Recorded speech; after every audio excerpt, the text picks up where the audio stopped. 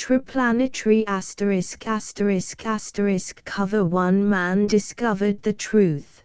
The fall of Rome. The wars that racked the world, mass murder and horror. Men thought they were historical accidents, human nature. But each one was a move in a universe-wide battle, and the men who suffered and died were the big chessmen. Finally, one man discovered the truth, and faced his strange destiny in the ultimate struggle for control of the universe. First of the famous Lensman series novels of science fiction by Doc Smith. The Lensman series Triplanetary. First Lensman Galactic Patrol. Grey Lensman. Second Stage Lensman Children of the Lens. Masters of the Vortex. The Skylark series. The Skylark of Space. Skylark 3. Skylark of Valoron. Skylark Du Quest. Triplanetary. Doc Smith. Pyramid Books. New York. Triplanetary, a pyramid book published by arrangement with the author. Fantasy Press edition published 1948. Pyramid edition published August 1965. 8th printing, January 1973. Copyright 1948 by Edward E. Smith, Ph.D. No part of this book may be reprinted without written permission of the publishers. All rights reserved. ISBN 0-515-02890-8. Printed in the United States of America. Pyramid books are published by Pyramid Communications, Incorporated. Its trademarks consisting of the word pyramid and the portrayal of a pyramid are registered in the United States Patent Office. Pyramid Communications, Inc. 919 3rd Avenue, New York, New York 10022. Conditions of sale. Any sale, lease, transfer or circulation of this book by way of trade or in quantities of more than one copy, without the original cover bound thereon, will be construed by the publisher as evidence that the parties to such transaction have illegal possession of the book, and will subject them to claim by the publisher and prosecution under law. Transcriber's note: extensive research did not uncover any evidence that the U.S. copyright on this publication was renewed. To Rod Contents Book 1, Dawn I. Erasure and Edor 2. The Fall of Atlantis 3. The Fall of Rome Book 2, The World War 4. 1918 v. 1941 6.19. Book 3, Triplanetary 7. Pirates of Space 8. In Rogers Planetoid 9. Fleet Against Planetoid X. Within the Red Veil 11. Nevian Strife 12. Worm, Submarine, and Freedom 13. The Hill 14. The Supership is launched 15. Specimens 16. Supership in action 17. Roger carries on 18. The Specimens escape 19. Giants meet Book 1 Dawn Chapter 1 Erasure and Edor 2000 million or so years ago two galaxies were colliding, or, rather, were passing through each other. A couple of hundreds of millions of years either way do not matter, since at least that much time was required for the interpassage. At about that same time, within the same plus or minus 10% margin of error, it is believed, practically all of the suns of both those galaxies became possessed of planets. There is much evidence to support the belief that it was not merely a coincidence that so many planets came into being at about the same time as the galactic interpassage. Another school of thought holds that it was pure coincidence, that all suns have planets as naturally and as inevitably as cats have kittens.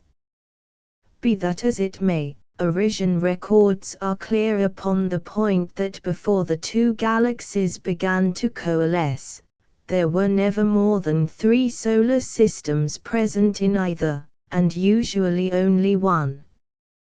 Thus, when the sun of the planet upon which their race originated grew old and cool, the Orisians were hard put to it to preserve their culture, since they had to work against time in solving the engineering problems associated with moving a planet from an older to a younger sun. Since nothing material was destroyed when the Eddorians were forced into the next plane of existence, their historical records also have become available. Those records, folios and tapes and playable discs of platinum alloy, resistant indefinitely even to Eddor's noxious atmosphere, agree with those of the Orisians upon this point. Immediately before the coalescence began there was one, and only one, planetary solar system in the second galaxy, and, until the advent of Eddor, the second galaxy was entirely devoid of intelligent life. Thus for millions upon untold millions of years the two races, each the sole intelligent life of a galaxy, perhaps of an entire space-time continuum, remained completely in ignorance of each other. Both were already ancient at the time of the coalescence. The only other respect in which the two were similar, however, was in the possession of minds of power. Since Orisia was Earth-like in composition, atmosphere, and climate, the Orisians were at that time distinctly humanoid. The Eddorians were not. Eddor was and is large and dense, its liquid a poisonous, sludgy syrup, its atmosphere a foul and corrosive fog. Eddor was and is unique, so different from any other world of either galaxy that its very existence was inexplicable until its own records revealed the fact that it did not originate in normal space-time at all, but came to our universe from some alien and horribly different other. As differed the planets, so differed the peoples. The Orisians went through the usual stages of savagery and barbarism on the way to civilization. The Age of Stone. The ages of bronze, of iron, of steel, and of electricity. Indeed, it is probable that it is because the Orisians went through these various stages that all subsequent civilizations have done so, since the spores which burgeoned into life upon the cooling surfaces of all the planets of the commingling galaxies were Orisian, not Eddorian, in origin. Eddorian spores, while undoubtedly present, must have been so alien that they could not develop in any one of the environments, widely variant although they are, existing naturally or coming naturally into being in normal space and time. The Orisians, especially after atomic energy freed them from physical labor, devoted themselves more and ever more intensively to the exploration of the limitless possibilities of the mind. Even before the coalescence, then, the Orisians had need neither of spaceships nor of telescopes.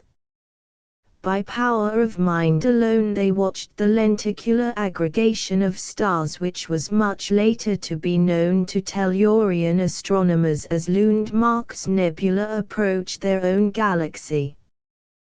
They observed attentively and minutely and with high elation the occurrence of mathematical impossibility, for the chance of two galaxies ever meeting in direct, central, equatorial plane impact and of passing completely through each other is an infinitesimal of such a high order as to be, even mathematically, practically indistinguishable from zero. They observed the birth of numberless planets, recording minutely in their perfect memories every detail of everything that happened, in the hope that, as ages passed, either they or their descendants would be able to develop a symbology and a methodology capable of explaining the then inexplicable phenomenon. Carefree, busy, absorbedly intent, the Arisian mentalities roamed throughout space, until one of them struck an Eddorian mind. While any Eddorian could, if it chose, assume the form of a man, they were in no sense man-like. Nor, since the term implies a softness and a lack of organization, can they be described as being amoeboid.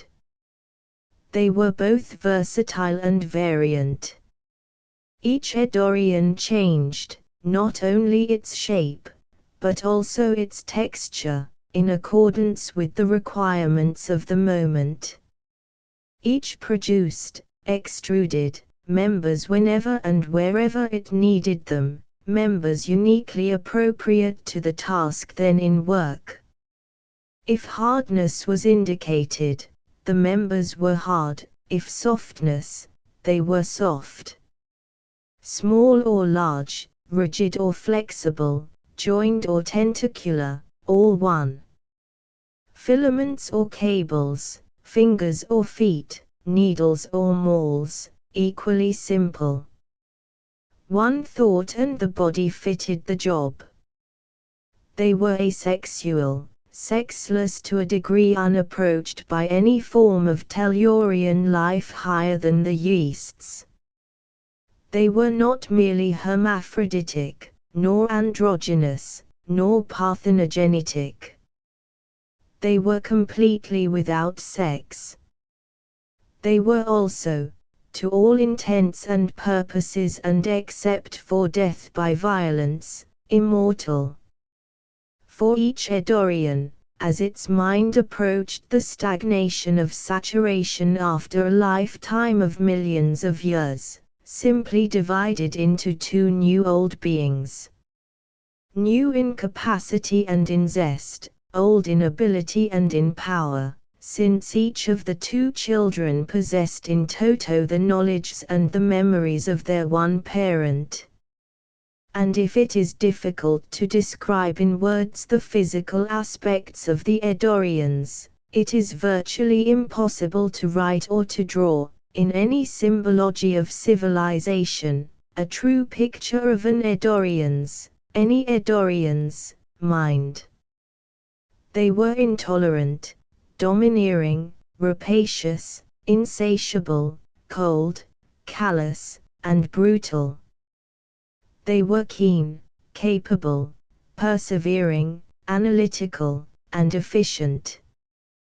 They had no trace of any of the softer emotions or sensibilities possessed by races adherent to civilization. No Eddorian ever had anything even remotely resembling a sense of humor. While not essentially bloodthirsty, that is, not loving bloodshed for its own sweet sake, they were no more averse to bloodletting than they were in favor of it. Any amount of killing which would or which might advance an Eddorian toward his goal was commendable. Useless slaughter was frowned upon, not because it was slaughter, but because it was useless, and hence inefficient. And, instead of the multiplicity of goals sought by the various entities of any race of civilization, each and every Eddorian had only one. The same one: power. Power. Power. Since Eddor was peopled originally by various races, perhaps as similar to each other as are the various human races of Earth, It is understandable that the early history of the planet, while it was still in its own space, that is, was one of continuous and ages-long war. And, since war always was and probably always will be linked solidly to technological advancement, the race now known simply as the Eddorians became technologists supreme. All other races disappeared. So did all other forms of life, however lowly, which interfered in any way with the masters of the planet. Then, all racial opposition liquidated and overmastering lust as unquenched as ever, the surviving Eddorians fought among themselves, push-button wars employing engines of destruction against which the only possible defense was a fantastic thickness of planetary bedrock. Finally, unable either to kill or to enslave each other, the comparatively few survivors made a peace of sorts. Since their own space was practically barren of planetary systems, they would move their planet from space to space until they found one which so teemed with planets that each living Eddorian could become the sole master of an ever-increasing number of worlds. This was a program very much worthwhile, promising as it did an outlet for even the recognizedly insatiable Eddorian craving for power. Therefore the Eddorians, for the first time in their prodigiously long history of fanatical non-cooperation, decided to pool their resources of mind and of material and to work as a group. Union of a sort was accomplished eventually, neither peaceably nor without highly lethal friction. They knew that a democracy, by its very nature, was inefficient, hence a democratic form of government was not even considered. An efficient government must of necessity be dictatorial. Nor were they all exactly alike or of exactly equal ability. Perfect identity of any two such complex structures was in fact impossible, and any difference, however slight, was ample justification for stratification in such a society as theirs. Thus one of them, fractionally more powerful and more ruthless than the rest, became the all-highest, his ultimate supremacy, and a group of about a dozen others, only infinitesimally weaker, became his council, a cabinet which was later to become known as the Innermost Circle. The tally of this cabinet varied somewhat from age to age, increasing by one when a member divided, decreasing by one when a jealous fellow or an envious underling managed to perpetrate a successful assassination. And thus, at long last, the Eddorians began really to work together. There resulted, among other things, the hyperspatial tube and the fully inertialess drive, the drive which was, millions of years later, to be given to civilization by an Arisian operating under the name of Bergenholm.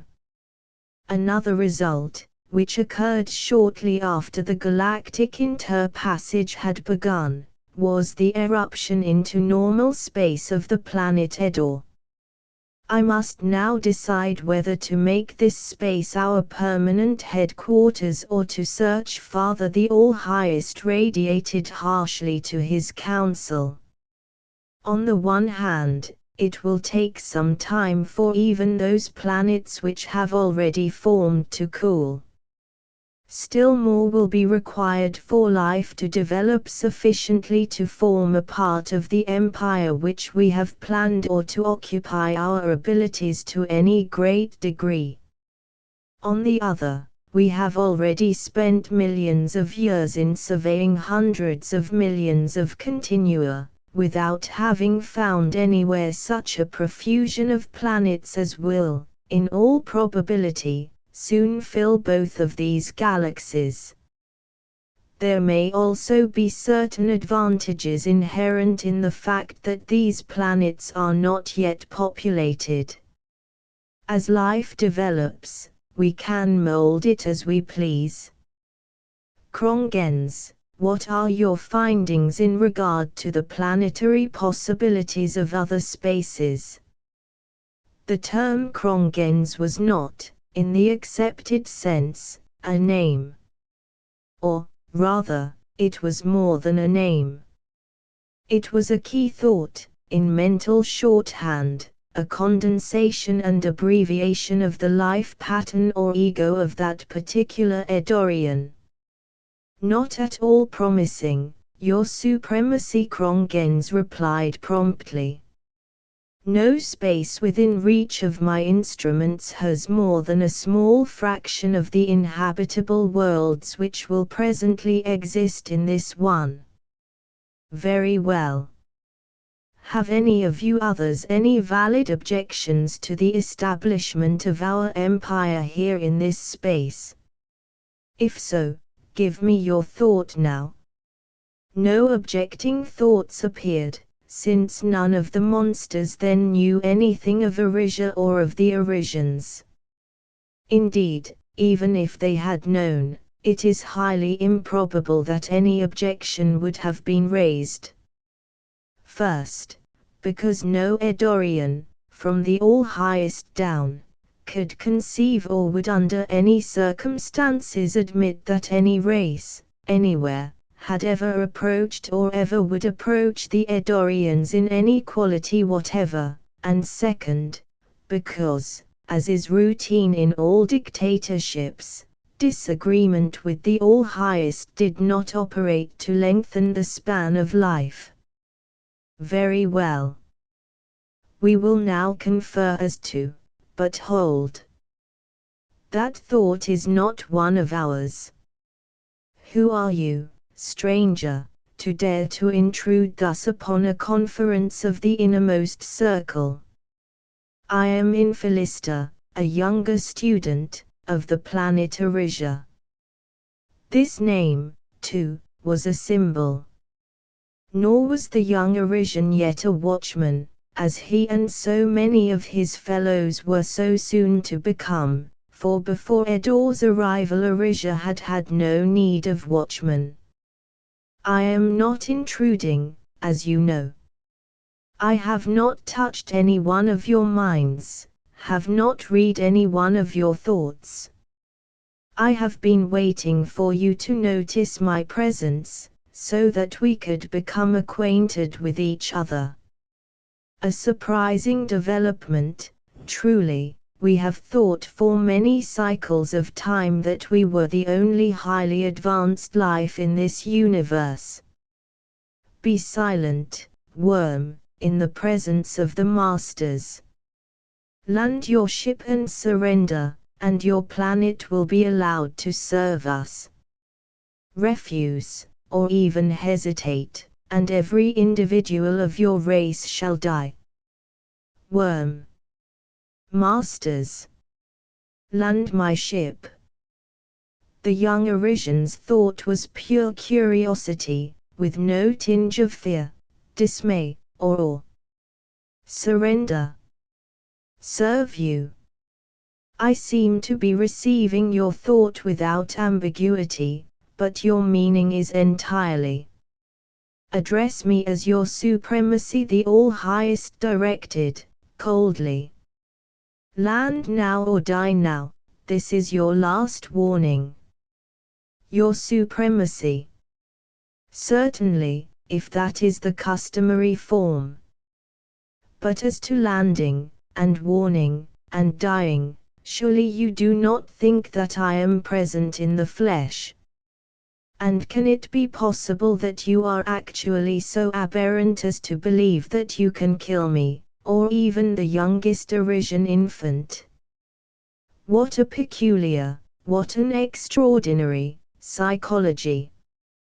Die, then, worm, if you must have it so, the All-Highest snarled, and launched a mental bolt whose energies were calculated to slay any living thing. Infelister, however, parried the vicious attack without apparent effort. His manner did not change. He did not strike back. The Eddorian then drove in with an analyzing probe, only to be surprised again. The Arisian's thought could not be traced. And Infelister, while warding off the raging Eddorian, directed a quiet thought as though he were addressing someone close by his side. "Come in, please, one or more of the elders. There is a situation here which I am not qualified to handle. We, the elders of Arisia in fusion, are here." A grave, deeply resonant pseudo-voice filled the Eddorians' minds, each perceived in three-dimensional fidelity an aged, white-bearded human face. "You of Eddor have been expected. The course of action which we must take has been determined long since. You will forget this incident completely. For cycles upon cycles of time to come no Eddorian shall know that we Arisians exist." Even before the thought was issued, the fused elders had gone quietly and smoothly to work. The Eddorians forgot utterly the incident which had just happened. Not one of them retained in his conscious mind any inkling that Eddor did not possess the only intelligent life in space. And upon distant Arisia a full meeting of minds was held. "But why didn't you simply kill them?" Infelister asked. "Such action would be distasteful in the extreme, of course, almost impossible. But even I can perceive." He paused, overcome by his thought. "That which you perceive, youth, is but a very small fraction of the whole. We did not attempt to slay them because we could not have done so. Not because of squeamishness, as you intimate, but from sheer inability. The Eddorian tenacity of life is a thing far beyond your present understanding. To have attempted to kill them would have rendered it impossible to make them forget us. We must have time, cycles and cycles of time."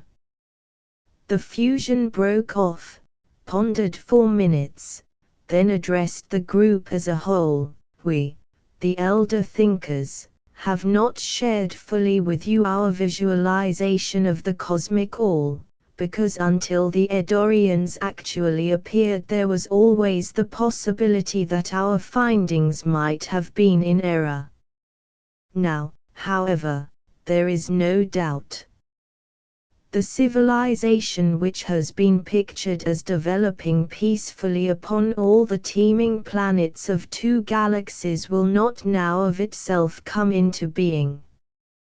We of Arisia should be able to bring it eventually to full fruition, but the task will be long and difficult.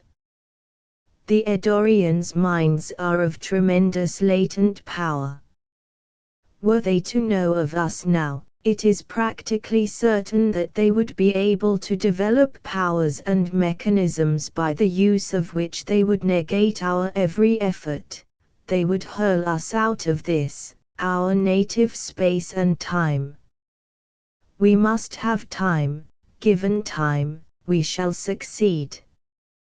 There shall be lenses, and entities of civilization worthy in every respect to wear them. But we of Arisia alone will never be able to conquer the Eddorians. Indeed, while this is not yet certain, the probability is exceedingly great that despite our utmost efforts at self-development our descendants will have to breed, from some people to evolve upon a planet not yet in existence, an entirely new race, a race tremendously more capable than ours, to succeed us as guardians of civilization. Centuries past. Millennia. Cosmic and geologic ages. Planets cooled to solidity and stability. Life formed and grew and developed. And as life evolved, it was subjected to, and strongly if subtly affected by, the diametrically opposed forces of Erisha and Edor. Chapter 2: The Fall of Atlantis. 1. Edor. Members of the innermost circle, wherever you are and whatever you may be doing, tune in, the all-highest broadcast. Analysis of the data furnished by the survey just completed shows that in general the Great Plan is progressing satisfactorily. There seem to be only 4 planets which our delegates have not been or may not be able to control properly: Sol 3, Rigel 4, Valantia 3, and Palin 7. All 4, you will observe, are in the other galaxy. No trouble whatever has developed in our own. Of these 4, the first requires drastic and immediate personal attention. Its people, in the brief interval since our previous general survey, have developed nuclear energy and have fallen into a cultural pattern which does not conform in any respect to the basic principles laid down by us long since. Our deputies there, thinking erroneously that they could handle matters without reporting fully to or calling for help upon the next higher operating echelon, must be disciplined sharply. Failure, from whatever cause, cannot be tolerated. Garland, as Master Number 2, you will assume control of Sol 3 immediately. This circle now authorizes and instructs you to take whatever steps may prove necessary to restore order upon that planet. Examine carefully this data concerning the other 3 worlds which may very shortly become troublesome. Is it your thought that one or more others of this circle should be assigned to work with you, to be sure that these untoward developments are suppressed? It is not, your supremacy that worthy decided, after a time of study. Since the peoples in question are as yet of low intelligence, since one form of flesh at a time is all that will have to be energized, and since the techniques will be essentially similar, I can handle all 4 more efficiently alone than with the help or cooperation of others. If I read this data correctly, there will be need of only the most elementary precaution in the employment of mental force, since of the 4 races, only the Valantians have even a rudimentary knowledge of its uses. Right. We so read the data. Surprisingly enough, the innermost circle agreed unanimously. Go, then. When finished, report in full. I go, all highest. I shall render a complete and conclusive report. To Erisha we, the elder thinkers in fusion, are spreading in public view, for study and full discussion, a visualization of the relationships existing and to exist between civilization and its irreconcilable and implacable foe. Several of our younger members, particularly Eucnida, who has just attained watchmanship, have requested instruction in this matter. Being as yet immature, their visualizations do not show clearly why Nadanala, Cridegan, Drownley, and Brolantine, either singly or in fusion, have in the past performed certain acts and have not performed certain others, or that the future actions of those molders of civilization will be similarly constrained. This visualization, while more complex, more complete, and more detailed than the one set up by our forefathers at the time of the coalescence, agrees with it in every essential. The 5 basics remain unchanged. First, the Eddorians can be overcome only by mental force. Second, the magnitude of the required force is such that its only possible generator is such an organization as the Galactic Patrol toward which we have been and are working. Third, since no Arisian or any fusion of Arisians will ever be able to spearhead that force, it was and is necessary to develop a race of mentality sufficient to perform that task. Fourth, this new race, having been instrumental in removing the menace of Eddor, will as a matter of course displace the Arisians as guardians of civilization. Fifth, the Eddorians must not become informed of us until such a time as it will be physically, mathematically impossible for them to construct any effective counter-devices. A cheerless outlook, truly came a sombre thought. Not so, daughter. A little reflection will show you that your present thinking is loose and turbid. When that time comes, every Arisian will be ready for the change. We know the way. We do not know to what that way leads, but the Arisian purpose in this phase of existence, this space-time continuum, will have been fulfilled and we will go eagerly and joyfully on to the next. Are there any more questions? There were none. Study this material, then, each of you, with exceeding care.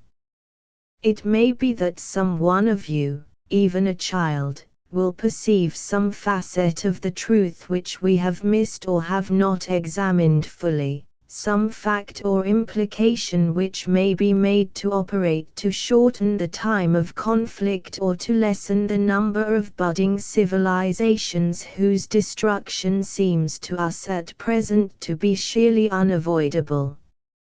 Hours passed. Days. No criticisms or suggestions were offered. We take it, then, that this visualization is the fullest and most accurate one possible for the massed intellect of Arisia to construct from the information available at the moment.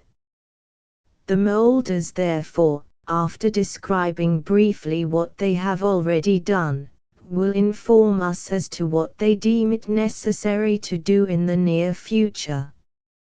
We have observed, and at times have guided, the evolution of intelligent life upon many planets the fusion began. We have, to the best of our ability, directed the energies of these entities into the channels of civilization. We have adhered consistently to the policy of steering as many different races as possible toward the intellectual level necessary for the effective use of the lens, without which the proposed Galactic Patrol cannot come into being. For many cycles of time we have been working as individuals with the 4 strongest races, from one of which will be developed the people who will one day replace us as guardians of civilization. Bloodlines have been established. We have encouraged matings which concentrate traits of strength and dissipate those of weakness. While no very great departure from the norm, either physically or mentally, will take place until after the penultimates have been allowed to meet and to mate, a definite general improvement of each race has been unavoidable. Thus the Eddorians have already interested themselves in our budding civilization upon the planet Tellus, and it is inevitable that they will very shortly interfere with our work upon the other three. These 4 young civilizations must be allowed to fall. It is to warn every Arisian against well-meant but ill-considered action that this conference was called. We ourselves will operate through forms of flesh of no higher intelligence than, and indistinguishable from, the natives of the planets affected. No traceable connection will exist between those forms and us. No other Arisians will operate within extreme range of any one of those 4 planets. They will from now on be given the same status as has been so long accorded Eddor itself. The Eddorians must not learn of us until after it is too late for them to act effectively upon that knowledge.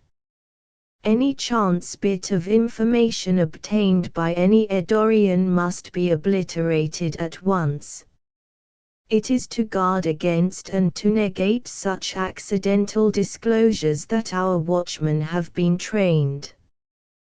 But if all of our civilizations go down, Canada began to protest. Study will show you, youth, that the general level of mind, and hence of strength, is rising. The fused elders interrupted. The trend is ever upward, each peak and valley being higher than its predecessor.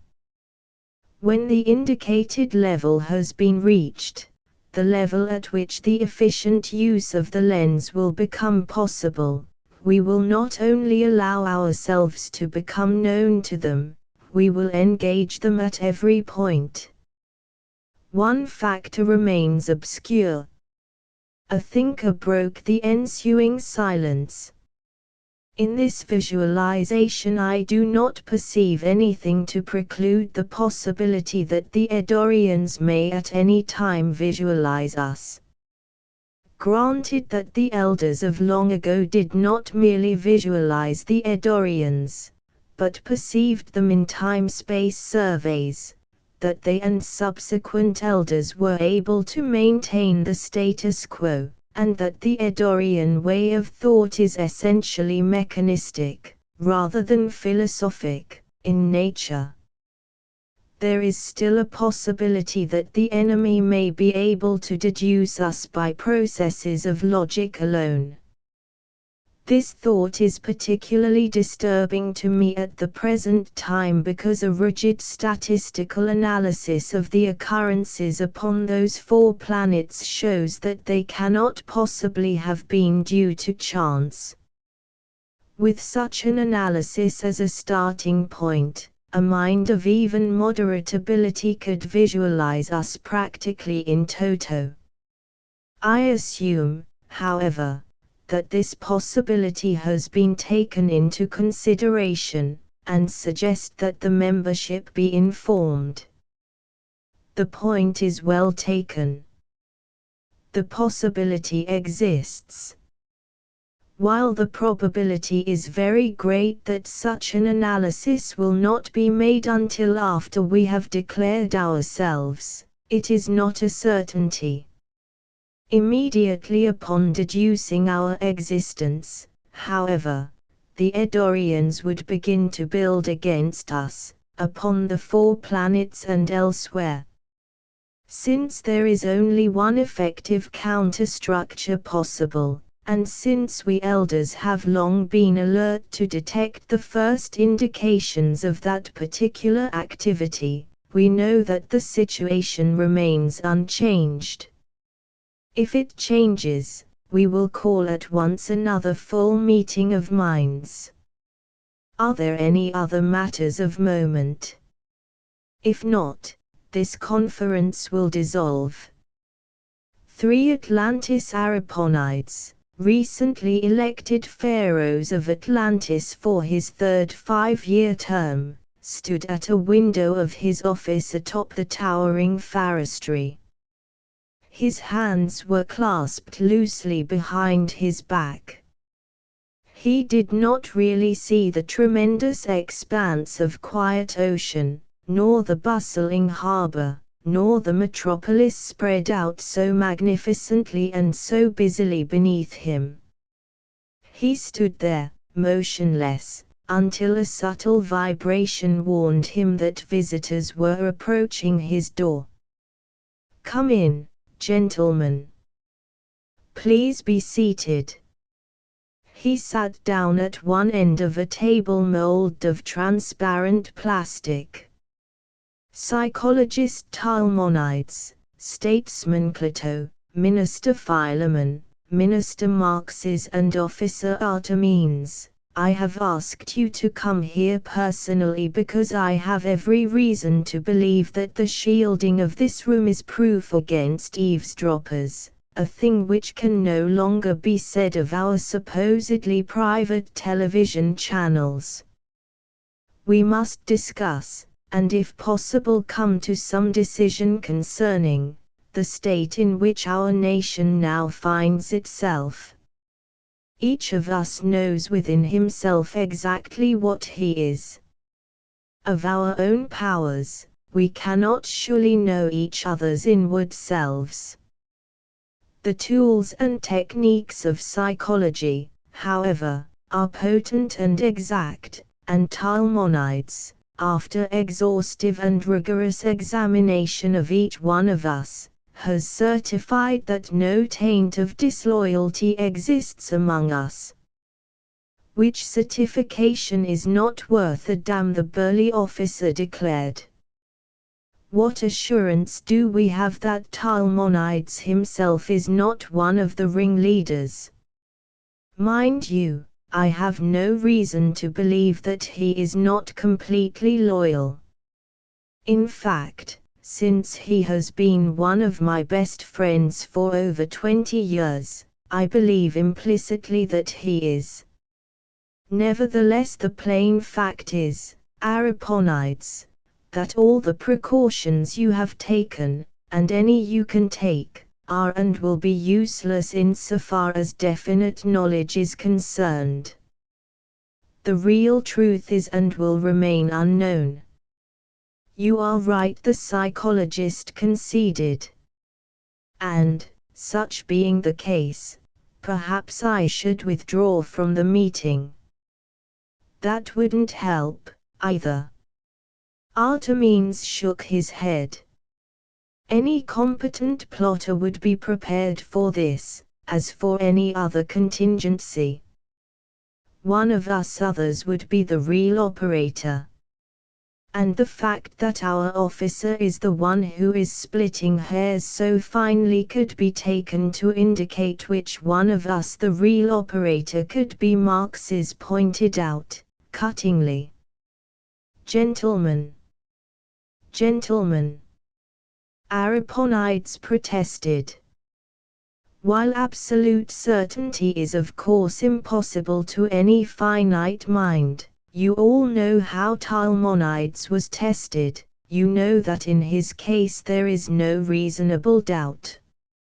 Such chance as exists, however, must be taken, for if we do not trust each other fully in this undertaking, failure is inevitable. With this word of warning I will get on with my report. This worldwide frenzy of unrest followed closely upon the controlled liberation of atomic energy and may be, probably is, traceable to it. It is in no part due to imperialistic aims or acts on the part of Atlantis. This fact cannot be stressed too strongly. We never have been and are not now interested in empire. It is true that the other nations began as Atlantean colonies, but no attempt was ever made to hold any one of them in colonial status against the wish of its electorate. All nations were and are sister states. We gain or lose together. Atlantis, the parent, was and is a clearing house, a coordinator of effort, but has never claimed or sought authority to rule, all decisions being based upon free debate and free and secret ballot. But now, parties and factions everywhere, even in old Atlantis. Every nation is torn by internal dissensions and strife. Nor is this all. Uiha as a nation is insensately jealous of the islands of the south, who in turn are jealous of Maya. Maya of Bantu, Bantu of Ekopt, Ekopt of Norheim, and Norheim of Uiha. A vicious circle, worsened by other jealousies and hatreds intercrossing everywhere. Each fears that some other is about to try to seize control of the entire world, and there seems to be spreading rapidly the utterly baseless belief that Atlantis itself is about to reduce all other nations of Earth to vassalage.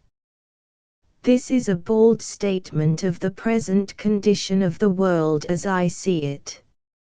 Since I can see no other course possible within the constituted framework of our democratic government, I recommend that we continue our present activities, such as the international treaties and agreements upon which we are now at work, intensifying our effort wherever possible. We will now hear from statesman Plato. You have outlined the situation clearly enough, pharaohs.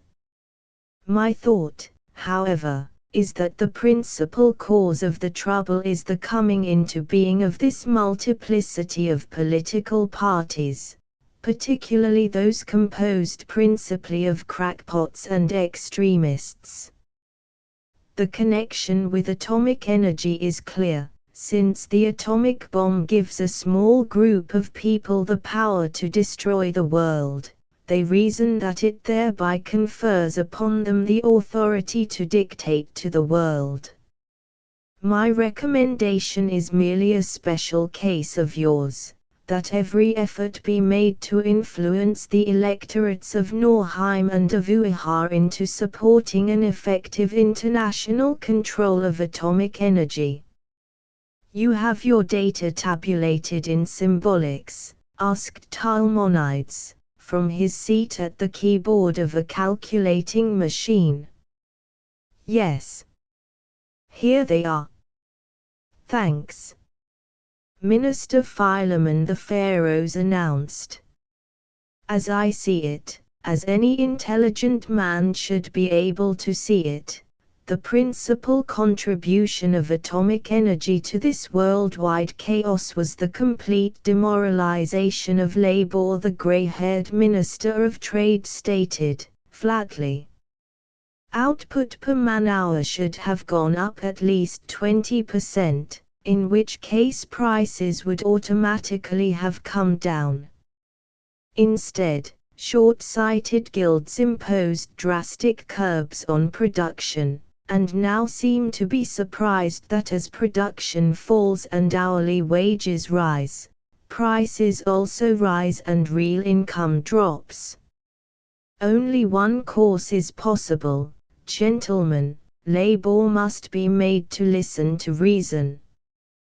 This featherbedding, this protected loafing, this. I protest. Marx's Minister of Work leaped to his feet. The blame lies squarely with the capitalists. Their greed, their rapacity, their exploitation of.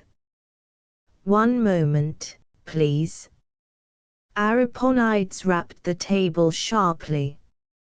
It is highly significant of the deplorable condition of the times that two ministers of state should speak as you two have just spoken. I take it that neither of you has anything new to contribute to this symposium. Both claimed the floor, but both were refused it by vote. Hand your tabulated data to Talmonides the Pharaohs directed. Officer Artemenes. You, our pharaohs, have more than intimated that our defense program, for which I am primarily responsible, has been largely to blame for what has happened. The grizzled warrior began. In part, perhaps it was. One must be blind indeed not to see the connection, and biased indeed not to admit it. But what should I have done, knowing that there is no practical defense against the atomic bomb? Every nation has them, and is manufacturing more and more. Every nation is infested with the agents of every other. Should I have tried to keep Atlantis toothless in a world bristling with fangs? And could I, or anyone else, have succeeded in doing so? Probably not. No criticism was intended. We must deal with the situation as it actually exists. Your recommendations, please. I have thought this thing over day and night, and can see no solution which can be made acceptable to our, or to any real, democracy. Nevertheless, I have one recommendation to make. We all know that Norheim and Uiha are the sore spots, particularly Norheim. We have more bombs as of now than both of them together. We know that Uiha's supersonic jobs are ready. We don't know exactly what Norheim has, since they cut my intelligence line a while back, but I'm sending over another operative, my best man, tonight. If he finds out that we have enough advantage in speed, and I'm pretty sure that we have, I say hit both Norheim and Uiha right then, while we can, before they hit us. And hit them hard, pulverize them. Then set up a world government strong enough to knock out any nation, including Atlantis, that will not cooperate with it.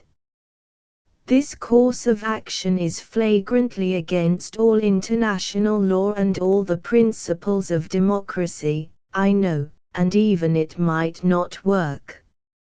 It is, however, as far as I can see, the only course which can work.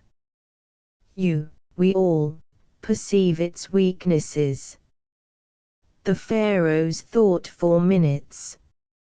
You cannot be sure that your intelligence has located all of the danger points, and many of them must be so far underground as to be safe from even our heaviest missiles.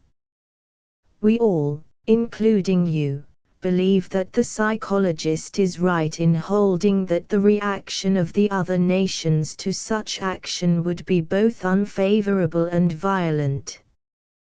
Your report, please, Talmonides.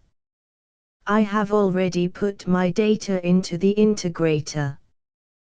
The psychologist punched a button and the mechanism began to whir and to click.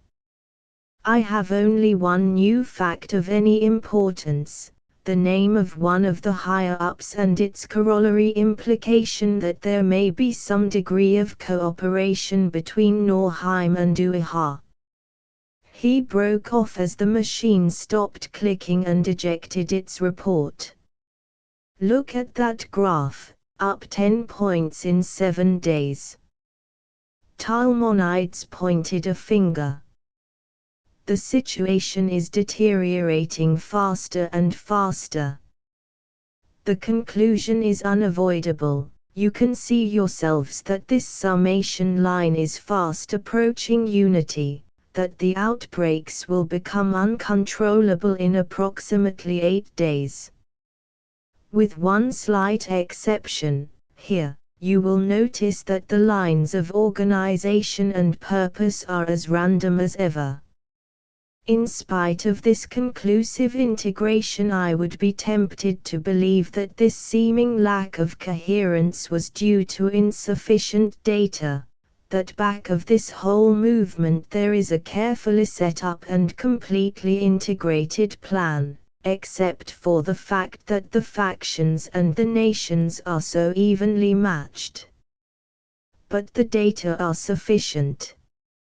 It is shown conclusively that no one of the other nations can possibly win, even by totally destroying Atlantis. They would merely destroy each other and our entire civilization. According to this forecast, in arriving at which the data furnished by our officer were prime determinants, that will surely be the outcome unless remedial measures be taken at once. You are of course sure of your facts, Artemis. I am sure. But you said you had a name, and that it indicated a Norheimuaha hookup. What is that name?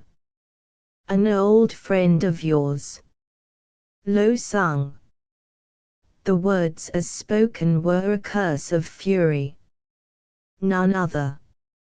And, unfortunately, there is as yet no course of action indicated which is at all promising of success. Use mine, then. Artemis jumped up and banged the table with his fist. Let me send 2 flights of rockets over right now that will blow Uahastoy and Norgrad into radioactive dust and make 1,000 square miles around each of them uninhabitable for 10,000 years. If that's the only way they can learn anything, let them learn. Sit down, Officer Ariponides directed, quietly. That course, as you have already pointed out, is indefensible. It violates every prime basic of our civilization. Moreover, it would be entirely futile, since this resultant makes it clear that every nation on Earth would be destroyed within the day. What, then? Artemis demanded, bitterly.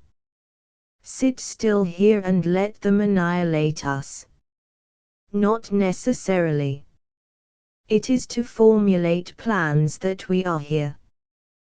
Talmonides will by now have decided, upon the basis of our pooled knowledge, what must be done.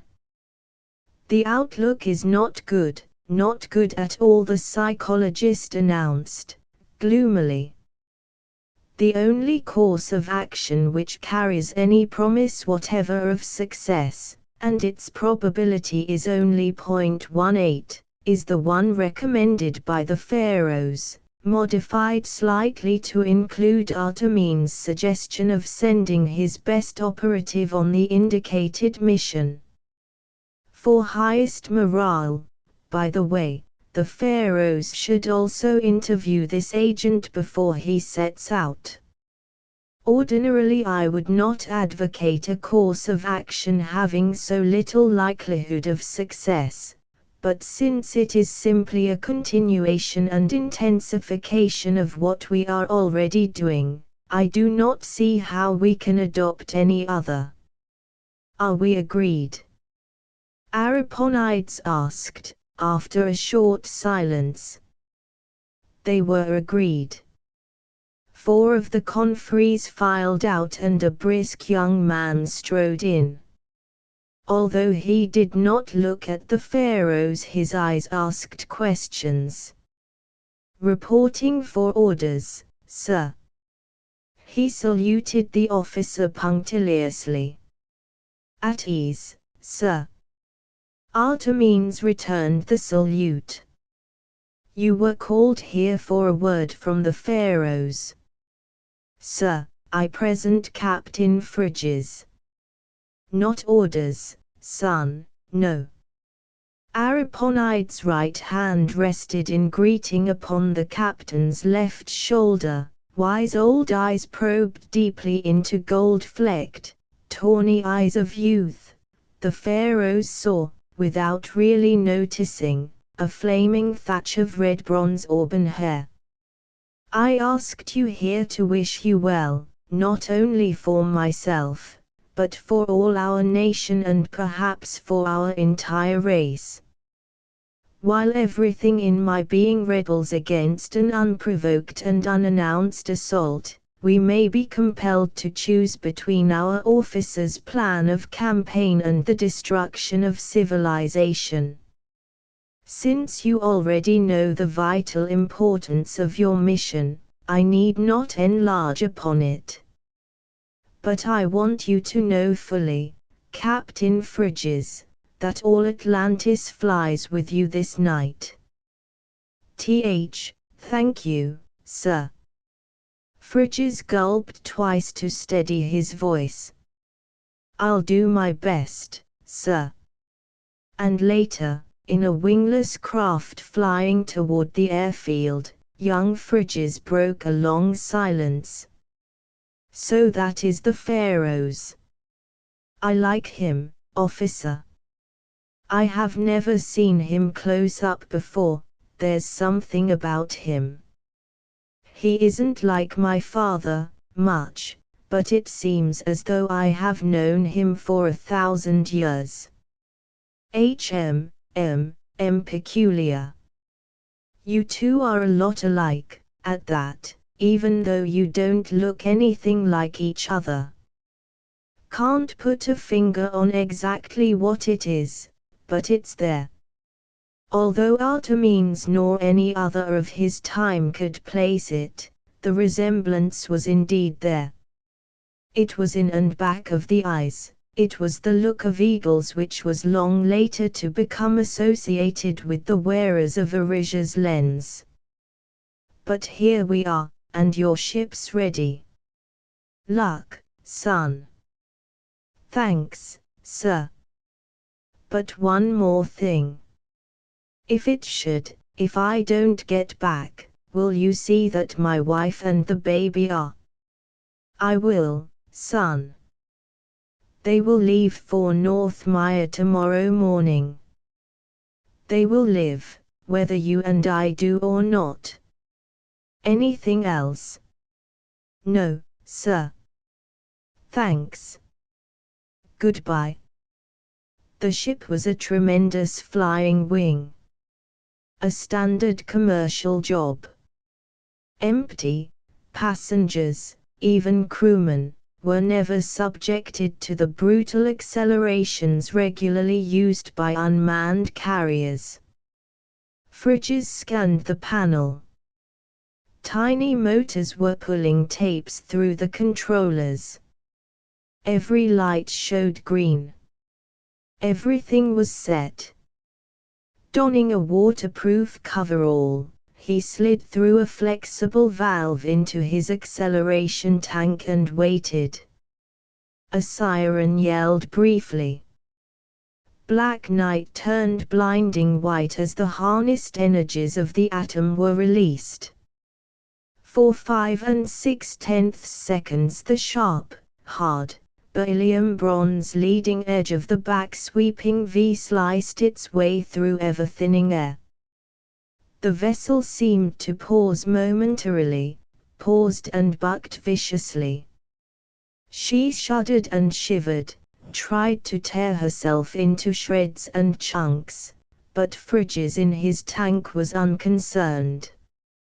Earlier, weaker ships went to pieces against the solid-seeming wall of atmospheric incompressibility at the velocity of sound, but this one was built solidly enough, and powered to hit that wall hard enough, to go through unharmed. The hellish vibration ceased, the fantastic violence of the drive subsided to a mere shove. Fridges knew that the vessel had leveled off at its cruising speed of 2,000 miles per hour. He emerged, spilling the least possible amount of water upon the polished steel floor. He took off his coverall and stuffed it back through the valve into the tank. He mopped and polished the floor with towels, which likewise went into the tank. He drew on a pair of soft gloves and, by manual control, jettisoned the acceleration tank and all the apparatus which had made that unloading possible. This junk would fall into the ocean, would sink, would never be found. He examined the compartment and the hatch minutely. No scratches, no scars, no marks, no telltale marks or prints of any kind. Let the Norskis search. So far, so good. Back toward the trailing edge then, to a small escape hatch beside which was fastened a dull black ball. The anchoring devices went out first. He gasped as the air rushed out into near vacuum, but he had been trained to take sudden and violent fluctuations in pressure. He rolled the ball out upon the hatch, where he opened it, two hinged hemispheres, each heavily padded with mold composition resembling sponge rubber. It seemed incredible that a man as big as Fridges, especially when wearing a parachute, could be crammed into a space so small, but that lining had been molded to fit. This ball had to be small. The ship, even though it was on a regularly scheduled commercial flight, would be scanned intensively and continuously from the moment of entering Norheiman radar range. Since the ball would be invisible on any radar screen, no suspicion would be aroused, particularly since, as far as Atlantean intelligence had been able to discover, the Norheimans had not yet succeeded in perfecting any device by the use of which a living man could bail out of a supersonic plane. Fridges waited, and waited, until the second hand of his watch marked the arrival of 0 time. He curled up into one half of the ball, the other half closed over him and locked. The hatch opened. Ball and closely prisoned man plummeted downward, slowing abruptly, with a horrible deceleration, to terminal velocity. Had the air been any trifle thicker, the Atlantean captain would have died then and there, but that, too, had been computed accurately and Fridges lived. And as the ball bulleted downward on a screaming slant, it shrank. This, too, the Atlanteans hoped, was new, a synthetic which air friction would erode away, molecule by molecule, so rapidly that no perceptible fragment of it would reach ground. The casing disappeared, and the yielding porous lining. And Fridges, still at an altitude of over 30,000 feet, kicked away the remaining fragments of his cocoon and, by judicious planning, turned himself so that he could see the ground, now dimly visible in the first dull gray of dawn. There was the highway, paralleling his line of flight. He wouldn't miss it more than 100 yards. He fought down an almost overwhelming urge to pull his ripcord too soon.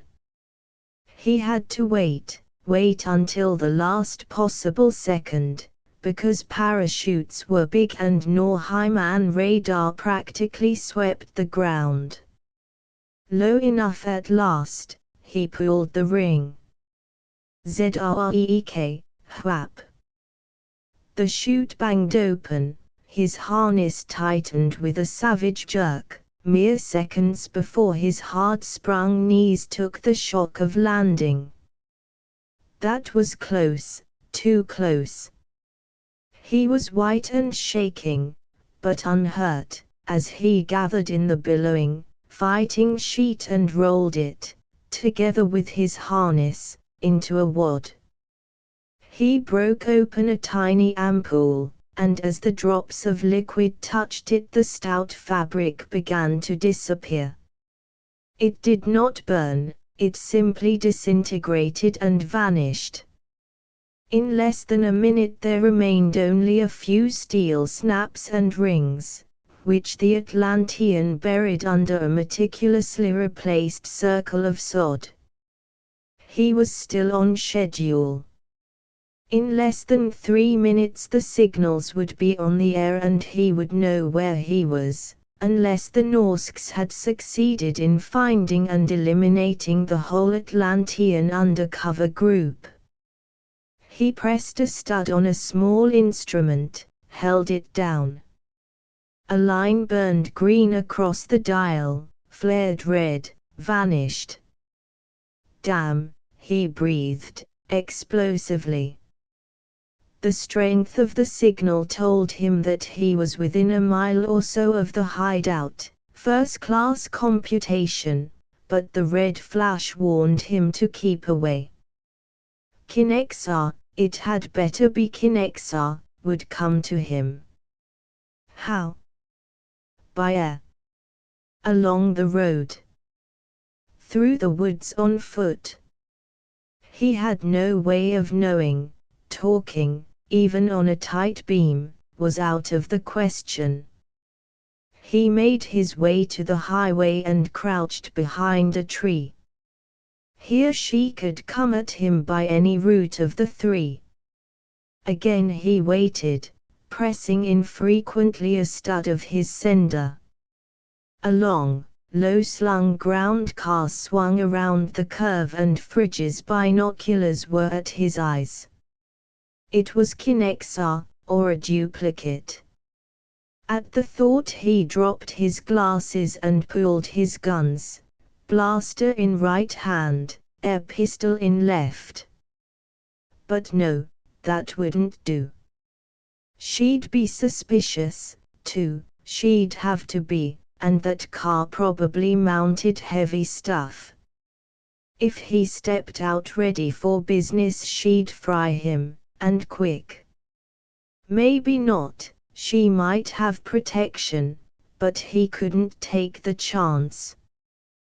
The car slowed, stopped. The girl got out, examined a front tire, straightened up, and looked down the road, straight at Fridge's hiding place. This time the binoculars brought her up to little more than arm's length. Tall, blonde, beautifully built, the slightly crooked left eyebrow. The threadline of gold betraying a one-tooth bridge and the tiny scar on her upper lip, for both of which he had been responsible. She always did insist on playing cops and robbers with boys older and bigger than herself. It was Kinexar. Not even Norheim's science could imitate so perfectly every personalizing characteristic of a girl he had known ever since she was knee-high to a duck. The girl slid back into her seat and the heavy car began to move. Open-handed, Fridges stepped out into its way. The car stopped. "Turn around. Back up to me, hands behind you," she directed, crisply. The man, although surprised, obeyed. Not until he felt a finger exploring the short hair at the back of his neck did he realize what she was seeking, the almost imperceptible scar marking the place where she bit him when she was 7 years old. "Oh, Fry. It is you. Really you. Thank the gods. I've been ashamed of that all my life, but now." He whirled and caught her as she slumped, but she did not quite faint. "Quick. Get in, drive on, not too fast," she cautioned, sharply, as the tires began to scream. "The speed limit along here is 70, and we can't be picked up." Easy it is, Kinney. But give. What's the score? Where's Colonides? Or rather, what happened to him? Dead. So are the others, I think. They put him on a psycho bench and turned him inside out. But the blocks didn't hold. Over here they add such trimmings as skinning and salt to the regular psycho routine. But none of them knew anything about me, nor about how their reports were picked up, or I'd have been dead, too. But it doesn't make any difference, Fry, we're just 1 week too late. What do you mean, too late? Speed it up. His tone was rough, but the hand he placed on her arm was gentleness itself. I'm telling you as fast as I can. I picked up his last report day before yesterday. They have missiles just as big and just as fast as ours, maybe more so, and they are going to fire one at Atlantis tonight at exactly 7 o'clock. Tonight. Holy gods! The man's mind raced. Yes. Kinexar's voice was low, uninflected. And there was nothing in the world that I could do about it. If I approached any one of our places, or tried to use a beam strong enough to reach anywhere, I would simply have got picked up, too. I've thought and thought, but could figure out only one thing that might possibly be of any use, and I couldn't do that alone. But 2 of us, perhaps. Go on. Brief me. Nobody ever accused you of not having a brain, and you know this whole country like the palm of your hand.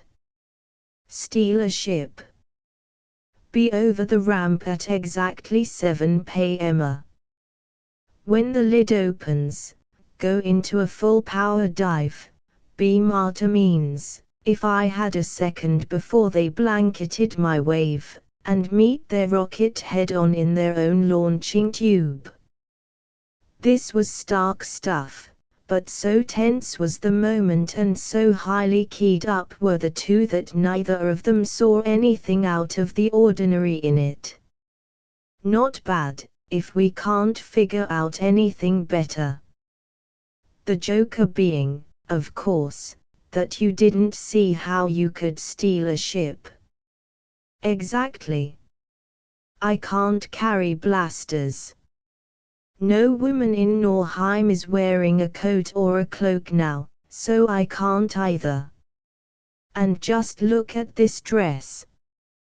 Do you see any place where I could hide even one? He looked, appreciatively, and she had the grace to blush. Can't say that I do, he admitted. But I'd rather have one of our own ships, if we could make the approach. Could both of us make it, do you suppose? Not a chance. They'd keep at least one man inside all the time. Even if we killed everybody outside, the ship would take off before we could get close enough to open the port with the outside controls. Probably. Go on. But first, are you sure that you're in the clear? Positive. She grinned mirthlessly.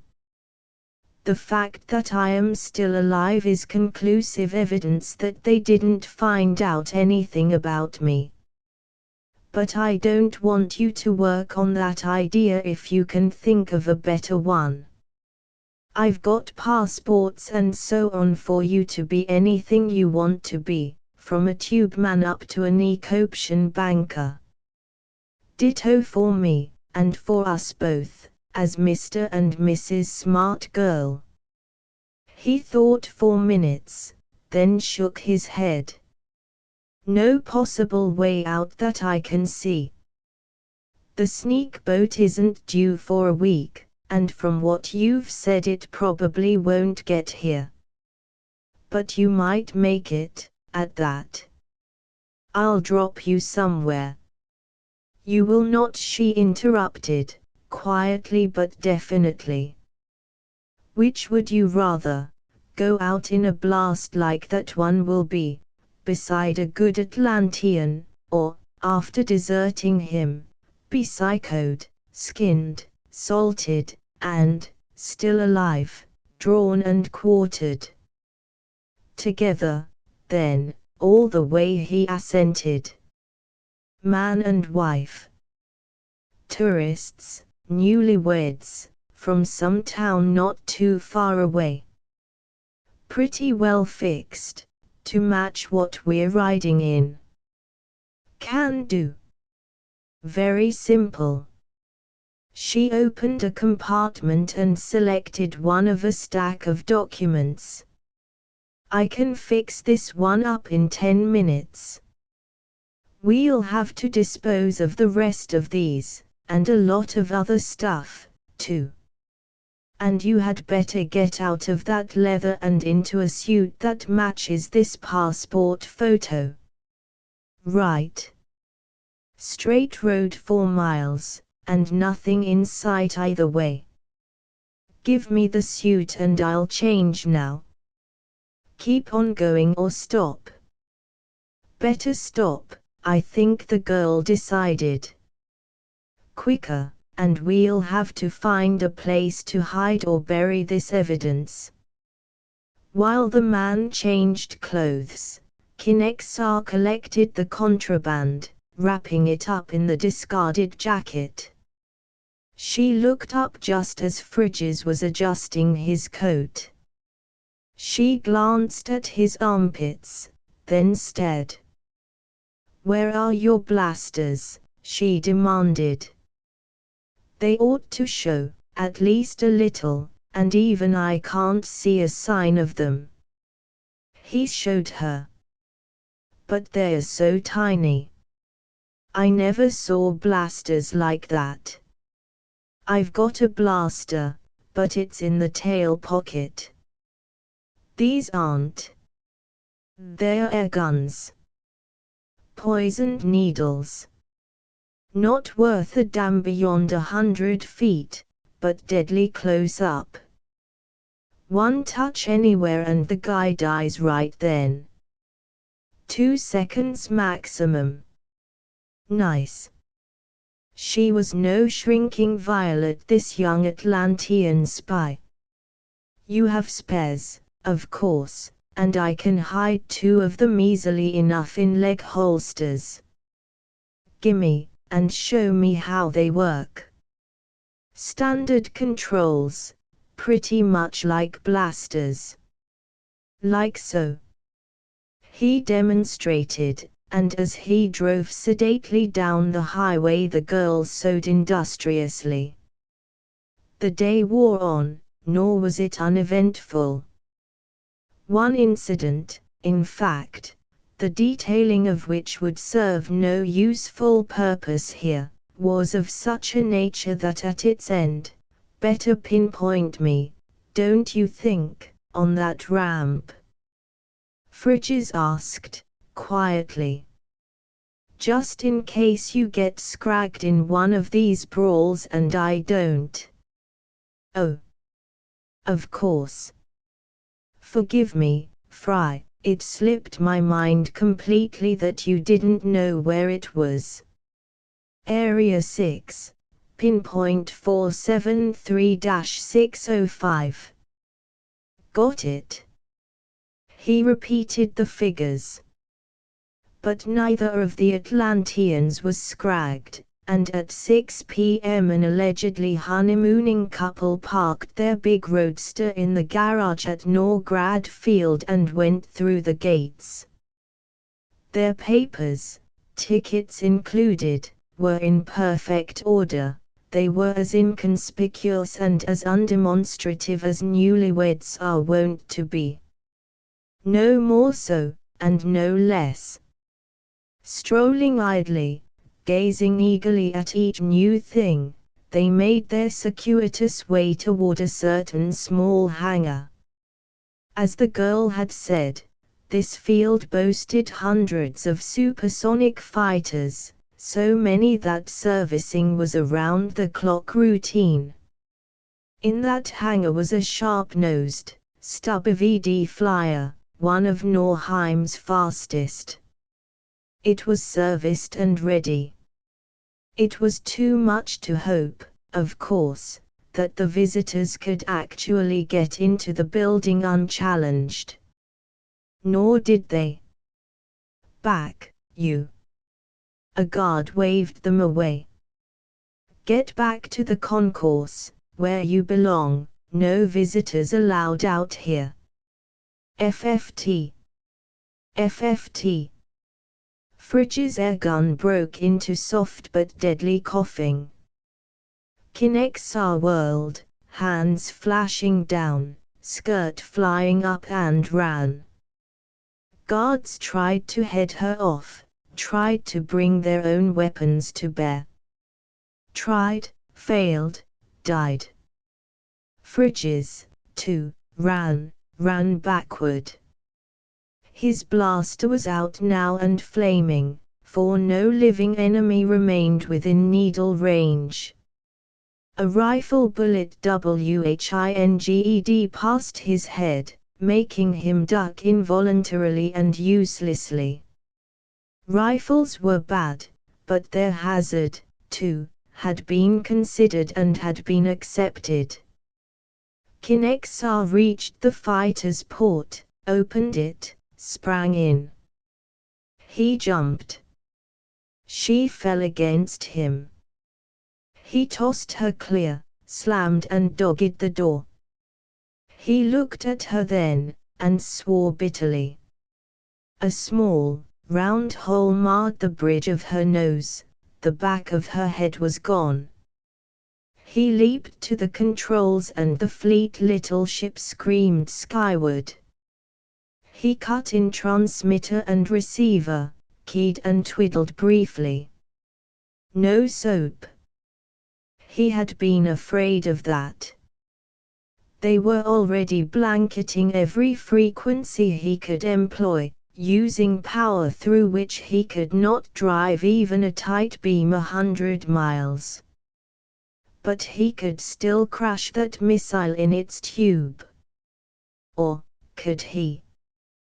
He was not afraid of other Norheiman fighters. He had a long lead and he rode one of their very fastest. But since they were already so suspicious, wouldn't they launch the bomb before 7 o'clock? He tried vainly to coax another knot out of his wide-open engines. With all his speed, he neared the pinpoint just in time to see a trail of superheated vapor extending up into and disappearing beyond the stratosphere. He nosed his flyer upward, locked the missile into his sights, and leveled off. Although his ship did not have the giant rocket's acceleration, he could catch it before it got to Atlantis, since he did not need its altitude and since most of its journey would be made without power. What he could do about it after he caught it he did not know, but he'd do something. He caught it, and, by a feat of piloting to be appreciated only by those who have handled planes at supersonic speeds, he matched its course and velocity. Then, from a distance of barely 100 feet, he poured his heaviest shells into the missile's warhead. He couldn't be missing.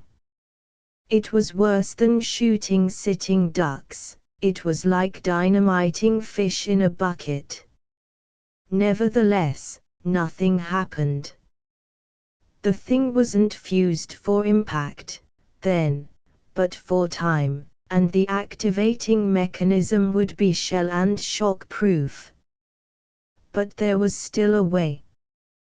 He didn't need to call Artemis now, even if he could get through the interference which the fast-approaching pursuers were still sending out. Atlantean observers would have lined this stuff up long since. The officer would know exactly what was going on. Driving ahead and downward, at maximum power, Fridges swung his ship slowly into a right-angle collision course. The fighter's needle nose struck the warhead within a foot of the Atlantean's point of aim, and as he died, Fridges knew that he had accomplished his mission. Norheim's missile would not strike Atlantis, but would fall at least 10 miles short, and the water there was very deep. Very, very deep. Atlantis would not be harmed. It might have been better, however, if Fridges had died with Kinexar on Norgrad Field, in which case the continent would probably have endured.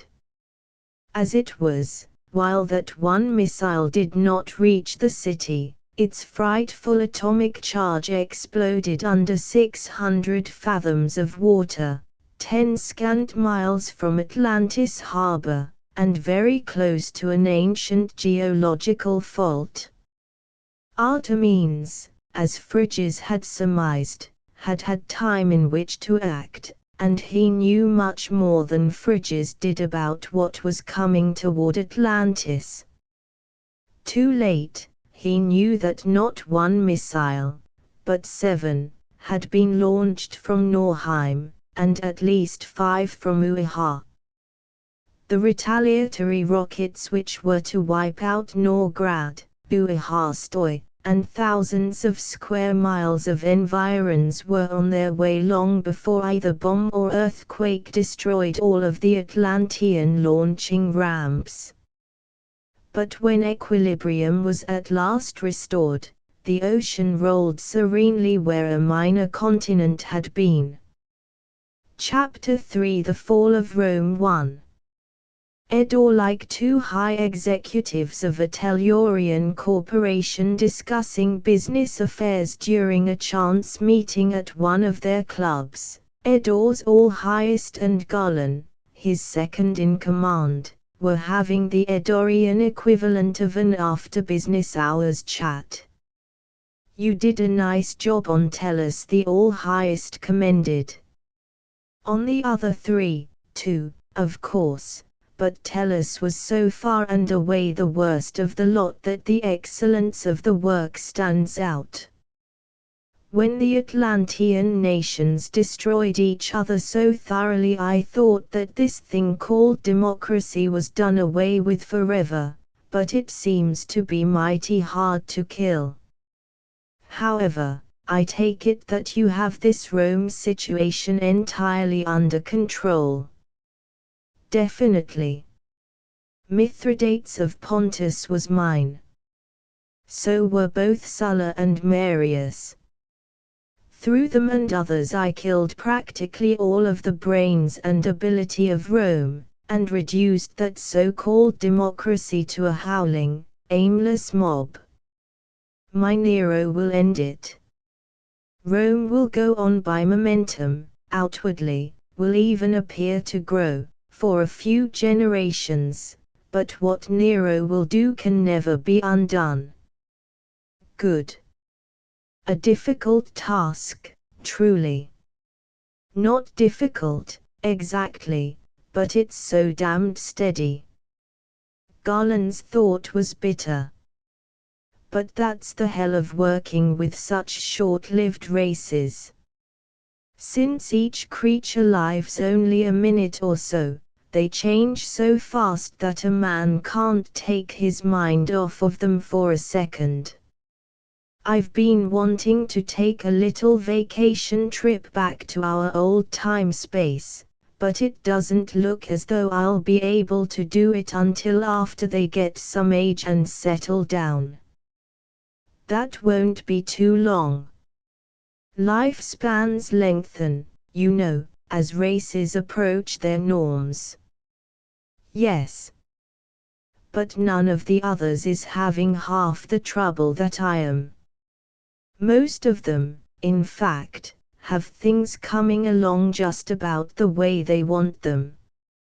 My 4 planets are raising more hell than all the rest of both galaxies put together, and I know that it isn't me. Next to you, I'm the most efficient operator we've got. What I'm wondering about is why I happen to be the GOAT. Precisely because you are our most efficient operator. If an Eddorian can be said to smile, the All-Highest smiled. You know, as well as I do, the findings of the integrator. Yes, but I am wondering more and more as to whether to believe them unreservedly or not. Spores from an extinct life form, suitable environments, operation of the laws of chance, Tomro. I am beginning to suspect that chance is being strained beyond its elastic limit, for my particular benefit, and as soon as I can find out who is doing that straining, there will be one empty place in the innermost circle. Have a care, Garland. All levity, all casualness disappeared. Whom do you suspect? Whom do you accuse? Nobody, as yet. The true angle never occurred to me until just now, while I have been discussing the thing with you. Nor shall I either suspect or accuse, ever. I shall determine, then I shall act. In defiance of me. Of my orders, the All-Highest demanded, his short temper flaring. Say, rather, in support, the lieutenant shot back, unabashed. If someone is working on me through my job, what position are you probably already in, without knowing it? Assume that I am right, that these 4 planets of mine got the way they are because of monkey business inside the circle. Who would be next? And how sure are you that there isn't something similar, but not so far advanced, already aimed at you? It seems to me that serious thought is in order. Perhaps so. You may be right. There have been a few non-conformable items. Taken separately, they did not seem to be of any importance, but together, and considered in this new light. Thus was borne out the conclusion of the Arisian elders that the Eddorians would not at that time deduce Arisia, and thus Eddor lost its chance to begin in time the forging of a weapon with which to oppose effectively Arisia's civilizations, galactic patrol, so soon to come into being. If either of the two had been less suspicious, less jealous, less arrogant and domineering, in other words, had not been Eddorians, this history of civilization might never have been written, or written very differently and by another hand. Both were, however, Eddorians. To Arisia, in the brief interval between the fall of Atlantis and the rise of Rome to the summit of her power, Eucnida of Arisia had aged scarcely at all. He was still a youth. He was, and would be for many centuries to come, a watchman. Although his mind was powerful enough to understand the elders' visualization of the course of civilization, in fact, he had already made significant progress in his own visualization of the cosmic all. He was not sufficiently mature to contemplate unmoved the events which, according to all Arisian visualizations, were bound to occur. Your feeling is but natural, Eucnida. Drownley, The molder, principally concerned with the planet Tellus, meshed his mind smoothly with that of the young watchman. We do not enjoy it ourselves, as you know. It is, however, necessary. In no other way can the ultimate triumph of civilization be assured. But can nothing be done to alleviate? Eucnida paused. Drownley waited. Have you any suggestions to offer? None, the younger Arisian confessed. But I thought, you, or the elders, so much older and stronger, could. We cannot. Rome will fall. It must be allowed to fall. It will be Nero, then. And we can do nothing. Nero. We can do little enough. Our forms of flesh, Petronius, Act, and the others, will do whatever they can, but their powers will be exactly the same as those of other human beings of their time. They must be and will be constrained, since any show of unusual powers, either mental or physical, would be detected instantly and would be far too revealing. On the other hand, Nero, that is, Garland of Edor, will be operating much more freely. Very much so. Practically unhampered, except in purely physical matters. But, if nothing can be done to stop it, if Nero must be allowed to sow his seeds of ruin. And upon that cheerless note the conference ended. 3 Rome. But what have you, Livius, or any of us, for that matter, got to live for? Demanded Patroclus, the gladiator, of his cellmate.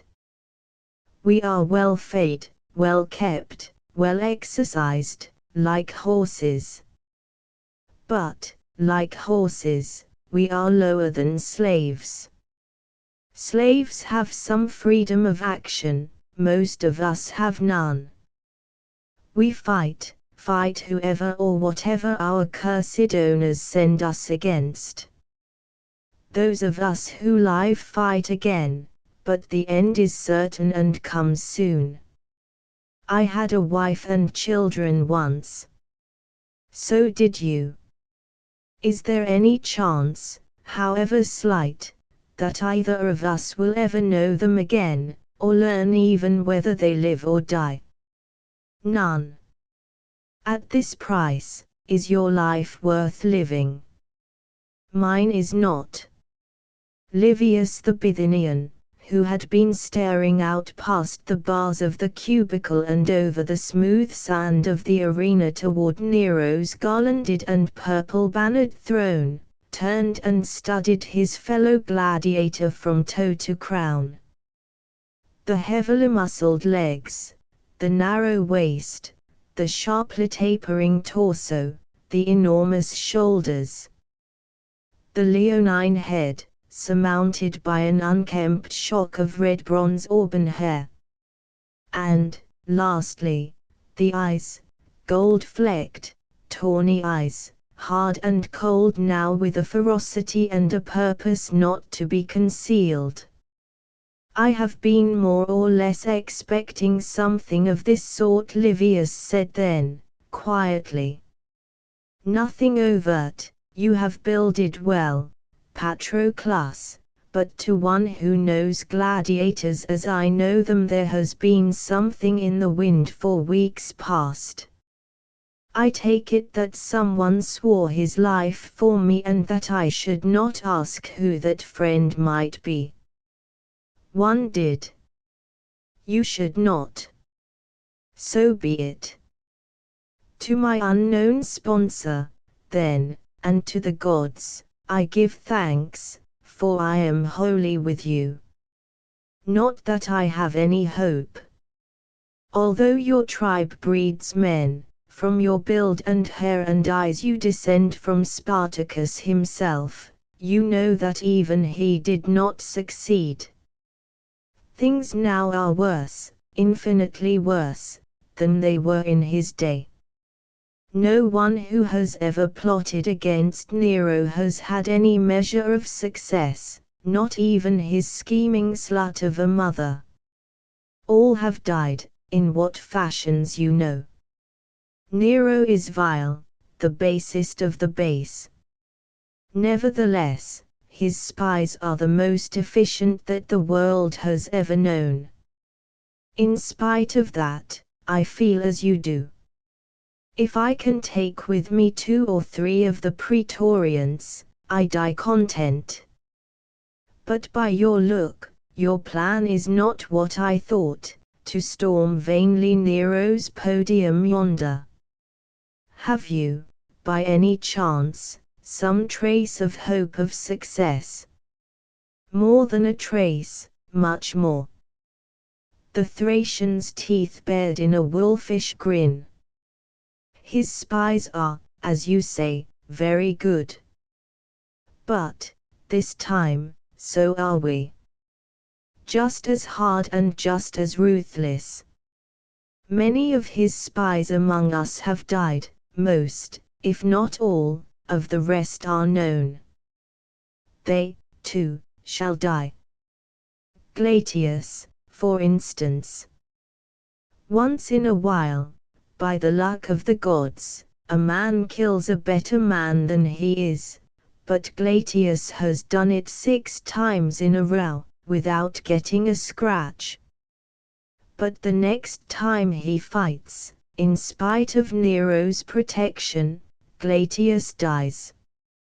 Word has gone out, and there are gladiators' tricks that Nero never heard of. Quite true. One question, and I too may begin to hope. This is not the first time that gladiators have plotted against a Honobarbus.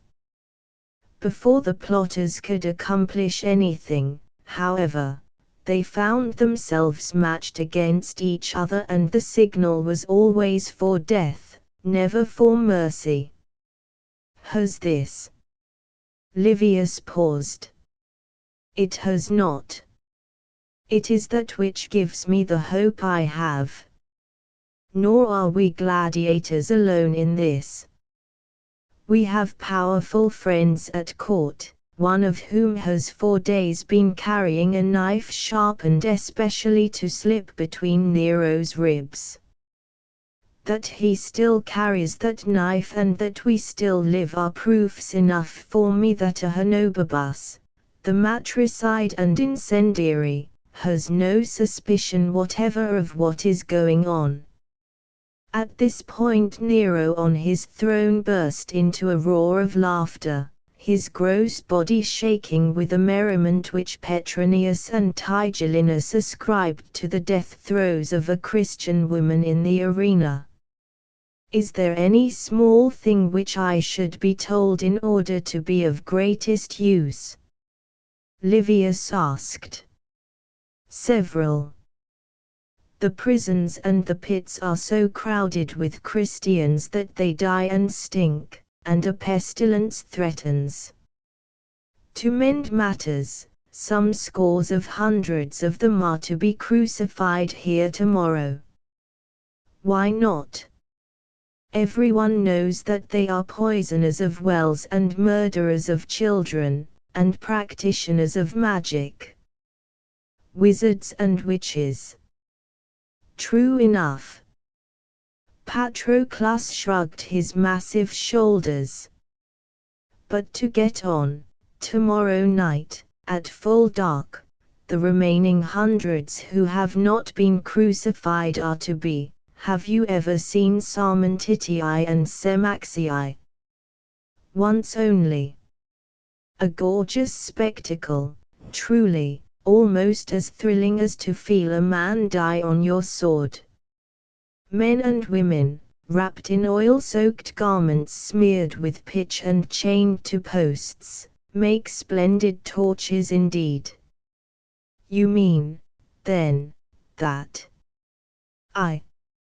in Caesar's own garden. When the light is brightest, Nero will ride in parade.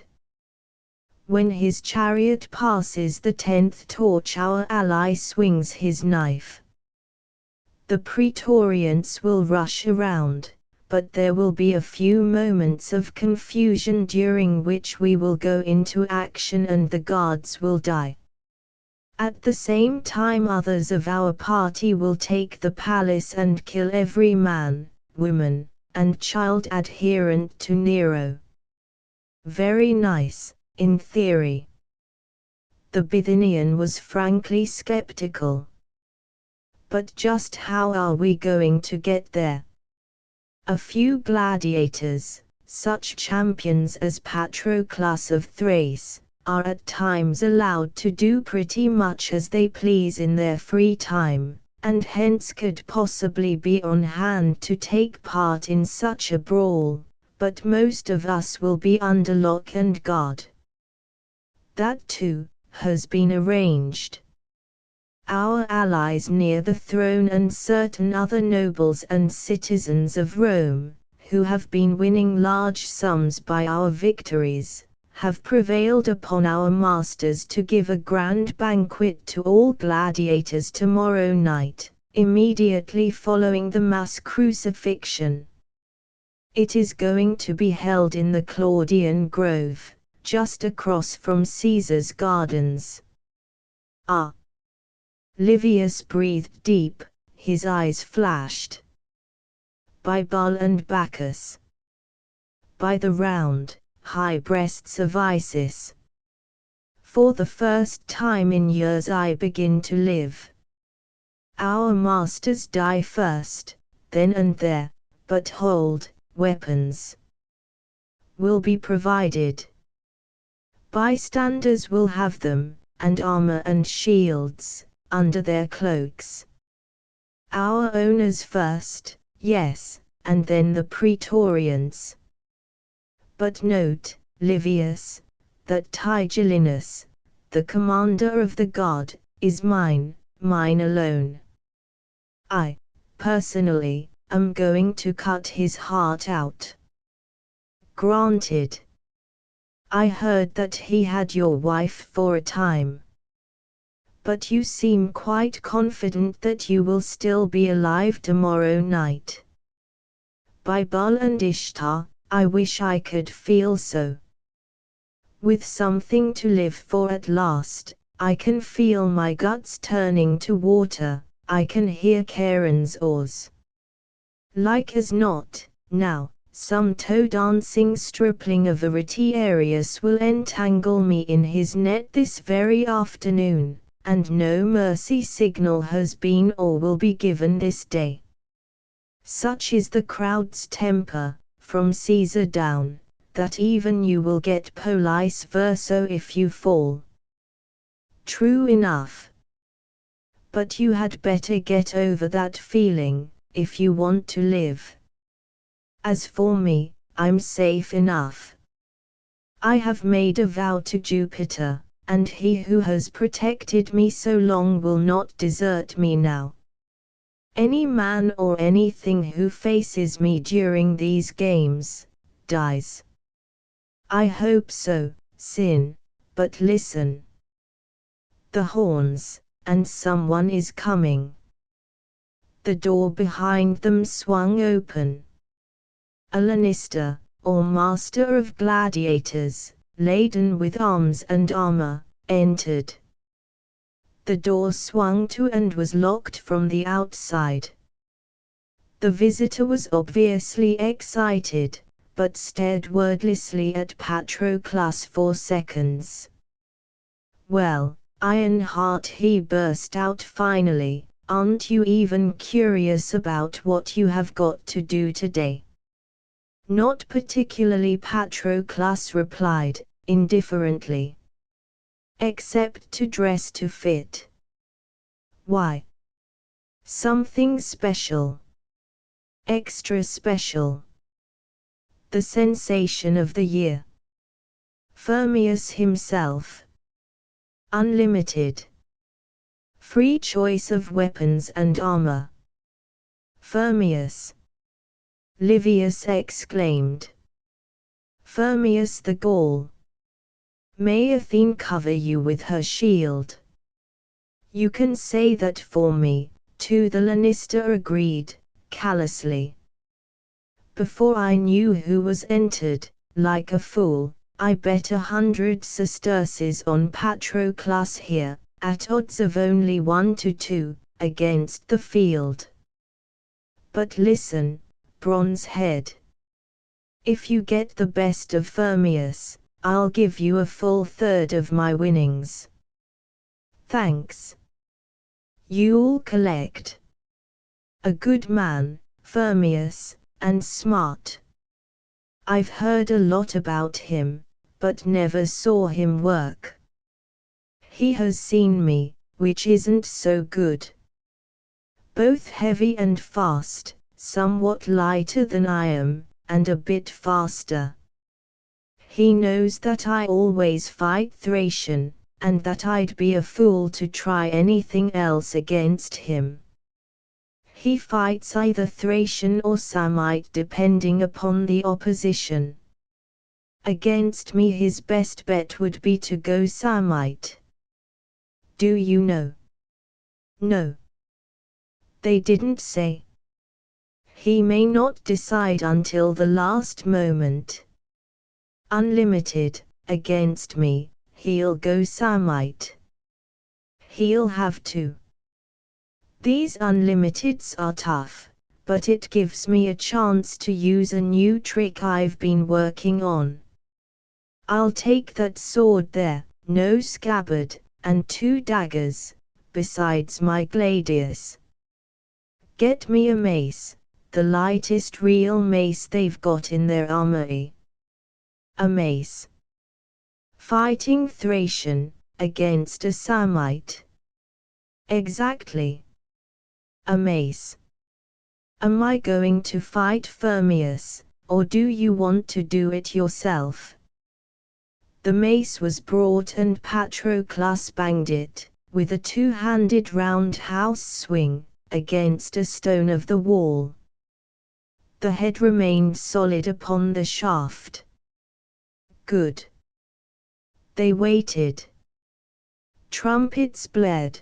The roar of the vast assemblage subsided almost to silence. Grand Champion Firmius versus Grand Champion Patroclus, came the raucous announcement. Single combat. Any weapons that either chooses to use, used in any way possible. No rest, no intermission. Enter. 2 armored figures strode toward the center of the arena. Patroclus' armor, from towering helmet down, and including the shield, was of dully gleaming steel, completely bare of ornament. Each piece was marred and scarred, very plainly that armor was for use and had been used. On the other hand, the Samite half-armor of the Gaul was resplendent with the decorations affected by his race. Firmius' helmet sported 3 brilliantly colored plumes, his shield and cuirass, enameled in half the colors of the spectrum, looked as though they were being worn for the first time. 5 yards apart, the gladiators stopped and wheeled to face the podium upon which Nero lolled. The buzz of conversation, the mace had excited no little comment and speculation, ceased. Patroclus heaved his ponderous weapon into the air. The Gaul whirled up his long, sharp sword. They chanted in unison, Ave, Caesar Imperator. Morituary te salutant. The starting flag flashed downward, and at its first sight, long before it struck the ground, both men moved. Firmius whirled and leaped, but, fast as he was not quite fast enough. That mace, which had seemed so heavy in the Thracians' hands a moment before, had become miraculously maneuverable. It was hurtling through the air directly toward the middle of his body. It did not strike its goal. Patroclus hoped that he was the only one there who suspected that he had not expected it to touch his opponent, but in order to dodge the missile Firmius had to break his stride, lost momentarily the fine coordination of his attack. And in that moment Patroclus struck, and struck again. But, as has been said, Firmius was both strong and fast. The first blow, aimed backhand at his bare right leg, struck his shield instead. The left-handed stab, shield encumbered as the left arm was, ditto. So did the next trial, a vicious forehand cut. The third of the mad flurry of sword cuts, only partially deflected by the sword which Firmius could only then get into play, sheared down, and a red, a green, and a white plume floated toward the ground. The two fighters sprang apart and studied each other briefly. From the gladiator's standpoint, this had been the veriest preliminary skirmishing. That the Gaul had lost his plumes and that his armor showed great streaks of missing enamel meant no more to either than that the Thracians' supposedly surprise attack had failed. Each knew that he faced the deadliest fighter of his world, but if that knowledge affected either man, the other could not perceive it. But the crowd went wild. Nothing like that first terrific passage at arms had ever before been seen. Death, sudden and violent, had been in the air. The arena was saturated with it. Hearts had been ecstatically in throats. Each person there, man or woman, had felt the indescribable thrill of death, vicariously, safely, and every fiber of their lusts demanded more. More. Each spectator knew that one of those men would die that afternoon. None wanted, or would permit them both to live. This was to the death, and death there would be. Women, their faces blotched and purple with emotion, shrieked and screamed. Men, stamping their feet and waving their arms, yelled and swore. And many, men and women alike, laid wagers. 500 sesterces on Firmius, one shouted, tablet and stylus in air. Taken, came an answering yell. The Gaul is done, Patroclus all but had him there. 1,000, came another challenge. Patroclus missed his chance and will never get another, 1,000 on Firmius. 2,000. 5,000. 10. The fighters closed, swung, stabbed. Shields clanged vibrantly under the impact of fended strokes, swords whined and snarled. Back and forth, circling, giving and taking ground, for minute after endless minute that desperately furious exhibition of skill, of speed and of power and of endurance went on. And as it went on, longer and longer past the time expected by even the most optimistic, tension mounted higher and higher.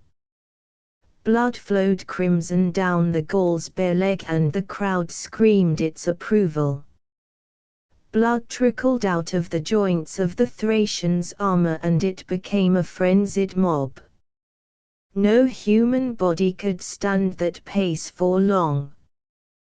Both men were tiring fast, and slowing.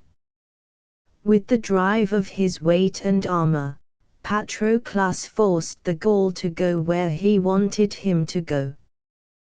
Then, apparently gathering his every resource for a final effort, the Thracian took one short, choppy step forward and swung straight down, with all his strength. The blood-smeared hilt turned in his hands, the blade struck flat and broke, its length whining viciously away. Firmius, although staggered by the sheer brute force of the abortive stroke, recovered almost instantly, dropping his sword and snatching at his gladius to take advantage of the wonderful opportunity thus given him. But that breaking had not been accidental. Patroclus made no attempt to recover his balance. Instead, he ducked past the surprised and shaken Gaul. Still stooping, he seized the mace, which everyone except he had forgotten, and swung with all the totalized and synchronized power of hands, wrists, arms, shoulders, and magnificent body. The iron head of the ponderous weapon struck the center of the Gaul's cuirass, which crunched inward like so much cardboard. Firmius seemed to leave the ground and, folded around the mace, to fly briefly through the air. As he struck the ground, Patroclus was upon him. The Gaul was probably already dead. That blow would have killed an elephant, but that made no difference. If that mob knew that Firmius was dead, they might start yelling for his life, too. Hence, by lifting his head and poising his dirk high in air, he asked of Caesar his imperial will. The crowd, already frantic, had gone stark mad at the blow. No thought of mercy could or did exist in that insanely bloodthirsty throng, no thought of clemency for the man who had fought such a magnificent fight. In cooler moments they would have wanted him to live, to thrill them again and yet again, but now, for almost half an hour, they had been loving the hot, the suffocating thrill of death in their throats. Now they wanted, and would have, the ultimate thrill. Death. The solid structure rocked to the crescendo roar of the demand. Death. Death. Nero's right thumb pressed horizontally against his chest. Every Vestal was making the same sign. Police verso. Death. The strained and strident yelling of the mob grew even louder. Patroclus lowered his dagger and delivered the unnecessary and unfelt thrust, and, paractomist, arose one deafening yell. Thus the red-haired Thracian lived, and also, somewhat to his own surprise, did Livius. "I'm glad to see you, Bronze Heart, by the white thighs of Ceres, I am," that worthy exclaimed, when the two met, the following day. Patroclus had never seen the Bithynians so buoyant. "Pallas Athene covered you, like I asked her to. But by the red beak of Thoth and the sacred Zymphophtonit, it gave me the horrors when you made that throw so quick and missed it, and I went as crazy as the rest of them when you pulled the real coup. But now, curse it, I suppose that we'll all have to be on the lookout for it, or no, unlimiteds aren't common, thank Ninib the Smiter and his scarlet spears. I hear you didn't do so badly, yourself." Patroclus interrupted his friend's loquacity. "I missed your first two, but I saw you take Calendios. He's a high rater, one of the best of the locals, and I was afraid he might snare you, but from the looks of you, you got only a couple of stabs. Nice work. Prayer, my boy. Prayer is the stuff. I prayed to M in order, and hit the jackpot with Shamash. My guts curled up again, like they belong, and I knew that the portents were all in my favor. Besides, when you were walking out to meet Firmius, did you notice that red-headed Greek posture making passes at you? Ha! Don't be a fool. I had other things to think of. So I figured. So did she, probably, because after a while she came around behind with a Lannister and made eyes at me. I must have the next best shape to you here, I guess. What a wench. Anyway, I felt better and better, and before she left I knew that no damn Retiarius that ever waved a trident could put a net past my guard. And they couldn't either. A couple more like that and I'll be a grand champion myself. But they're digging holes for the crosses and there's the horn that the feast is ready. This show is going to be really good. They ate, hugely and with unmarred appetite, of the heaped food which Nero had provided. They returned to their assigned places to see crosses, standing as close together as they could be placed and each bearing a suffering Christian, filling the whole vast expanse of the arena. And, if the truth must be told, those two men enjoyed thoroughly every moment of that long and sickeningly horrible afternoon. They were the hardest products of the hardest school the world has ever known, trained rigorously to deal out death mercilessly at command, to accept death unflinchingly at need. They should not and cannot be judged by the higher, finer standards of a softer, gentler day. The afternoon passed, evening approached. All the gladiators then in Rome assembled in the Claudian Grove, around tables creaking under their loads of food and wine. Women, too, were there in profusion, women for the taking and yearning to be taken, and the tide of revelry ran open, wide, and high. Although all ate and apparently drank with abandon, most of the wine was in fact wasted. And as the sky darkened, most of the gladiators, one by one, began to get rid of their female companions upon one pretext or another and to drift toward the road which separated the festivities from the cloaked and curious throng of lookers-on.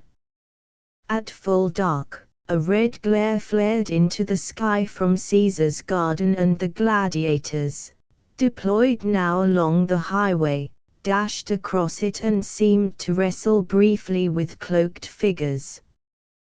Then armed, more or less armored men ran back to the scene of their reveling. Swords, daggers, and gladii thrust, stabbed, and cut. Tables and benches ran red, ground and grass grew slippery with blood. The conspirators turned then and rushed toward the emperor's brilliantly torch-lit garden. Patroclus, however, was not in the van. He had had trouble in finding a cuirass big enough for him to get into. He had been delayed further by the fact that he had had to kill 3 strange Lannister before he could get at his owner, the man he really wanted to slay. He was therefore some little distance behind the other gladiators when Petronius rushed up to him and seized him by the arm. White and trembling, the noble was not now the exquisite arbiter elegantiae, nor the imperturbable Augustian Patroclus. In the name of Bacchus, Patroclus, why do the men go there now? No signal was given, I could not get to Nero. What, the Thracian blazed. Vulcan and his fiends. It was given, I heard it myself. What went wrong? Everything. Petronius licked his lips. I was standing right beside him. No one else was near enough to interfere. It was, should have been, easy. But after I got my knife out I couldn't move. It was his eyes, Patroclus, I swear it, by the white breasts of Venus. He has the evil eye, I couldn't move a muscle, I tell you. Then, although I didn't want to, I turned and ran. How did you find me so quick? I don't know, the frantic arbiter stuttered. I ran, and there you were. But what are we, you, going to do? Patroclus' mind raced. He believed implicitly that Jupiter guarded him personally. He believed in the other gods and goddesses of Rome. He more than half believed in the multitudinous deities of Greece, of Egypt, and even of Babylon. The other world was real and close, the evil eye only one of the many inexplicable facts of everyday life. Nevertheless, in spite of his credulity, or perhaps in part because of it, he also believed firmly in himself, in his own powers. Wherefore he soon came to a decision. Jupiter, ward from me a Hanobabus evil eye, he called aloud, and turned. Where are you going? Petronius, still shaking, demanded.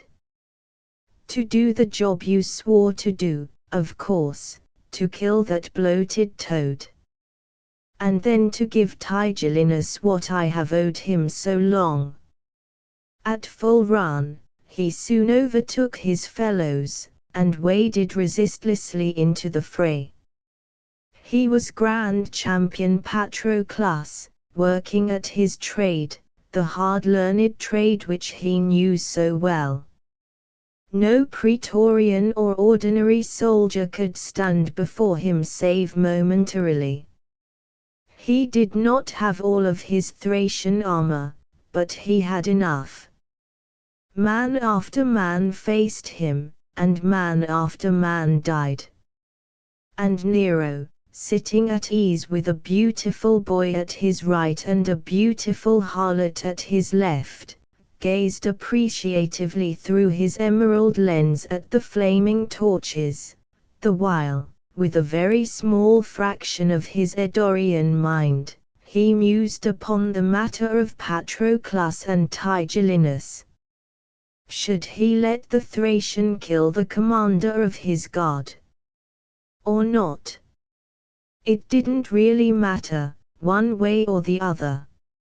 In fact, nothing about this whole foul planet, this ultramicroscopic, if offensive, speck of cosmic dust in the Eddorian scheme of things, really mattered at all.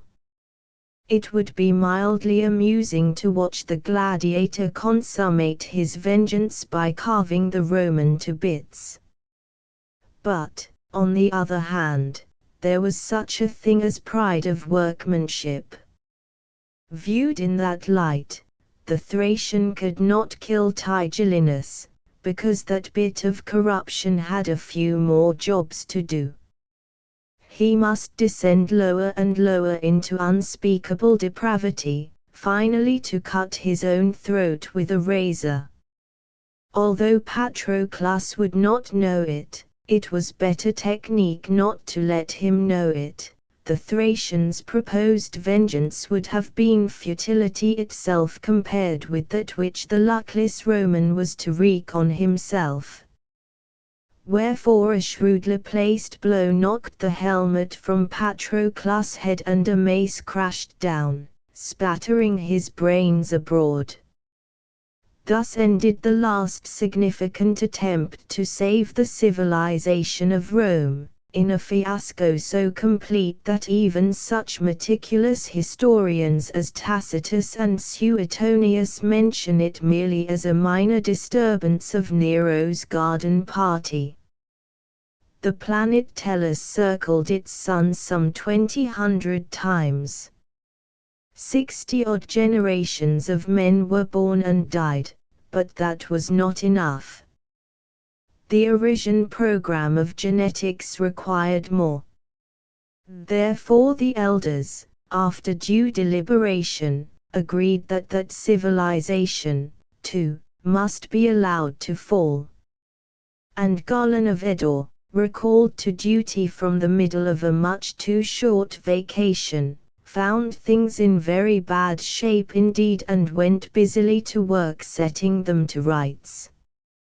He had slain one fellow member of the innermost circle, but there might very well have been more than one master involved. Book 2 The World War Chapter 4 1918 Sobbing furiously, Captain Ralph Kinison wrenched at his stick. With half of his control surfaces shot away, the crate was hellishly logy. He could step out, of course, the while saluting the victorious Jerrys, but he wasn't on fire, yet, and hadn't been hit, yet. He ducked and flinched sidewise as another burst of bullets stitched another seam along his riddled fuselage and wanged against his dead engine. A fire. Not yet. Good. Maybe he could land the heap, after all. Slowly, oh, so sluggishly, the Spad began to level off, toward the edge of the wheat field and that friendly, inviting ditch. If the Krauts didn't get him with their next pass. He heard a chattering beneath him, Brownings, by God, and the expected burst did not come. He knew that he had been just about over the front when they conked his engine. It was a toss-up whether he would come down in enemy territory or not. But now, for the first time in ages, it seemed, there were machine guns going that were not aimed at him. His landing gear swished against stubble and he fought with all his strength of body and of will to keep the Spad's tail down. He almost succeeded. His speed was almost spent when he began to nose over. He leaped, then, and as he struck ground he curled up and rolled. He had been a motorcycle racer for years, feeling as he did so a wash of heat. A tracer had found his gas tank at last. Bullets were thudding into the ground. One shrieked past his head as, stooping over, folded into the smallest possible target, he galloped awkwardly toward the ditch. The Brownings still yammered, filling the sky with cupronicled lead, and while Kinison was flinging himself full length into the protecting water and mud, he heard a tremendous crash. One of those Huns had been too intent on murder, had stayed a few seconds too long, had come a few meters too close. The clamor of the guns stopped abruptly. "We got one! We got one!" A yell of exultation. "Stay down! Keep low, you boneheads!" roared a voice of authority, quite evidently a sergeant's. "Wanna get your blocks shot off? Take down them guns, we gotta get to hell out of here. Hey, you flyer. Are you okay, or wounded, or maybe dead? Kinison spat out mud until he could talk. O.K. He shouted, and started to lift an eye above the low bank.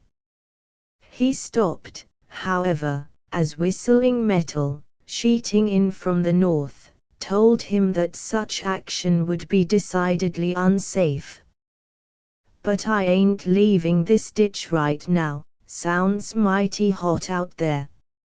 You said it, brother. It's hotter than the hinges of hell, from behind that ridge over there. But ooze down that ditch a piece, around the first bend. It's pretty well in the clear there, and besides, you'll find a ledge of rocks running straight across the flat. Cross over there and climb the hill, join us by that dead snag up there. We got to get out of here. That sausage over there must have seen this shindig and they'll blow this whole damn area off the map. Snap it up. And you gold bricks, get the lead out of your pants. Kinison followed directions. He found the ledge and emerged, scraping thick and sticky mud from his uniform. He crawled across the little plain. An occasional bullet whined through the air, far above him, but, as the sergeant had said, this bit of terrain was in the clear. He climbed the hill, approached the gaunt, bare tree trunk. He heard men moving, and cautiously announced himself. "Okay, fella," came the sergeant's deep bass. "Yeah, it's us." "Shake a leg." "That's easy." Kinison laughed for the first time that day. "I'm shaking already, like a hula dancer's empennage." "What outfit is this, and where are we?" Broom.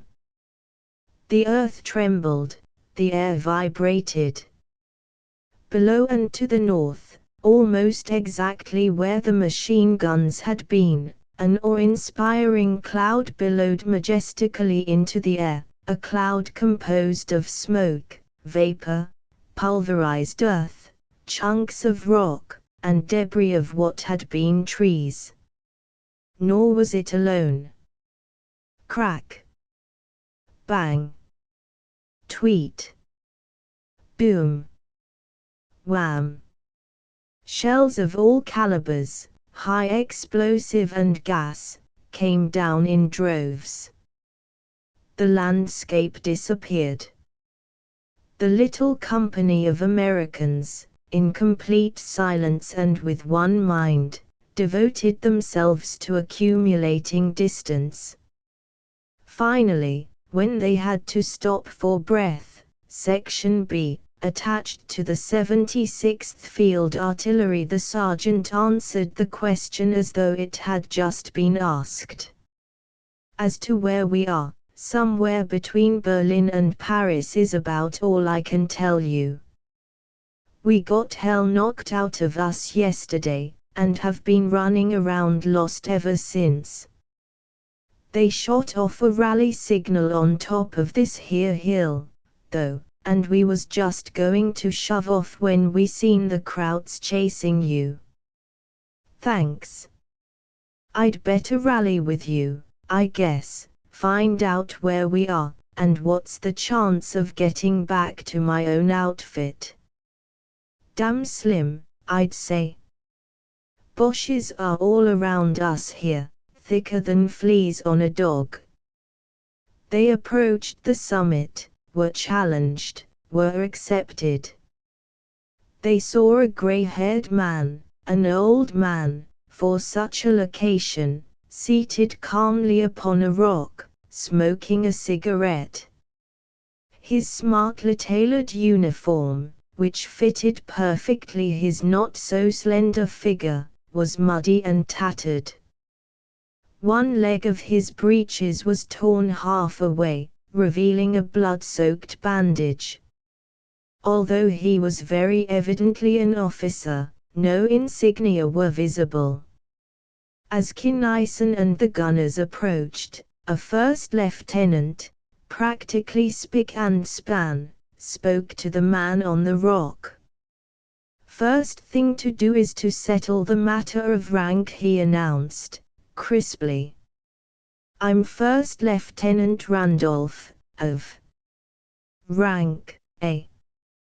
The seated one grinned and spat out the butt of his cigarette. "But then, it was important to me, too, when I was a first lieutenant, about the time that you were born." "Slayton, Major General." "Oh, excuse me, sir." "Skip it." "How many men you got, and what are they?" "7, sir." "We brought in a wire from Inf." "A wire? Helen damnation, why haven't you got it with you, then?" "Get it." The crestfallen officer disappeared. The general turned to Kinison and the sergeant. "Have you got any ammunition, sergeant?" "Yes, sir. About 30 belts." "Thank God. We can use it, and you?" "As for you, Captain, I don't know." The wire came up. The general seized the instrument and cranked. "Get me spearmint." "Spearmint." "Slayton, give me Weatherby." "This is Slayton, yes, but—" "No, but I want—" "Helen damnation, Weatherby, shut up and let me talk. Don't you know that this wire's apt to be cut any second?" "We're on top of hill for where, Nyun, Sevien." "That's right, about 200 men, maybe 3. Composite, somebody, apparently, from half the outfits in France. Too fast and too far, both flanks wide open, cut off." "Hello. Hello. Hello." He dropped the instrument and turned to Kinison. "You want to go back, Captain, and I need a runner, bad." "Want to try to get through?" "Yes, sir." "First phone you come to, get spearmint, General Weatherby. Tell him Slayton says that we're cut off, but the Germans aren't in much force nor in good position, and for God's sake to get some air and tanks in here to keep them from consolidating." "Just a minute. Sergeant, what's your name?" He studied the burly non-com minutely. "Wells, sir." "What would you say ought to be done with the machine guns?" "Cover that ravine, there, first. Then set up to enfilade if they try to come up over there. Then, if I could find any more guns, I'd—" "Enough. Second Lieutenant Wells, from now. GHQ will confirm. Take charge of all the guns we have. Report when you have made disposition. Now, Kinison, listen. I can probably hold out until tonight. The enemy doesn't know yet that we're here, but we are due for some action pretty quick now, and when they locate us, if there aren't too many of their own units here, too, they'll flatten this hill like a table. So tell Weatherby to throw a column in here as soon as it gets dark, and to advance 8 and 60, so as to consolidate this whole area." "Got it." Yes, sir. Got a compass? Yes, sir. Pick up a tin hat and get going. A hair north of due west, about 1.5 kilometers. Keep cover, because the going will be tough. Then you'll come to a road. It's a mess, but it's ours, always, at last accounts, so the worst of it will be over. On that road, which goes southwest, about 2 kilometers further, you'll find a post. You'll know it by the motorcycles and such. Phone from there. Luck. Bullets began to whine and the general dropped to the ground and crawled toward a coppice, bellowing orders as he went.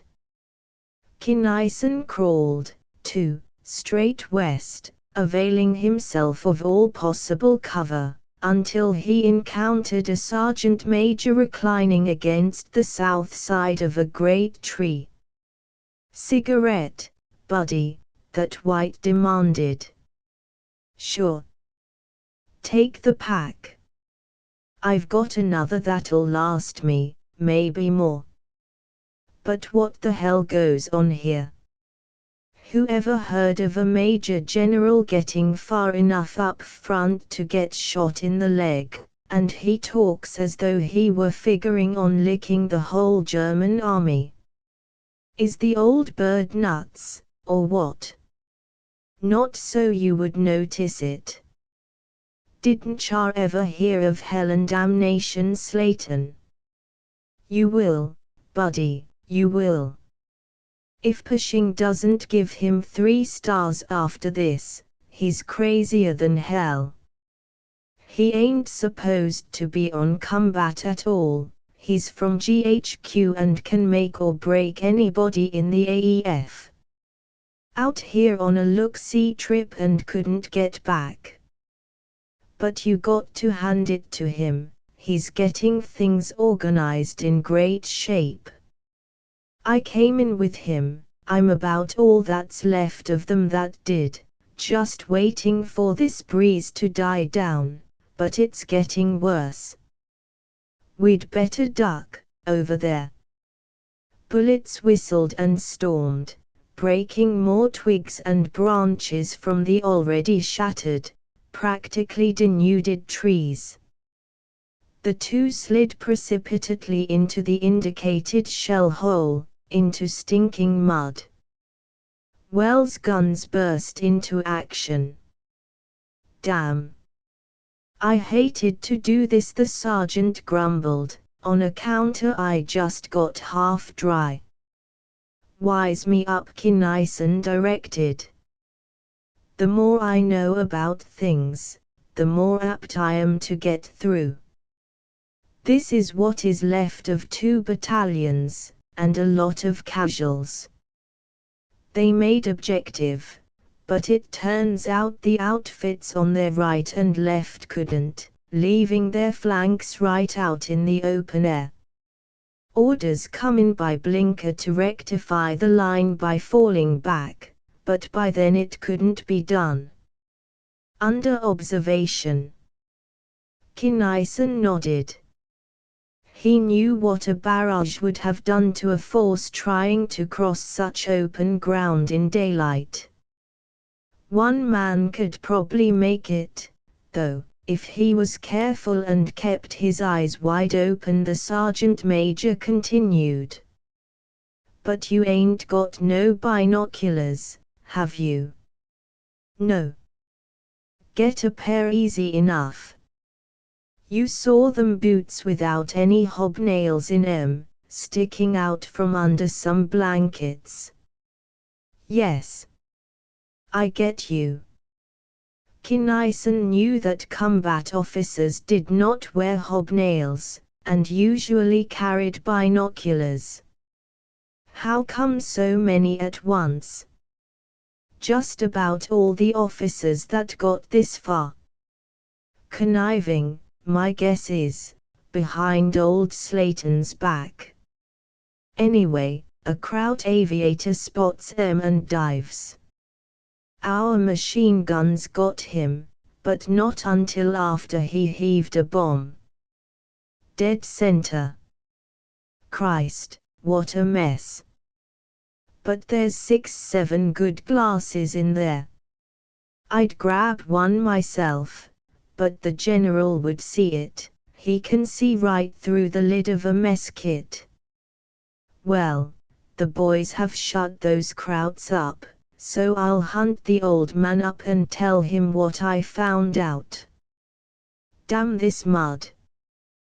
Kinnison emerged sinuously and snaked his way to a row of blanket-covered forms.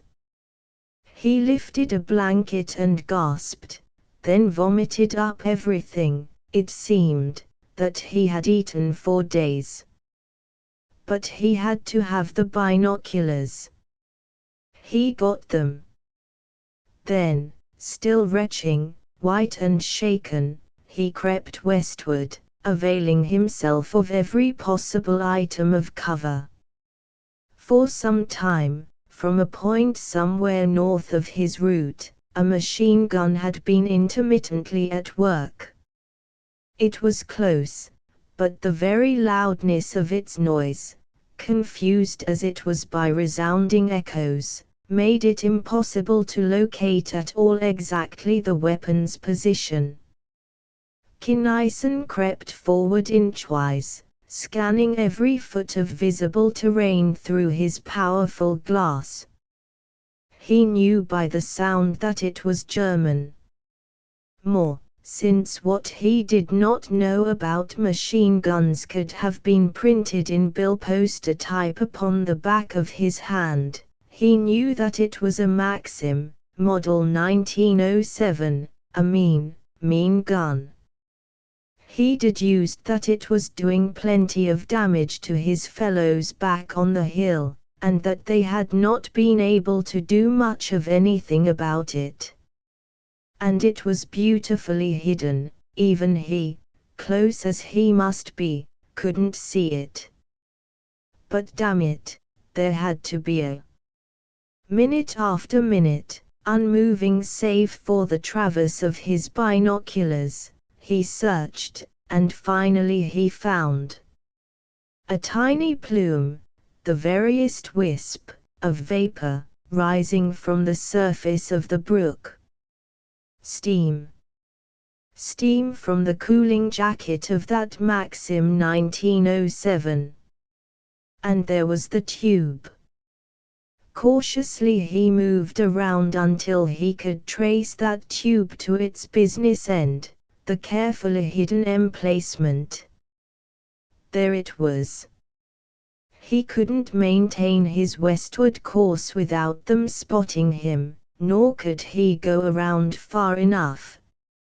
And besides that, there would be at least a patrol, if it hadn't gone up the hill already. And there were grenades available, right close. He crept up to one of the gruesome objects he had been avoiding, and when he crept away he half carried, half dragged 3 grenades in a canvas bag. He wormed his way to a certain boulder. He straightened up, pulled 3 pins, swung his arm 3 times. Bang! Bam! POW! The camouflage disappeared, so did the shrubbery for yards around. Kinnison had ducked behind the rock, but he ducked still deeper as a chunk of something, its force pretty well spent, clanged against his steel helmet. Another object thudded beside him, a leg, grey-clad and wearing a heavy field boot. Kinnison wanted to be sick again, but he had neither the time nor the contents. And damn! What lousy throwing! He had never been any good at baseball, but he supposed that he could hit a thing as big as that gun pit, but not one of his grenades had gone in. The crew would probably be dead, from concussion, if nothing else, but the gun probably wasn't even hurt. He would have to go over there and cripple it himself. He went, not exactly boldly, 45 in hand. The Germans looked dead. One of them sprawled on the parapet, right in his way. He gave the body a shove, watched it roll down the slope. As it rolled, however, it came to life and yelled, and at that yell there occurred a thing at which young Kinnison's hair stood straight up inside his iron helmet. On the grey of the blasted hillside hitherto unseen grey forms moved toward their howling comrade. And Kinnison, blessing for the first time in his life his inept throwing arm, hoped fervently that the Maxim was still in good working order. A few seconds of inspection showed him that it was. The gun had practically a full belt and there was plenty more. He placed a box, he would have no number 2 to help him here, took hold of the grips, shoved off the safety, and squeezed the trip. The gun roared. What a gorgeous, what a heavenly racket that Maxim made.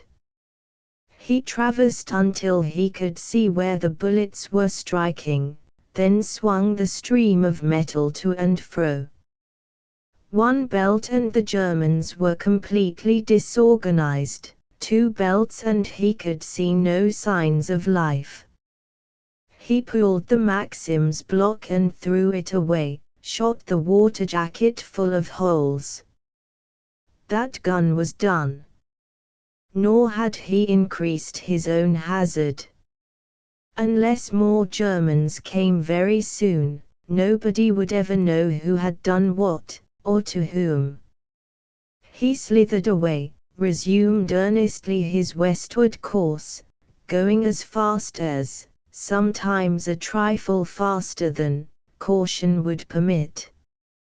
But there were no more alarms. He crossed the dangerously open ground, sulked rapidly through the frightfully shattered wood.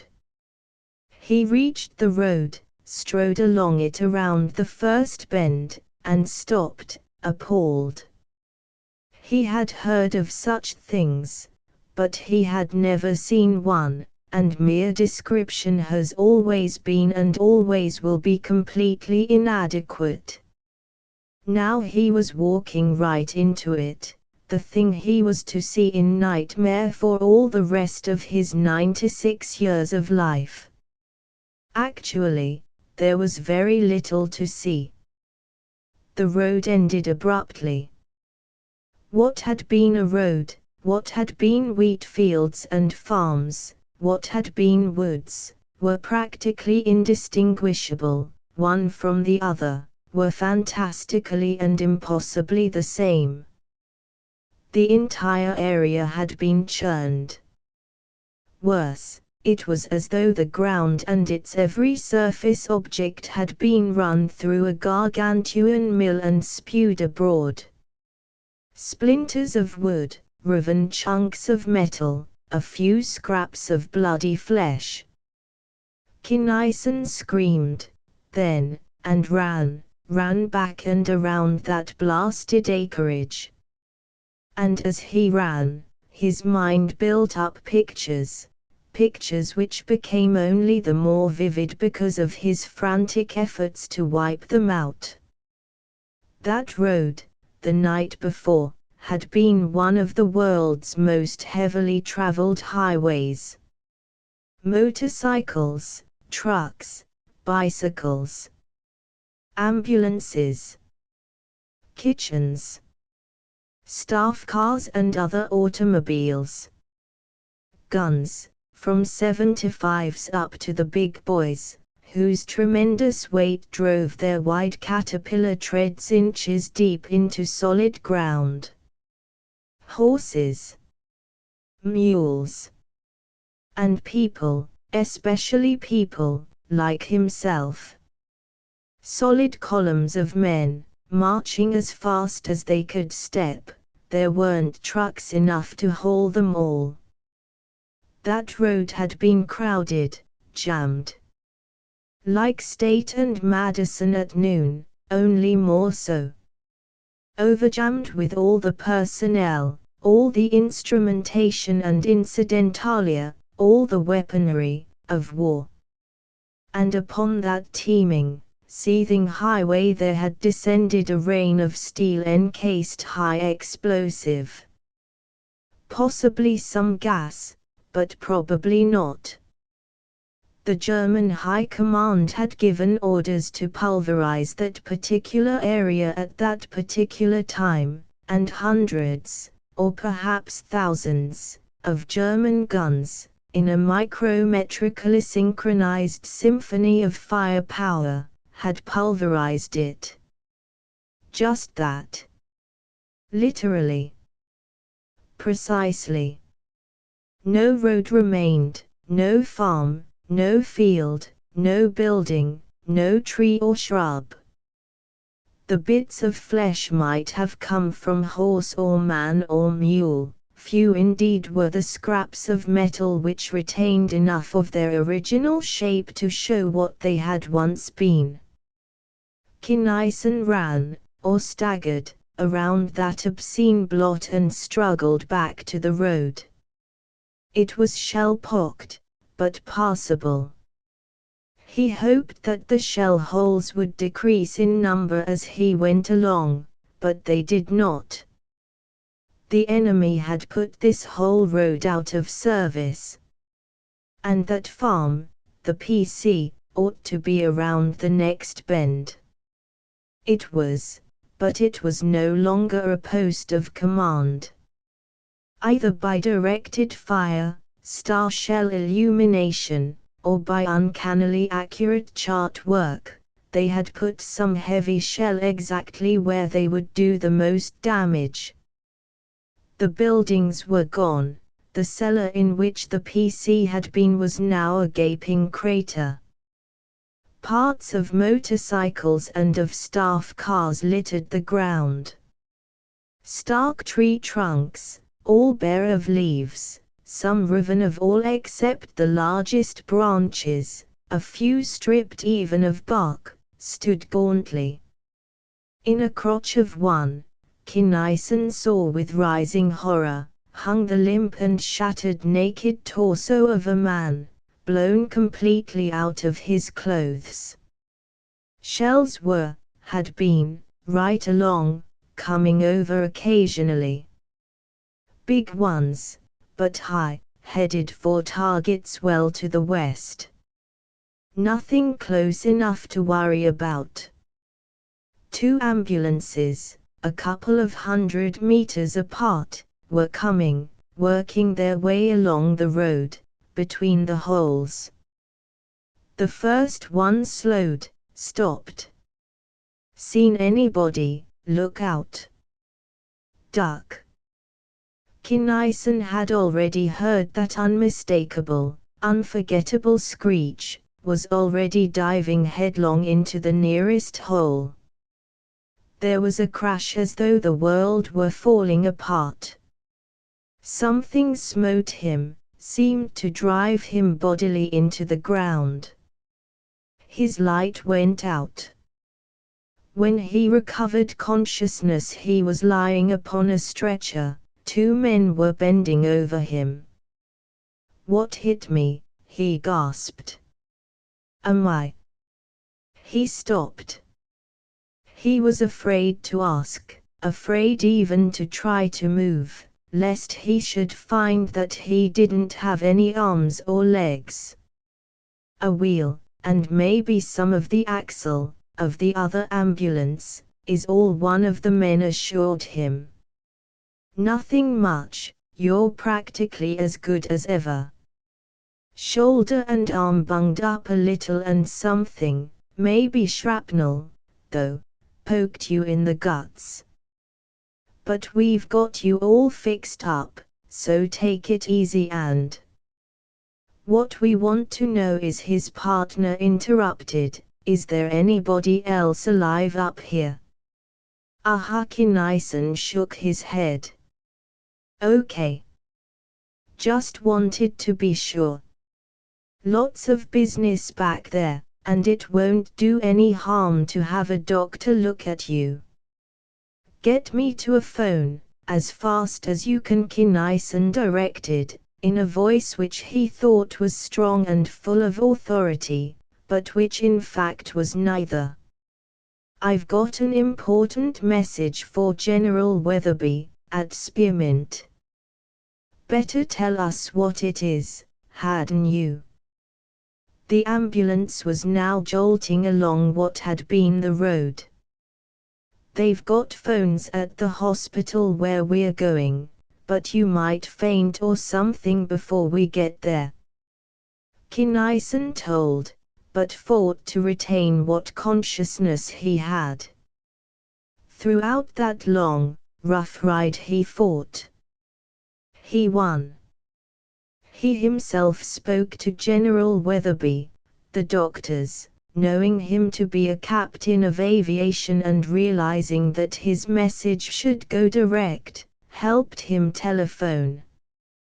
He himself received the general's sizzlingly sulphurous assurance that relief would be sent and that quadruply qualified line would be rectified that night. Then someone jabbed him with a needle and he lapsed into a dizzy, fuzzy coma, from which he did not emerge completely for weeks. He had lucid intervals at times, but he did not, at the time or ever, know surely what was real and what was fantasy. There were doctors, doctors, doctors, operations, operations, operations. There were hospital tents, into which quiet men were carried, from which still quieter men were removed. There was a larger hospital, built of wood. There was a machine that buzzed and white-clad men who studied films and papers. There were scraps of conversation. Belly wounds are bad, Kinison thought. He was never sure that he heard one of them say. And such contusions and multiple and compound fractures as those don't help a bit. Prognosis unfavorable, distinctly so, but we'll soon see what we can do. Interesting case, fascinating. What would you do, Doctor, if you were doing it? I'd let it alone. A younger, stronger voice declared, fervently. Multiple perforations, infection, extravasation, edema, I am watching, Doctor, and learning. Another interlude, and another. Another. And others. Until finally, orders were given which Kinison did not hear at all. Adrenaline. Massage. Massage hell out of him. Kinison again came to, partially to, rather, anguished in every fiber of his being. Somebody was sticking barbed arrows into every square inch of his skin. Somebody else was pounding and mauling him all over, taking particular pains to pummel and to wrench at all the places where he hurt the worst.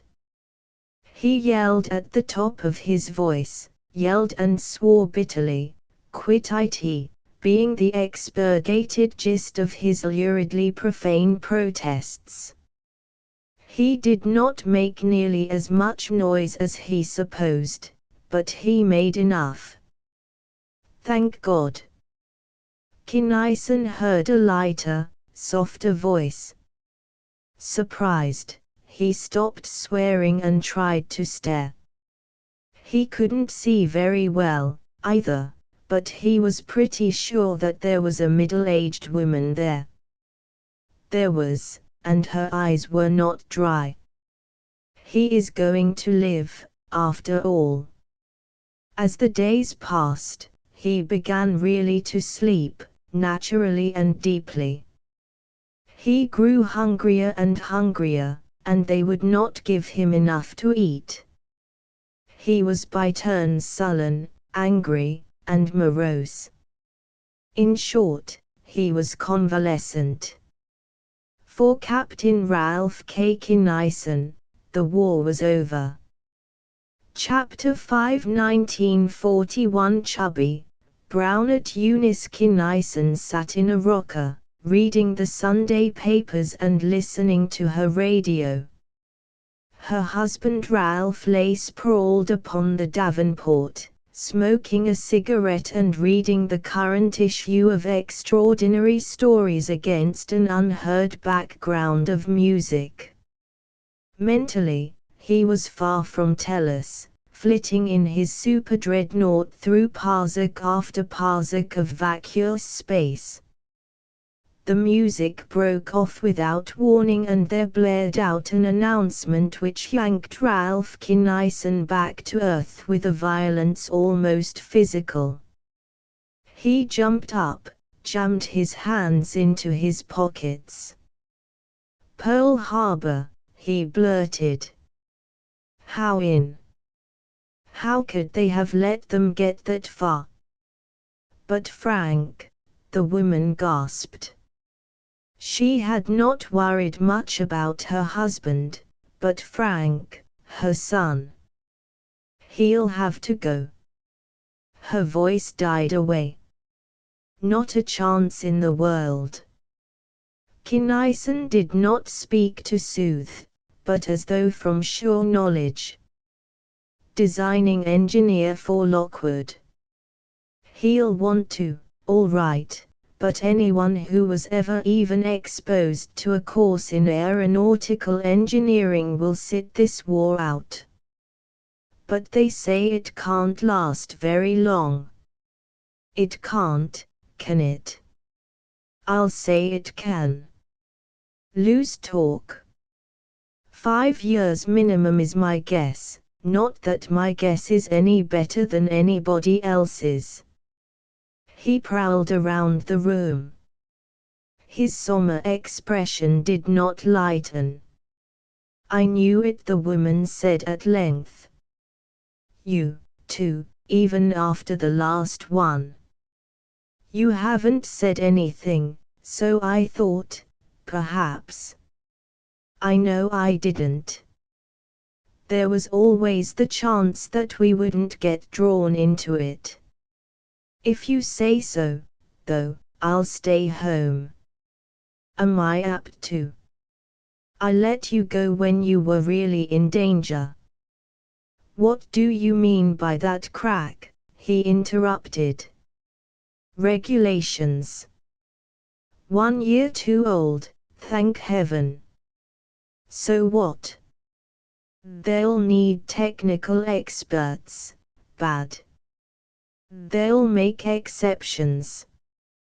Possibly. Desk jobs.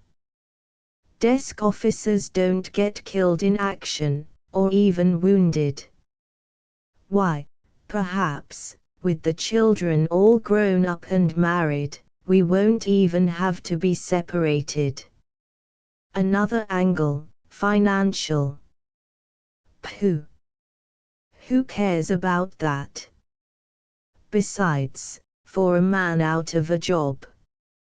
From you, I'll let that one pass. Thanks, Uni, you're an ace. I'll shoot Emma a wire. The telegram was sent. The Kinisons waited. And waited. Until, about the middle of January, beautifully phrased and beautifully mimeographed letters began to arrive. The War Department recognizes the value of your previous military experience and appreciates your willingness once again to take up arms in defense of the country. Veteran Officers Questionnaire, please fill out completely. Form 1910. Form 170 in duplicate. Form 315. Impossible to forecast the extent to which the War Department may ultimately utilize the services which you and thousands of others have so generously offered. Form. Not to be construed as meaning that you have been permanently rejected. Form. Advise you that while at the present time the War Department is unable to use you. Wouldn't that fry you to a crisp? Kinnison demanded. What in hell have they got in their heads, sawdust? They think that because I'm 51 years old I've got one foot in the grave. I'll bet $4 that I'm in better shape than that cursed Major General and his whole damned staff. I don't doubt it, dear. Eunice's smile was, however, mostly of relief. But here's an ad, it's been running for a week. Chemical engineers, shell loading plant, within 75 miles of Townville, over 5 years experience, organic chemistry, technology, explosives. They want you, Eunice declared, soberly. Well, I'm a PhD in organic. I've had more than 5 years experience in both organic chemistry and technology. If I don't know something about explosives, I did a smart job of fooling Dean Montrose, back at Goshwater University. I'll write him a letter. He wrote. He filled out a form. The telephone rang. Kinnison speaking, yes. Dr. Sumner. Oh, yes, Chief Chemist. That's it, 1 year over age, so I thought. Oh, that's a minor matter. We won't starve. If you can't pay 150, I'll come for 100, or 75, or 50. That's all right, too. I'm well enough known in my own field so that a title of junior chemical engineer wouldn't hurt me a bit. Okay, I'll see you about 1 o'clock. Stoner and Black, Inc., operators, Entwistle Ordnance Plant, Entwistle, Missakota. What? Well, maybe I could, at that. Goodbye. He turned to his wife. You know what? They want me to come down right away and go to work. Hot dog. Am I glad that I told that louse Hendricks exactly where he could stick that job of mine. He must have known that you wouldn't sign a straight salary contract after getting a share of the profits so long. Maybe he believed what you always say just before or just after kicking somebody's teeth down their throats, that you're so meek and mild, a regular milquitoist. Do you really think that they'll want you back, after the war? It was clear that Eunice was somewhat concerned concerning Kinnison's joblessness, but Kinnison was not. Probably. That's the gossip. And I'll come back, when hell freezes over. His square jaw tightened. I've heard of outfits stupid enough to let their technical brains go because they could sell, for a while, anything they produced, but I didn't know that I was working for one. Maybe I'm not exactly a timid soul, but you'll have to admit that I never kicked anybody's teeth out unless they tried to kick mine out first. Entwistle Ordnance Plant covered 20-odd square miles of more or less level land. 99% of its area was inside the fence. Most of the buildings within that restricted area, while in reality enormous, were dwarfed by the vast spaces separating them, for safety distances are not small when TNT and tetryl by the ton are involved. Those structures were built of concrete, steel, glass, transite, and tile. Outside the fence was different. This was the administration area. Its buildings were tremendous wooden barracks, relatively close together, packed with the executive, clerical, and professional personnel appropriate to an organization employing over 20,000 men and women. Well inside the fence, but a safety distance short of the one line, loading line number 1, was a long, low building, quite inadequately named the Chemical Laboratory. Inadequately in that the chief chemist, a highly capable, if more than a little cantankerous, explosives engineer, had already gathered into his chemical section most of development, most of engineering, and all of physics, weights and measures, and weather. One room of the chemical laboratory, in the corner most distant from administration, was separated from the rest of the building by a 16-inch wall of concrete and steel extending from foundation to roof without a door, window, or other opening. This was the laboratory of the chemical engineers, the boys who played with explosives high and low. Any explosion occurring therein could not affect the chemical laboratory proper or its personnel. Entwistle's main roads were paved, but in February of 1942, such minor items as sidewalks existed only on the blueprints. Entwistle's soil contained much clay, and at that time the mud was approximately 6 inches deep. Hence, since there were neither inside doors nor sidewalks, it was only natural that the technologists did not visit at all frequently the polished tile cleanliness of the laboratory. It was also natural enough for the far larger group to refer to the segregated ones as exiles and outcasts, and that some witty chemist applied to that isolated place the name Siberia. The name stuck. More, the engineers seized it and acclaimed it.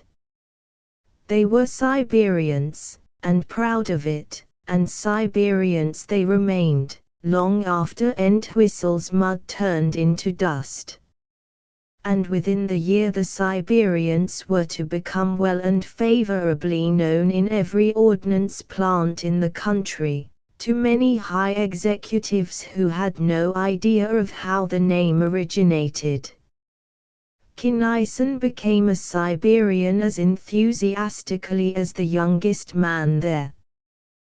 The term youngest is used in its exact sense, for not one of them was a recent graduate.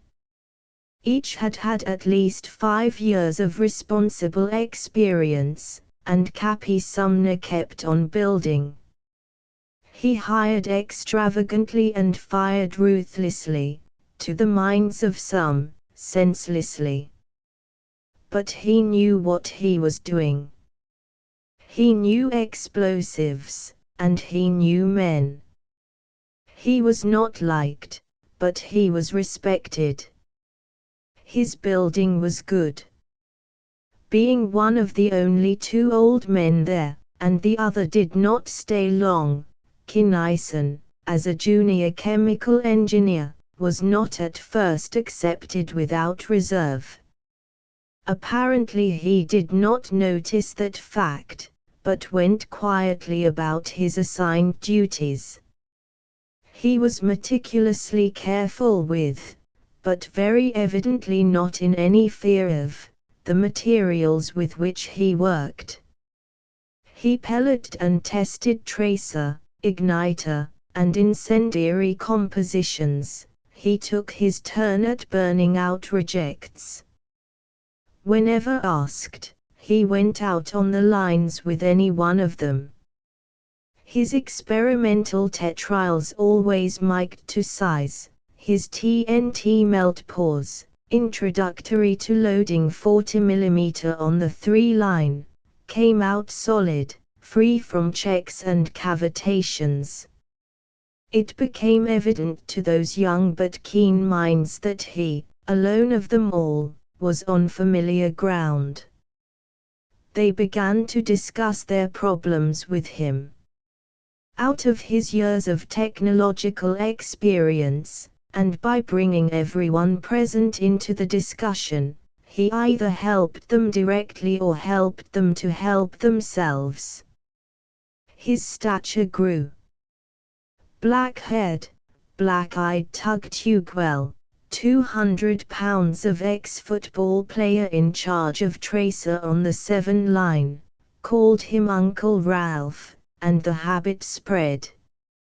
And in a couple of weeks, at about the same time that Injun Abernathy was slightly injured by being blown through a door by a minor explosion of his igniter on the 8 line, he was promoted to full chemical engineer, a promotion which went unnoticed, since it involved only changes in title and salary. 3 weeks later, however, he was made senior chemical engineer, in charge of melt pour. At this there was a celebration, led by Blondie Wanasik, a sulfuric acid expert handling tetryl on the 2. Kinison searched minutely for signs of jealousy or antagonism, but could find none. He went blithely to work on the 6 line, where they wanted to start pouring 20-pound fragmentation bombs, ably assisted by Tug and by 2 new men. One of these was Doc or Bart Barton, who, the grapevine said, had been hired by Cappy to be his assistant. His motto, like that of Rukkitikitavi, was to run and find out, and he did so with glee and abandon. He was a good egg. So was the other newcomer, Charlie Charlevoix, a prematurely grey paint and lacquer expert who had also made the Siberian grade. A few months later, Sumner called Kinison into the office. The latter went, wondering what the old hard shell was going to cry about now, for to be called into that office meant only one thing, censure. Kinison, I like your work, the chief chemist began, gruffly, and Kinison's mouth almost dropped open. Anybody who ever got a PhD under Montrose would have to know explosives, and the FBI report on you showed that you had brains, ability, and guts. But none of that explains how you can get along so well with those damned Siberians. I want to make you assistant chief and put you in charge of Siberia. Formally, I mean. Actually, you have been for months. Why, no. I didn't. Besides, how about Barton? He's too good a man to kick in the teeth that way. Admitted. This did surprise Kinison. He had never thought that the irascible and tempestuous chief would ever confess to a mistake. This was a Cappy he had never known. I discussed it with him yesterday. He's a damned good man, but it's decidedly questionable whether he has got whatever it is that made Tugwell, Wanasik and Charlevoix work straight through for 72 hours, napping now and then on benches and grabbing coffee and sandwiches when they could, until they got that frag bomb straightened out. Sumner did not mention the fact that Kinnison had worked straight through, too. That was taken for granted. Well, I don't know. Kinnison's head was spinning. I'd like to check with Barton first. O.K. I expected that. Okay. Kinnison found Barton and led him out behind the testing shed. Bart, Cappy tells me that he figures on kicking you in the face by making me assistant and that you O.K.D. it. One word and I'll tell the old buzzard just where to stick the job and exactly where to go to do it. Reaction, perfect. Yield, 100%. Barton stuck out his hand. Otherwise, I would tell him all that myself and more. As it is, Uncle Ralph, smooth out the ruffled plumage. They'd go to hell for you, wading in standing straight up. They might do the same with me in the driver's seat, and they might not. Why take a chance? You're IT. Some things about the deal I don't like, of course, but at that, it makes me about the only man working for Stoner and Black who can get a release any time a good permanent job breaks. I'll stick until then. O.K. It was unnecessary for Barton to add that as long as he was there he would really work. I'll say it's O.K. and Kinnison reported to Sumner. All right, Chief, I'll try it, if you can square it with the Siberians. That will not be too difficult. Nor was it. The Siberian's reaction brought a lump to Kinnison's throat. Ralph the First, Tsar of Siberia, they yelled. Long live the Tsar! Kowtow, serfs and vassals, to Tsar Ralph the First. Kinnison was still glowing when he got home that night, to the government housing project and to the three-room mansionette in which he and Eunice lived. He would never forget the events of that day. What a gang! What a gang! But listen, Ace, they work under their own power, you couldn't keep those kids from working. Why should I get the credit for what they do? I haven't the foggiest. Eunice wrinkled her forehead, and her nose, but the corners of her mouth quirked up. Are you quite sure that you haven't had anything to do with it? But supper is ready, let's eat. More months passed. Work went on. Absorbing work, and highly varied, the details of which are of no importance here. Paul Jones, a big, hard, top-drawer chicle technologist, set up the four-line to pour demolition blocks. Frederick Hinton came in, qualified as a Siberian, and went to work on anti-personnel mines. Kinnison was promoted again, to chief chemist. He and Sumner had never been friendly. He made no effort to find out why Cappy had quit, or had been terminated, whichever it was. This promotion made no difference. Barton, now assistant, ran the whole chemical section save for one unit, Siberia, and did a superlative job. The chief chemist's secretary worked for Barton, not for Kinnison. Kinnison was the Tsar of Siberia. The anti-personnel mines had been giving trouble. Too many men were being killed by prematures, and nobody could find out why. The problem was handed to Siberia. Hinton tackled it, missed, and called for help. The Siberians rallied round. Kinnison loaded and tested mines. So did Paul and Tug and Blondie. Kinnison was testing, out in the firing area, when he was called to administration to attend a staff meeting. Hinton relieved him.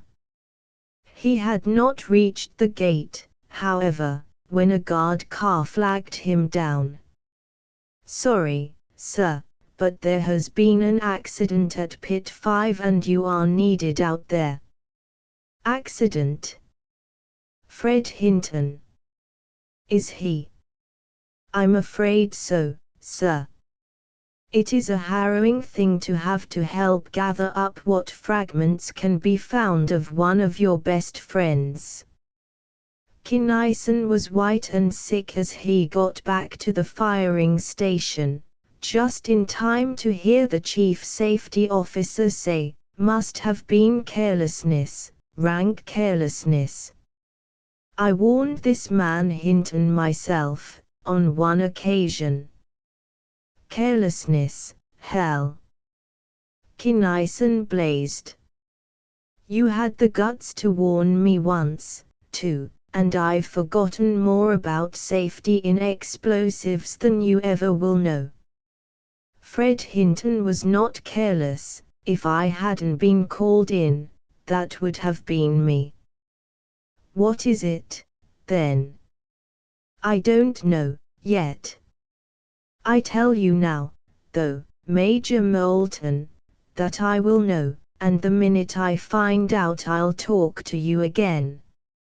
He went back to Siberia, where he found Tug and Paul, faces still tear-streaked, staring at something that looked like a small piece of wire. "This is it," Uncle Ralph Tug said, brokenly. "Don't see how it could be, but it is." "What is what?" Kinnison demanded. "Firing pin. Brittle. When you pull the safety, the force of the spring must break it off at this constricted section here." "But damn it, Tug, it doesn't make sense." "It's tension, but wait, there'd be some horizontal component, at that. But they'd have to be brittle as glass." "I know it. It doesn't seem to make much sense. But we were there, you know, and I assembled every one of those goddamned mines myself. Nothing else could possibly have made that mine go off just when it did." "Okay, Tug. We'll test 'em. Call Bart in. He can have the Scale Lab boys rig us up a gadget by the time we can get some more of those pins in off the line." They tested 100, under the normal tension of the spring, and 3 of them broke. They tested another 100. 5 broke. They stared at each other. "That's it," Kinnison declared. "But this will stink to high heaven. Have inspection break out a new lot and we'll test 1,000.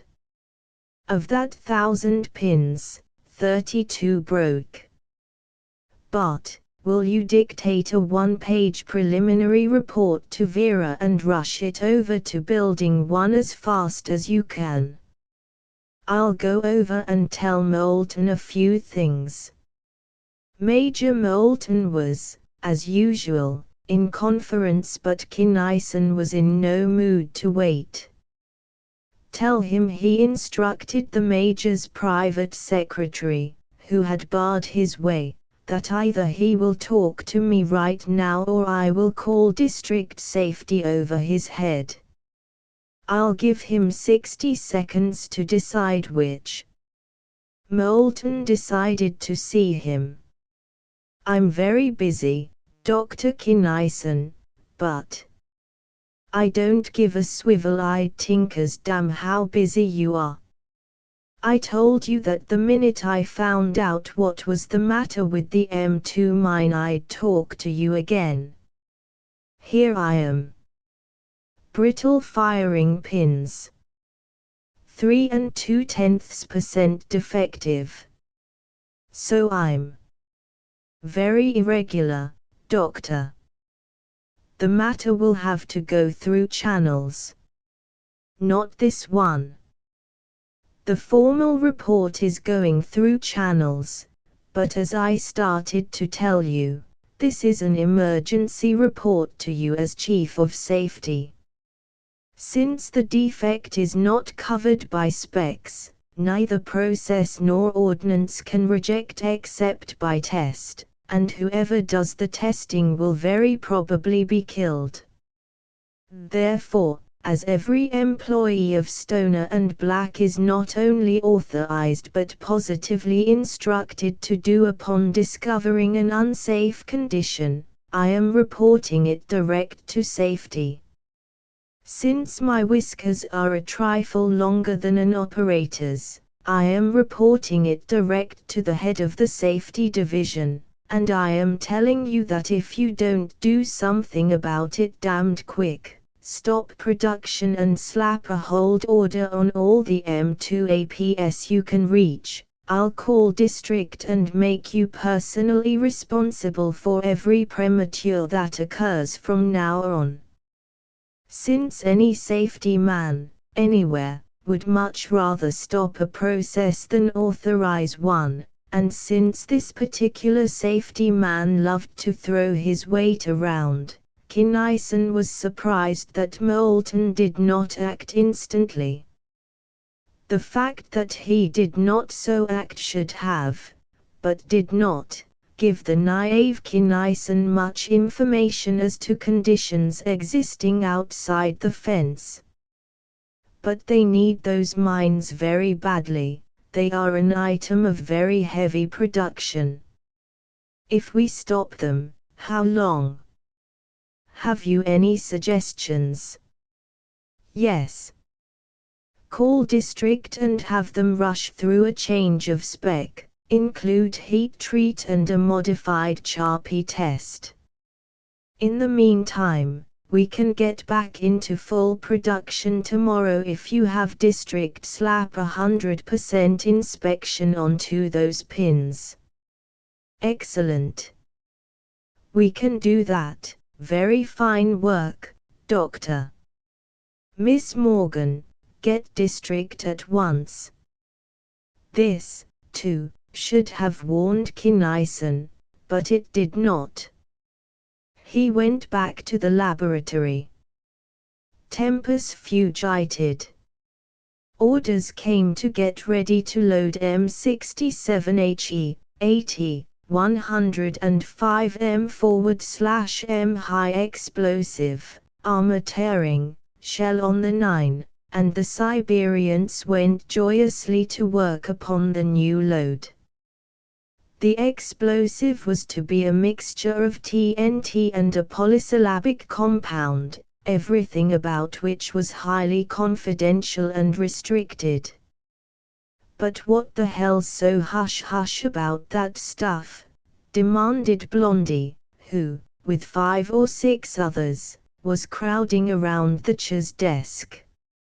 Unlike the days of Cappy Sumner, the private office of the chief chemist was now as much Siberia as Siberia itself. The Germans developed it originally, didn't they? Yes, and the Italians used it against the Ethiopians, which was why their bombs were so effective. But it says hush hush, so that's the way it will be. And if you talk in your sleep, Blondie, tell Betty not to listen. The Siberians worked. The M67 was put into production. It was such a success that orders for it came in faster than they could be filled. Production was speeded up. Small cavitations began to appear. Nothing serious, since they passed inspection. Nevertheless, Knysen protested, in a formal report, receipt of which was formally acknowledged. General somebody or other, Entwistle's commanding officer, whom none of the Siberians had ever met, was transferred to more active duty, and a colonel, Snodgrass or some such name, took his place. Ordnance got a new chief inspector. An M67, Entwistle loaded, prematured in a gun barrel, killing 27 men. Knysen protested again, verbally this time, at a staff meeting. He was assured, verbally, that a formal and thorough investigation was being made. Later he was informed, verbally and without witnesses, that the investigation had been completed and that the loading was not at fault. A new commanding officer, Lieutenant Colonel Franklin, appeared. The Siberians, too busy to do more than glance at newspapers, paid very little attention to a glider crash in which several notables were killed. They heard that an investigation was being made, but even the CHA did not know until later that Washington had for once acted fast in correcting a bad situation, that inspection, which had been under production, was summarily divorced therefrom. And gossip spread abroad that Stillman, then head of the inspection division, was not a big enough man for the job. Thus it was an entirely unsuspecting Knysen who was called into the innermost private office of Thomas Keller, the superintendent of production. Knysen, how in hell do you handle those Siberians? I never saw anything like them before in my life. No, and you never will again. Nothing on earth except a war could get them together or hold them together. I don't handle them, they can't be handled. I give them a job to do and let them do it. I back them up. That's all. Umph. Keller grunted. That's a hell of a formula. If I want anything done right, I've got to do it myself. But whatever your system is, it works. But what I wanted to talk to you about is, how'd you like to be head of the inspection division, which would be enlarged to include your present chemical section? Ha! Knysen demanded, dumbfounded. At a salary well up on the confidential scale. Keller wrote a figure upon a piece of paper, showed it to his visitor, then burned it in an ashtray. Knysen whistled. I'd like it, for more reasons than that. But I didn't know that you, or have you already checked with the General and Mr. Black? Naturally came the smooth reply. In fact, I suggested it to them and have their approval. Perhaps you are curious to know why. I certainly am. For two reasons. First, because you have developed a crew of technical experts that is the envy of every technical man in the country. Second, you and your Siberians have done every job I ever asked you to, and done it fast. As a division head, you will no longer be under me, but I am right, I think, in assuming that you will work with me just as efficiently as you do now. I can't think of any reason why I wouldn't." This reply was made in all honesty, but later, when he came to understand what Keller had meant, how bitterly Kinnison was to regret its making. He moved into Stillman's office, and found there what he thought was ample reason for his predecessor's failure to make good. To his way of thinking, it was tremendously overstaffed, particularly with assistant chief inspectors. Delegation of authority, so widely preached throughout Entwistle Ordnance Plant, had not been given even lip service here. Stillman had not made a habit of visiting the lines, nor did the chief line inspectors, the boys who really knew what was going on, ever visit him. They reported to the assistants, who reported to Stillman, who handed down his Jovian pronouncements. Kinnison set out, deliberately this time, to mold his key chief line inspectors into just such a group as the Siberians already were. He released the assistants to more productive work, retaining of Stillman's office staff only a few clerks and his private secretary, one Celeste de Saint Aubin, a dynamic, vivacious, at times explosive, brunette. He gave the boys on the lines full authority. The few who could not handle the load he replaced with men who could. At first the chief line inspectors simply could not believe, but after the affair of the 40mm, in which Kinnison rammed the decision of his subordinate past Keller, past the general, past Stoner and Black, and clear up to the commanding officer before he made it stick, they were his to a man. Others of his section heads, however, remained aloof. Petler, whose technical section was now part of inspection, and Wilson, of gauges, were two of those who talked largely and glowingly, but acted obstructively if they acted at all.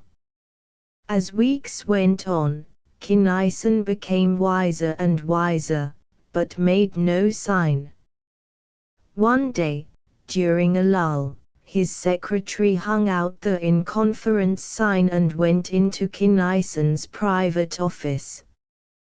"There isn't a reference to any such investigation anywhere in Central Files." She paused, as if to add something, then turned to leave. "As you were, Celeste. Sit down."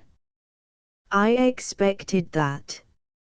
"Suppressed, if made at all." "You're a smart girl, Celeste, and you know the ropes. You know that you can talk to me, don't you?" "Yes, but this is, well, the word is going around that they are going to break you, just as they have broken every other good man on the reservation." "I expected that, too." The words were quiet enough, but the man's jaw tightened. "Also, I know how they are going to do it." "How?" "This speed up on the 9. They know that I won't stand still for the kind of casts that Keller's new procedure, which goes into effect tonight, is going to produce, and this new CO probably will." Silence fell, broken by the secretary. "General Sanford, our first CO, was a soldier, and a good one," she declared finally. "So was Colonel Snodgrass. Lieutenant Colonel Franklin wasn't, but he was too much of a man to do the dirty work dryly. Exactly. Go on. And Stoner, the New York half, 95%, really, of Stoner and Black, Inc., is a big-time operator. So we get this damned nincompoop of a major, who doesn't know a FUSE from a FUZE, direct from a Wall Street desk. So what? One must have heard Ralph Kinison say those two words to realize how much meaning they can be made to carry. So what? The girl blazed, wringing her hands.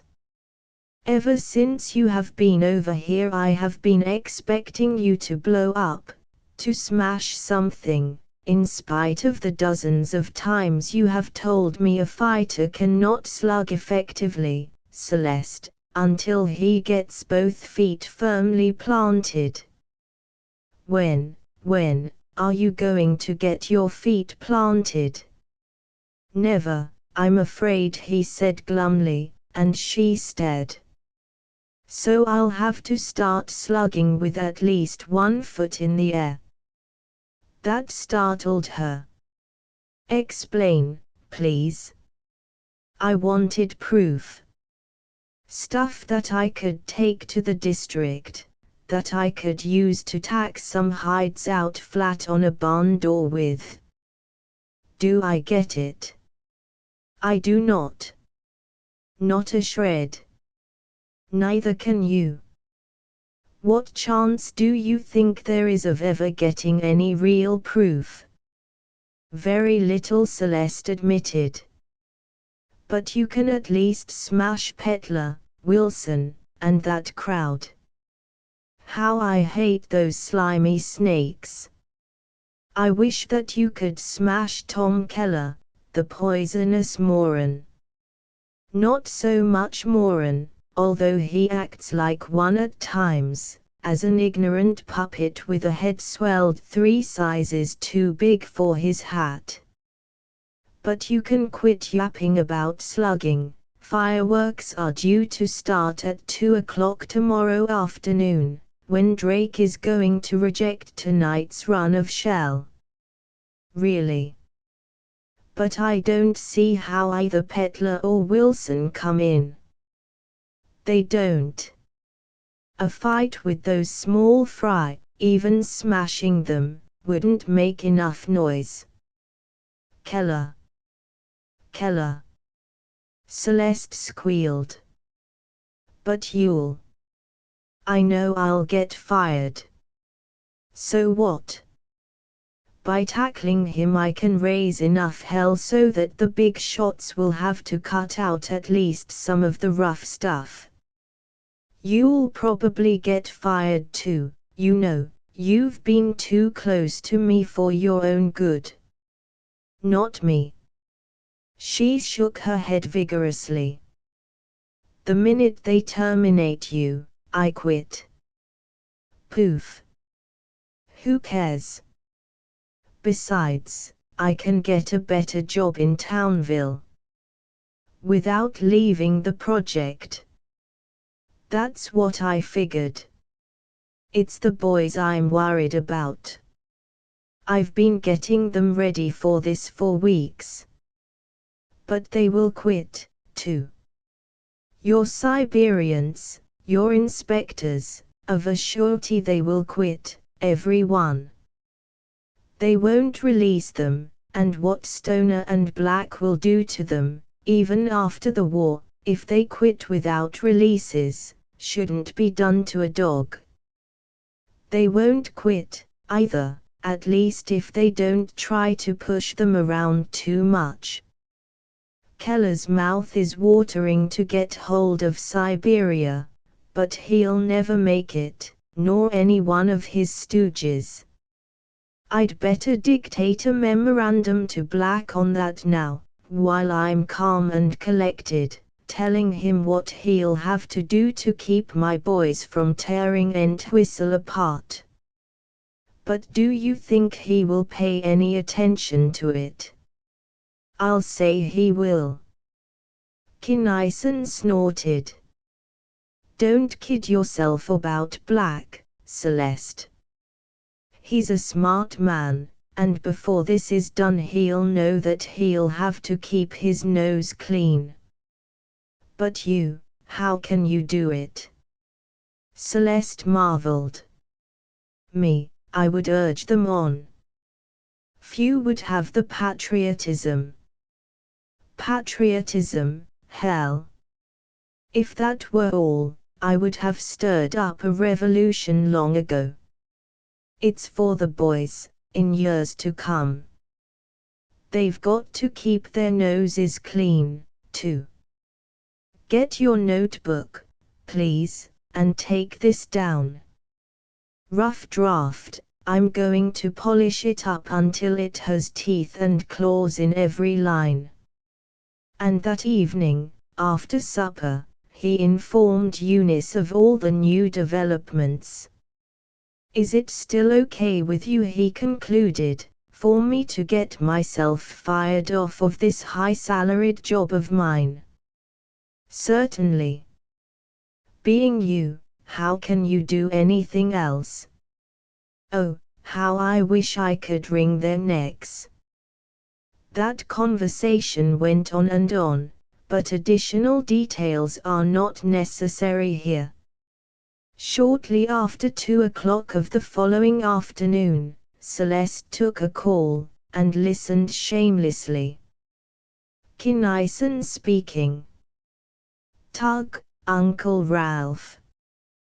The casts sectioned just like we thought they would. Dead ringers for plate D. So Drake hung a red ticket on every tray. Piddy was right there, waiting, and started to raise hell. So I chipped in, and he beat it so fast that I looked to see his coat-tail catch fire. Drake didn't quite like to call you, so I did. If Piddy keeps on going at the rate he left here, he'll be in Keller's office in nothing flat. Okay, Tug. Tell Drake that the shell he rejected are going to stay rejected, and to come in right now with his report. Would you like to come along? Would I? Tugwell hung up and, but do you want him here, Doc? Celeste asked, anxiously, without considering whether or not her boss would approve of her eavesdropping. I certainly do. If I can keep Tug from blowing his top, the rest of the boys will stay in line. A few minutes later Tugwell strode in, bringing with him Drake, the chief line inspector of the 9 line. Shortly thereafter the office door was wrenched open. Keller had come to Kinnison, accompanied by the superintendent whom the Siberians referred to, somewhat contemptuously, as Piddy. Damn your soul, Kinnison, come out here, I want to talk to you. Keller roared, and doors snapped open up and down the long corridor. Shut up, you goddamned louse. This from Tugwell, who, black eyes almost emitting sparks, was striding purposefully forward. I'll sock you so damned hard that. Pipe down, Tug, I'll handle this. Kinnison's voice was not loud, but it had then a peculiarly carrying and immensely authoritative quality. Verbally or physically, however he wants to have it. He turned to Keller, who had jumped backward into the hall to avoid the young Siberian. As for you, Keller, if you had the brains that God gave bastard geese in Ireland, you would have had this conference in private. Since you started it in public, however, I'll finish it in public. How you came to pick me for a yes man I'll never know, just one more measure of your stupidity, I suppose.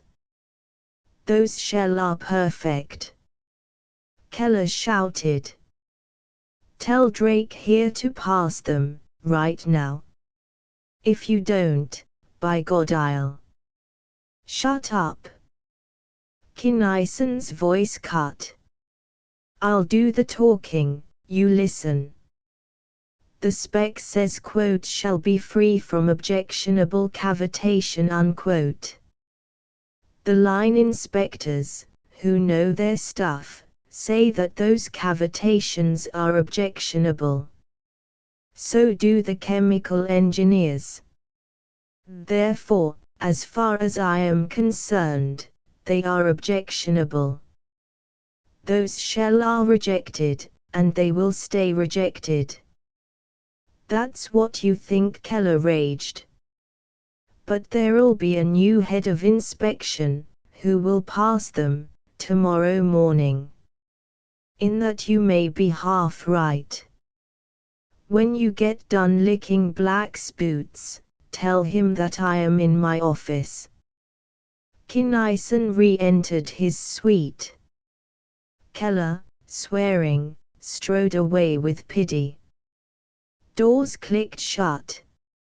I am going to quit, Uncle Ralph, law or no law. Tugwell stormed. They'll run that bunch of crap through, and then. Will you promise not to quit until they do? Kinnison asked, quietly. Ha! What? Tugwell's eyes, and Celeste's, were pools of astonishment. Celeste, being on the inside, understood first. Oh, to keep his nose clean, I see, she exclaimed. Exactly. Those shell will not be accepted, nor any like them. On the surface, we got licked. I will get fired. You will find, however, that we won this particular battle. And if you boys stay here and hang together and keep on slugging, you can win a lot more. Maybe, if we raise enough hell, we can make them fire us, too. Drake suggested. I doubt it. But unless I'm wrong, you can just about write your own ticket from now on, if you play it straight. Kinnison grinned to himself, at something which the young people could not see. You told me what Stoner and Black would do to us, Tugwell said, intensely. What I'm afraid of is that they'll do it to you. They can't. Not a chance in the world, Kinnison assured him. You fellows are young, not established. But I'm well enough known in my own field so that if they tried to blackball me they'd just get themselves laughed at, and they know it. So beat it back to the 9, you kids, and hang red tickets on everything that doesn't cross-section up to standard. Tell the gang goodbye for me, I'll keep you posted. In less than an hour Kinnison was called into the office of the president. He was completely at ease, Black was not. It has been decided to, ask for your resignation, the president announced at last. Save your breath, Kinnison advised. I came down here to do a job, and the only way you can keep me from doing that job is to fire me. That was not, entirely unexpected. A difficulty arose, however, in deciding what reason to put on your termination papers. I can well believe that. You can put down anything you like, Kinnison shrugged. With one exception. Any implication of incompetence, and you'll have to prove it in court. Incompatibility, say. Okay.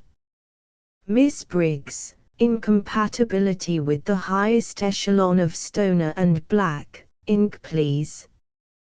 You may as well wait, Dr. Kinnison, it will take only a moment. Fine. I've got a couple of things to say. First, I know as well as you do that you're between Scylla and Charybdis, damned if you do and damned if you don't. Certainly not. Ridiculous. Black blustered, but his eyes wavered. Where did you get such a preposterous idea? What do you mean? If you ram those substandard HEAT shell through, you are going to have some more prematures. Not many, the stuff is actually almost good enough, 1 in 10,000, say, perhaps 1 in 50,000. But you know damned well that you can't afford any. What my Siberians and inspectors know about you and Keller and Piddy and the 9-line would be enough. But to cap the climax, that brainless jackal of yours let the cat completely out of the bag this afternoon, and everybody in Building 1 was listening. One more premature would blow Entwistle wide open, would start something that not all the politicians in Washington could stop. On the other hand, if you scrap those lots and go back to pouring good loads, your Mr. Stoner, of New York and Washington, will be very unhappy and will scream bloody murder. I'm sure, however, that you won't offer any plate D loads to ordnance, in view of the temper of my boys and girls, and the number of people who heard your dumb stooge give you away, you won't dare to. In fact, I told some of my people that you wouldn't, that you are a smart enough operator to keep your nose clean. You told them. Black shouted, in anger and dismay. Yes. Why not? The words were innocent enough, but Kinnison's expression was full of meaning. I don't want to seem trite, but you are just beginning to find out that honesty and loyalty are a hell of a hard team to beat. Get out. Take these termination papers and get out. And Dr. Ralph K. Kinnison, head high, strode out of President Black's office and out of Entwistle Ordnance Plant. Chapter 619. Theodore K. Kinnison, a crisp, clear voice snapped from the speaker of an apparently cold, ordinary enough-looking radio-television set. A burly young man caught his breath sharply as he leaped to the instrument and pressed an inconspicuous button. Theodore K. Kinnison acknowledging. The plate remained dark, but he knew that he was being scanned. Operation Bullfinch, the speaker blatted. Kinnison gulped. Operation Bullfinch, off, he managed to say. Off. He pushed the button again and turned to face the tall, trim honey blonde who stood tensely poised in the archway. Her eyes were wide and protesting, both hands clutched at her throat. Aha, sweets, they're coming, over the pole, he gritted. 2 hours, more or less. Oh, Ted. She threw herself into his arms. They kissed, then broke away. The man picked up 2 large suitcases, already packed. Everything else, including food and water, had been in the car for weeks, and made strides. The girl rushed after him, not bothering even to close the door of the apartment, scooping up en passant a leggy boy of 4 and a chubby, curly-haired girl of 2 or thereabouts. They ran across the lawn toward a big, low-slung sedan. "Sure you got your caffeine tablets?" he demanded as they ran. "Aha! You'll need 'em. Drive like the devil, stay ahead. You can. This heap has got the legs of a centipede and you've got plenty of gas and oil. 1,100 miles from anywhere and a population of 1/10 per square mile. You'll be safe there if anybody is."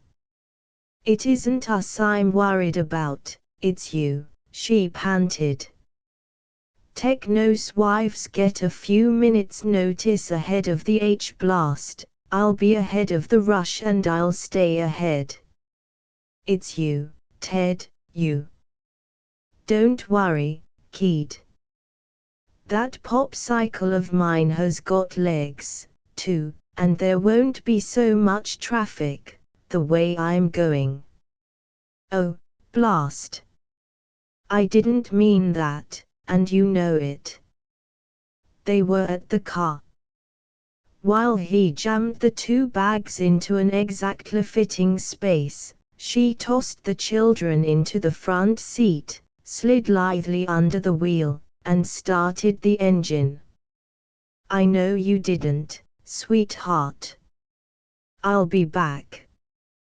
He kissed her and the little girl, the while shaking hands with his son.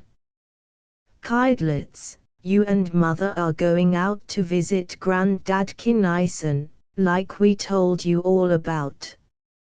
Lots of fun. I'll be along later. Now, Lady Leadfoot, scram, and shovel on the coal." The heavy vehicle backed and swung, gravel flew as the accelerator pedal hit the floor. Kinison galloped across the alley and opened the door of a small garage, revealing a long, squat motorcycle. 2 deft passes of his hands and 2 of his 3 spotlights were no longer white, one flashed a brilliant purple, the other a searing blue.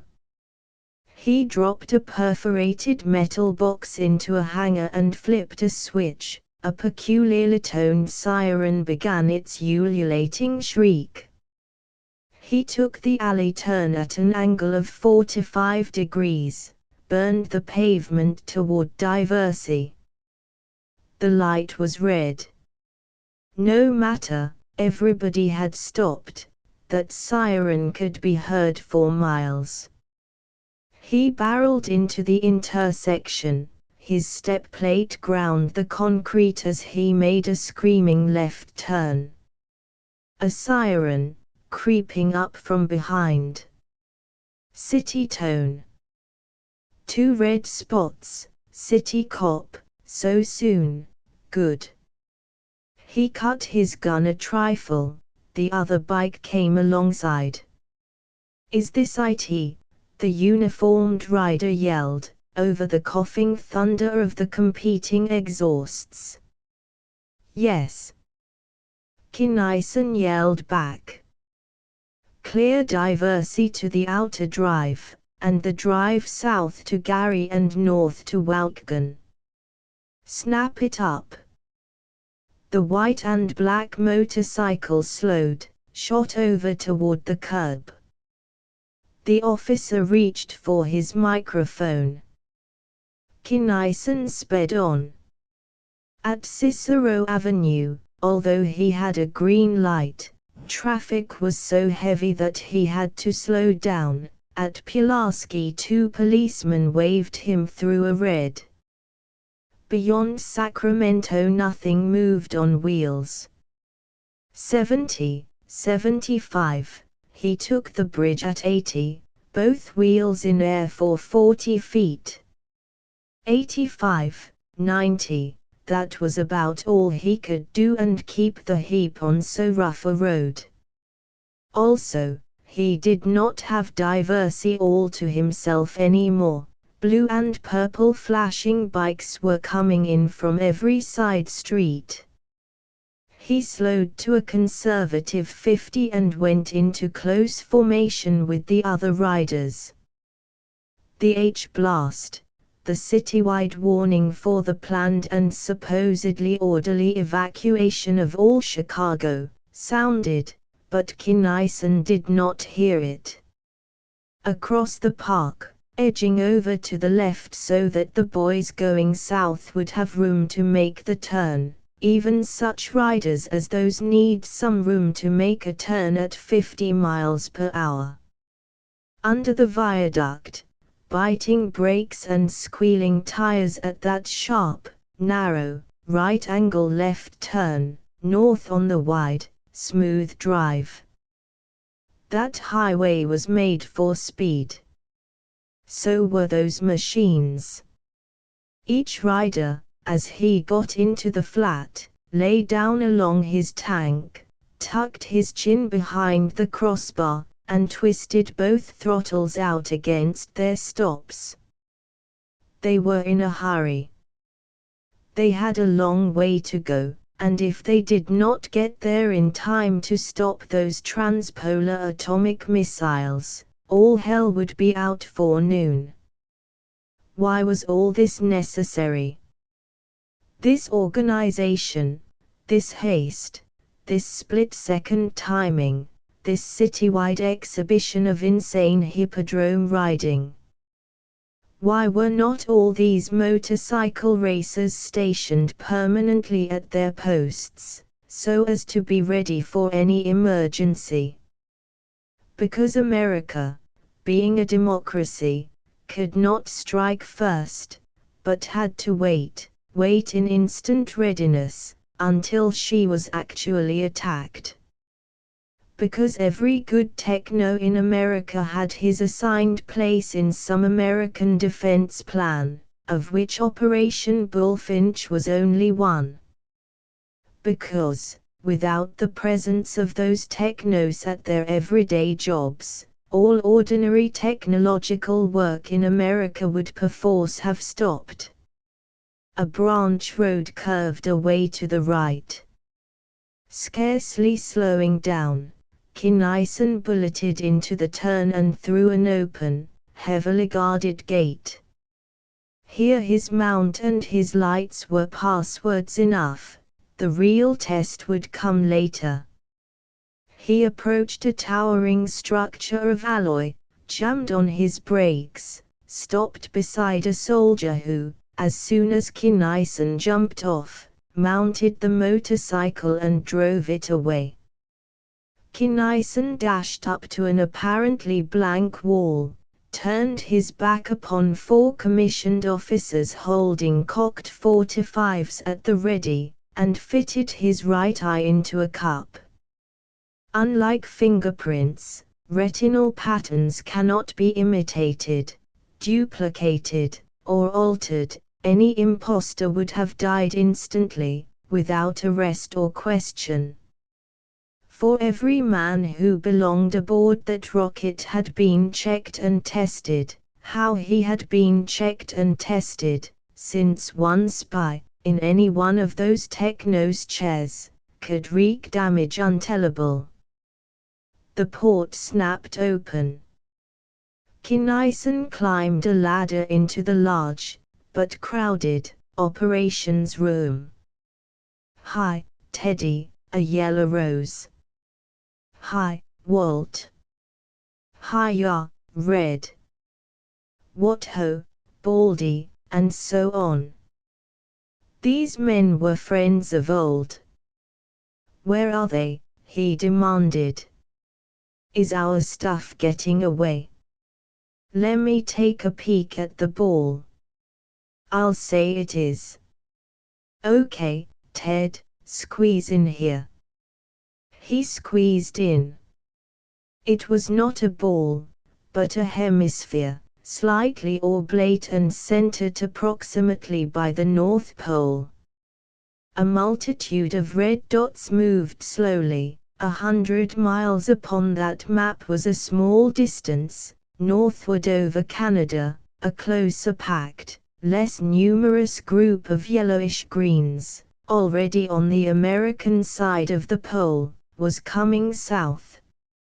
As had been expected, the Americans had more missiles than did the enemy. The other belief, that America had more adequate defenses and better trained, more highly skilled defenders, would soon be put to test. A string of blue lights blazed across the continent, from Nome through Skagway and Wollaston and Churchill and Kanapiscau to Belle-Isle, America's first line of defense. Regulars all.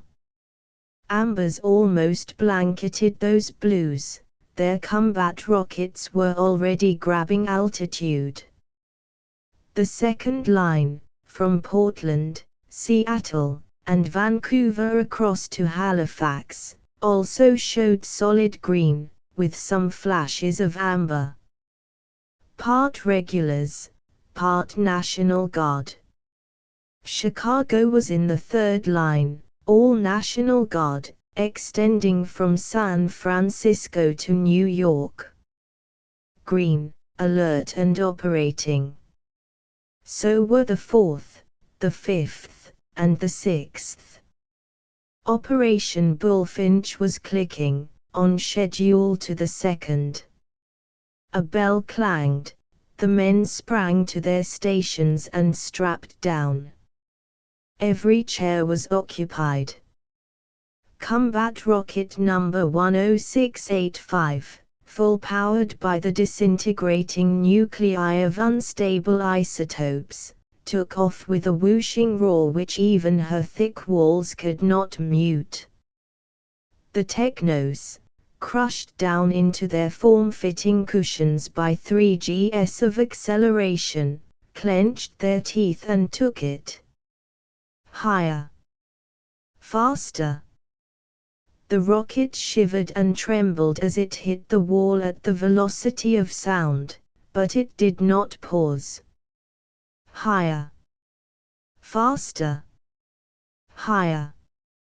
50 miles high. 100, 500, 1,000, 1,500, 2,000. Half a radius, the designated altitude at which the Chicago contingent would go into action. Acceleration was cut to 0. The Technos, breathing deeply in relief, donned peculiarly goggled helmets and set up their panels. Kinison stared into his plate with everything he could put into his optic nerve. This was not like the ball, in which the lights were electronically placed, automatically controlled, clear, sharp, and steady.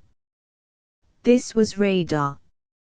A radar considerably different from that of 1948, of course, and greatly improved, but still pitifully inadequate in dealing with objects separated by hundreds of miles and traveling at velocities of thousands of miles per hour. Nor was this like the practice cruises, in which the targets had been harmless barrels or equally harmless dirigible rockets. This was the real thing. The targets today would be lethal objects indeed. Practice gunnery, with only a place in the proficiency list at stake, had been exciting enough. This was too exciting, much too exciting, for the keenness of brain and the quickness and steadiness of eye and of hand so soon to be required. A target. Or was it? Yes, 3 or 4 of them. Target 1. Zone 10. A quiet voice spoke into Kinison's ear and one of the white specks upon his plate turned yellowish-green. The same words, the same lights, were heard and seen by the 11 other Technos of Sector A, of which Kinison, by virtue of standing at the top of his combat rockets proficiency list, was sector chief. He knew that the voice was that of Sector A's fire control officer, whose duty it was to determine, from courses, velocities, and all other data to be had from ground and lofty observers, the order in which his sector's targets should be eliminated. And Sector A, an imaginary but sharply defined cone, was in normal maneuvering the hottest part of the sky. Fire Control's Zone 10 had informed him that the object was at extreme range and hence there would be plenty of time. Nevertheless, Lawrence, 2. Doyle, 1. Drummond, stand by with 3, he snapped, at the first word. In the instant of hearing his name, each techno stabbed down a series of studs and there flowed into his ears a rapid stream of figures, the up-to-the-second data from every point of observation as to every element of motion of his target. He punched the figures into his calculator, which would correct automatically for the motion of his own vessel, glanced once at the printed solution of the problem, tramped down upon a pedal once, twice, or 3 times, depending upon the number of projectiles he had been directed to handle. Kinnison had ordered Lawrence, a better shot than Doyle, to launch 2 torpedoes, neither of which, at such long range, was expected to strike its mark.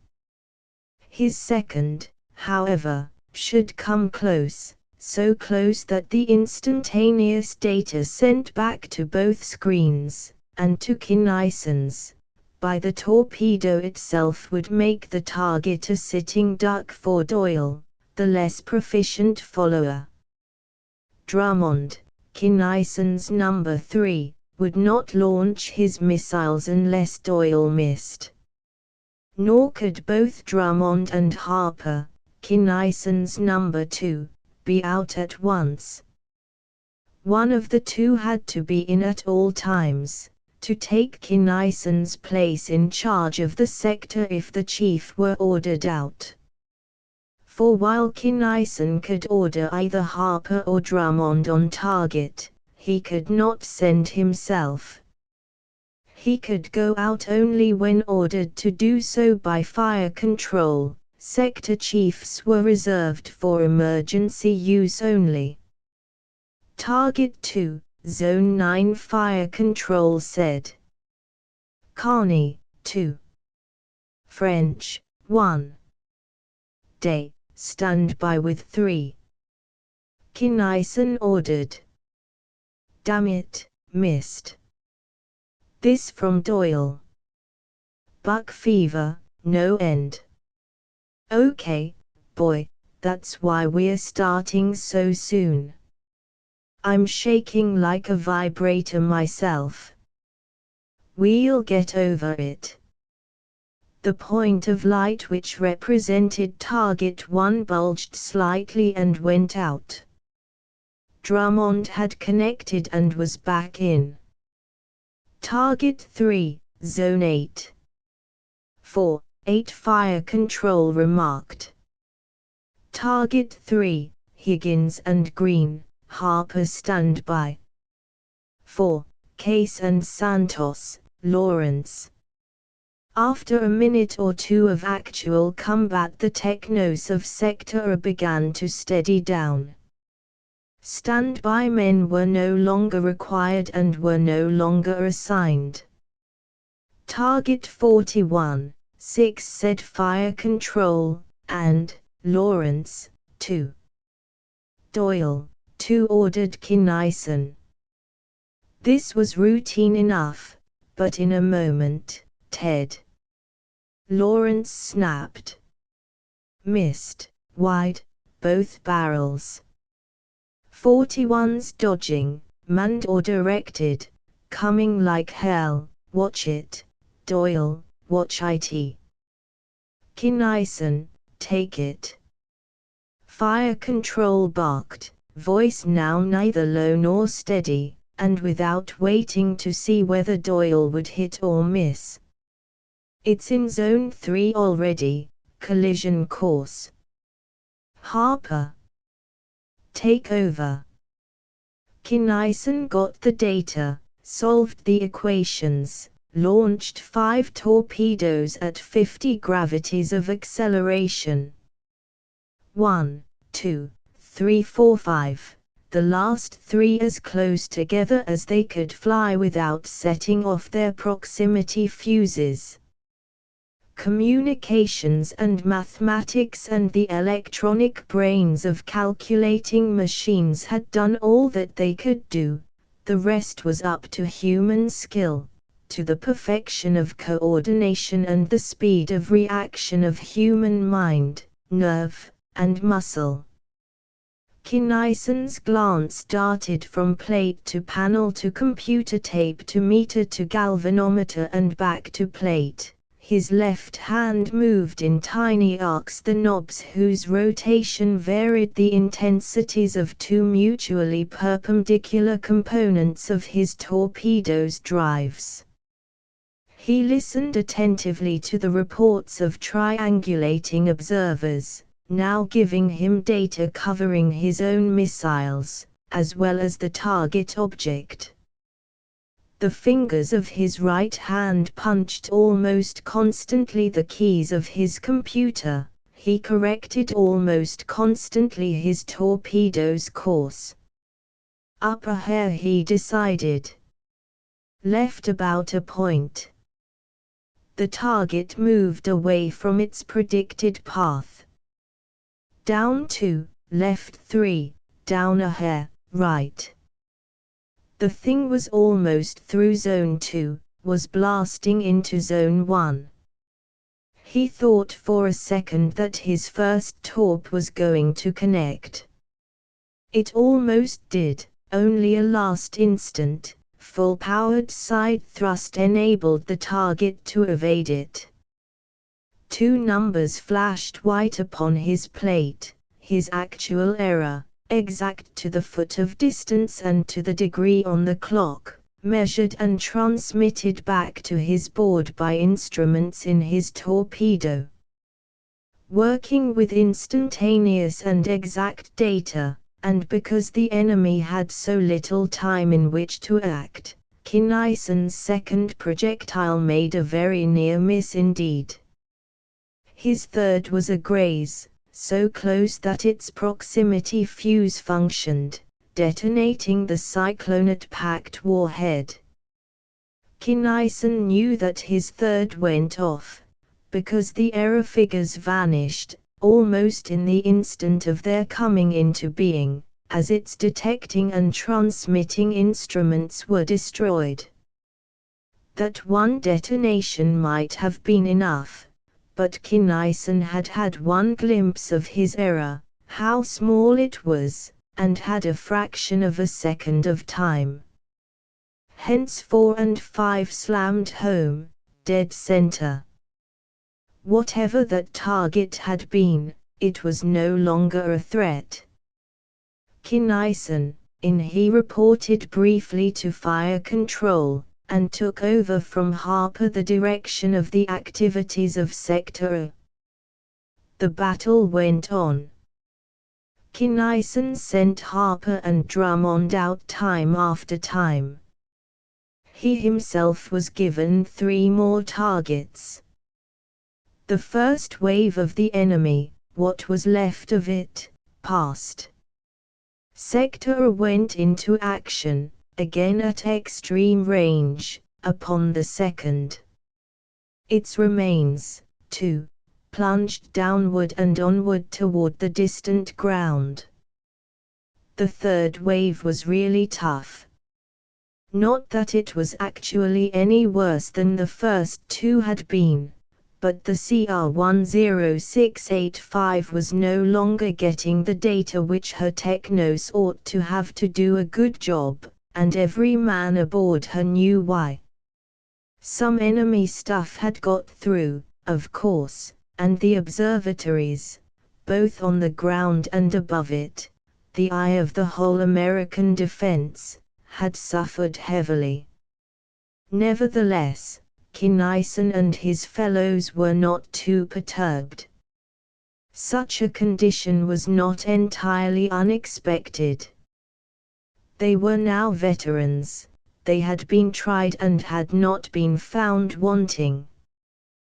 They had come unscathed through a bath of fire the like of which the world had never before known. Give them any kind of computation at all, or no computation at all except old CR-10685's own radar and their own TOR, of which they still had plenty, and they could and would take care of anything that could be thrown at them. The third wave passed. Targets became fewer and fewer. Action slowed down, stopped. The technos, even the sector chiefs, knew nothing whatever of the progress of the battle as a whole. They did not know where their rocket was, or whether it was going north, east, south, or west. They knew when it was going up or down only by the seats of their pants. They did not even know the nature of the targets they destroyed, since upon their plates all targets looked alike, small, bright, greenish-yellow spots. Hence, give us the dope, Pete, if we've got a minute to spare, Kinnison begged of his fire control officer. You know more than we do, give. It's coming in now, came the prompt reply. 6 of those targets that did such fancy dodging were atomics, aimed at the lines. 5 were dirigibles, with our number on 'em. You fellows did a swell job. Very little of their stuff got through, not enough, they say, to do much damage to a country as big as the USA. On the other hand, they stopped scarcely any of ours.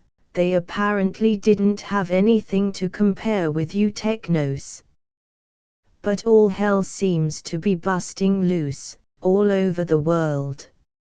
Our east and west coasts are both being attacked, they say, but are holding. Operation Daisy and Operation Fairfield are clicking, just like we did. Europe, they say, is going to hell. Everybody is taking pot shots at everybody else. One report says that the South American nations are bombing each other. Asia, too, nothing definite. As straight dope comes in, I'll relay it to you. We came through in very good shape, considering losses less than anticipated, only 7%. The first line, as you know already, took a god-awful shellacking. In fact, the Churchill-Belcher section was practically wiped out, which was what lost us about all of our observation. We are now just about over the southern end of Hudson Bay, heading down and south to join in making a vertical fleet formation. No more waves coming, but they say to expect attacks from low-flying combat rockets. There goes the alert. On your toes, fellows, but there isn't a thing on Sector A's screen. There wasn't. Since the CR-10685 was diving downward and southward, there wouldn't be. Nevertheless, some observer aboard that rocket saw that atomic missile coming.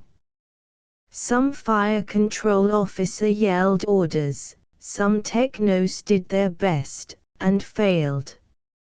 And such is the violence of nuclear fission, so utterly incomprehensible is its speed, that Theodore K. Kinnison died without realizing that anything whatever was happening to his ship or to him.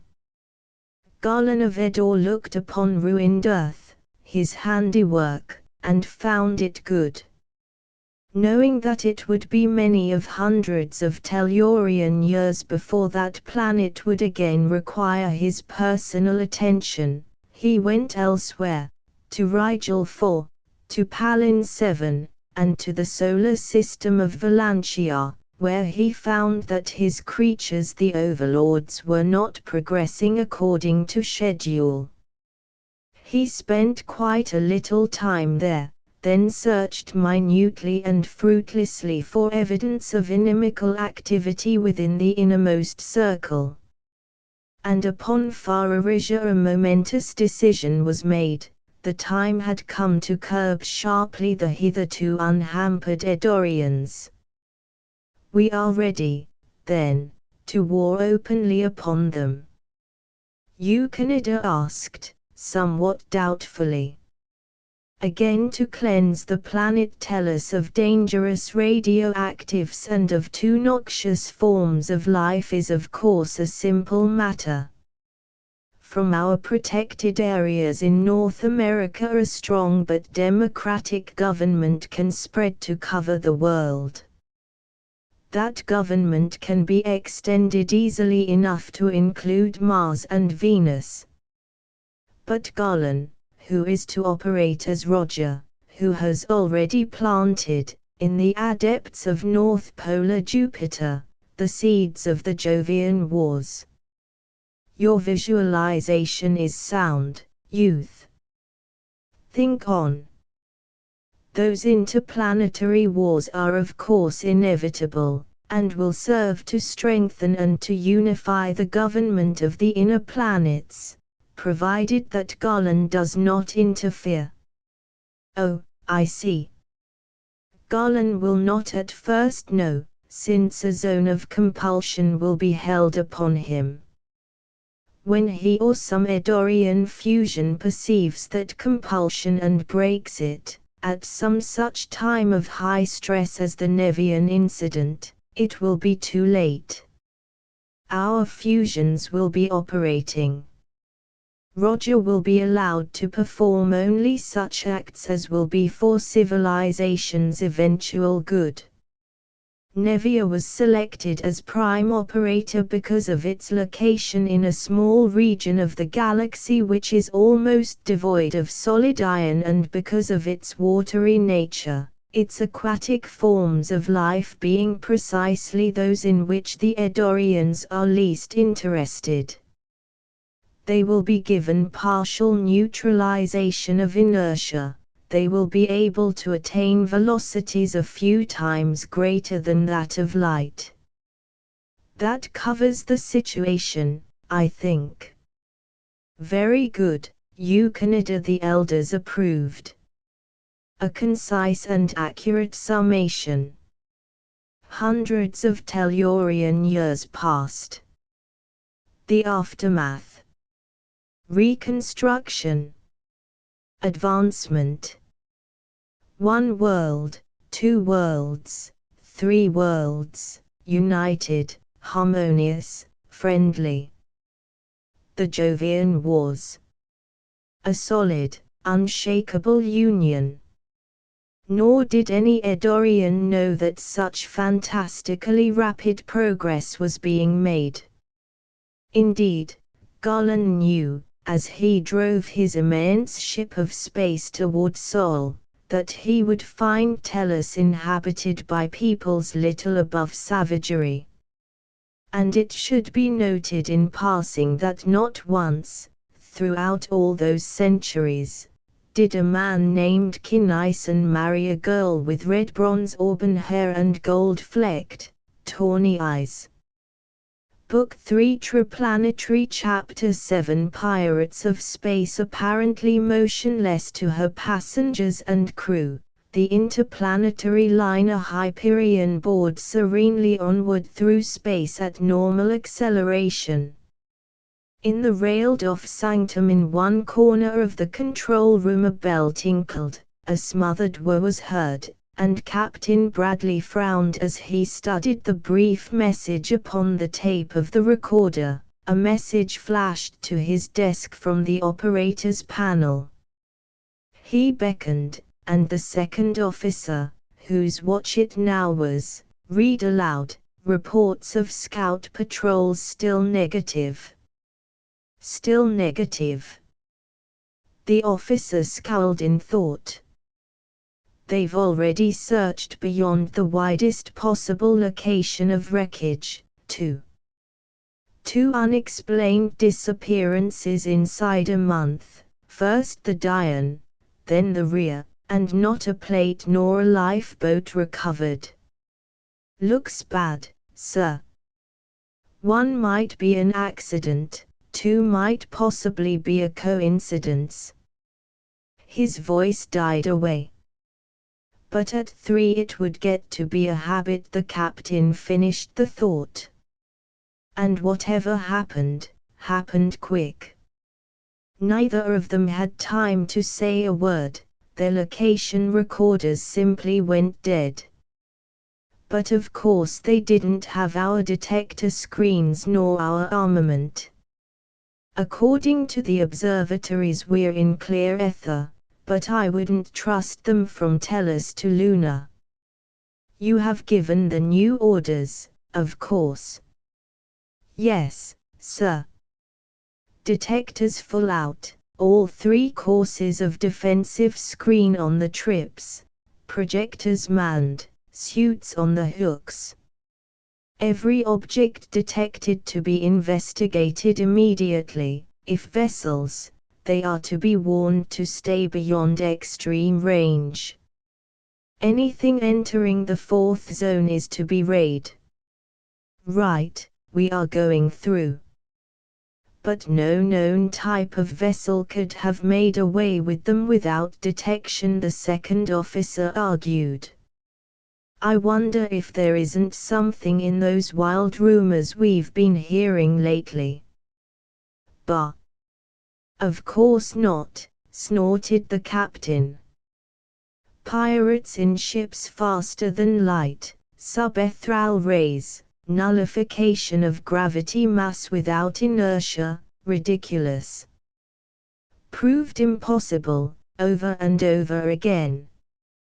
No, sir. If pirates are operating in space, and it looks very much like it, they won't get far against a good big battery full of kilowatt-hours behind 3 courses of heavy screen, and good gunners behind multiplex projectors. They're good enough for anybody. Pirates, Neptunians, angels, or devils, in ships or on broomsticks, if they tackle the Hyperion we'll burn them out of the ether. Leaving the captain's desk, the watch officer resumed his tour of duty. The 6 great lookout plates into which the alert observers peered were blank, their far-flung ultra-sensitive detector screens encountering no obstacle. The ether was empty for thousands upon thousands of kilometers. The signal lamps upon the pilot's panel were dark, its warning bells were silent. A brilliant point of white light in the center of the pilot's closely ruled micrometer grating, exactly upon the crosshairs of his directors, showed that the immense vessel was precisely upon the calculated course, as laid down by the automatic integrating course plotters. Everything was quiet and in order. All's well, sir, he reported briefly to Captain Bradley, but all was not well. Danger, more serious by far in that it was not external, was even then, all unsuspected, gnawing at the great ship's vitals. In a locked and shielded compartment, deep down in the interior of the liner, was the great air purifier. Now a man leaned against the primary duct, the aorta through which flowed the stream of pure air supplying the entire vessel. This man, grotesque in full panoply of space armor, leaned against the duct, and as he leaned a drill bit deeper and deeper into the steel wall of the pipe. Soon it broke through, and the slight rush of air was stopped by the insertion of a tightly fitting rubber tube. The tube terminated in a heavy rubber balloon, which surrounded a frail glass bulb. The man stood tense, one hand holding before his silica and steel helmeted head a large pocket chronometer, the other lightly grasping the balloon. A sneering grin was upon his face as he waited the exact second of action, the carefully predetermined instant when his right hand, closing, would shatter the fragile flask and force its contents into the primary airstream of the Hyperion. Far above, in the main saloon, the regular evening dance was in full swing. The ship's orchestra crashed into silence. There was a patter of applause, and Cleo Marston, radiant belle of the voyage, led her partner out onto the promenade and up to one of the observation plates. "Oh, we can't see the Earth anymore," she exclaimed. "Which way do you turn this, Mr. Costigan?" Like this, and Conway Costigan, burly young first officer of the liner, turned the dials. "There, this plate is looking back, or down, at Tellus, this other one is looking ahead." Earth was a brilliantly shining crescent far beneath the flying vessel. Above her, ruddy Mars and silvery Jupiter blazed in splendor ineffable against a background of utterly indescribable blackness, a background thickly besprinkled with dimensionless points of dazzling brilliance which were the stars. "Oh, isn't it wonderful?" breathed the girl, awed. "Of course, I suppose that it's old stuff to you, but I'm a ground gripper, you know, and I could look at it forever, I think. That's why I want to come out here after every dance. You know, Her voice broke off suddenly, with a queer, rasping catch, as she seized his arm in a frantic clutch and as quickly went limp. He stared at her sharply, and understood instantly the message written in her eyes now enlarged, staring, hard, brilliant, and full of soul-searing terror as she slumped down, helpless but for his support. In the act of exhaling as he was, lungs almost entirely empty, yet he held his breath until he had seized the microphone from his belt and had snapped the lever to emergency. "Control room," he gasped then, and every speaker throughout the great cruiser of the void blared out the warning as he forced his already evacuated lungs to absolute emptiness. "V2 gas. Get tight." Writhing and twisting in his fierce struggle to keep his lungs from gulping in a draught of that noxious atmosphere, and with the unconscious form of the girl draped limply over his left arm, Costigan leaped toward the portal of the nearest lifeboat. Orchestra instruments crashed to the floor and dancing couples fell and sprawled inertly while the tortured first officer swung the door of the lifeboat open and dashed across the tiny room to the air valves. Throwing them wide open, he put his mouth to the orifice and let his laboring lungs gasp their eager fill of the cold blast roaring from the tanks. Then, air hunger partially assuaged, he again held his breath, broke open the emergency locker, donned one of the space suits always kept there, and opened its valves wide in order to flush out of his uniform any lingering trace of the lethal gas. He then leaped back to his companion. Shutting off the air, he released a stream of pure oxygen, held her face in it, and made shift to force some of it into her lungs by compressing and releasing her chest against his own body. Soon she drew a spasmodic breath, choking and coughing, and he again changed the gaseous stream to one of pure air, speaking urgently as she showed signs of returning consciousness. "Stand up," he snapped. "Hang on to this brace and keep your face in this airstream until I get a suit around you." "Got me?" She nodded weakly, and, assured that she could hold herself at the valve, it was the work of only a minute to encase her in one of the protective coverings. Then, as she sat upon a bench, recovering her strength, he flipped on the lifeboat's visiphone projector and shot its invisible beam up into the control room, where he saw space-armored figures furiously busy at the panels. "Dirty work at the crossroads," he blazed to his captain, man to man, formality disregarded, as it so often was in the Triplanetary service. "There's skullduggery afoot somewhere in our primary air. Maybe that's the way they got those other two ships, pirates. Might have been a timed bomb. Don't see how anybody could have stowed away down there through the inspections, and nobody but Franklin can neutralize the shield of the air room, but I'm going to look around, anyway. Then I'll join you fellows up there." "What was it?" the shaken girl asked. "I think that I remember you're saying V2 gas." "That's forbidden. Anyway, I owe you my life, Conway, and I'll never forget it, never." "Thanks, but the others, how about all the rest of us?"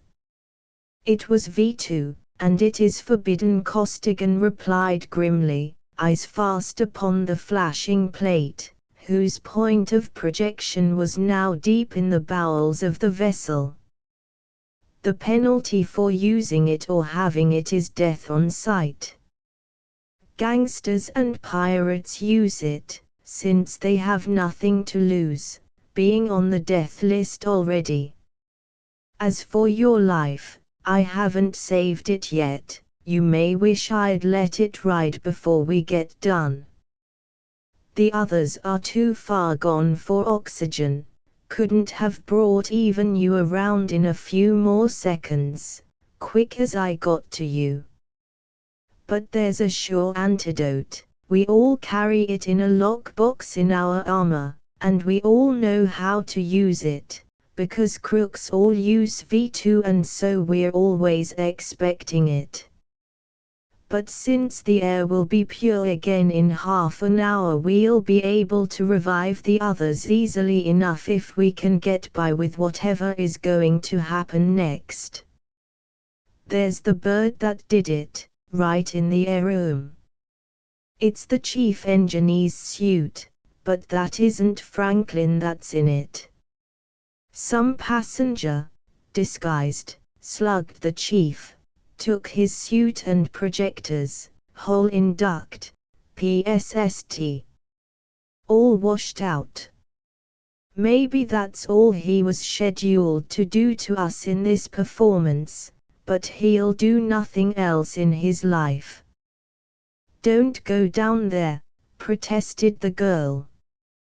"His armor is so much better than that emergency suit you are wearing. And he's got Mr. Franklin's Lewiston, besides." "Don't be an idiot," he snapped. "We can't have a live pirate aboard, we're going to be altogether too busy with outsiders directly. Don't worry, I'm not going to give him a break. I'll take a Standish, I'll rub him out like a blot." "Stay right here until I come back after you," he commanded, and the heavy door of the lifeboat clanged shut behind him as he leaped out into the promenade. Straight across the saloon he made his way, paying no attention to the inert forms scattered here and there. Going up to a blank wall, he manipulated an almost invisible dial set flush with its surface, swung a heavy door aside, and lifted out the Standish, a fearsome weapon. Squat, huge, and heavy, it resembled somewhat an overgrown machine rifle, but one possessing a thick, short telescope, with several opaque condensing lenses and parabolic reflectors. Laboring under the weight of the thing, he strode along corridors and clambered heavily down short stairways. Finally he came to the purifier room, and grinned savagely as he saw the greenish haze of light obscuring the door and walls. The shield was still in place. The pirate was still inside, still flooding with the terrible V2 the Hyperion's primary air. He set his peculiar weapon down, unfolded its three massive legs, crouched down behind it, and threw in a switch. Dull red beams of frightful intensity shot from the reflectors, and sparks, almost of lightning proportions, leaped from the shielding screen under their impact.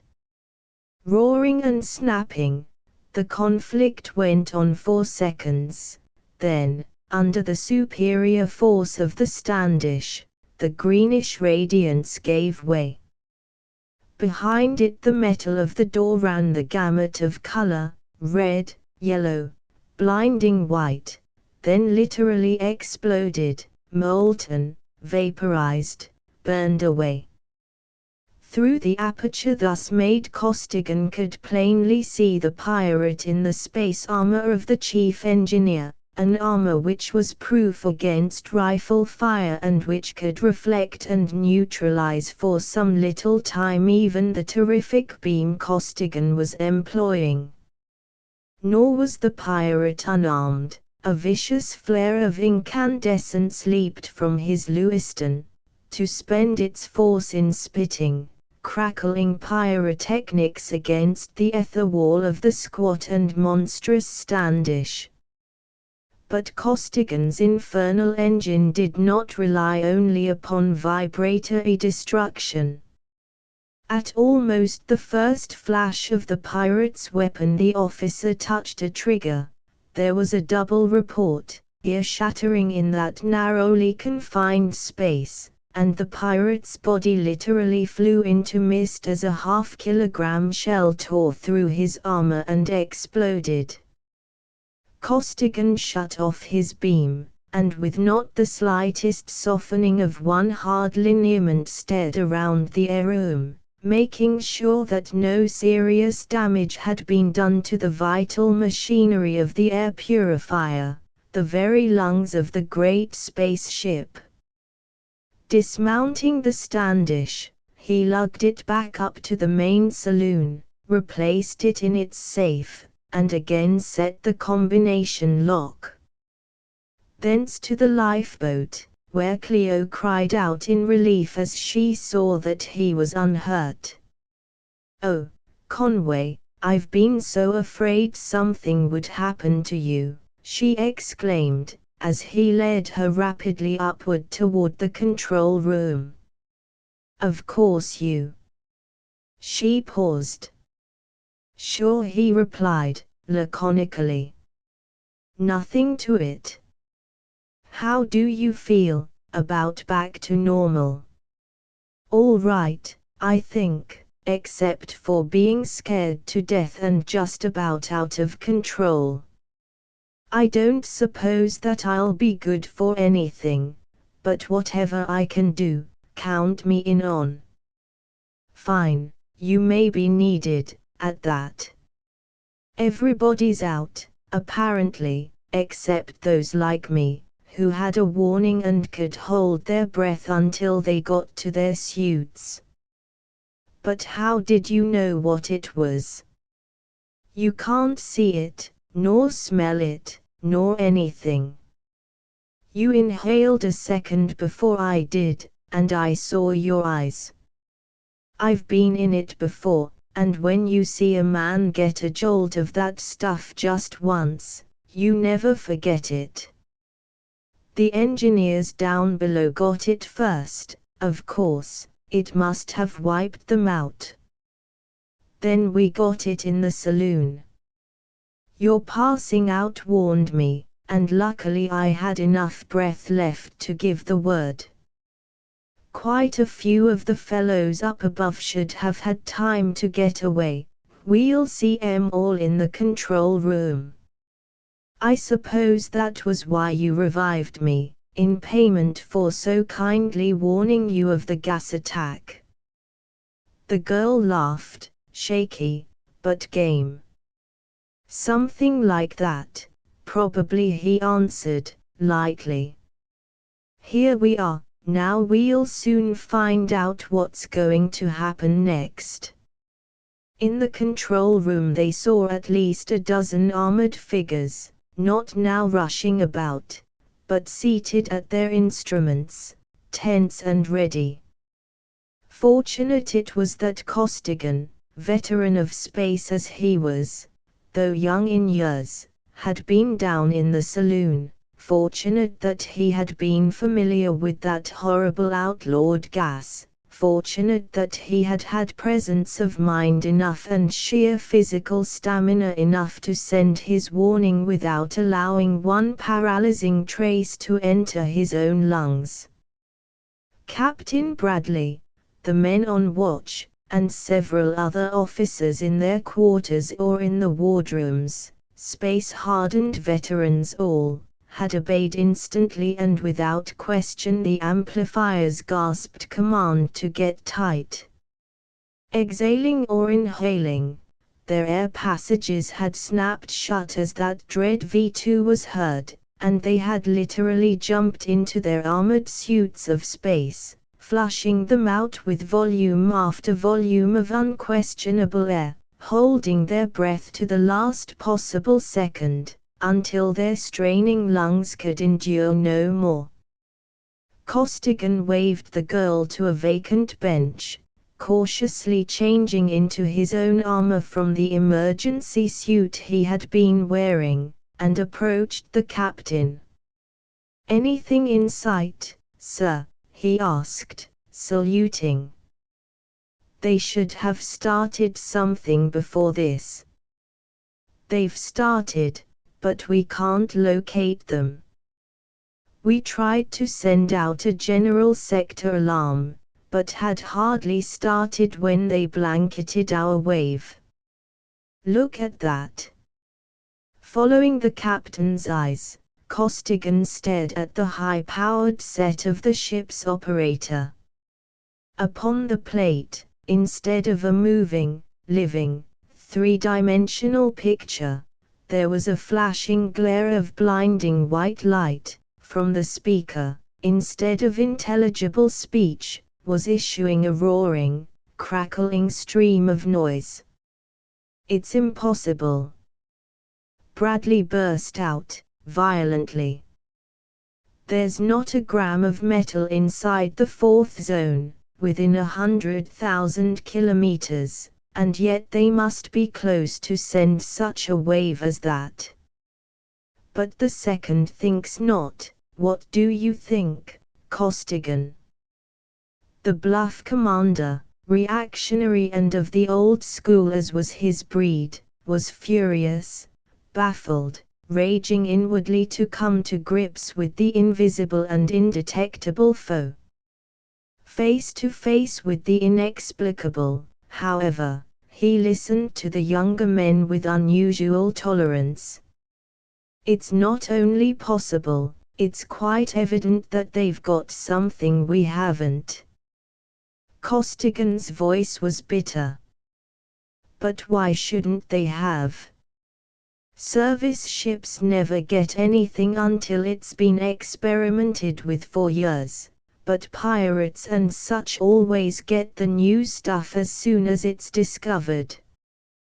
The only good thing I can see is that we got part of a message away, and the scouts can trace that interference out there. But the pirates know that, too. It won't be long now, he concluded, grimly. He spoke truly. Before another word was said, the outer screen flared white under a beam of terrific power, and simultaneously there appeared upon one of the lookout plates a vivid picture of the pirate vessel, a huge, black torpedo of steel, now emitting flaring offensive beams of force. Instantly the powerful weapons of the Hyperion were brought to bear, and in the blast of full-driven beams the stranger's screens flamed incandescent. Heavy guns, under the recoil of whose fierce salvos the frame of the giant globe trembled and shuddered, shot out their tons of high-explosive shell. But the pirate commander had known accurately the strength of the liner, and knew that her armament was impotent against the forces at his command. His screens were invulnerable. The giant shells were exploded harmlessly in mid-space, miles from their objective. And suddenly a frightful pencil of flame stabbed brilliantly from the black hulk of the enemy. Through the empty ether it tore, through the mighty defensive screens, through the tough metal of the outer and inner walls. Every ether defense of the Hyperion vanished, and her acceleration dropped to a quarter of its normal value. Right through the battery room. Bradley groaned. "We're on the emergency drive now. Our rays are done for, and we can't seem to put a shell anywhere near her with our guns." But ineffective as the guns were, they were silenced forever as a frightful beam of destruction stabbed relentlessly through the control room, whiffing out of existence the pilot, gunnery, and lookout panels and the men before them. The air rushed into space, and the suits of the three survivors bulged out into drumhead tightness as the pressure in the room decreased. Costigan pushed the captain lightly toward a wall, then seized the girl and leaped in the same direction. "Let's get out of here, quick," he cried, the miniature radio instruments of the helmets automatically taking up the duty of transmitting speech as the sound discs refused to function. "They can't see us. Our ether wall is still up and their spy rays can't get through it from the outside, you know. They're working from blueprints, and they'll probably take your desk next." And even as they bounded toward the door, now become the outer seal of an airlock, the pirate's beam tore through the space which they had just quitted. Through the airlock, down through several levels of passengers' quarters they hurried, and into a lifeboat, whose one doorway commanded the full length of the third lounge, an ideal spot, either for defense or for escape outward by means of the miniature cruiser. As they entered their retreat they felt their weight begin to increase. More and more force was applied to the helpless liner, until it was moving at normal acceleration. "What do you make of that, Costigan?" asked the captain. "Tractor beams. Apparently. They've got something, all right. They're taking us somewhere, fast. I'll go get a couple of Standishs, and another suit of armor. We'd better dig in." And soon the small room became a veritable fortress, housing as it did those two formidable engines of destruction. Then the first officer made another and longer trip, returning with a complete suit of triplanetary space armor, exactly like those worn by the two men, but considerably smaller. Just as an added factor of safety, you'd better put this on, Cleo. Those emergency suits aren't good for much in a battle. I don't suppose that you ever fired a Standish, did you? No, but I can soon learn how to do it, she replied pluckily. Two is all that can work here at once, but you should know how to take hold in case one of us goes out. And while you're changing suits, you'd better put on some stuff I've got here, service special phones and detectors. Stick this little disc onto your chest with this bit of tape, low down, out of sight. Just under your wishbone is the best place. Take off your wristwatch and wear this one continuously, never take it off for a second. Put on these pearls, and wear them all the time, too. Take this capsule and hide it against your skin, some place where it can't be found except by the most rigid search. Swallow it in an emergency, it goes down easily and works just as well inside as outside. It is the most important thing of all. You can get along with it alone if you lose everything else, but without that capsule the whole system's shot to pieces. With that outfit, if we should get separated, you can talk to us. We're both wearing them, although in somewhat different forms. You don't need to talk loud, just a mutter will be enough. They're handy little outfits, almost impossible to find, and capable of a lot of things. Thanks, Conway, I'll remember that, too, Cleo replied, as she turned toward the tiny locker to follow his instructions. But won't the scouts and patrols be catching us pretty quick? The operator sent a warning. Afraid the ether's empty, as far as we're concerned. Captain Bradley had stood by in silent astonishment during this conversation. His eyes had bulged slightly at Costigan's "We're both wearing them," but he had held his peace, and as the girl disappeared a look of dawning comprehension came over his face. "Oh, I see, sir," he said, respectfully, far more respectfully than he had ever before addressed a mere first officer. "Meaning that we both will be wearing them shortly, I assume.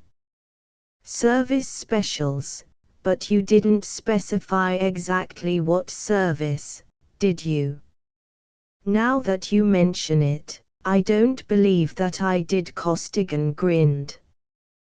"That explains several things about you, particularly your recognition of V2 and your uncanny control and speed of reaction." "But aren't you?" "No," Costigan interrupted. "This situation is apt to get altogether too serious to overlook any bets. If we get away, I'll take them away from her and she'll never know that they aren't routine equipment. As for you, I know that you can and do keep your mouth shut.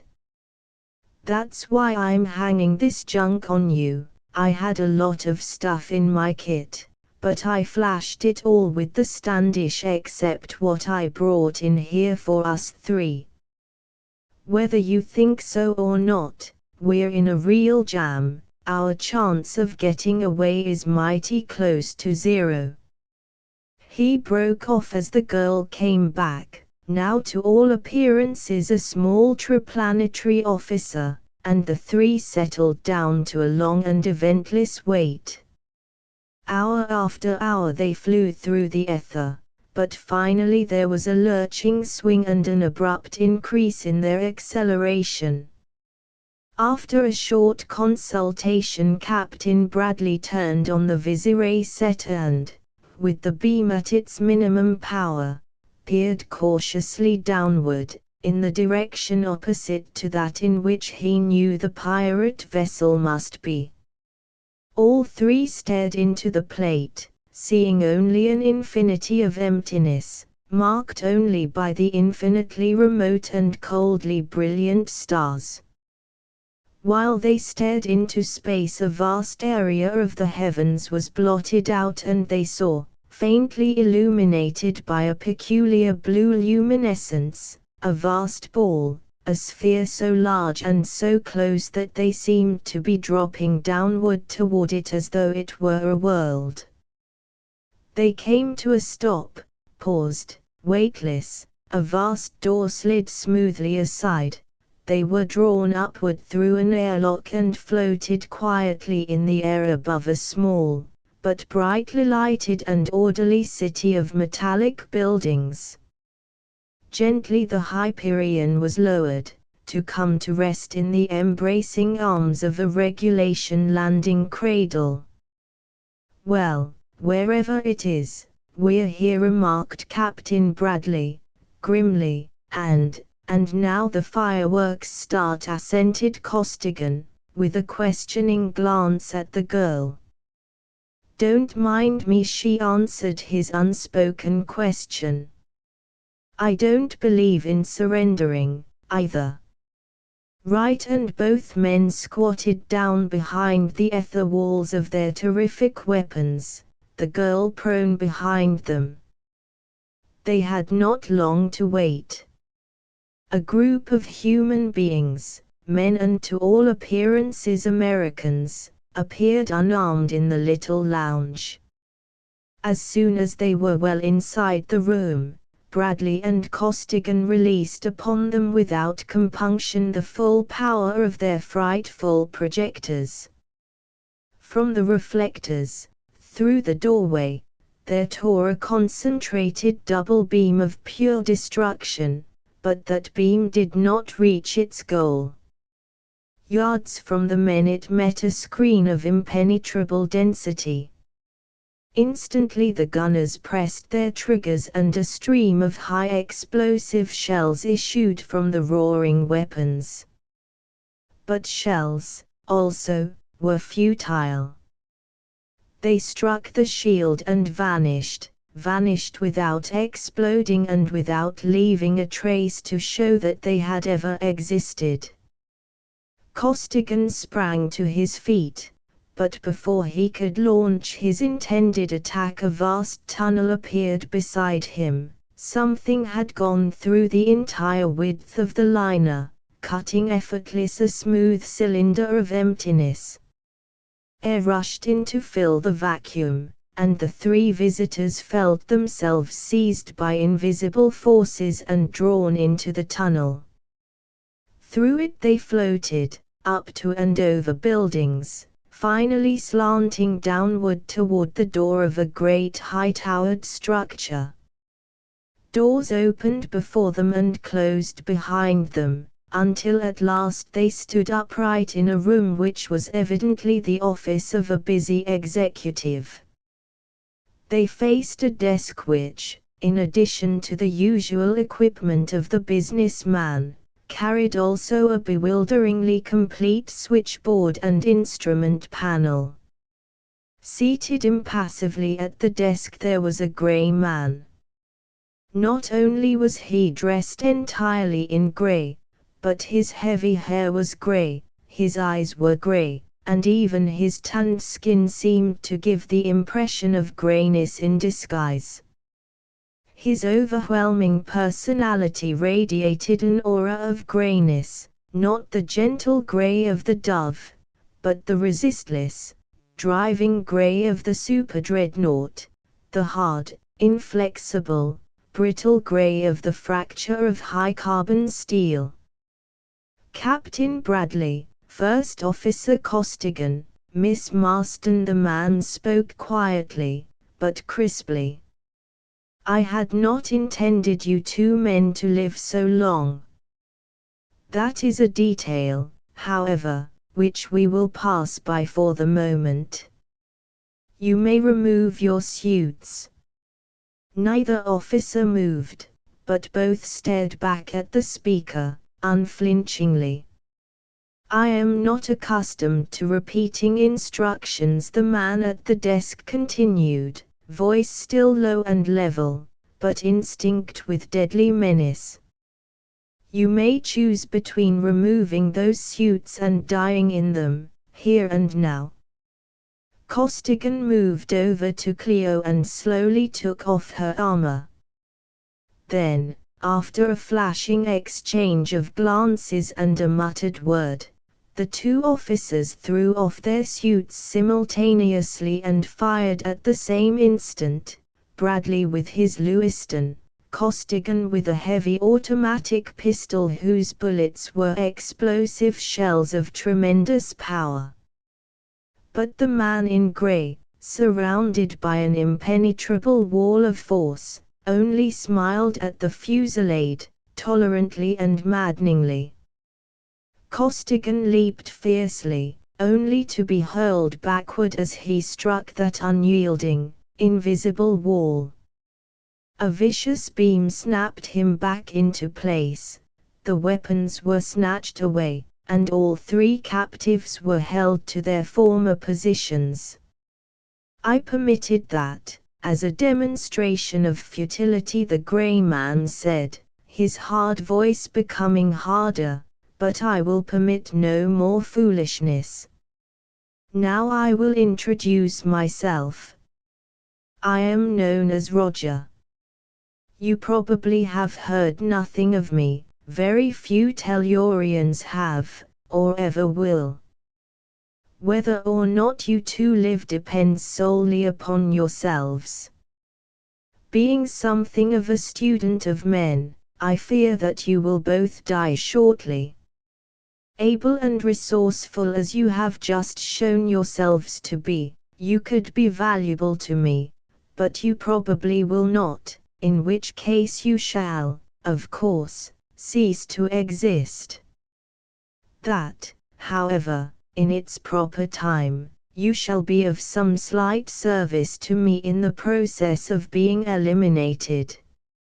In your case, Miss Marston, I find myself undecided between two courses of action, each highly desirable, but unfortunately mutually exclusive.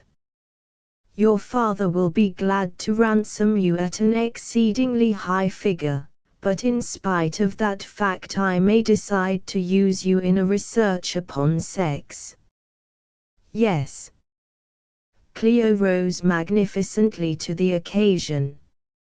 Fear forgotten, her courageous spirit flashed from her clear young eyes and emanated from her taut young body, erect in defiance.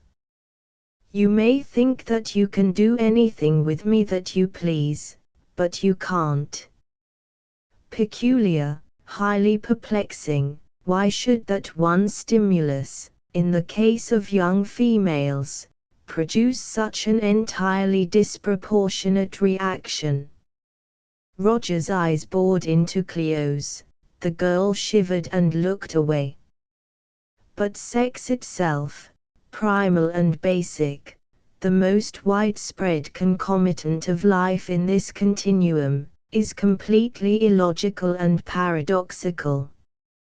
Most baffling, decidedly, this research on sex must go on. Roger pressed a button and a tall, comely woman appeared, a woman of indefinite age and of uncertain nationality. "Show Miss Marston to her apartment," he directed, and as the two women went out a man came in. "The cargo is unloaded, sir," the newcomer reported. "The two men and the 5 women indicated have been taken to the hospital." "Very well, dispose of the others in the usual fashion." The minion went out, and Roger continued, emotionlessly, "Collectively, the other passengers may be worth $1 million or so, but it would not be worthwhile to waste time upon them. What are you, anyway? Blazed Costigan, helpless but enraged beyond caution. I have heard of mad scientists who tried to destroy the Earth, and of equally mad geniuses who thought themselves Napoleons capable of conquering even the solar system. Whichever you are, you should know that you can't get away with it. I am neither. I am, however, a scientist, and I direct many other scientists. I am not mad. You have undoubtedly noticed several peculiar features of this place. Yes, particularly the artificial gravity and those screens. An ordinary ether wall is opaque in one direction, and doesn't bar matter. Yours are transparent both ways and something more than impenetrable to matter. How do you do it? You could not understand them if I explained them to you, and they are merely two of our smaller developments. I do not intend to destroy your planet Earth. I have no desire to rule over masses of futile and brainless men. I have, however, certain ends of my own in view. To accomplish my plans I require hundreds of millions in gold and other hundreds of millions in uranium, thorium, and radium, all of which I shall take from the planets of this solar system before I leave it. I shall take them in spite of the puerile efforts of the fleets of your Triplanetary League. This structure was designed by me and built under my direction. It is protected from meteorites by forces of my devising. It is indetectable and invisible. Ether waves are bent around it without loss or distortion. I am discussing these points at such length so that you may realize exactly your position. As I have intimated, you can be of assistance to me if you will. Now just what could you offer any man to make him join your outfit? Demanded Costigan, venomously. Many things. Roger's cold tone betrayed no emotion, no recognition of Costigan's open and bitter contempt. I have under me many men, bound to me by many ties. Needs, wants, longings, and desires differ from man to man, and I can satisfy practically any of them. Many men take delight in the society of young and beautiful women, but there are other urges which I have found quite efficient. Greed, thirst for fame, longing for power, and so on, including many qualities usually regarded as noble. And what I promise, I deliver. I demand only loyalty to me, and that only in certain things and for a relatively short period. In all else, my men do as they please. In conclusion, I can use you too conveniently, but I do not need you. Therefore you may choose now between my service and the alternative. Exactly what is the alternative? We will not go into that. Suffice it to say that it has to do with a minor research, which is not progressing satisfactorily. It will result in your extinction, and perhaps I should mention that extinction will not be particularly pleasant. I say no, you. Bradley roared. He intended to give an unexpurgated classification, but was rudely interrupted. Hold on a minute, snapped Costigan. How about Miss Marston? She has nothing to do with this discussion, returned Roger, icily. I do not bargain, in fact, I believe that I shall keep her for a time. She has it in mind to destroy herself if I do not allow her to be ransomed, but she will find that door closed to her until I permit it to open. In that case, I string along with the chief, take what he started to say about you and run it clear across the board for me, barked Costigan. Very well. That decision was to be expected from men of your type. The grey man touched 2 buttons and 2 of his creatures entered the room. Put these men into 2 separate cells on the 2nd level, he ordered. Search them, all their weapons may not have been in their armor. Seal the doors and mount special guards, tuned to me here. Imprisoned they were, and carefully searched, but they bore no arms, and nothing had been said concerning communicators. Even if such instruments could be concealed, Roger would detect their use instantly. At least, so ran his thought. But Roger's men had no inkling of the possibility of Costigan's service special phones, detectors, and spirae, instruments of minute size and of infinitesimal power, but yet instruments which, working as they were below the level of the ether, were effective at great distances and caused no vibrations in the ether by which their use could be detected. And what could be more innocent than the regulation personal equipment of every officer of space? The heavy goggles, the wristwatch and its supplementary pocket chronometer, the flash lamp, the automatic lighter, the sender, the money belt. All these items of equipment were examined with due care, but the cleverest minds of the Triplanetary service had designed those communicators to pass any ordinary search, however careful, and when Costigan and Bradley were finally locked into the designated cells they still possessed their ultra-instruments. Chapter 8 In Roger's planetoid in the hall, Cleo glanced around her wildly, seeking even the narrowest avenue of escape. Before she could act, however, her body was clamped as though in a vice, and she struggled, motionless.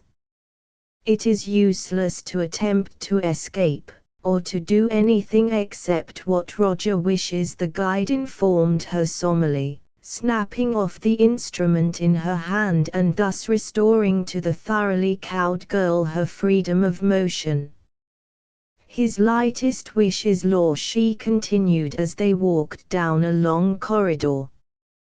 The sooner you realize that you must do exactly as he pleases, in all things, the easier your life will be. But I wouldn't want to keep on living, Cleo declared, with a flash of spirit. And I can always die, you know. You will find that you cannot, the passionless creature returned, monotonously. If you do not yield, you will long and pray for death, but you will not die unless Roger wills it. Look at me, I cannot die. Here is your apartment. You will stay here until Roger gives further orders concerning you. The living automaton opened a door and stood silent and impassive while Cleo, staring at her in horror, shrank past her and into the sumptuously furnished suite. The door closed soundlessly and utter silence descended as a pall.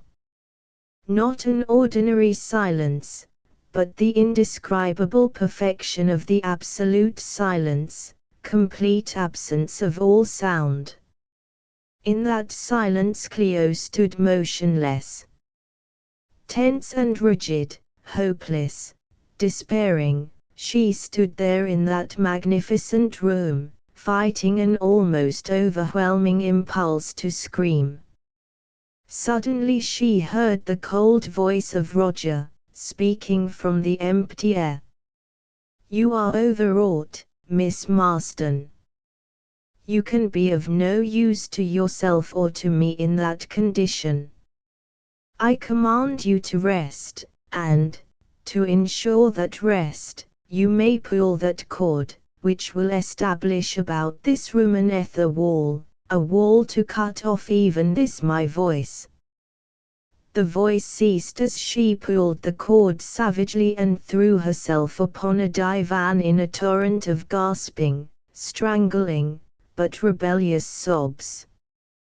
Then again came a voice, but not to her ears. Deep within her, pervading every bone and muscle, it made itself felt rather than heard. "Cleo," it asked. "Don't talk yet."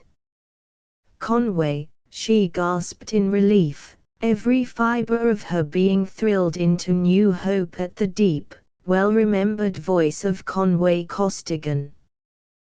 "Keep still," he snapped. "Don't act so happy.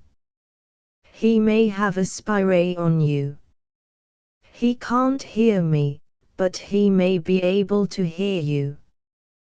When he was talking to you, you must have noticed a sort of rough, sandpapery feeling under that necklace I gave you.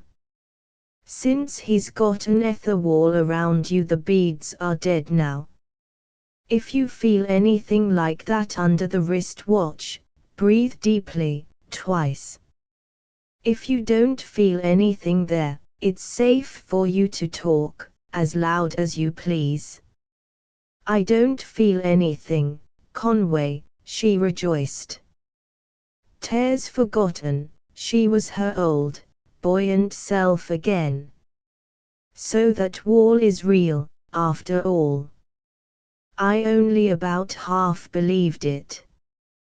Don't trust it too much, because he can cut it off from the outside any time he wants to. Remember what I told you. That necklace will warn you of any spy in the ether, and the watch will detect anything below the level of the ether. It's dead now, of course, since our 3 phones are direct connected. I'm in touch with Bradley, too. Don't be too scared, we've got a lot better chance than I thought we had." "What?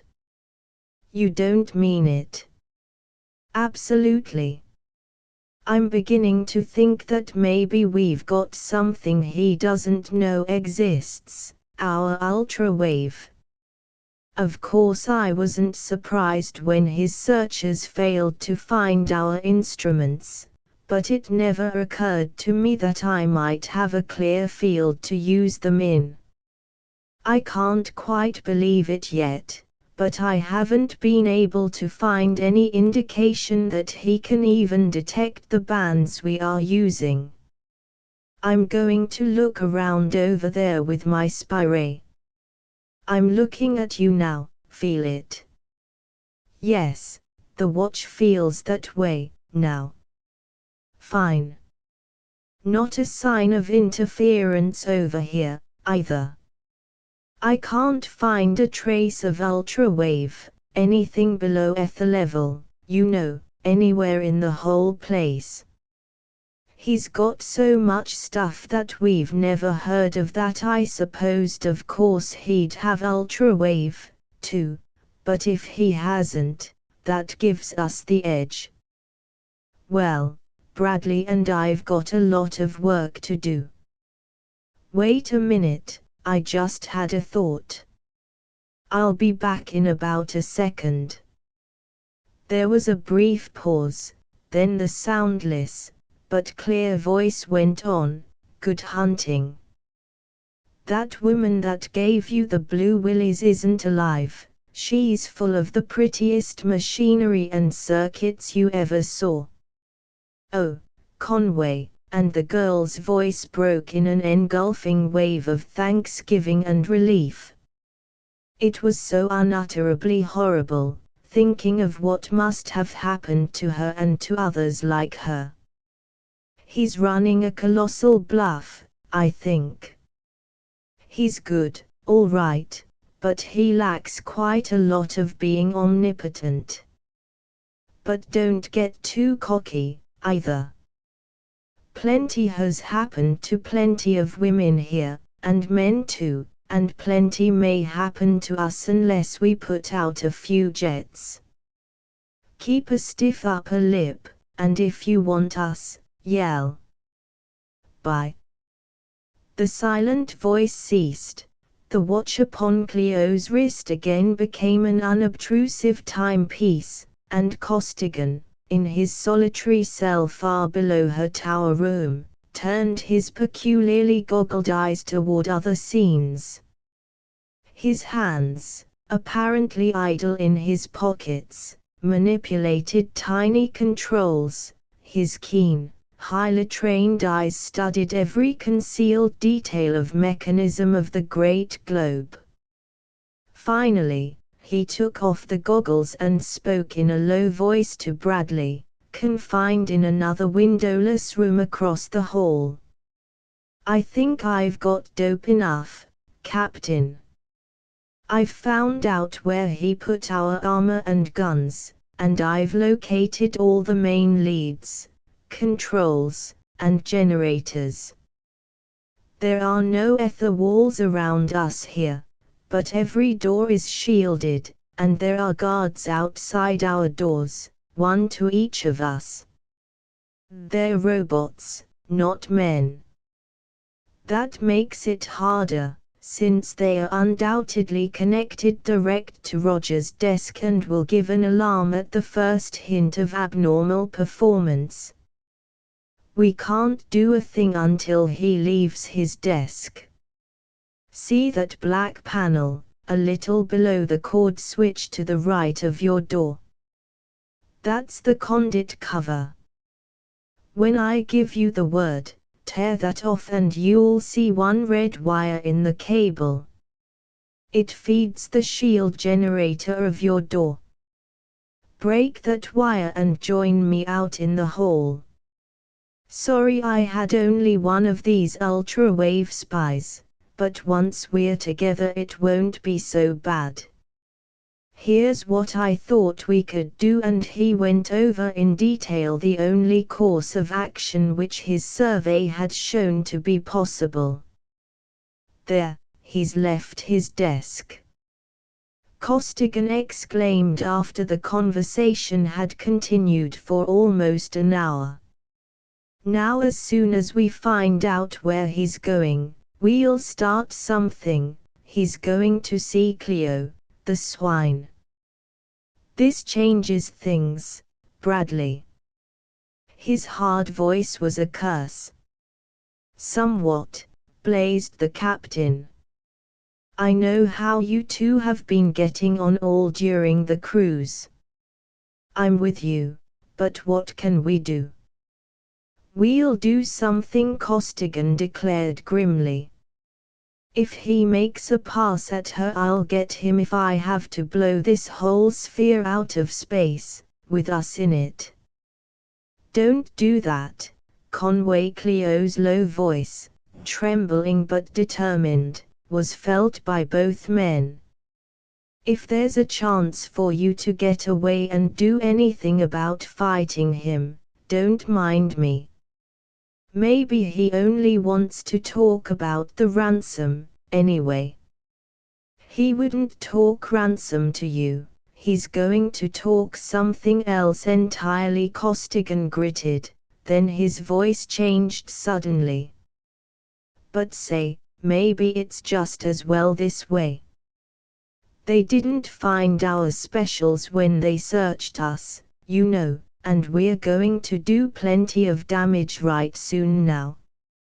Roger probably isn't a fast worker, more the cat and mouse type, I'd say, and after we get started he'll have something on his mind besides you. Think you can stall him off and keep him interested for about 15 minutes? I'm sure I can. I'll do anything to help us, or you, get away from this horrible. Her voice ceased as Roger broke the ether wall of her apartment and walked toward the divan, upon which she crouched in wide-eyed, helpless, trembling terror.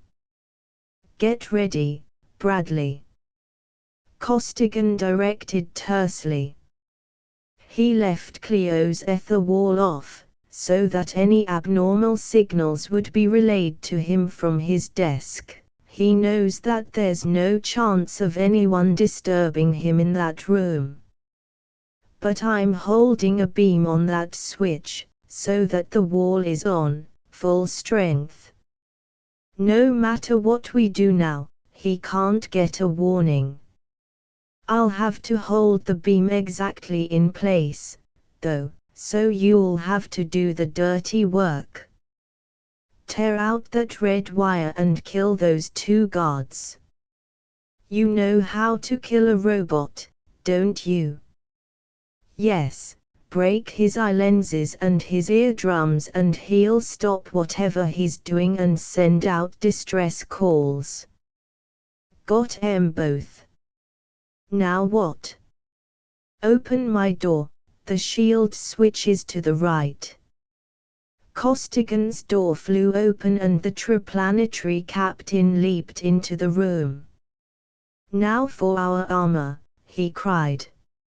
Not yet, snapped Costigan. He was standing rigid, goggled eyes staring immovably at a spot on the ceiling. I can't move a millimeter until you've closed Cleo's ether wall switch. If I take this ray off it for a second we're sunk. 5 floors up, straight ahead down a corridor, 4th door on right. When you're at the switch you'll feel my ray on your watch. Snap it up.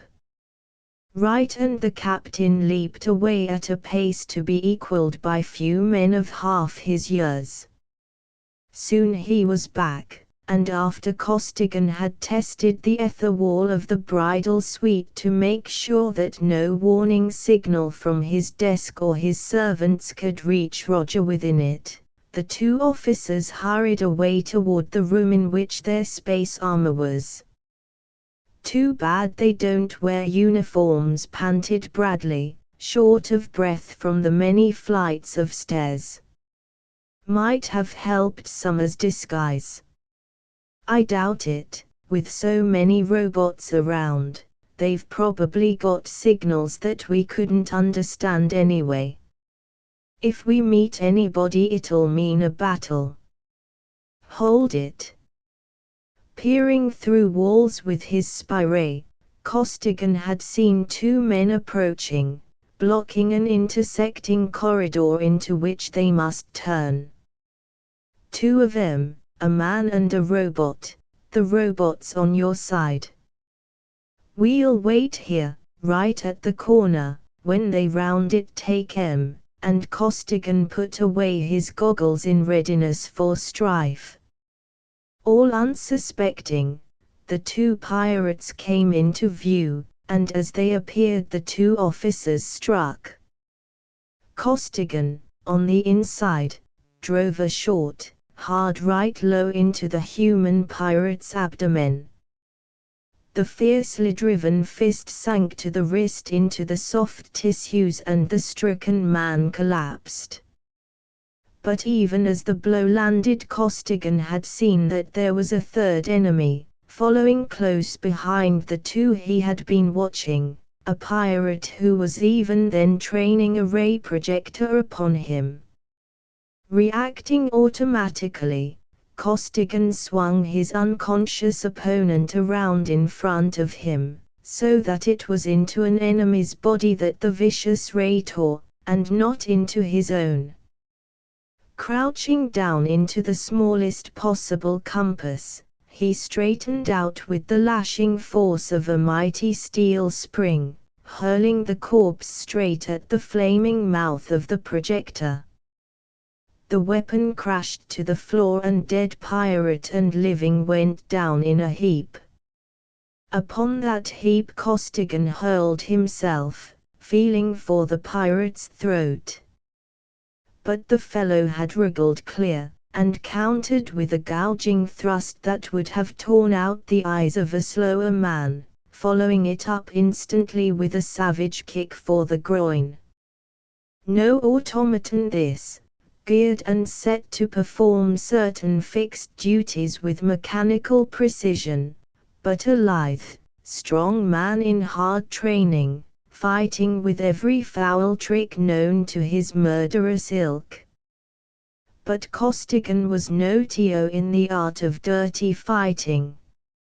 Few indeed were the maiming tricks of foul combat unknown to even the rank and file of the highly efficient undercover branch of the Triplanetary service, and Costigan, a sector chief, knew them all. Not for pleasure, sportsmanship, nor million-dollar purses did those secret agents use nature's weapons. They came to grips only when it could not possibly be avoided, but when they were forced to fight in that fashion they went in with but one grim purpose: to kill, and to kill in the shortest possible space of time. Thus it was that Costigan's opening soon came.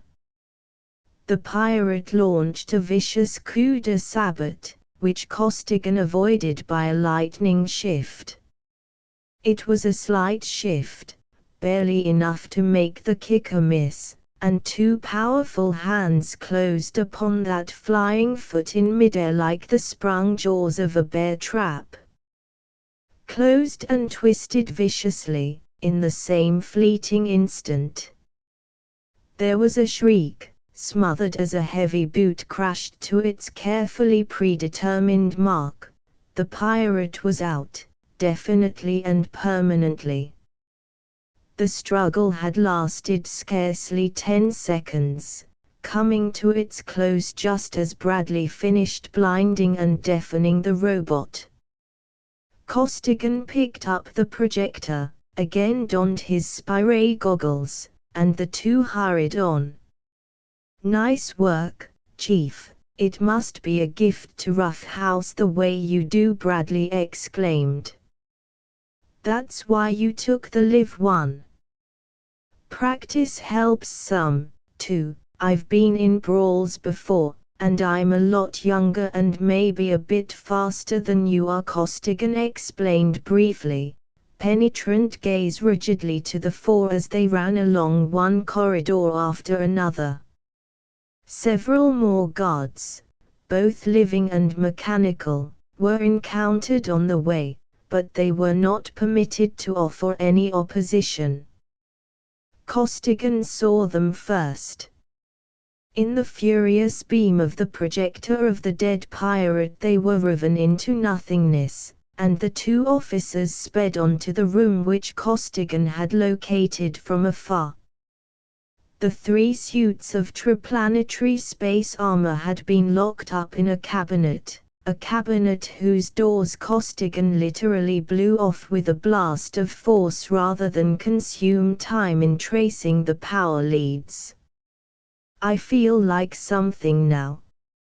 Costigan, once more encased in his own armor, heaved a great sigh of relief. "Rough and tumble's all right with 1 or 2, but that generator room is full of grief, and we won't have any too much stuff as it is. We've got to take Cleo's suit along. We'll carry it down to the door of the power room, drop it there, and pick it up on the way back." Contemptuous now of possible guards, the armored pair strode toward the power plant, the very heart of the immense fortress of space. Guards were encountered, and captains, officers who signaled frantically to their chief, since he alone could unleash the frightful forces at his command, and who profanely wondered at his unwanted silence, but the enemy beams were impotent against the ether walls of that armor, and the pirates, without armor in the security of their own planetoid as they were, vanished utterly in the ravening beams of the twin Lewistons. As they paused before the door of the power room, both men felt Cleo's voice raised in her first and last appeal, an appeal wrung from her against her will by the extremity of her position. "Conway! Hurry! His eyes, they're tearing me apart. Hurry, dear." In the horror-filled tones both men read clearly, however inaccurately, the girl's dire extremity. Each saw plainly a happy, carefree young Earth girl, upon her first trip into space, locked inside an ether wall with an over-brained, under-conscienced human machine, a super-intelligent, but lecherous and unmoral mechanism of flesh and blood, acknowledging no authority, ruled by nothing save his own scientific drivings and the almost equally powerful urges of his desires and passions. She must have fought with every resource at her command. She must have wept and pleaded, stormed and raged, feigned submission and played for time, and her torment had not touched in the slightest degree the merciless and gloating brain of the being who called himself Roger. Now his tantalizing, ruthless cat play would be done. The horrible grey-brown face would be close to hers. She wailed her final despairing message to Costigan and attacked that hideous face with the fury of a tigress. Costigan bit off a bitter imprecation. "Hold him just a second longer, sweetheart," he cried, and the power room door vanished. Through the great room the two Lewistons swept at full aperture and at maximum power, two rapidly opening fans of death and destruction. Here and there a god, more rapid than his fellows, trained a futile projector, a projector whose magazine exploded at the touch of that frightful field of force, liberating instantaneously its thousands upon thousands of kilowatt-hours of stored-up energy. Through the delicately adjusted, complex mechanisms the destroying beams tore. At their touch armatures burned out, high-tension leads volatilized in crashing, high-voltage arcs, masses of metal smoked and burned in the path of vast forces now seeking the easiest path to neutralization. Delicate instruments blew up, copper ran in streams.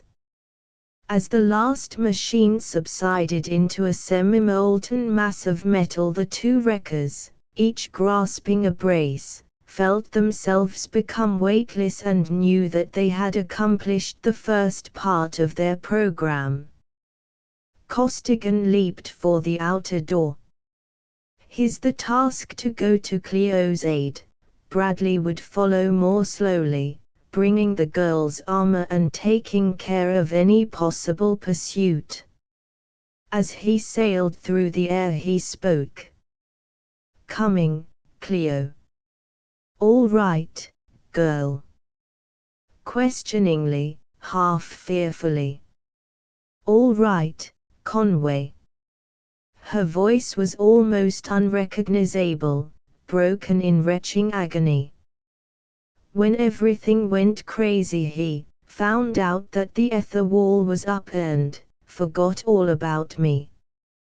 He shut it off, and seemed to go crazy too. He is floundering around like a wild man now. I'm trying to keep him from going downstairs. Good girl, keep him busy 1 minute more. He's getting all the warnings at once and wants to get back to his board. But what's the matter with you? Did he hurt you, after all? Oh, no, Not that he didn't do anything but look at me, but that was bad enough. But I'm sick, horribly sick. I'm falling. I'm so dizzy that I can scarcely see, my head is breaking up into little pieces. I just know I'm going to die, Conway. Oh, oh. Oh, is that all? In his sheer relief that they had been in time, Costigan did not think of sympathizing with Cleo's very real present distress of mind and body. I forgot that you're a ground gripper, that's just a little touch of space sickness.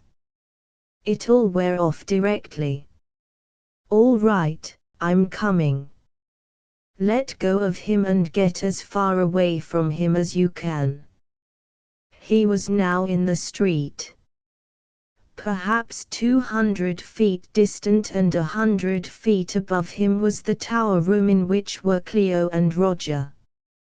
He sprang directly toward its large window, and as he floated upward he corrected his course and accelerated his pace by firing backward at various angles with his heavy service pistol, uncaring that at the point of impact of each of those shells a small blast of destruction erupted.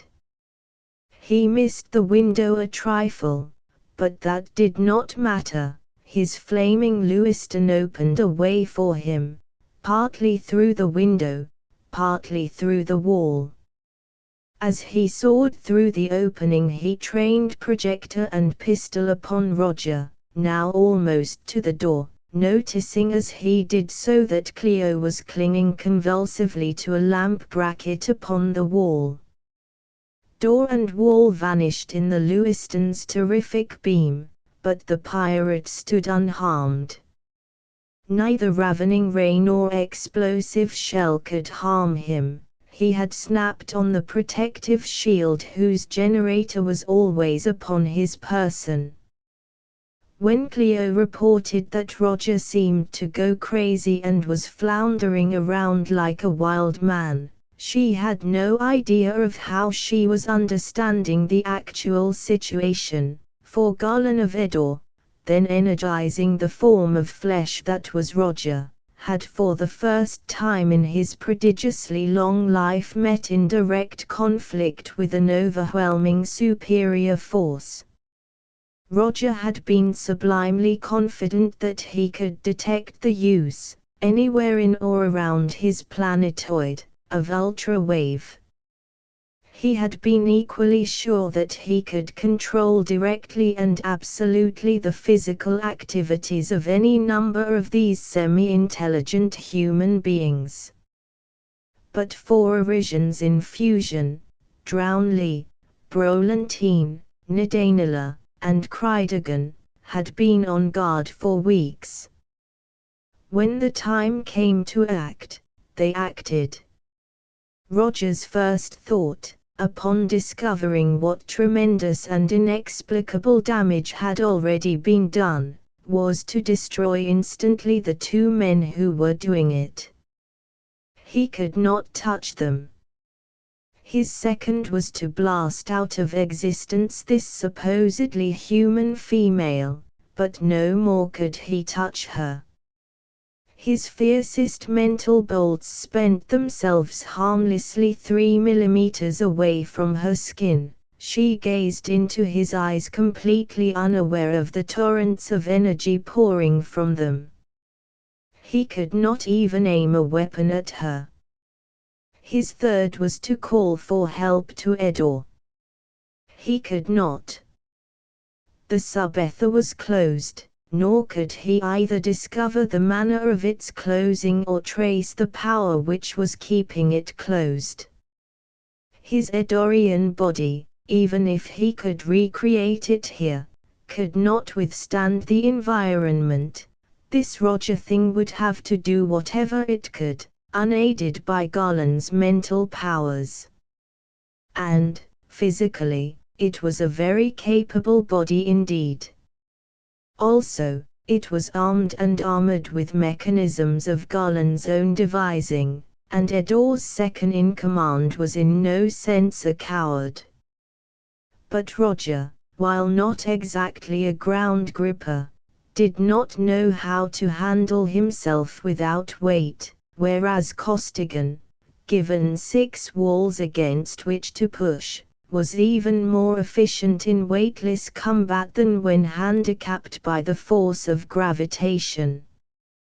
Keeping his projector upon the pirate, he seized the first club to hand, a long, slender pedestal of metal, launched himself past the pirate chief.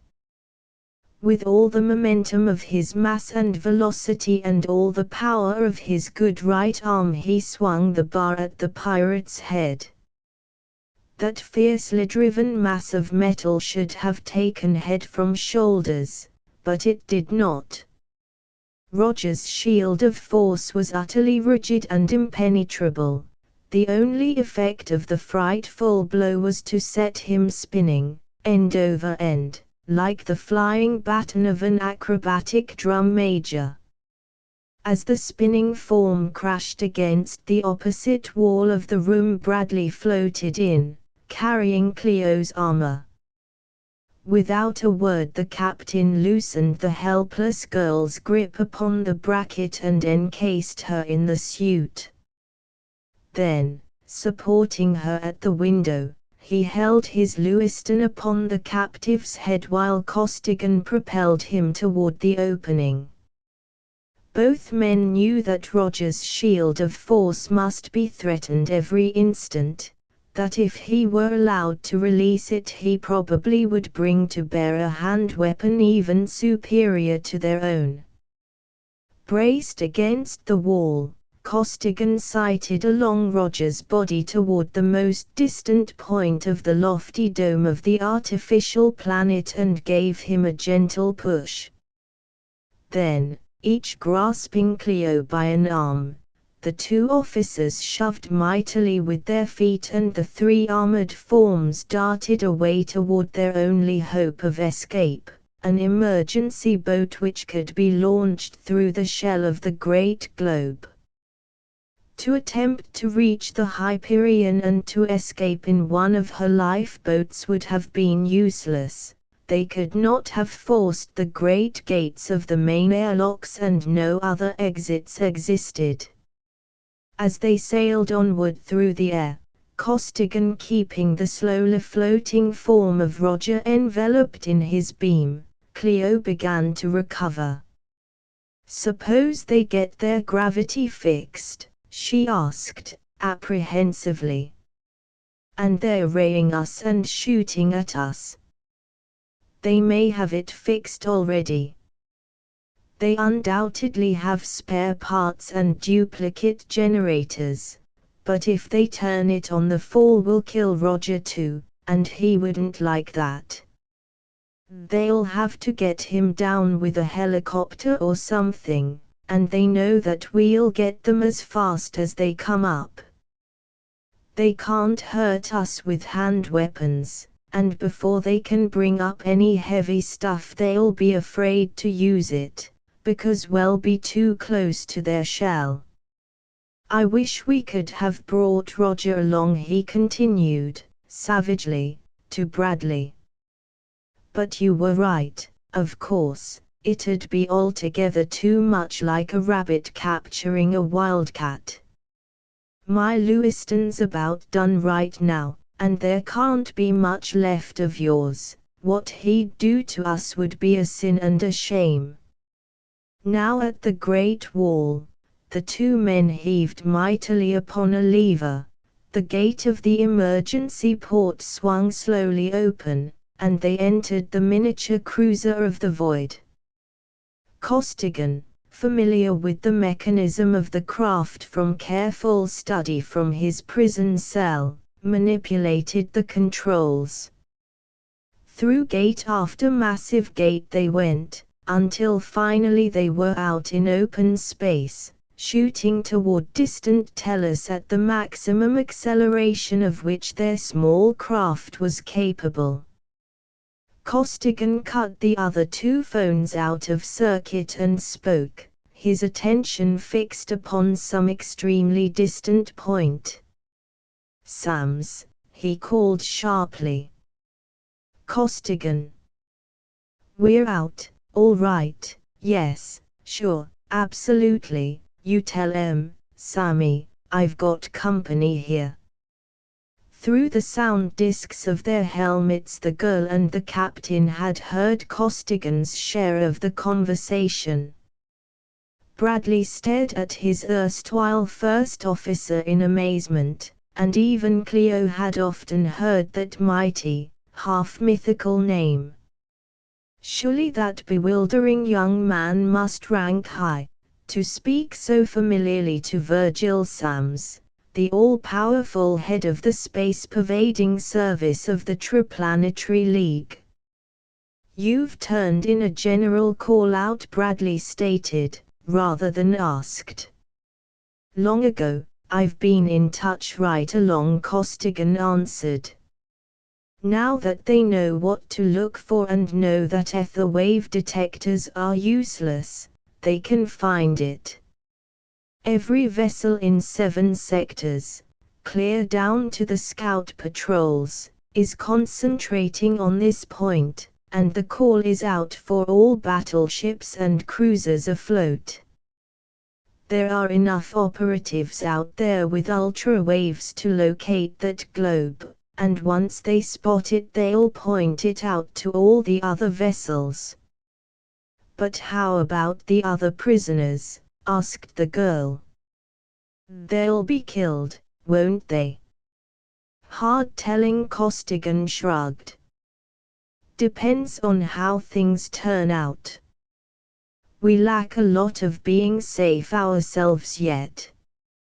What's worrying me mostly is our own chance," Bradley assented. "They will chase us, of course." "Sure, and they'll have more speed than we have." "Depends on how far away the nearest triplanetary vessels are.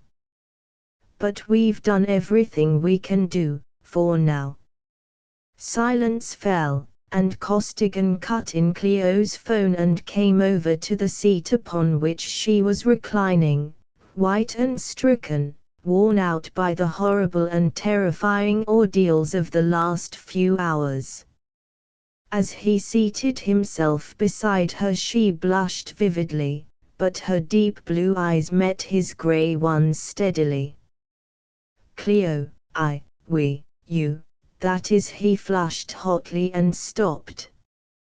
This secret agent, whose clear, keen brain no physical danger could cloud, who had proved over and over again that he was never at a loss in any emergency, however desperate, this quick-witted officer floundered in embarrassment like any schoolboy, but continued, doggedly, "I'm afraid that I gave myself away back there, but—" "We gave ourselves away, you mean?" she filled in the pause. "I did my share, but I won't hold you to it if you don't want, but I know that you love me, Conway." "Love you?" the man groaned, his face lined and hard, his whole body rigid. "That doesn't half tell it, Cleo. You don't need to hold me, I'm held for life. There never was a woman who meant anything to me before, and there never will be another. You're the only woman that ever existed." "It isn't that. Can't you see that it's impossible?" "Of course I can't, it isn't impossible, at all." She released her shields, 4 hands met and tightly clasped, and her low voice thrilled with feeling as she went on, "You love me and I love you. That is all that matters." "I wish it were," Costigan returned bitterly, "but you don't know what you'd be letting yourself in for. It's who and what you are and who and what I am that's griping me. You, Cleo Marston, Curtis Marston's daughter. 19 years old. You think you've been places and done things. You haven't. You haven't seen or done anything, you don't know what it's all about. And whom am I to love a girl like you? A homeless space hound who hasn't been on any planet 3 weeks in 3 years. A hard-boiled egg. A troubleshooter and a brawler by instinct and training. A SP. He bit off the word and went on quickly. Why, you don't know me at all, and there's a lot of me that you never will know, that I can't let you know. You'd better lay off me, girl, while you can. It'll be best for you, believe me. But I can't, Conway, and neither can you, the girl answered softly, a glorious light in her eyes. It's too late for that. On the ship it was just another of those things, but since then we've come really to know each other, and we're sunk. The situation is out of control, and we both know it, and neither of us would change it if we could, and you know that, too. I don't know very much, I admit, but I do know what you thought you'd have to keep from me, and I admire you all the more for it. We all honor the service, Conway dearest. It is only you men who have made and are keeping the 3 planets fit places to live in, and I know that any one of Virgil Sam's assistants would have to be a man in 1,000 million. What makes you think that? He demanded sharply. You told me so yourself, indirectly. Who else in the 3 worlds could possibly call him Sammy?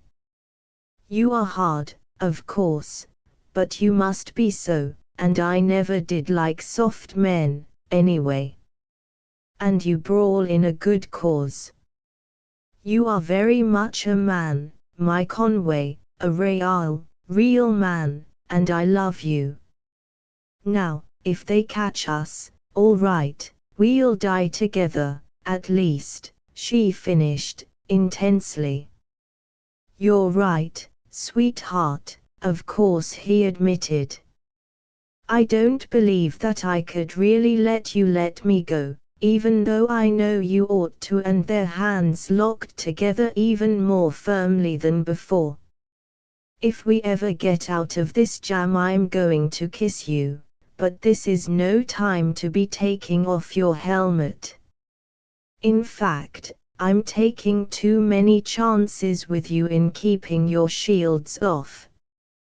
Snap 'em on again, they ought to be getting fairly close by this time.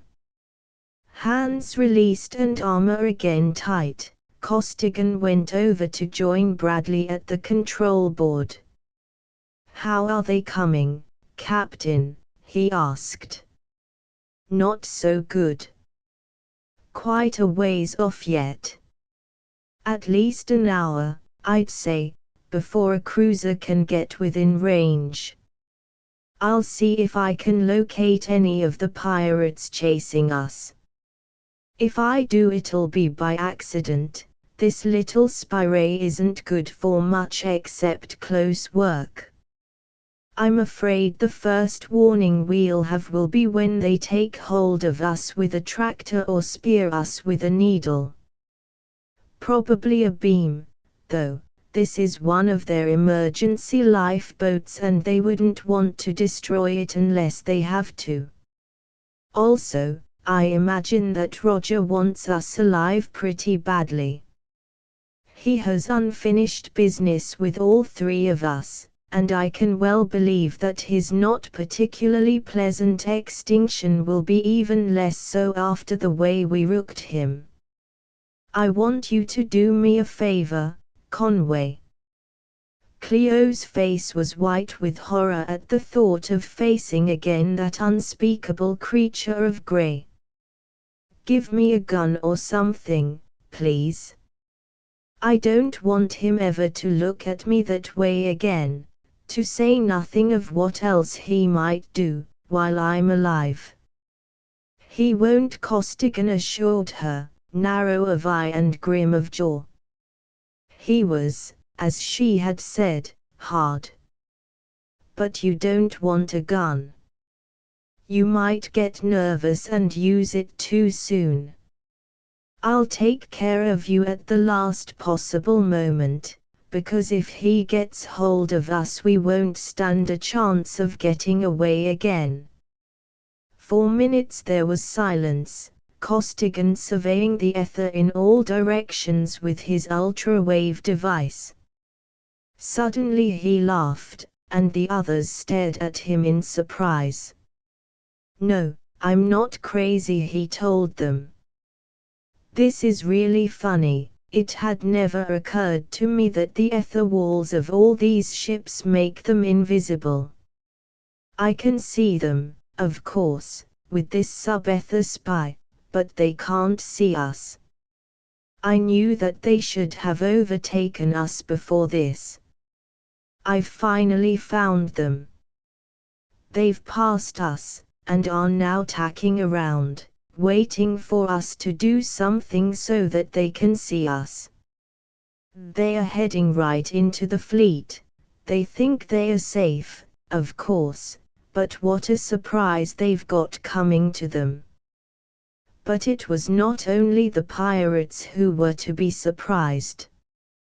Long before the pirate ship had come within extreme visibility range of the Triplanetary fleet, it lost its invisibility and was starkly outlined upon the lookout plates of the three fugitives. For a few seconds the pirate craft seemed unchanged, then it began to glow redly, with a red that seemed to become darker as it grew stronger. Then the sharp outlines blurred, puffs of air burst outward, and the metal of the hull became a viscous, fluid-like something, flowing away in a long, red streamer into seemingly empty space. Costigan turned his ultragaze into that space and saw that it was actually far from empty. There lay a vast something, formless and indefinite even to his subethereal vision, a something into which the viscid stream of transformed metal plunged and vanished. Powerful interference blanketed his ultrawave and howled throughout his body, but in the hope that some parts of his message might get through he called Sams, and calmly and clearly he narrated everything that had just happened.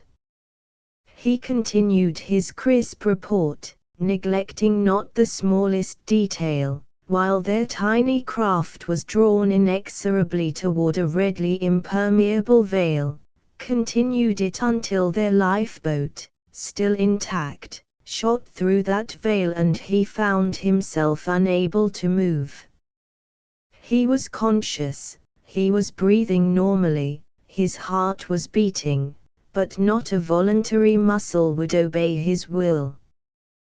Chapter 9 Fleet Against Planetoid. One of the newest and fleetest of the patrol vessels of the Triplanetary League, the heavy cruiser Chicago of the North American Division of the Tellurian contingent, plunged stolidly through interplanetary vacuum.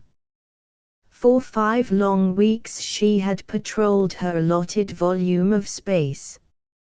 In another week she would report back to the city whose name she bore, where her space-weary crew, worn by their long tour in the awesomely oppressive depths of the limitless void, would enjoy to the full their fortnight of refreshing planetary leave.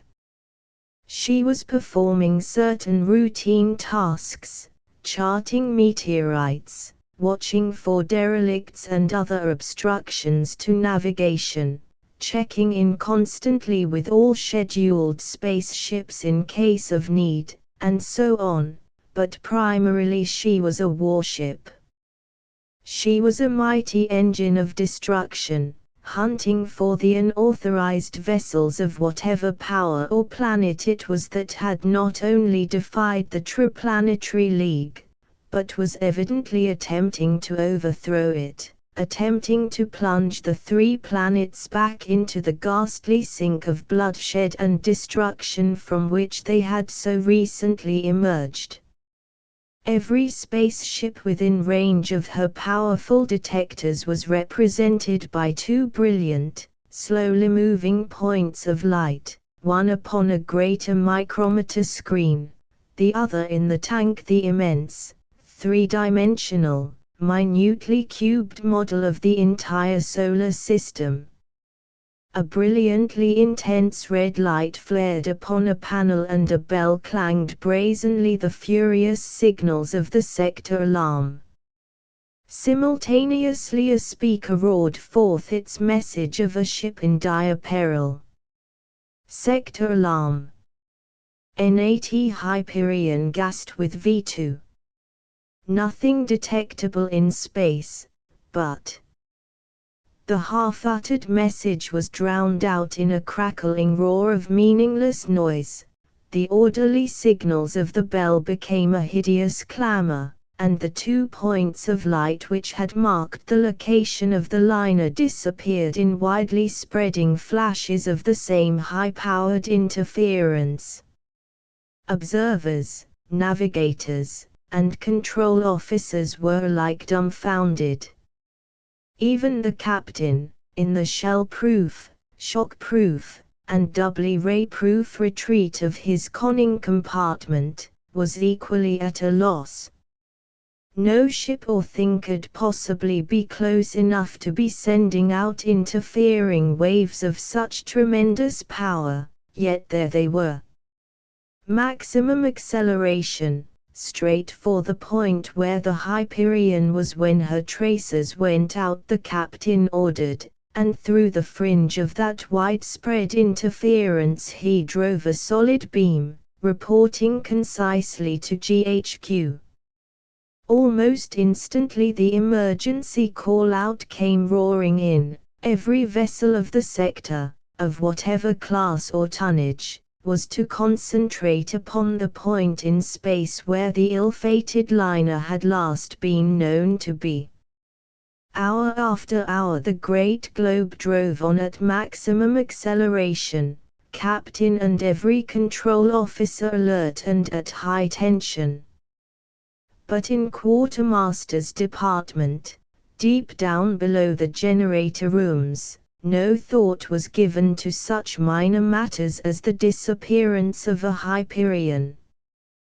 The inventory did not balance, and 2 QM privates were trying, profanely and without success, to find the discrepancy. Charged calls for Mark 12 Lewistons, none requisitioned, on hand 18 thous. The droning voice broke off short in the middle of a word and the private stood rigid, in the act of reaching for another slip, every faculty concentrated upon something imperceptible to his companion. "Come on, Cleve, snap it up," the second commanded, but was silenced by a vicious wave of the listener's hand. "What?" the rigid one exclaimed. "Reveal ourselves." "Why, it's—" "Oh, all right." "Oh, that's it, aha. I see, yes, I've got it solid. So long." The inventory sheets fell unheeded from his hand, and his fellow private stared after him in amazement as he strode over to the desk of the officer in charge. That officer also stared as the hitherto easygoing and gold-bricking Cleve saluted crisply, showed him something flat in the palm of his left hand, and spoke. "I've just got some of the funniest orders ever put out, Lieutenant, but they came from way, way up. I'm to join the brass hats in the center. You'll know all about it directly, I imagine. Cover me up as much as you can, will you?" And he was gone. Unchallenged he made his way to the control room, and his curt urgent report for the captain admitted him there without question.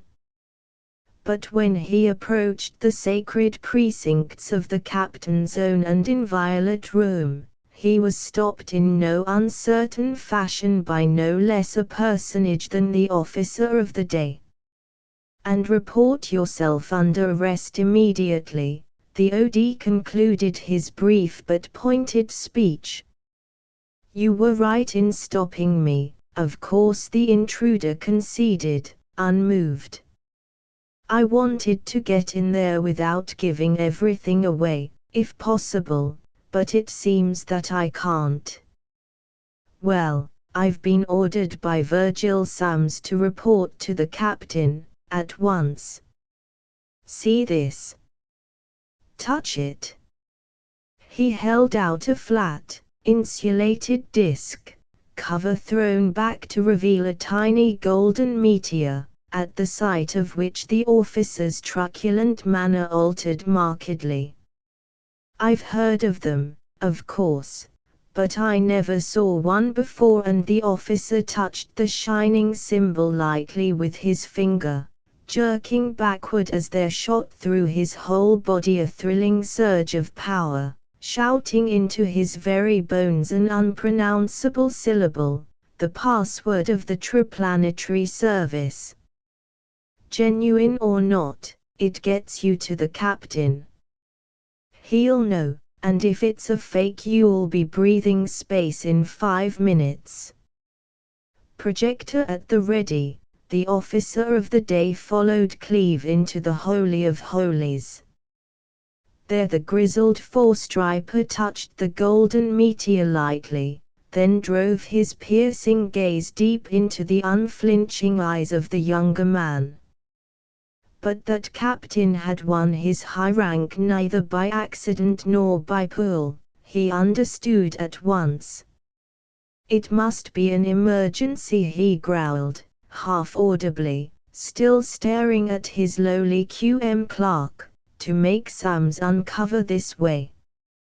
He turned and curtly dismissed the wondering OD. Then, "All right. Out with it.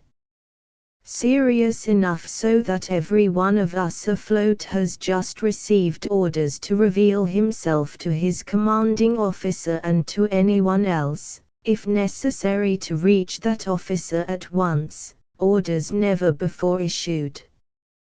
The enemy have been located. They have built a base, and have ships better than our best. Base and ships cannot be seen or detected by any ether wave. However, the service has been experimenting for years with a new type of communicator beam, and, while pretty crude yet, it was given to us when the Dian went out without leaving a trace. One of our men was in the Hyperion, managed to stay alive, and has been sending data. I am instructed to attach my new phone set to one of the universal plates in your conning room, and to see what I can find.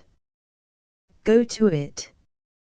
The captain waved his hand and the operative bent to his task. "Commanders of all vessels of the fleet." The headquarters speaker, receiver sealed upon the wavelength of the Admiral of the Fleet, broke the long silence. "All vessels in sectors L to R, inclusive, will interlock location signals. Some of you have received, or will receive shortly, certain communications from sources which need not be mentioned. Those commanders will at once send out red K4 screens. Vessels so marked will act as temporary flagships. Unmarked vessels will proceed at maximum to the nearest flagship, grouping about it in the regulation squadron cone in order of arrival. Squadrons most distant from objective point designated by flagship observers will proceed toward it at maximum. Squadrons nearest it will decelerate or reverse velocity. That point must not be approached until full fleet formation has been accomplished. Heavy and light cruisers of all other sectors inside the orbit of Mars. The orders went on, directing the mobilization of the stupendous forces of the League, so that they would be in readiness in the highly improbable event of the failure of the massed power of 7 sectors to reduce the pirate base. In those 7 sectors perhaps a dozen vessels threw out enormous spherical screens of intense red light, and as they did so their tracer points upon all the interlocked lookout plates also became ringed about with red. Toward those crimson markers the pilots of the unmarked vessels directed their courses at their utmost power, and while the white lights upon the lookout plates moved slowly toward and clustered about the red ones, the ultra-instruments of the service operatives were probing into space, sweeping the neighborhood of the computed position of the pirates' stronghold. But the object sought was so far away that the small spy sets of the servicemen, intended as they were for close-range work, were unable to make contact with the invisible planetoid for which they were seeking. In the captain's sanctum of the Chicago, the operative studied his plate for only a minute or two, then shut off his power and fell into a brown study, from which he was rudely aroused. "Aren't you even going to try to find them?" demanded the captain. "No," Cleve returned shortly. "No use, not half enough power or control." "I'm trying to think, maybe, say, Captain, will you please have the chief electrician and a couple of radio men come in here?" They came, and for hours, while the other ultrawave men searched the apparently empty ether with their ineffective beams, the 3 technical experts and the erstwhile quartermaster's clerk labored upon a huge and complex ultrawave projector, the 3 blindly and with doubtful questions, the one with sure knowledge at least of what he was trying to do. Finally the thing was done. The crude, but efficient graduated circles were set, and the tubes glowed redly as their massed output drove into a tight beam of ultravibration. "There it is," Sir Cleve reported, after some 10 minutes of manipulation, and the vast structure of the miniature world flashed into being upon his plate. "You may notify the fleet. Coordinates H11.62, RA 1243116, and DX about 173.2. The report made and the assistants out of the room, the captain turned to the observer and saluted gravely. "We have always known, sir, that the service had men, but I had no idea that any one man could possibly do, on the spur of the moment, what you have just done, unless that man happened to be Lyman Cleveland." "Oh, it doesn't," the observer began, but broke off, muttering unintelligibly at intervals, then swung the visiray beam toward the earth. Soon a face appeared upon the plate, the keen, but careworn face of Virgil Sams. "Hello, Lyman." His voice came clearly from the speaker, and the captain gasped. His ultrawave observer and sometime clerk was Lyman Cleveland himself, probably the greatest living expert in beam transmission. "I knew that you'd do something, if it could be done." "How about it, can the others install similar sets on their ships? I'm betting that they can't. Probably not. Cleveland frowned in thought. This is a patchwork affair, made of gunny sacks and hay wire. I'm holding it together by main strength and awkwardness, and even at that, it's apt to go to pieces any minute. Can you rig it up for photography? I think so. Just a minute. Yes, I can. Why? Because there's something going on out there that neither we nor apparently the pirates know anything about.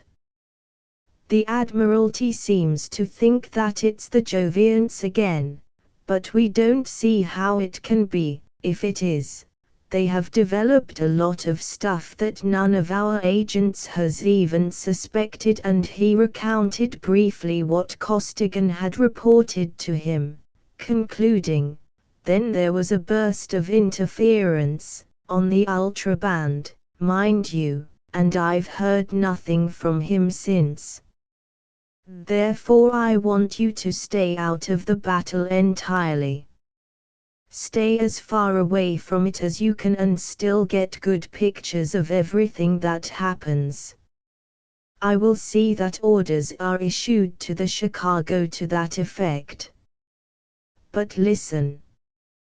Those are orders, snapped Sams. It is of the utmost importance that we know every detail of what is going to happen. The answer is pictures.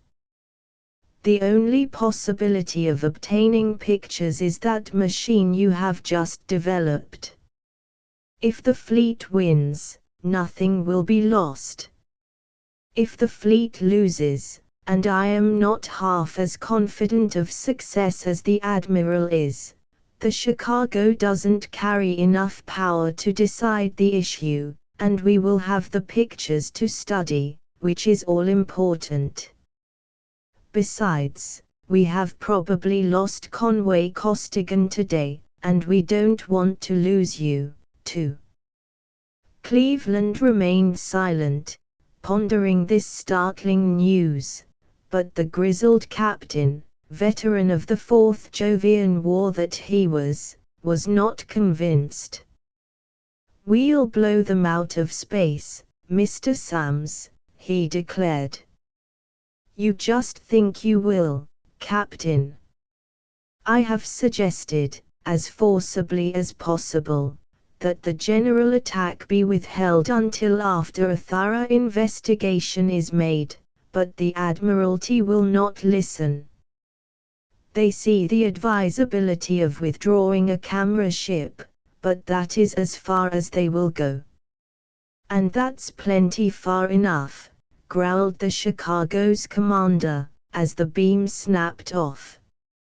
Mr. Cleveland, I don't like the idea of running away under fire, and I won't do it without direct orders from the Admiral. Of course you won't, that's why you are going. He was interrupted by a voice from the headquarters speaker. The captain stepped up to the plate and, upon being recognized, he received the exact orders which had been requested by the chief of the Triplanetary service. Thus it was that the Chicago reversed her acceleration, cut off her red screen, and fell rapidly behind, while the vessels following her shot away toward another crimson flaring loader.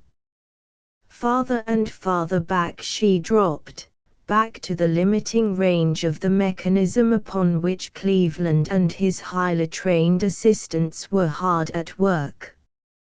And during all this time the forces of the 7 sectors had been concentrating. The pilot vessels, with their flaming red screens, each followed by a cone of spaceships, drew closer and closer together, approaching the Fearless, the British super-dreadnought which was to be the flagship of the fleet, the mightiest and heaviest spaceship which had yet lifted her stupendous mass into the ether. Now, systematically and precisely, the great cone of battle was coming into being, a formation developed during the Jovian Wars while the forces of the three planets were fighting in space for their very civilization's existence, and one never used since the last space fleets of Jupiter's murderous hordes had been wiped out. The mouth of that enormous hollow cone was a ring of scout patrols, the smallest and most agile vessels of the fleet.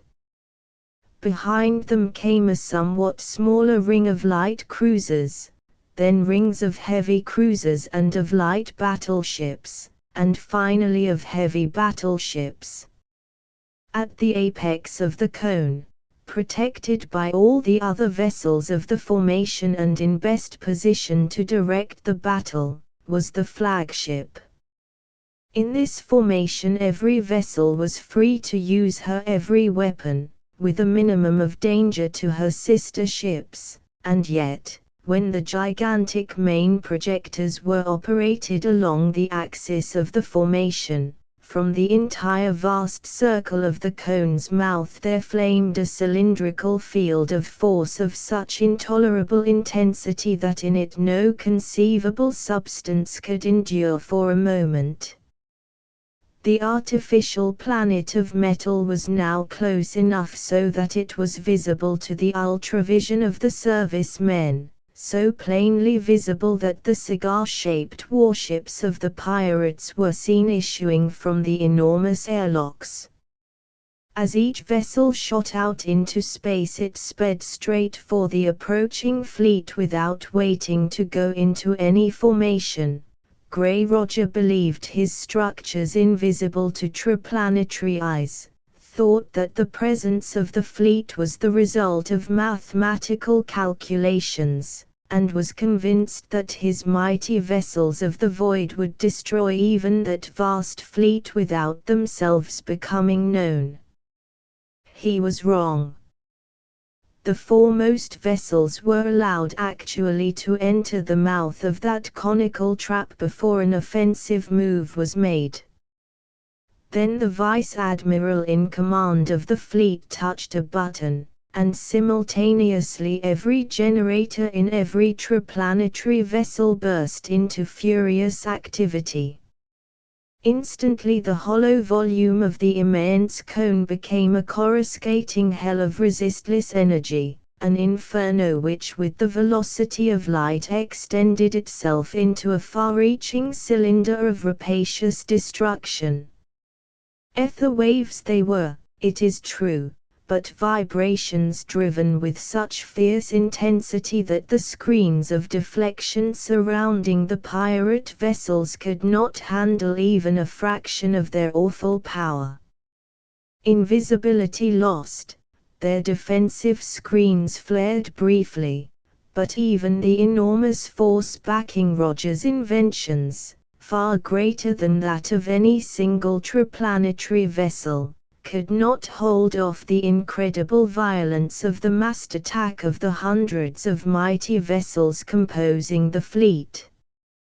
Their defensive screens flared briefly, then went down, their great hulls first glowing red, then shining white, then in a brief moment exploding into flying masses of red-hot, molten, and gaseous metal. A full 2/3 of Roger's force was caught in that raging, incandescent beam, caught and obliterated, but the remainder did not retreat to the planetoid.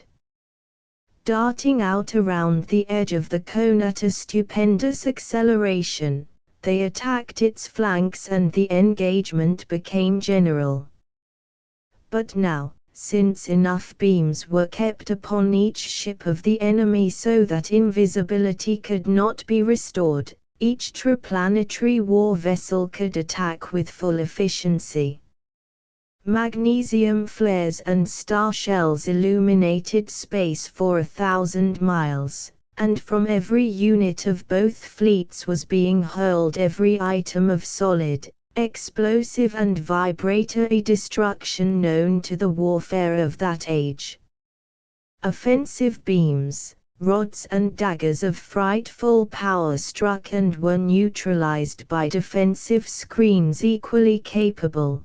The long-range and furious dodging made ordinary solid, or even atomic explosive projectiles useless, and both sides were filling all space with such a volume of blanketing frequencies that such radio-dirigible atomics as were launched could not be controlled, but darted madly and erratically hither and thither, finally to be exploded or volatilized harmlessly in mid-space by the touch of some fiercely insistent, probing beam of force. Individually, however, the pirate vessels were far more powerful than those of the fleet, and that superiority soon began to make itself felt. The power of the smaller ships began to fail as their accumulators became discharged under the awful drain of the battle, and vessel after vessel of the Triplanetary fleet was hurled into nothingness by the concentrated blasts of the pirates' rays. But the Triplanetary forces had one great advantage. In furious haste the servicemen had been altering the controls of the dirigible atomic torpedoes, so that they would respond to ultra-wave control, and, few in number though they were, each was highly effective. A hard-eyed observer, face almost against his plate and both hands and both feet manipulating controls, hurled the first torpedo. Propelling rockets viciously aflame, it twisted and looped around the incandescent rods of destruction so thickly and starkly outlined, under perfect control, unaffected by the hideous distortion of all etherborne signals. Through a pirate screen it went, and under the terrific blast of its detonation the entire midsection of the stricken battleship vanished. It should have been out, cold, but to the amazement of the observers, both ends kept on fighting with scarcely lessened power. 2 more of the frightful bombs had to be launched, each remaining section had to be blown to bits, before those terrible beams went out. Not a man in that great fleet had even an inkling of the truth, that those great vessels, those awful engines of destruction, did not contain a single living creature, that they were manned and fought by automatons, robots controlled by keen-eyed, space-hardened veterans inside the pirates' planetoid. But they were to receive an inkling of it. As ship after ship of the pirate fleet was destroyed, Roger realized that his navy was beaten, and forthwith all his surviving vessels darted toward the apex of the cone, where the heaviest battleships were stationed. There each hurled itself upon a triplanetary warship, crashing to its own destruction, but in that destruction ensuring the loss of one of the heaviest vessels of the enemy. Thus passed the Fearless, and 20 of the finest spaceships of the fleet as well. But the ranking officer assumed command, the war cone was reformed, and, yawning more to the fore, the great formation shot toward the pirate stronghold, now near at hand. It again launched its stupendous cylinder of annihilation, but even as the mighty defensive screens of the planetoid flared into incandescently furious defense, the battle was interrupted and pirates and triplanetarians learned alike that they were not alone in the ether. Space became suffused with a redly impenetrable opacity, and through that indescribable pull there came reaching huge arms of force, incredible, writhing, coruscating beams of power which glowed a baleful, although almost imperceptible, red. A vessel of unheard of armament and power, hailing from the then unknown solar system of Nevia, had come to rest in that space. For months her commander had been searching for one ultra-precious substance. Now his detectors had found it, and, feeling neither fear of triplanetarian weapons nor reluctance to sacrifice those thousands of triplanetarian lives, he was about to take it. Chapter 10. Within the Red Veil. Nevia, the home planet of the marauding spaceship, would have appeared peculiar indeed to terrestrial senses. High in the deep red heavens a fervent blue sun poured down its flood of brilliant purplish light upon a world of water. Not a cloud was to be seen in that flaming sky, and through that dustless atmosphere the eye could see the horizon, a horizon 3 times as distant as the one to which we are accustomed, with a distinctness and clarity impossible in our Terra's dust-filled air. As that mighty sun dropped below the horizon, the sky would fill suddenly with clouds and rain would fall violently and steadily until midnight. Then the clouds would vanish as suddenly as they had come into being, the torrential downpour would cease, and through that huge world's wonderfully transparent gaseous envelope the full glory of the firmament would be revealed. Not the firmament as we know it, for that hot blue sun and Nevia, her one planet child, were light years distant from Old Sol and his numerous brood, but a strange and glorious firmament containing few constellations familiar to earthly eyes. Out of the vacuum of space a fish-shaped vessel of the void, the vessel that was to attack so boldly both the massed fleet of Triplanetary and Roger's planetoid, plunged into the rarefied outer atmosphere, and crimson beams of force tore shriekingly through the thin air as it braked its terrific speed. A third of the circumference of Nevia's mighty globe was traversed before the velocity of the craft could be reduced sufficiently to make a landing possible. Then, approaching the twilight zone, the vessel dived vertically downward, and it became evident that Nevia was neither entirely aqueous nor devoid of intelligent life.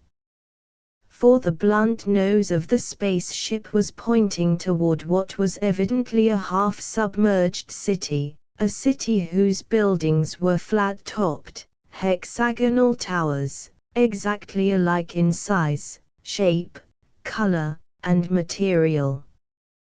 These buildings were arranged as the cells of a honeycomb would be if each cell were separated from its neighbors by a relatively narrow channel of water, and all were built of the same white metal. Many bridges and more tubes extended through the air from building to building, and the watery streets teemed with swimmers, with surface craft, and with submarines. The pilot, stationed immediately below the conical prow of the spaceship, peered intently through thick windows which afforded unobstructed vision in every direction. His 4 huge and contractile eyes were active, each operating independently in sending its own message to his peculiar but capable brain.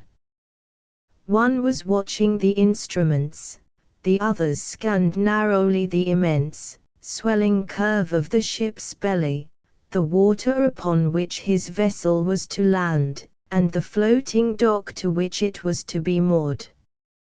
4 hands, if hands they could be called, manipulated levers and wheels with infinite delicacy of touch, and with scarcely a splash the immense mass of the Nevian vessel struck the water and glided to a stop within a foot of its exact berth.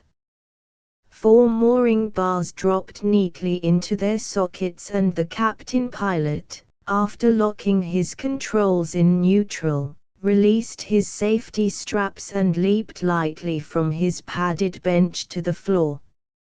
Scuttling across the floor and down a runway upon his 4 short, powerful, heavily scaled legs, he slipped smoothly into the water and flashed away, far below the surface. 4 Nevians are true amphibians. Their blood is cold. They use with equal comfort and efficiency gills and lungs for breathing. Their scaly bodies are equally at home in the water or in the air. Their broad, flat feet serve equally well for running about upon a solid surface or for driving their streamlined bodies through the water at a pace few fishes can equal. Through the water the Nevian commander darted along, steering his course accurately by means of his short, veined tail. Through an opening in a wall he sped, and along a submarine hallway, emerging upon a broad ramp. He scurried up the incline and into an elevator which lifted him to the top of the hexagon, directly into the office of the Secretary of Commerce of all Nevia. "Welcome, Captain Radu."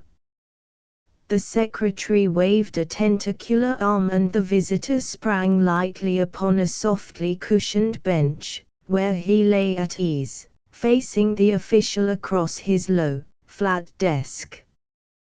"We congratulate you upon the success of your final trial flight. We received all your reports, even while you were traveling at 10 times the velocity of light. With the last difficulties overcome, you are now ready to start." "We are ready," the captain scientist replied, soberly. "Mechanically, the ship is as nearly perfect as our finest minds can make her. She is stocked for 2 years. All the iron-bearing suns within reach have been plotted. Everything is ready except the iron. Of course the Council refused to allow us any of the national supply. How much were you able to purchase for us in the market?" "Nearly £10. £10? Why, the securities we left with you could not have bought £2, even at the price then prevailing." "No, but you have friends. Many of us believe in you, and have dipped into our own resources. You and your fellow scientists of the expedition have each contributed his entire personal fortune. Why should not some of the rest of us also contribute, as private citizens?" "Wonderful, we thank you." £10. The captain's great triangular eyes glowed with an intense violet light. "At least a year of cruising. But, what if, after all, we should be wrong? In that case you shall have consumed £10 of irreplaceable metal." The secretary was unmoved. "That is the viewpoint of the Council and of almost everyone else. It is not the waste of treasure they object to, it is the fact that £10 of iron will be forever lost. A high price, truly," the Columbus of Nevia assented. "And after all, I may be wrong." "You probably are wrong," his host made startling answer. "It is practically certain, it is almost a demonstrable mathematical fact, that no other sun within hundreds of thousands of light-years of our own has a planet. In all probability Nevia is the only planet in the entire universe. We are very probably the only intelligent life in the universe. There is only one chance in numberless millions that anywhere within the cruising range of your newly perfected spaceship there may be an iron-bearing planet upon which you can effect a landing. There is a larger chance, however, that you may be able to find a small, cold, iron-bearing cosmic body, small enough so that you can capture it. Although there are no mathematics by which to evaluate the probability of such an occurrence, it is upon that larger chance that some of us are staking a portion of our wealth. We expect no return whatever, but if you should by some miracle happen to succeed, what then? Deep seas being made shallow, civilization extending itself over the globe, science advancing by leaps and bounds, Nevia becoming populated as she should be peopled, that, my friend, is a chance well worth taking. The secretary called in a group of guards, who escorted the small package of priceless metal to the spaceship. Before the massive door was sealed, the friends bade each other farewell. I will keep in touch with you on the ultrawave, the captain concluded. After all, I do not blame the council for refusing to allow the other ship to go out. 10 pounds of iron will be a fearful loss to the world. If we should find iron, however, see to it that she loses no time in following us. No fear of that. If you find iron, she will set out at once, and all space will soon be full of vessels. Goodbye. The last opening was sealed and Nradu shot the great vessel into the air. Up and up, out beyond the last tenuous trace of atmosphere, on and on through space it flew with ever-increasing velocity until Nevia's gigantic blue sun had been left so far behind that it became a splendid blue-white star.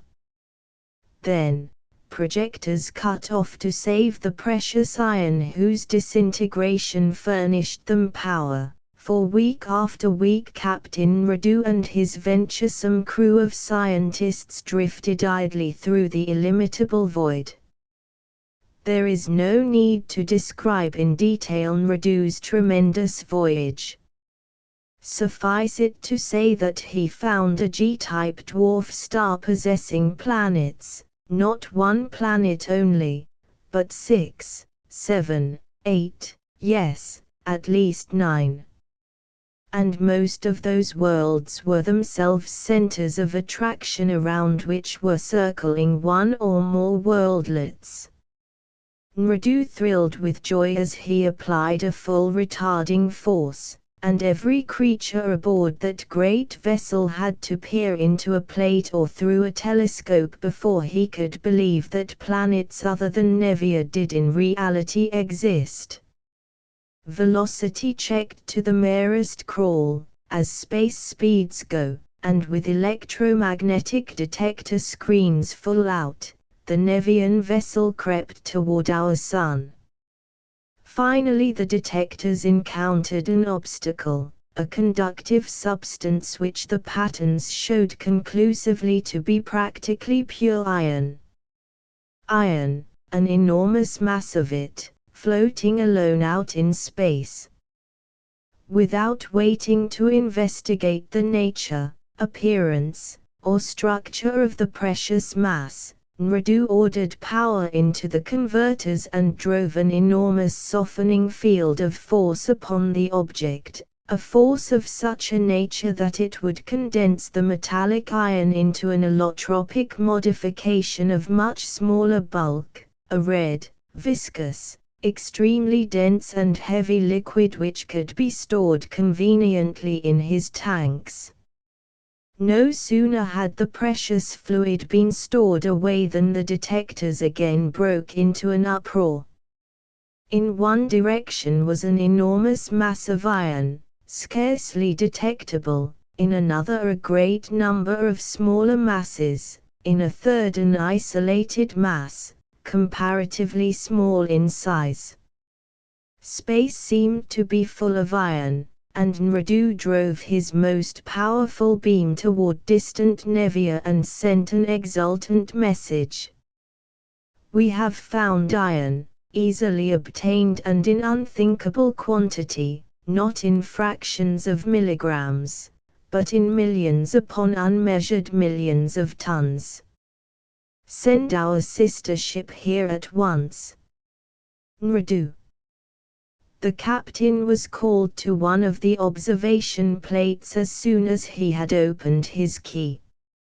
"I have been investigating the mass of iron now nearest us, the small one. It is an artificial structure, a small space boat, and there are 3 creatures in it, monstrosities certainly, but they must possess some intelligence or they could not be navigating space." "What? Impossible!" exclaimed the chief explorer. "Probably, then, the other was, but no matter, we had to have the iron. Bring the boat in without converting it, so that we may study at our leisure both the beings and their mechanisms." And Nradu swung his own visiray beam into the emergency boat, seeing there the armored figures of Cleo Marston and the 2 Triplanetary officers. "They are indeed intelligent," Nradu commented, as he detected and silenced Costigan's ultrabeam communicator. "Not, however, as intelligent as I had supposed," he went on, after studying the peculiar creatures and their tiny spaceship more in detail. "They have immense stores of iron, yet use it for nothing other than building material. They make little and inefficient use of atomic energy. They apparently have a rudimentary knowledge of ultrawaves, but do not use them intelligently. They cannot neutralize even these ordinary forces we are now employing. They are of course more intelligent than the lower gonoids, or even than some of the higher fishes, but by no stretch of the imagination can they be compared to us. I am quite relieved. I was afraid that in my haste I might have slain members of a highly developed race."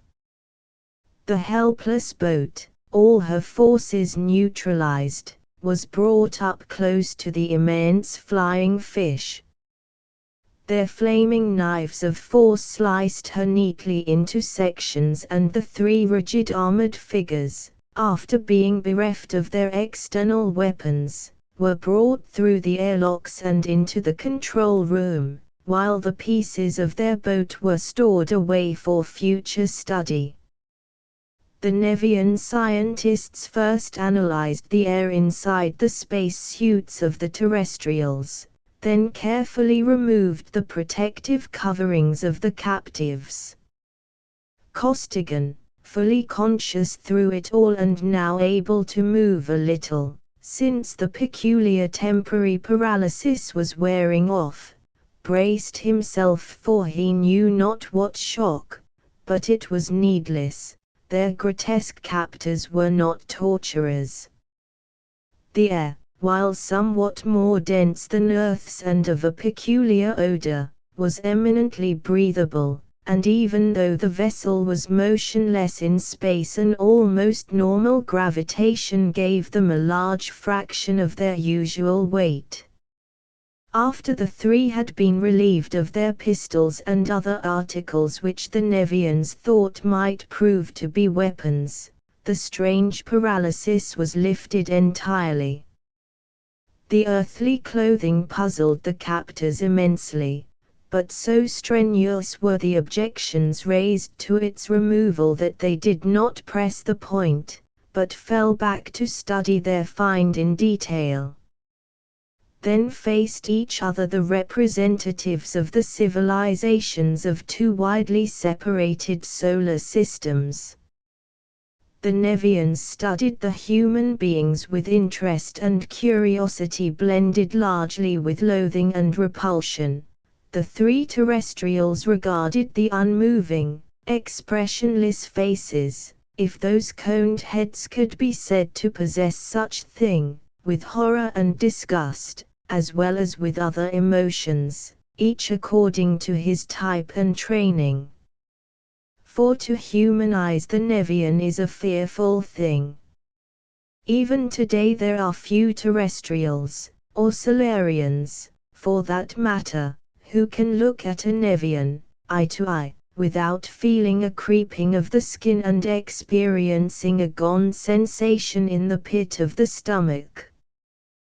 The horny, wrinkled, drought-resisting Martian, whom we all know and rather like, is a hideous being indeed. The bat-eyed, colorless, hairless, practically skinless Venerian is worse. But they both are, after all, remote cousins of Terra's humanity, and we get along with them quite well whenever we are compelled to visit Mars or Venus. But the Nevians, the horizontal, flat, fish-like body is not so bad, even supported as it is by four short, powerful, scaly, flat-footed legs, and terminating as it does in the weird, four-veined tail. The neck, even, is endurable, although it is long and flexible, heavily scaled, and is carried in whatever eye-wringing loops or curves the owner considers most convenient or ornamental at the time. Even the smell of a Nevian, a malodorous reek of overripe fish, does in time become tolerable, especially if sufficiently disguised with creosote, which purely terrestrial chemical is the most highly prized perfume of Nevia. But the head. It is that member that makes the Nevian so appalling to earthly eyes, for it is a thing utterly foreign to all Solarian history or experience. As most Tellurians already know, it is fundamentally a massive cone, covered with scales, based spearhead-like upon the neck. Four great sea-green, triangular eyes are spaced equidistant from each other about halfway up the cone. The pupils are contractile at will, like the eyes of the cat, permitting the Nevian to see equally well in any ordinary extreme of light or darkness. Immediately below each eye springs out a long, jointless, boneless, tentacular arm, an arm which at its extremity divides into 8 delicate and sensitive, but very strong, fingers. Below each arm is a mouth, a beaked, needle-tusked orifice of dire potentialities. Finally, under the overhanging edge of the cone-shaped head are the delicately frilled organs which serve either as gills or as nostrils and lungs, as may be desired. To other Nevians the eyes and other features are highly expressive, but to us they appear utterly cold and unmoving. Terrestrial senses can detect no changes of expression in a Nevian's face. Such were the frightful beings at whom the three prisoners stared with sinking hearts. But if we human beings have always considered Nevians grotesque and repulsive, the feeling has always been mutual. For those monstrous beings are a highly intelligent and extremely sensitive race, and to us, trim and graceful human forms seem to them the very quintessence of malformation and hideousness. Good heavens, Conway! Cleo exclaimed, shrinking against Costigan as his left arm flashed around her. What horrible monstrosities! And they can't talk, not one of them has made a sound. Suppose they can be deaf and dumb. But at the same time Radu was addressing his fellows. What hideous, deformed creatures they are! Truly a low form of life, even though they do possess some intelligence. They cannot talk, and have made no signs of having heard our words to them. Do you suppose that they communicate by sight? That those weird contortions of their peculiarly placed organs serve as speech? Thus both sides, neither realizing that the other had spoken. For the Nevian voice is pitched so high that the lowest note audible to them is far above our limit of hearing. The shrillest note of a terrestrial piccolo is to them so profoundly low that it cannot be heard. We have much to do. Nradu turned away from the captives. We must postpone further study of the specimens until we have taken aboard a full cargo of the iron which is so plentiful here. What shall we do with them, sir? Asked one of the Nevian officers. Lock them in one of the storage rooms. Oh, no. They might die there, and we must by all means keep them in good condition, to be studied most carefully by the fellows of the College of Science. What a commotion there will be when we bring in this group of strange creatures, living proof that there are other suns possessing planets, planets which are supporting organic and intelligent life. You may put them in 3 communicating rooms, say in the 4th section. They will undoubtedly require light and exercise. Lock all the exits, of course, but it would be best to leave the doors between the rooms unlocked, so that they can be together or apart, as they choose. Since the smallest one, the female, stays so close to the larger male, it may be that they are mates. But since we know nothing of their habits or customs, it will be best to give them all possible freedom compatible with safety. Nradu turned back to his instruments and 3 of the frightful crew came up to the human beings.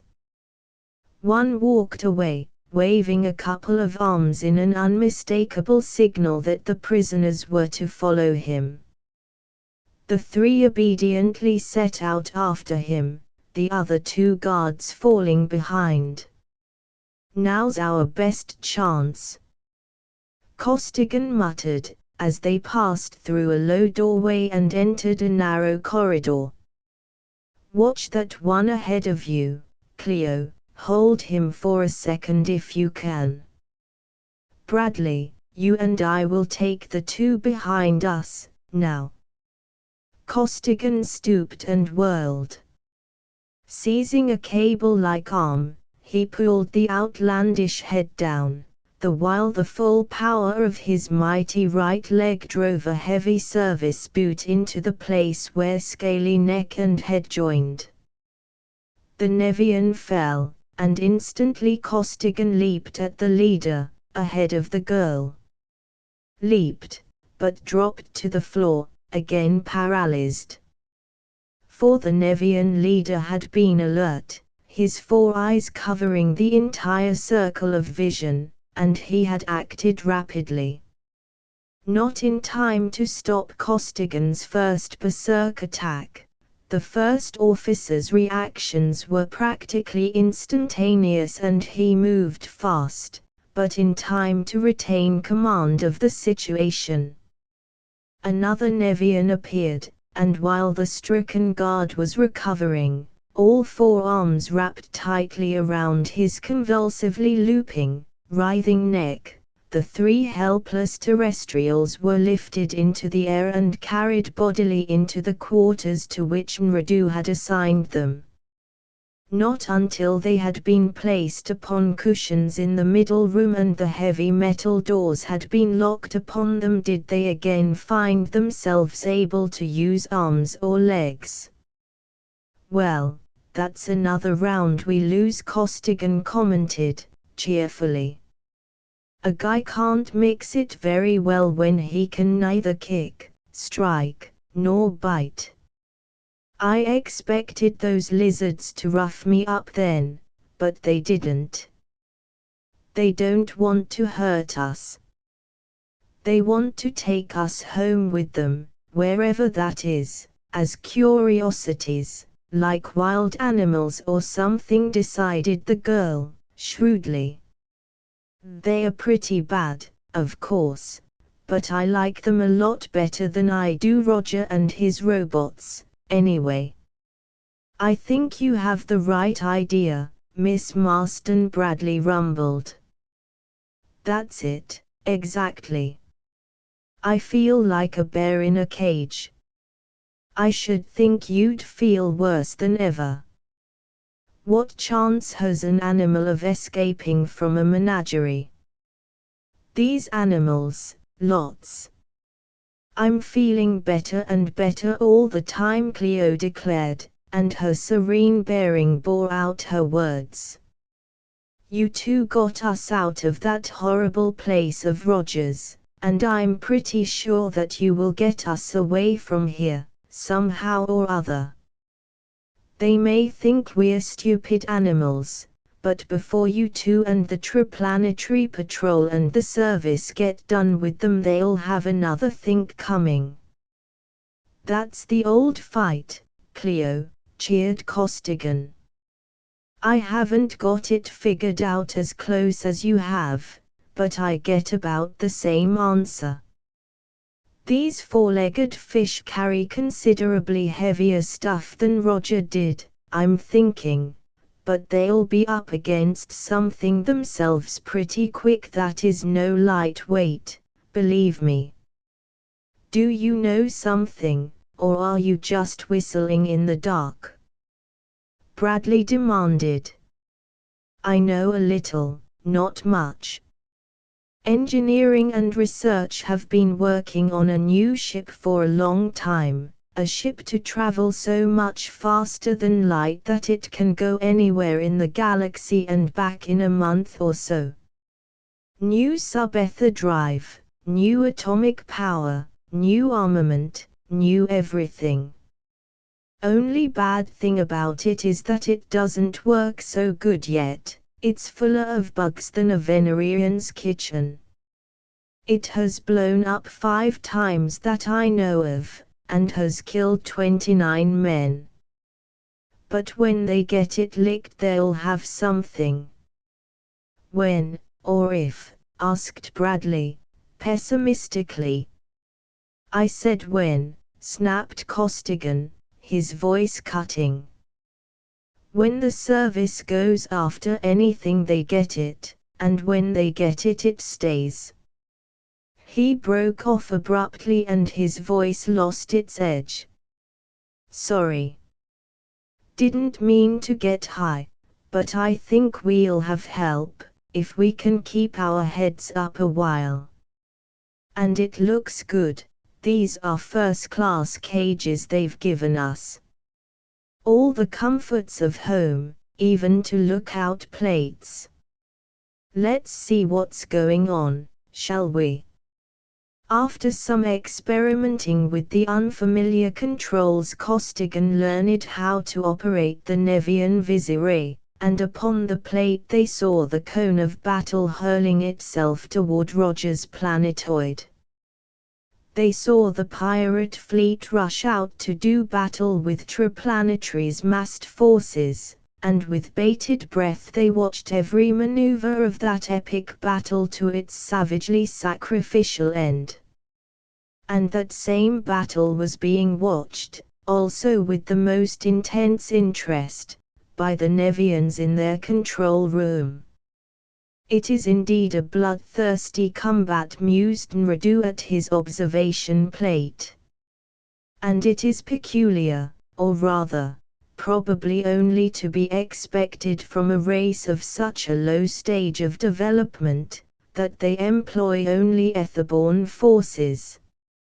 Warfare seems universal among primitive types. Indeed, it is not so long ago that our own cities, few in number though they are, ceased fighting each other and combined against the semi-civilized fishes of the greater deeps. He fell silent, and for many minutes watched the furious battle between the two navies of the void.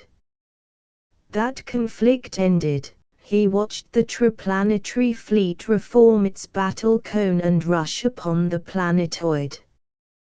Destruction, always destruction, he sighed, adjusting his power switches.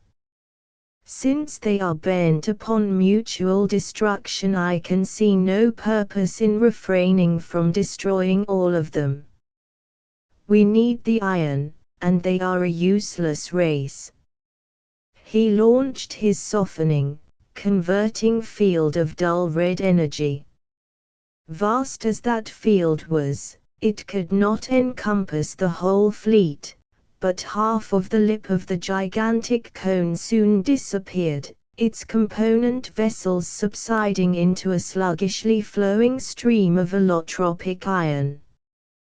The fleet, abandoning its attack upon the planetoid, swung its cone around, to bring the flame-erupting axis to bear upon the formless something dimly perceptible to the ultravision of Sam's observers. Furiously the gigantic composite beam of the massed fleet was hurled, nor was it alone. For Garland had known, ever since the easy escape of his human prisoners, that something was occurring which was completely beyond his experience, although not beyond his theoretical knowledge. He had found the subether closed, he had been unable to make his subetheral weapons operative against either the three captives or the war vessels of the Triplanetary patrol. Now, however, he could work in the subetheral murk of the newcomers. A light trial showed him that if he so wished he could use subetheral offenses against them. What was the real meaning of those facts? He had become convinced that those three persons were no more human than was Roger himself. Who or what was activating them? It was definitely not Edorian workmanship. No Edorian would have developed those particular techniques, nor could possibly have developed them without his knowledge. What, then? To do what had been done necessitated the existence of a race as old and as capable as the Edorians, but of an entirely different nature, and, according to Edor's vast information center, no such race existed or ever had existed. Those visitors, possessing mechanisms supposedly known only to the science of Edor, would also be expected to possess the mental powers which had been exhibited. Were they recent arrivals from some other space-time continuum? Probably not. Edorian surveys had found no trace of any such life in any reachable plenum. Since it would be utterly fantastic to postulate the unheralded appearance of two such races at practically the same moment, the conclusion seemed unavoidable that these as yet unknown beings were the protectors, the activators, rather, of the two Triplanetary officers and the woman. This view was supported by the fact that while the strangers had attacked Triplanetary's fleet and had killed thousands of Triplanetary's men, they had actually rescued those three supposedly human beings. The planetoid, then would be attacked next. Very well, he would join Triplanetary in attacking them, with weapons no more dangerous to them than Triplanetary's own, the while preparing his real attack, which would come later. Roger issued orders, and waited, and thought more and more intensely upon one point which remained obscure: why, when the strangers themselves destroyed Triplanetary's fleet, had Roger been unable to use his most potent weapons against that fleet? Thus, then, for the first time in Triplanetary's history, the forces of law and order joined hands with those of piracy and banditry against a common foe. Rods, beams, planes, and stilettos of unbearable energy the doomed fleet launched. In addition to its terrifically destructive main beam, Roger hurled every material weapon at his command. But bombs, high-explosive shells, even the ultra-deadly atomic torpedoes, alike were ineffective, alike simply vanished in the redly murky veil of nothingness. And the fleet was being melted. In quick succession the vessels flamed red, shrank together, gave out their air, and merged their component iron into the intensely crimson, sullenly viscous stream which was flowing through the impenetrable veil against which both Triplanetarians and pirates were directing their terrific offense. The last vessel of the attacking cone having been converted and the resulting metal stored away, the Nevians, as Roger had anticipated, turned their attention toward the planetoid. But that structure was no feeble warship. It had been designed by, and built under the personal supervision of, Garland of Edor. It was powered, equipped, and armed to meet any emergency which Garland's tremendous mind had been able to envision. Its entire bulk was protected by the shield whose qualities had so surprised Costigan, a shield far more effective than any Tellurian scientist or engineer would have believed possible. The voracious converting beam of the Nevians, below the level of the ether though it was, struck that shield and rebounded, defeated and futile. Struck again, again rebounded, then struck and clung hungrily, licking out over that impermeable surface in darting tongues of flame as the surprised Nradu doubled and then quadrupled his power. Fiercer and fiercer the Nevian flood of force drove in. The whole immense globe of the planetoid became one scintillant ball of raw, red energy, but still the pirate's shield remained intact. Grey Roger sat coldly motionless at his great desk, the top of which was now swung up to become a panel of mast-and-tid instruments and controls. He could carry this load forever, but unless he was very wrong, this load would change shortly. What then? The essence that was Garland could not be killed, could not even be hurt, by any physical, chemical, or nuclear force. Should he stay with the planetoid to its end, and thus perforce return to Edor with no material evidence whatever? He would not. Too much remained undone. Any report based upon his present information could be neither complete nor conclusive, and reports submitted by Garland of Edor to the coldly cynical and ruthlessly analytical innermost circle had always been and always would be both. It was a fact that there existed at least one non-Edorian mind which was the equal of his own. If one, there would be a race of such minds. The thought was galling, but to deny the existence of a fact would be the essence of stupidity. Since power of mind was a function of time, that race must be of approximately the same age as his own. Therefore the Eddorian Information Center, which by the inference of its completeness denied the existence of such a race, was wrong. It was not complete. Why was it not complete? The only possible reason for two such races remaining unaware of the existence of each other would be the deliberate intent of one of them. Therefore, at some time in the past, the two races had been in contact for at least an instant of time. All Eddorian knowledge of that meeting had been suppressed and no more contacts had been allowed to occur.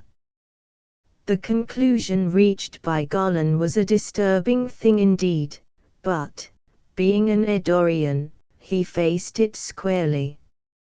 He did not have to wonder how such a suppression could have been accomplished, he knew. He also knew that his own mind contained everything known to his every ancestor since the first Eddorian was. The probability was exceedingly great that if any such contact had ever been made, his mind would still contain at least some information concerning it, however carefully suppressed that knowledge had been. He thought. Back, farther still.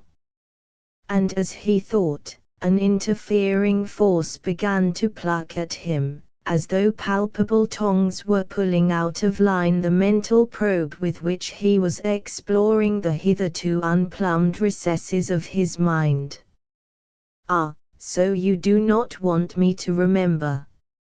Roger asked aloud, with no change in any lineament of his hard, grey face. "I wonder, do you really believe that you can keep me from remembering?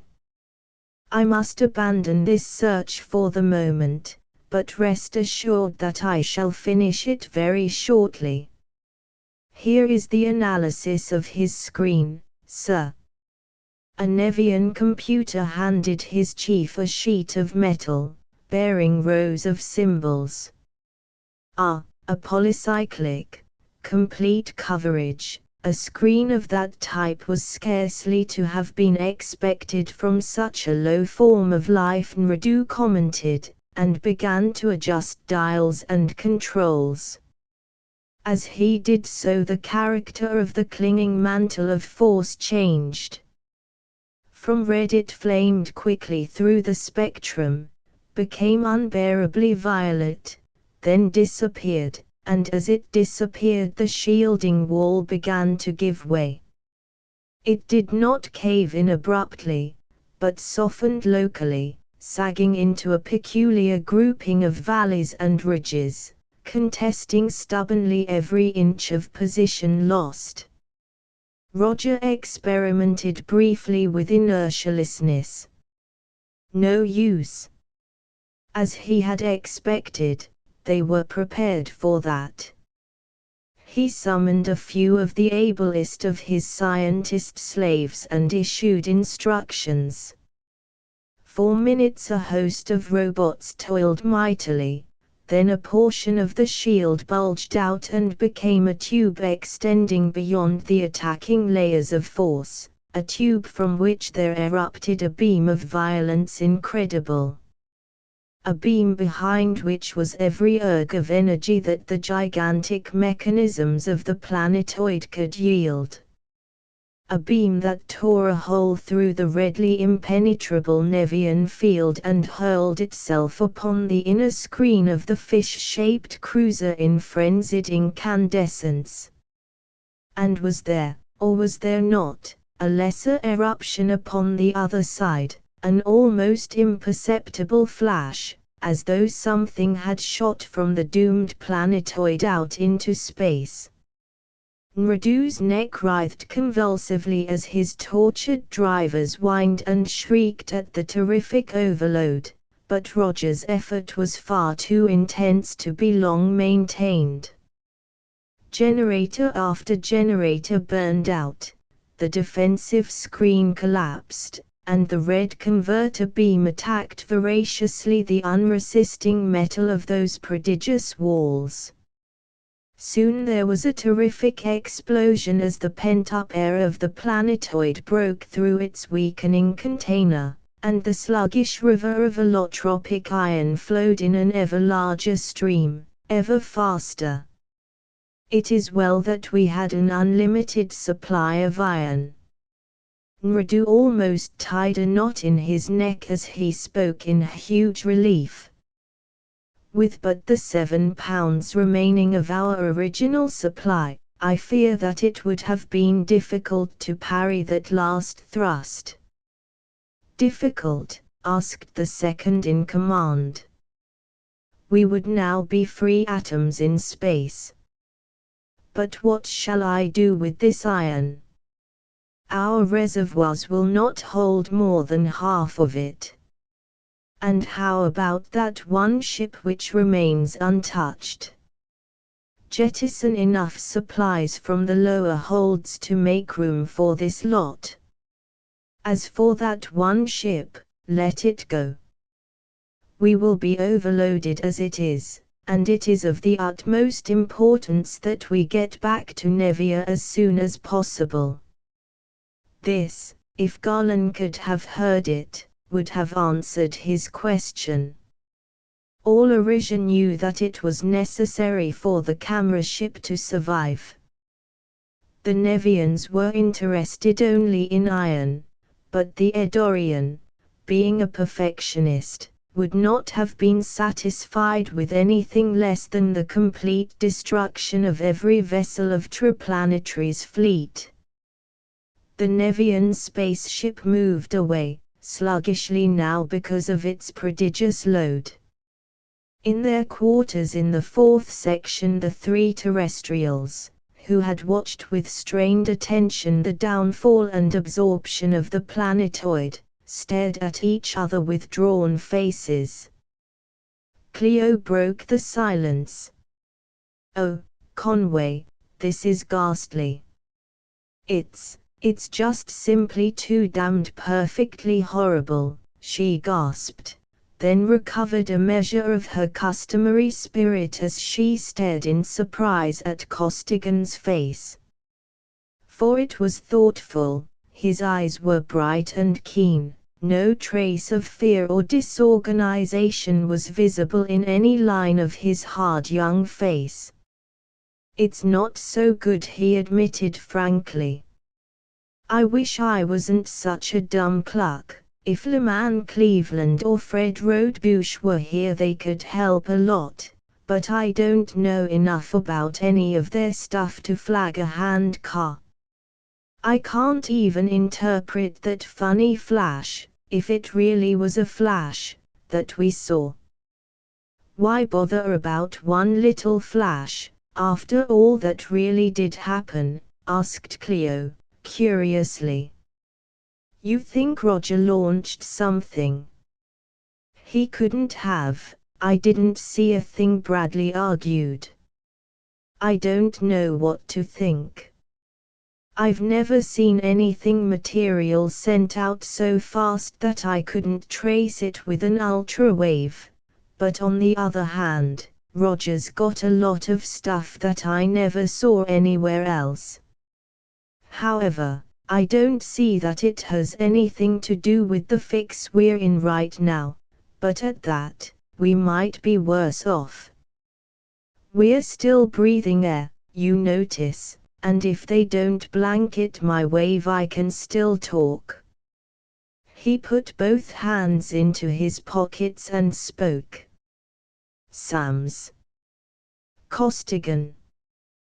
Put me on a recorder, quick. I probably haven't got much time." And for 10 minutes he talked, concisely and as rapidly as he could utter words, reporting clearly and exactly everything that had transpired.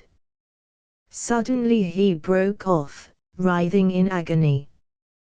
Frantically he tore his shirt open and hurled a tiny object across the room. "Wow!" he exclaimed. "They may be deaf, but they can certainly detect an ultrawave, and what an interference they can set up on it."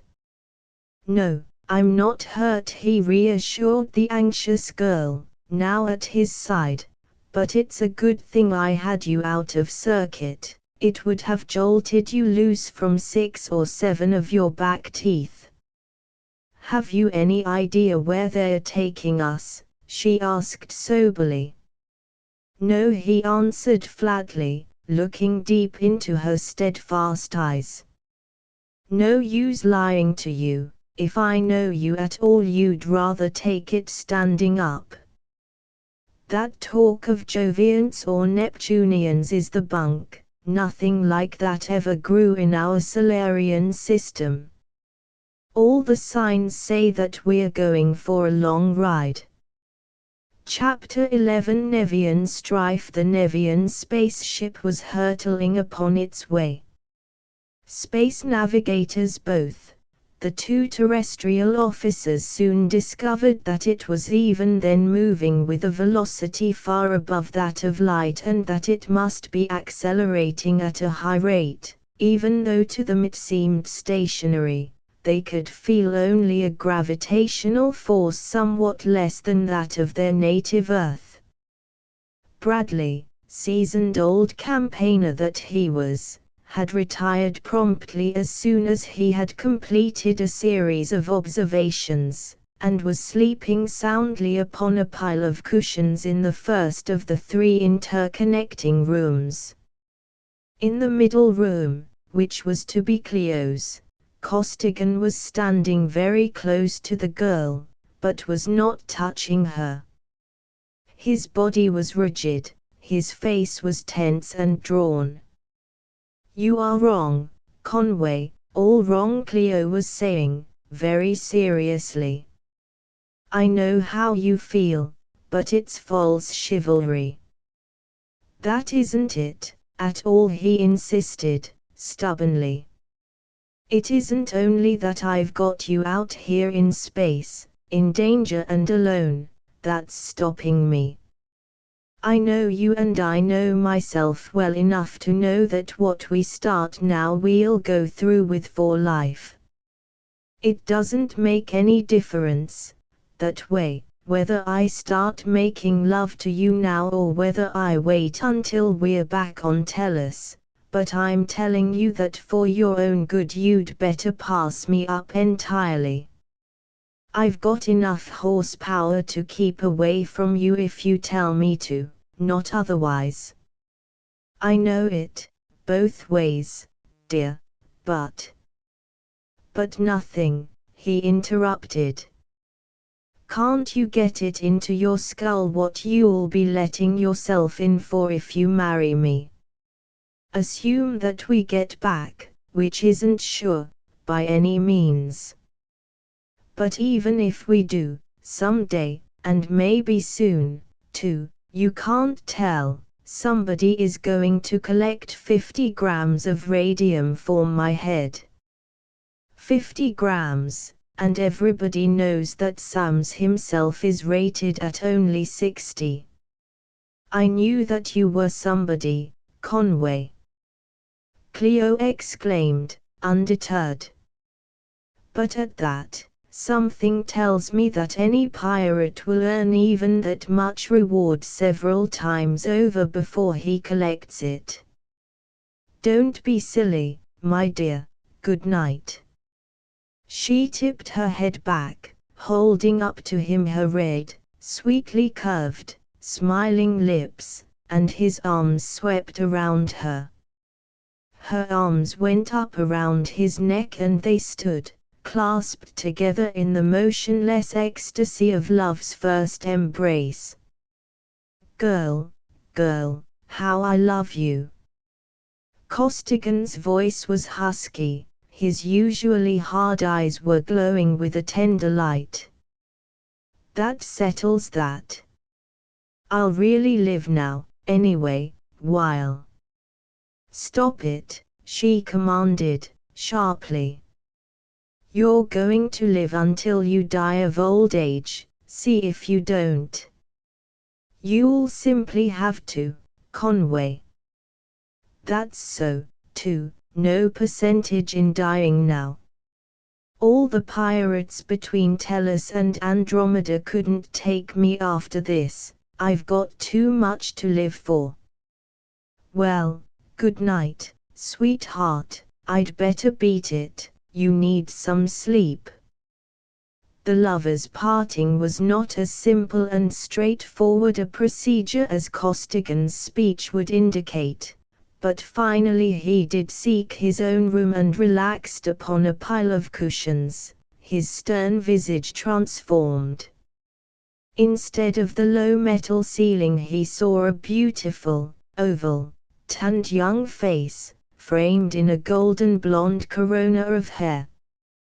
His gaze sank into the depths of loyal, honest, dark blue eyes, and looking deeper and deeper into those blue wells he fell asleep.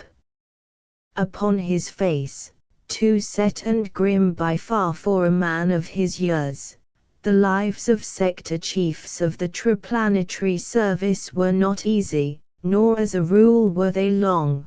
There lingered as he slept that newly acquired softness of expression, the reflection of his transcendent happiness.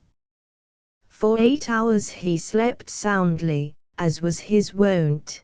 Then, also according to his habit and training, he came wide awake, with no intermediate stage of napping. "Cleo," he whispered. "Awake, girl." "Awake," her voice come through the ultraphone, relief in every syllable. "Good heavens, I thought you were going to sleep until we got to wherever it is that we're going. Come on in, you two, I don't see how you can possibly sleep, just as though you were home in bed. You've got to learn to sleep anywhere if you expect to keep in." Costigan broke off as he opened the door and saw Cleo's wan face. She had evidently spent a sleepless and racking 8 hours. "Good Lord, Cleo, why didn't you call me?" "Oh, I'm all right, except for being a little jittery." "No need of asking how you feel, is there?" "No, I feel hungry," he answered cheerfully. "I'm going to see what we can do about it, or say, guess I'll see whether they are still interfering on Sam's wave." He took out the small, insulated case and touched the contact stud lightly with his finger. His arm jerked away powerfully. Still at it, he gave the unnecessary explanation. "They don't seem to want us to talk outside, but his interference is as good as my talking. They can trace it, of course. Now I'll see what I can find out about our breakfast." He stepped over to the plate and shot its projector beam forward into the control room, where he saw Nradu lying, dog-like, at his instrument panel. As Costigan's beam entered the room, a blue light flashed on and the Nevian turned an eye and an arm toward his own small observation plate. Knowing that they were now in visual communication, Costigan beckoned an invitation and pointed to his mouth in what he hoped was the universal sign of hunger. The Nevian waved an arm and fingered controls, and as he did so a wide section of the floor of Cleo's room slid aside. The opening thus made revealed a table which rose upon its low pedestal, a table equipped with 3 softly cushioned benches and spread with a glittering array of silver and glassware. Bowls and platters of a dazzlingly white metal, narrow-waisted goblets of sheerest crystal, all were hexagonal, beautifully and intricately carved or etched in apparently conventional marine designs. And the table utensils of this strange race were peculiar indeed. There were tearing forceps of 16 needle-sharp curved teeth, there were flexible spatulas, there were deep and shallow ladles with flexible edges, there were many other peculiarly curved instruments at whose uses the terrestrials could not even guess, all having delicately fashioned handles to fit the long slender fingers of the Nevians. But if the table and its appointments were surprising to the terrestrials, revealing as they did a degree of culture which none of them had expected to find in a race of beings so monstrous, the food was even more surprising, although in another sense. For the wonderful crystal goblets were filled with a grayish-green slime of a nauseous and overpowering odor. The smaller bowls were full of living sea spiders and other such delicacies, and each large platter contained a fish fully a foot long, raw and whole, garnished tastefully with red, purple, and green strands of seaweed. Cleo looked once, then gasped, shutting her eyes and turning away from the table. But Costigan flipped the 3 fish into a platter and set it aside before he turned back to the visiplate. "They'll go good fried," he remarked to Bradley, signaling vigorously to Nradu that the meal was not acceptable and that he wanted to talk to him, in person. Finally he made himself clear. The table sank down out of sight, and the Nevian commander cautiously entered the room.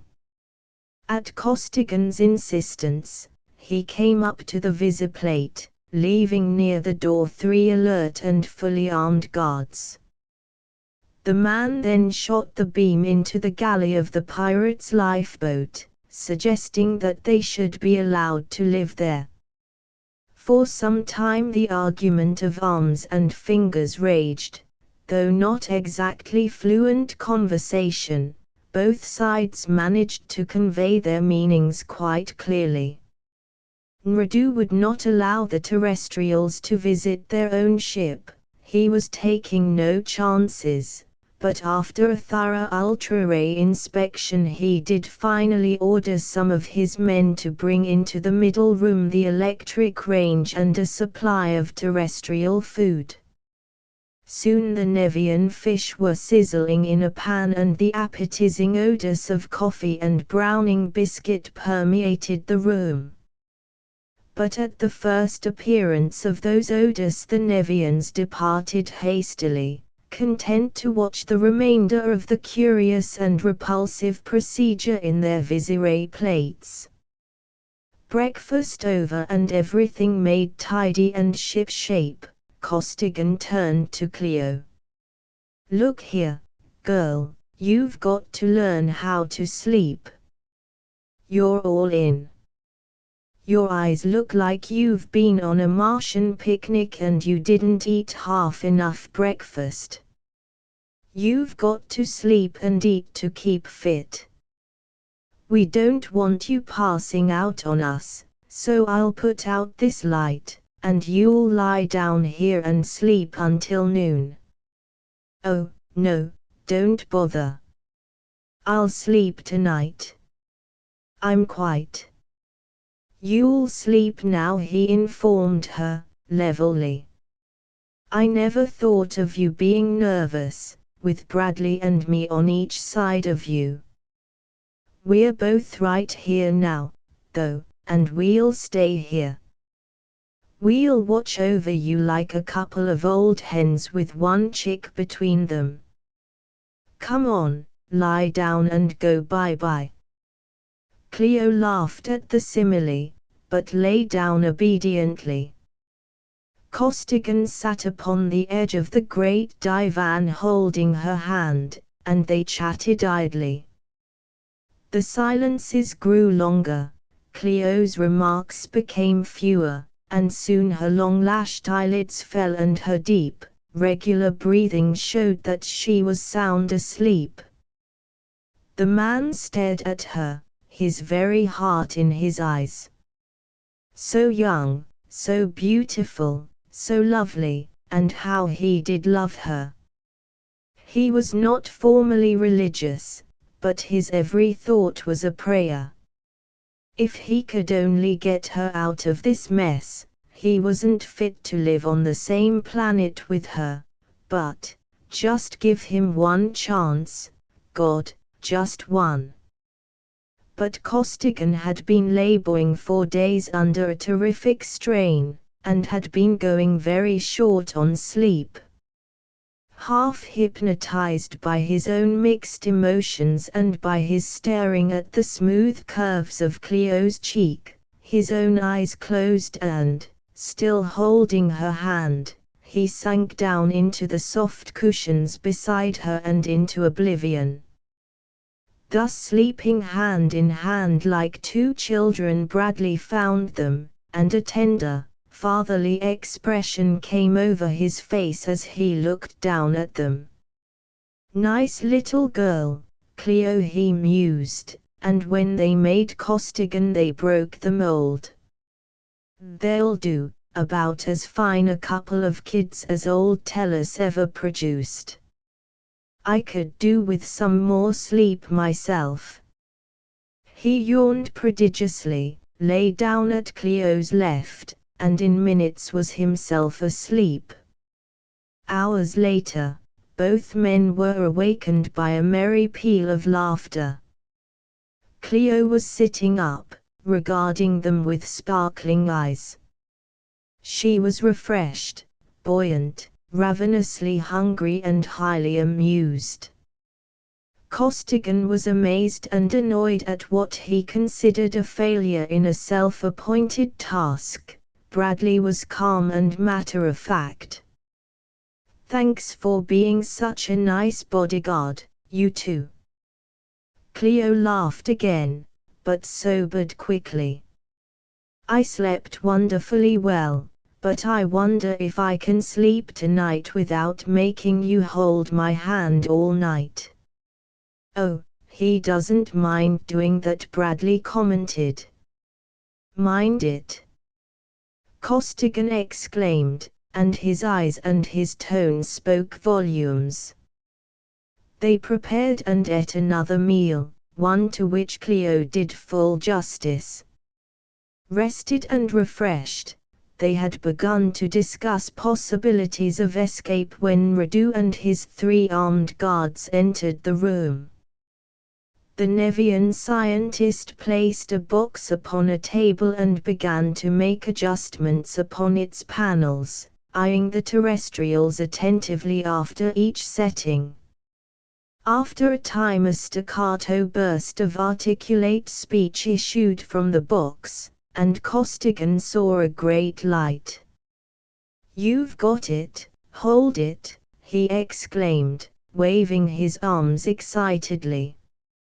"You see, Cleo, their voices are pitched either higher or lower than ours, probably higher, and they've built an audio frequency changer. He's nobody's fool, that lizard." Radu heard Costigan's voice, there was no doubt of that.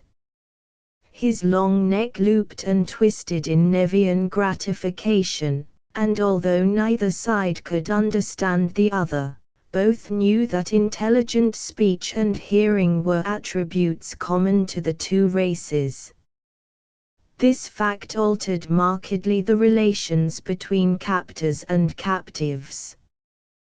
The Nevians admitted among themselves that the strange bipeds might be quite intelligent, after all, and the terrestrials at once became more hopeful. "It isn't so bad, if they can talk," Costigan summed up the situation. "We might as well take it easy and make the best of it, particularly since we haven't been able to figure out any possible way of getting away from them. They can talk and hear, and we can learn their language in time. Maybe we can make some kind of a deal with them to take us back to our own system, if we can't make a break. The Nevians, being as eager as the terrestrials to establish communication, Nradu kept the newly devised frequency changer in constant use. There is no need of describing at length the details of that interchange of languages. Suffice it to say that starting at the very bottom they learned as babies learn, but with the great advantage over babies of possessing fully developed and capable brains. And while the human beings were learning the tongue of Nevia, several of the amphibians, and incidentally Cleomaston, were learning Triplanetarian, the two officers knowing well that it would be much easier for the Nevians to learn the logically built common language of the 3 planets than to master the senseless intricacies of English. In a short time the two parties were able to understand each other after a fashion, by using a weird mixture of both languages. As soon as a few ideas had been exchanged, the Nevian scientists built transformers small enough to be worn collar-like by the terrestrials, and the captives were allowed to roam at will throughout the great vessel, only the compartment in which was stored the dismembered pirate lifeboat being sealed to them. Thus it was that they were not left long in doubt when another fish-shaped cruiser of the void was revealed upon their lookout plates in the awful emptiness of interstellar space. "This is our sister ship going to your Solarian system for a cargo of the iron which is so plentiful there," Nradu explained to his involuntary guests. "I hope the gang has got the bugs worked out of our super ship." Costigan muttered savagely to his companions as Nradu turned away. "If they have, that outfit will get something more than a load of iron when they get there." More time passed, during which a blue-white star separated itself from the infinitely distant firmament and began to show a perceptible disk.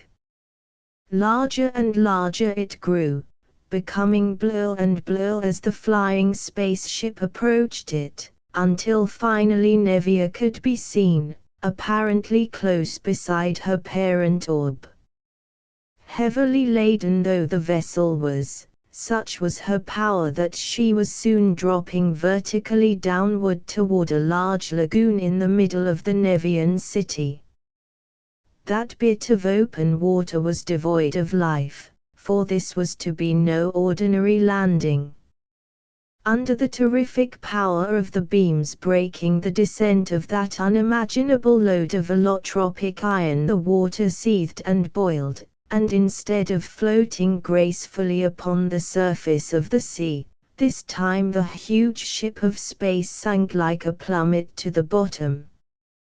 Having accomplished the delicate feat of docking the vessel safely in the immense cradle prepared for her, Nradu turned to the Tellurians, who, now under guard, had been brought before him. "While our cargo of iron is being discharged, I am to take you 3 specimens to the College of Science, where you are to undergo a thorough physical and psychological examination. Follow me." "Wait a minute," protested Costigan, with a quick and furtive wink at his companions. "Do you expect us to go through water, and at this frightful depth?" "Certainly," replied the Nevian, in surprise. "You are air breathers, of course, but you must be able to swim a little, and this slight depth, but little more than 30 of your meters, will not trouble you." "You are wrong," twice declared the terrestrial, convincingly. If by swimming you mean propelling yourself in or through the water, we know nothing of it. In water over our heads we drown helplessly in a minute or two, and the pressure at this depth would kill us instantly. Well, I could take a lifeboat, of course, but that... The Nevian captain began, doubtfully, but broke off at the sound of a staccato call from his signal panel.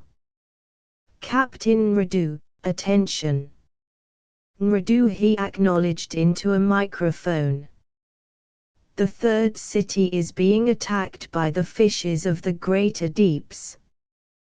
They have developed new and powerful mobile fortresses mounting unheard of weapons, and the city reports that it cannot long withstand their attack.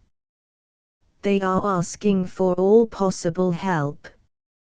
Your vessel not only has vast stores of iron, but also mounts weapons of power. You are requested to proceed to their aid at the earliest possible moment." Nradu snapped out orders, and the liquid iron fell in streams from wide-open ports, forming a vast, red pool in the bottom of the dock. In a short time the great vessel was in equilibrium with the water she displaced, and as soon as she had attained a slight buoyancy the ports snapped shut and Nradu threw on the power. "Go back to your own quarters and stay there until I send for you," the Nevian directed, and as the terrestrials obeyed the curt orders the cruiser tore herself from the water and flashed up into the crimson sky.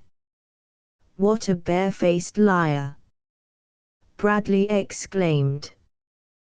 The three, transformers cut off, were back in the middle room of their suite. "You can outswim an otter, and I happen to know that you came up out of the old DZ-83 from a depth of..." "Maybe I did exaggerate a trifle," Costigan interrupted, "but the more helpless he thinks we are the better for us. And we want to stay out of any of their cities as long as we can, because they may be hard places to get out of. I've got a couple of ideas, but they aren't ripe enough to pick yet." "Well, how this bird's been traveling?" "We're there already. If he hits the water going like this, he'll split himself, sure." With undiminished velocity they were flashing downward in a long slant toward the beleaguered third city, and from the flying vessel there was launched toward the city's central lagoon a torpedo. No missile this, but a capsule containing a full ton of allotropic iron, which would be of more use to the Nevian defenders than millions of men. For the third city was sore pressed indeed. Around it was one unbroken ring of boiling, exploding water, water billowing upward in searing, blinding bursts of superheated steam, or being hurled bodily in all directions in solid masses by the cataclysmic forces being released by the embattled fishes of the greater deeps. Her outer defenses were already down, and even as the terrestrials stared in amazement another of the immense hexagonal buildings burst into fragments, its upper structure flying wildly into scrap metal, its lower half subsiding drunkenly below the surface of the boiling sea. The three Earth people seized whatever supports were at hand as the Nevian spaceship struck the water with undiminished speed, but the precaution was needless. Nradu knew thoroughly his vessel, its strength and its capabilities. There was a mighty splash, but that was all. The artificial gravity was unchanged by the impact. To the passengers the vessel was still motionless and on even keel as, now a submarine, She snapped around like a very fish and attacked the rear of the nearest fortress. 4 fortresses they were, vast structures of green metal, plowing forward implacably upon immense caterpillar treads. And as they crawled they destroyed, and Costigan, exploring the strange submarine with his visiray beam, watched and marveled. For the fortresses were full of water, water artificially cooled and aerated, entirely separate from the boiling flood through which they moved. They were manned by fish some 5 feet in length. Fish with huge, goggling eyes, fish plentifully equipped with long, arm-like tentacles, fish poised before control panels or darting about intent upon their various duties. Fish with brains, waging war. Nor was their warfare ineffectual. Their heat rays boiled the water for hundreds of yards before them, and their torpedoes were exploding against the Nevian defenses in one appallingly continuous concussion. But most potent of all was a weapon unknown to triplanetary warfare. From a fortress there would shoot out, with the speed of a meteor, a long, jointed, telescopic rod, tipped with a tiny, brilliantly shining ball. Whenever that glowing tip encountered any obstacle, that obstacle disappeared in an explosion world-racking in its intensity. Then what was left of the rod, dark now, would be retracted into the fortress only to emerge again in a moment with a tip once more shining and potent. Nradu, apparently as unfamiliar with the peculiar weapon as were the terrestrials, attacked cautiously, sending out far to the fore his murkily impenetrable screens of red. But the submarine was entirely non-ferrous, and its officers were apparently quite familiar with Nevian beams which licked at and clung to the green walls in impotent fury. Through the red veil came stabbing ball after ball, and only the most frantic dodging saved the spaceship from destruction in those first few furious seconds. And now the Nevian defenders of the third city had secured and were employing the vast store of allotropic iron so opportunely delivered by Nradu. From the city there pushed out immense nets of metal, extending from the surface of the ocean to its bottom, nets radiating such terrific forces that the very water itself was beaten back and stood motionless in vertical, glassy walls. Torpedoes were futile against that wall of energy. The most fiercely driven rays of the fishes flamed incandescent against it, in vain. Even the incredible violence of a concentration of every available force ball against one point could not break through. At that unimaginable explosion water was hurled for miles. The bed of the ocean was not only exposed, but in it there was blown a crater at whose dimensions the terrestrials dared not even guess. The crawling fortresses themselves were thrown backward violently and the very world was rocked to its core by the concussion, but that iron-driven wall held. The massive nets swayed and gave back, and tidal waves hurled their mountainously destructive masses through the third city, but the mighty barrier remained intact. And Nradu, still attacking 2 of the powerful tanks with his every weapon, was still dodging those flashing balls charged with the quintessence of destruction. The fishes could not see through the subethereal veil, but all the gunners of the 2 fortresses were combing it thoroughly with ever-lengthening, ever-thrusting rods, in a desperate attempt to wipe out the new and apparently all-powerful Nevian submarine whose sheer power was slowly but inexorably crushing even their gigantic walls. Well, I think that right now's the best chance we'll ever have of doing something for ourselves. Costigan turned away from the absorbing scenes pictured upon the visiplate and faced his two companions. "But what can we possibly do?" asked Cleo. "Whatever it is, we'll try it," Bradley exclaimed. "Anything's better than staying here and letting them analyze us. No telling what they'd do to us," Costigan went on. "I know a lot more about things than they think I do.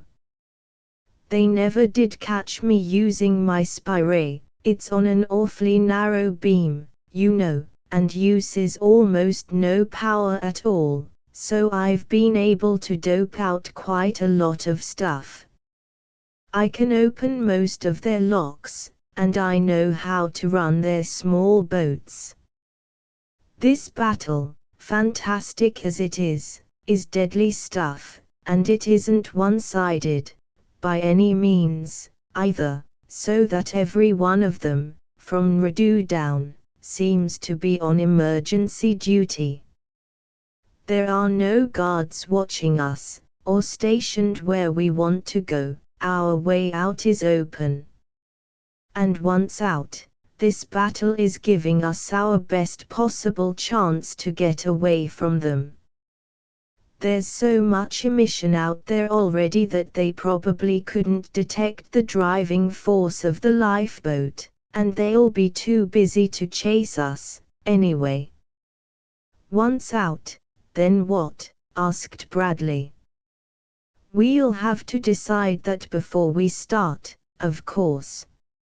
I'd say make a break back for Earth. We know the direction and we'll have plenty of power." "But good heavens, Conway, it's so far," exclaimed Cleo.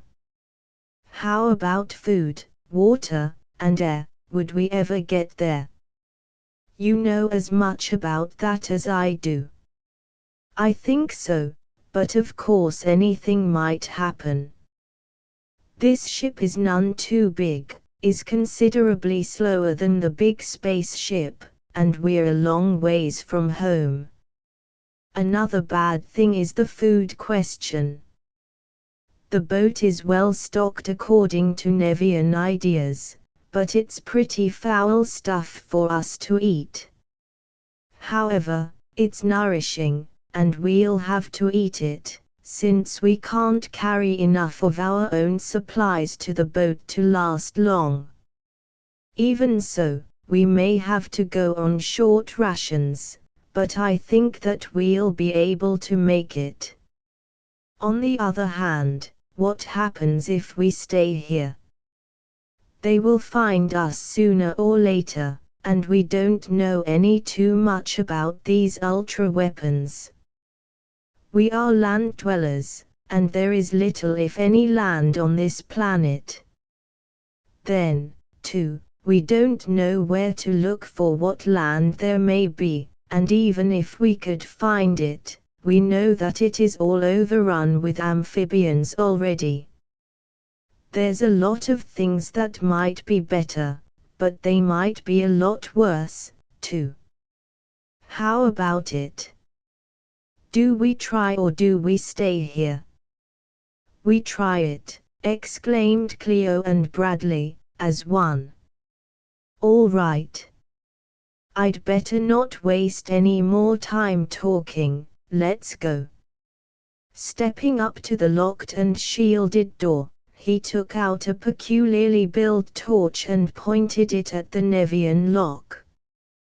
There was no light, no noise, but the massive portal swung smoothly open. They stepped out and Costigan relocked and re-shielded the entrance. "How? What?" Cleo demanded. I've been going to school for the last few weeks, Costigan grinned, and I've picked up quite a few things here and there, literally, as well as figuratively. Snap it up, guys.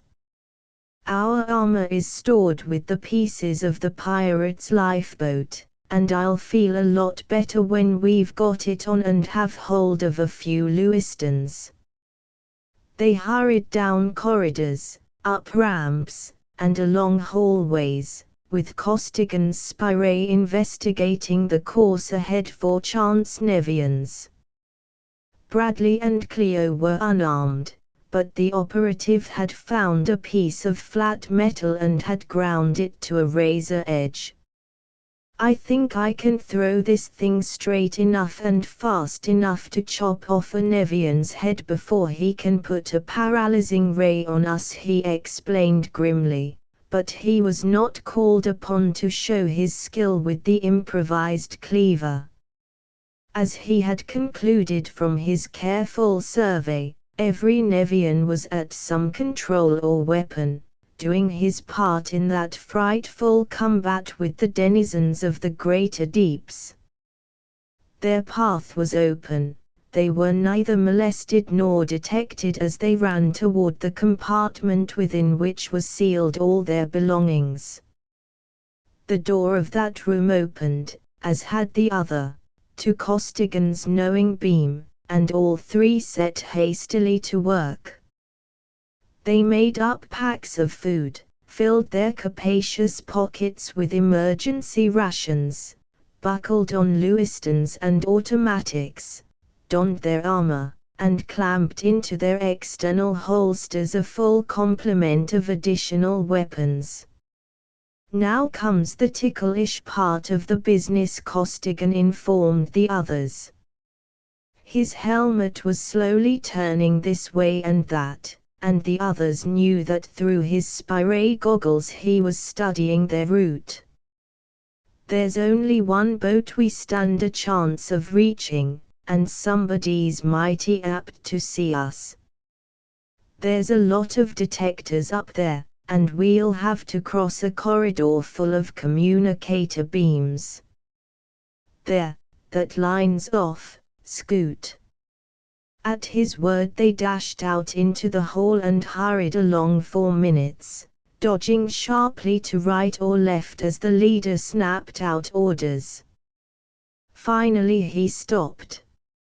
Here's those beams I told you about. We'll have to roll under 'em. They're less than waist high, right there's the lowest one.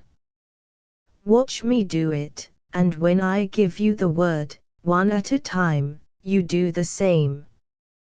Keep low, don't let an arm or a leg get up into a ray or they may see us. He threw himself flat, rolled upon the floor a yard or so, and scrambled to his feet. He gazed intently at the blank wall for a space.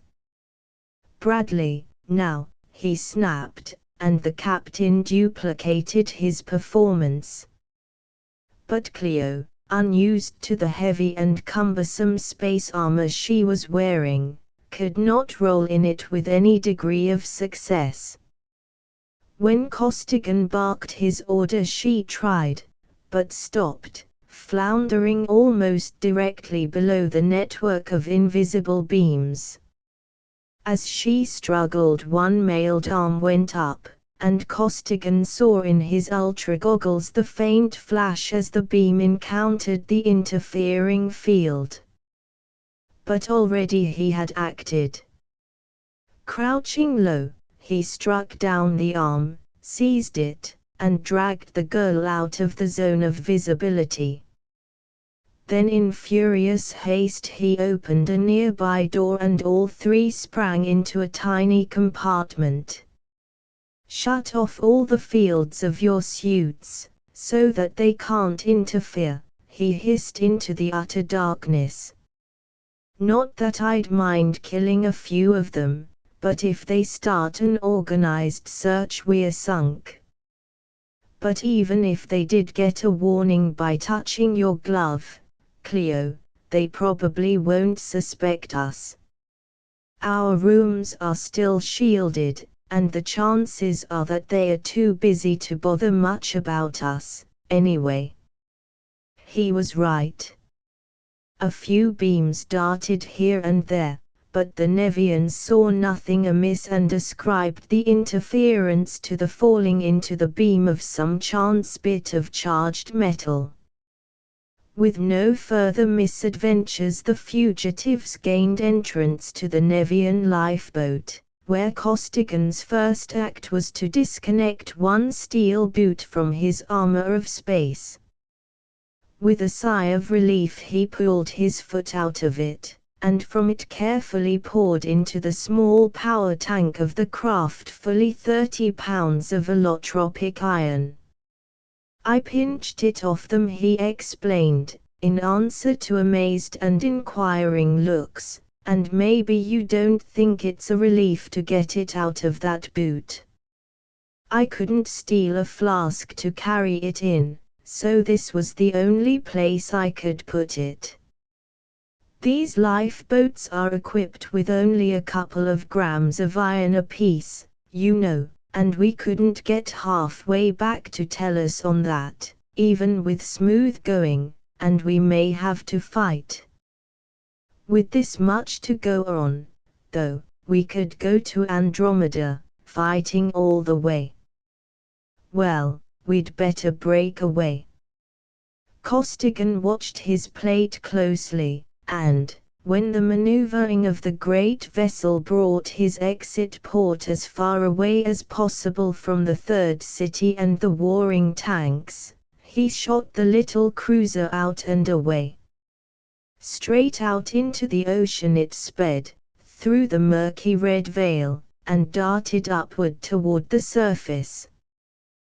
The three wanderers sat tense, hardly daring to breathe, staring into the plates, Cleo and Bradley pushing at mental levers and stepping down hard upon mental brakes in unconscious efforts to help Costigan dodge the beams and rods of death flashing so appallingly close upon all sides. Out of the water and into the air the darting, dodging lifeboat flashed in safety, but in the air, supposedly free from menace, came disaster.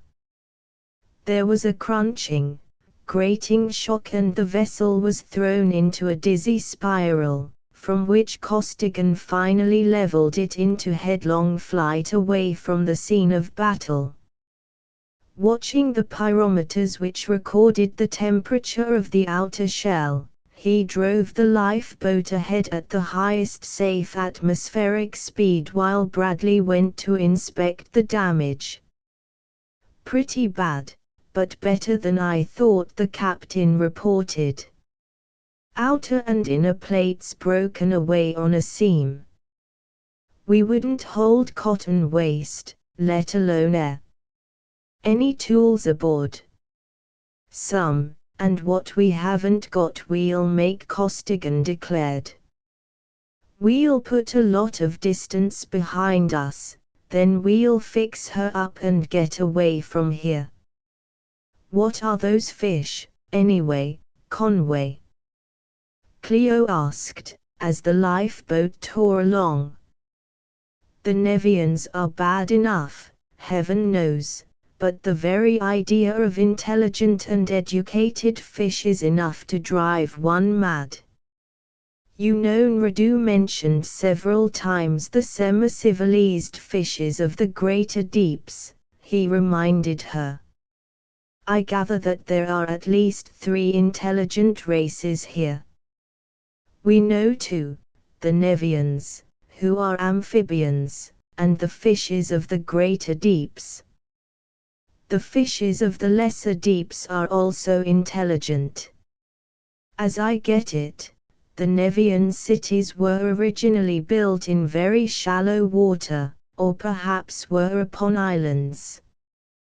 The development of machinery and tools gave them a big edge on the fish, and those living in the shallow seas, nearest the islands, gradually became tributary nations, if not actually slaves.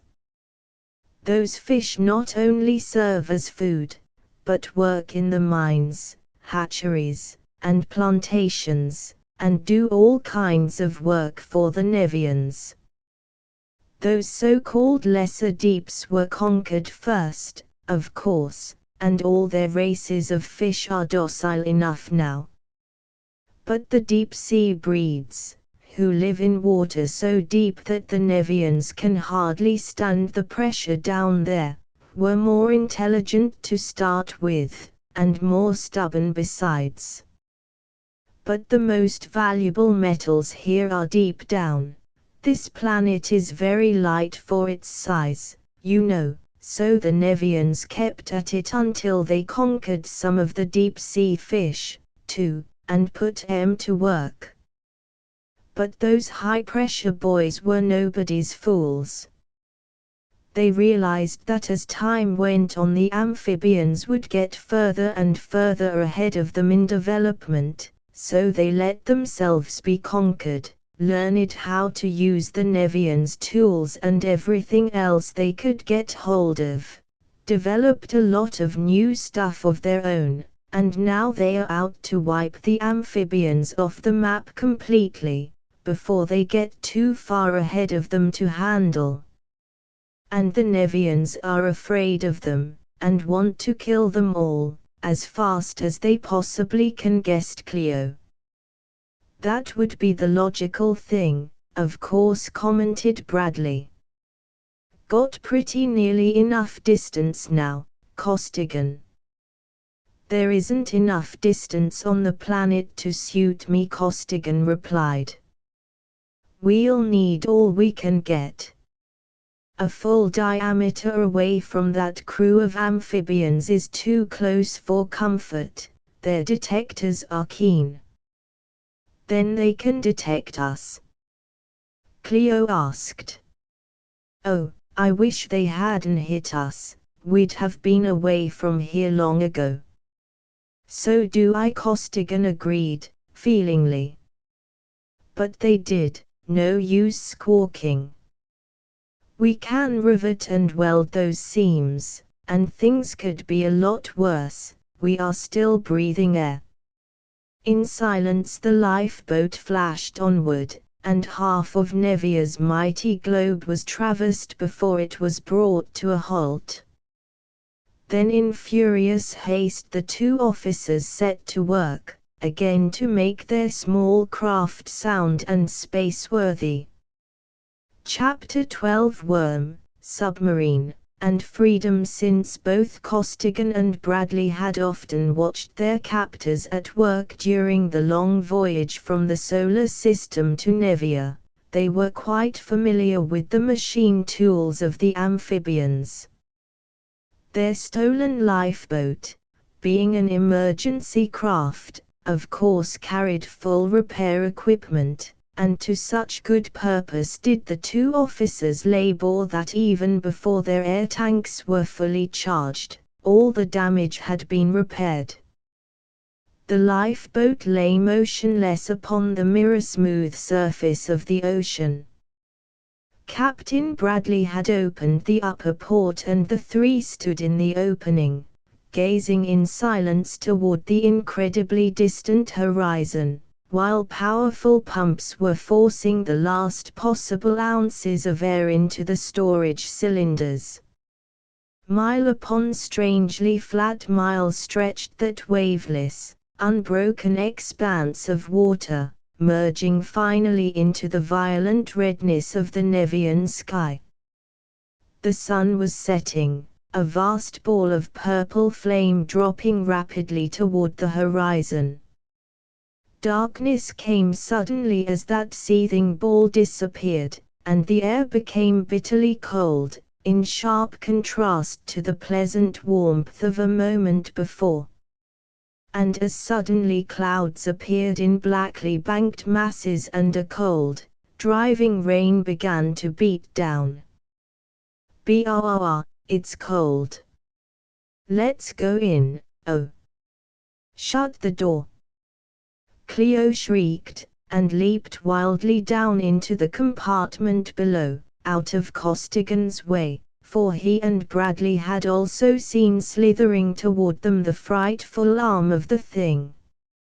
Almost before the girl had spoken, Costigan had leaped to the controls, and not an instant too soon, for the tip of that horrible tentacle flashed into the rapidly narrowing crack just before the door clanged shut. As the powerful toggles forced the heavy wedges into engagement and drove the massive disc home, that grisly tip fell severed to the floor of the compartment and lay there, twitching and writhing with a loathsome and unearthly vigor. 2 feet long the piece was, and larger than a strong man's leg. It was armed with spiked and jointed metallic scales, and instead of sucking discs it was equipped with a series of mouths filled with sharp metallic teeth which gnashed and ground together furiously, even though sundered from the horrible organism which they were designed to feed.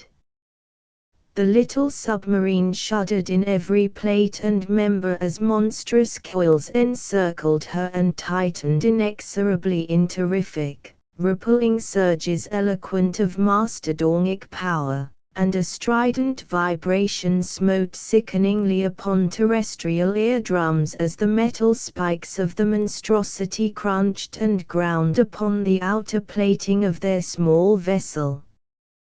Costigan stood unmoved at the plate, watching intently, hands ready upon the controls. Due to the artificial gravity of the lifeboat, it seemed perfectly stationary to its occupants. Only the weird gyrations of the pictures upon the lookout screens showed that the craft was being shaken and thrown about like a rat in the jaws of a terrier. Only the gauges revealed that they were almost a mile below the surface of the ocean already, and were still going downward at an appalling rate. Finally Cleo could stand no more.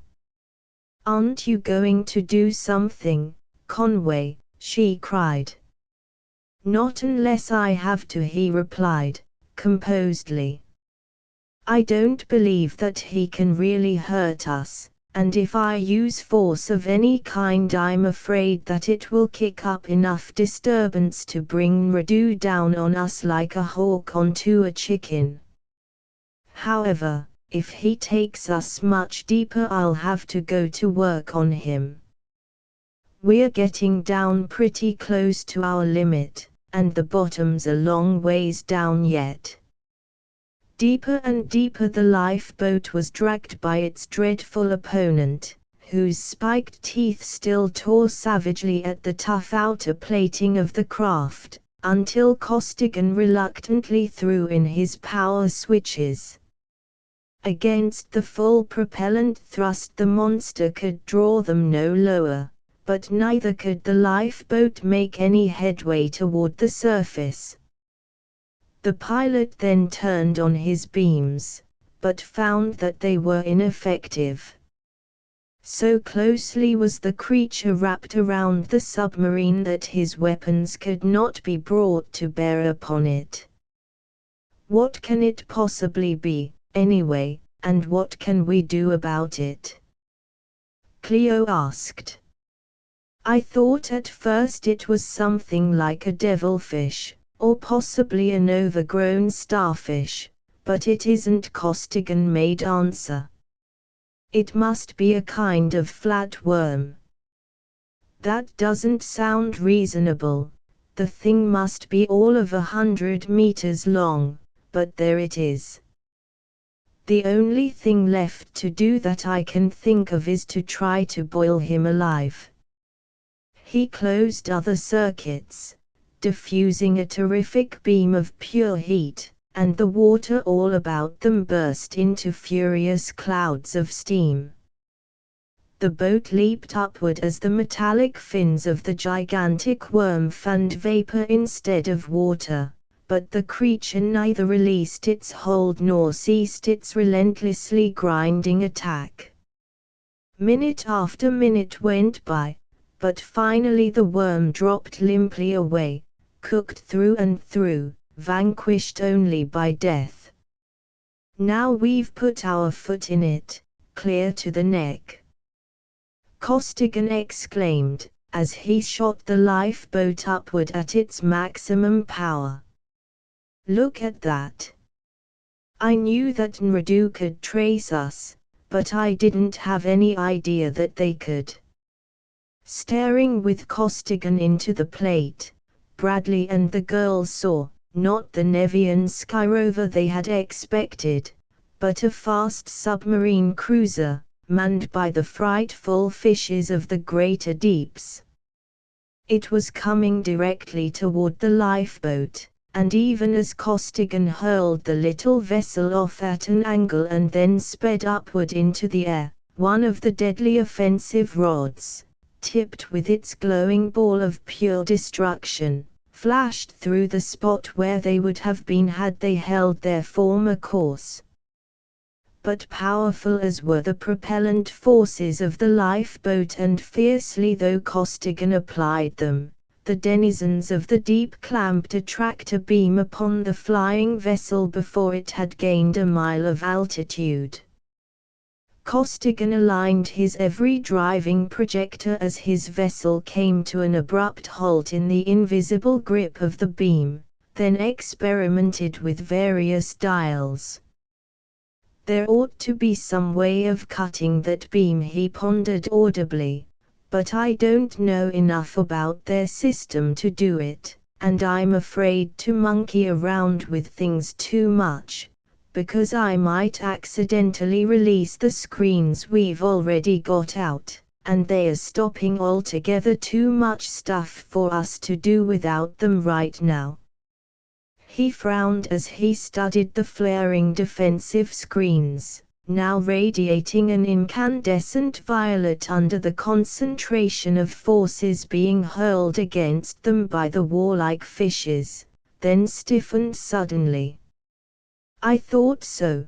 They can shoot 'em, he exclaimed, throwing the lifeboat into a furious corkscrew turn, and the very air blazed into flaming splendor as a dazzlingly scintillating ball of energy sped past them and high into the air beyond. Then for minutes a spectacular battle raged. The twisting, turning, leaping airship, small as she was and agile, kept on eluding the explosive projectiles of the fishes, and her screens neutralized and re-radiated the full power of the attacking beams. More, since Costigan did not need to think of sparing his iron, the ocean around the great submarine began furiously to boil under the full-driven offensive beams of the tiny Nevian ship. But escape Costigan could not. He could not cut that tractor beam, and the utmost power of his drivers could not wrest the lifeboat from its tenacious clutch. And slowly but inexorably the ship of space was being drawn downward toward the ship of ocean's depths. Downward, in spite of the utmost possible effort of every projector and generator, and Cleo and Bradley, sick at heart, looked once at each other. Then they looked at Costigan, who, jaw hard set and eyes unflinchingly upon his plate, was concentrating his attack upon one turret of the green monster as they settled lower and lower. If our number is going up, Conway Cleo began, unsteadily. Not yet, it isn't, he snapped. Keep a stiff upper lip, girl. We're still breathing air, and the battle's not over yet. Nor was it, but it was not Costigan's efforts, mighty though they were, that ended the attack of the fishes of the greater deeps. The tractor beam snapped without warning, and so prodigious were the forces being exerted by the lifeboat that as it hurled itself away the 3 passengers were thrown violently to the floor, in spite of the powerful gravity controls. Scrambling up on hands and knees, bracing himself as best he could against the terrific forces, Costigan managed finally to force a hand up to his panel. He was barely in time, for even as he cut the driving power to its normal value, the outer shell of the lifeboat was blazing at white heat from the friction of the atmosphere through which it had been tearing with such an insane acceleration. "Oh, I see, Nradu to the rescue," Costigan commented, after a glance into the plate. "I hope that those fish blow him clear out of the galaxy." "Why?" demanded Cleo. "I should think that you'd." "Think again," he advised her. "The worse Nradu gets licked the better for us." "I don't really expect that, but if they can keep him busy long enough, we can get far enough away so that he won't bother about us anymore." As the lifeboat tore upward through the air at the highest permissible atmospheric velocity, Bradley and Cleo peered over Costigan's shoulders into the plate, watching in fascinated interest the scene which was being kept in focus upon it. The Nevian ship of space was plunging downward in a long, slanting dive, her terrific beams of force screaming out ahead of her. The beams of the little lifeboat had boiled the waters of the ocean, those of the parent craft seemed literally to blast them out of existence. All about the green submarine there had been volumes of furiously boiling water and dense clouds of vapor. Now water and fog alike disappeared, converted into transparent superheated steam by the blasts of Nevian energy. Through that tenuous gas the enormous mass of the submarine fell like a plummet, her defensive screens flaming an almost invisible violet, her every offensive weapon vomiting forth solid and vibratory destruction toward the Nevian cruiser so high in the angry, scarlet heavens. 4 miles the submarine dropped, until the frightful pressure of the depth drove water into Nradu's beam faster than his forces could volatilize it. Then in that seething funnel there was waged a starkly fantastic conflict.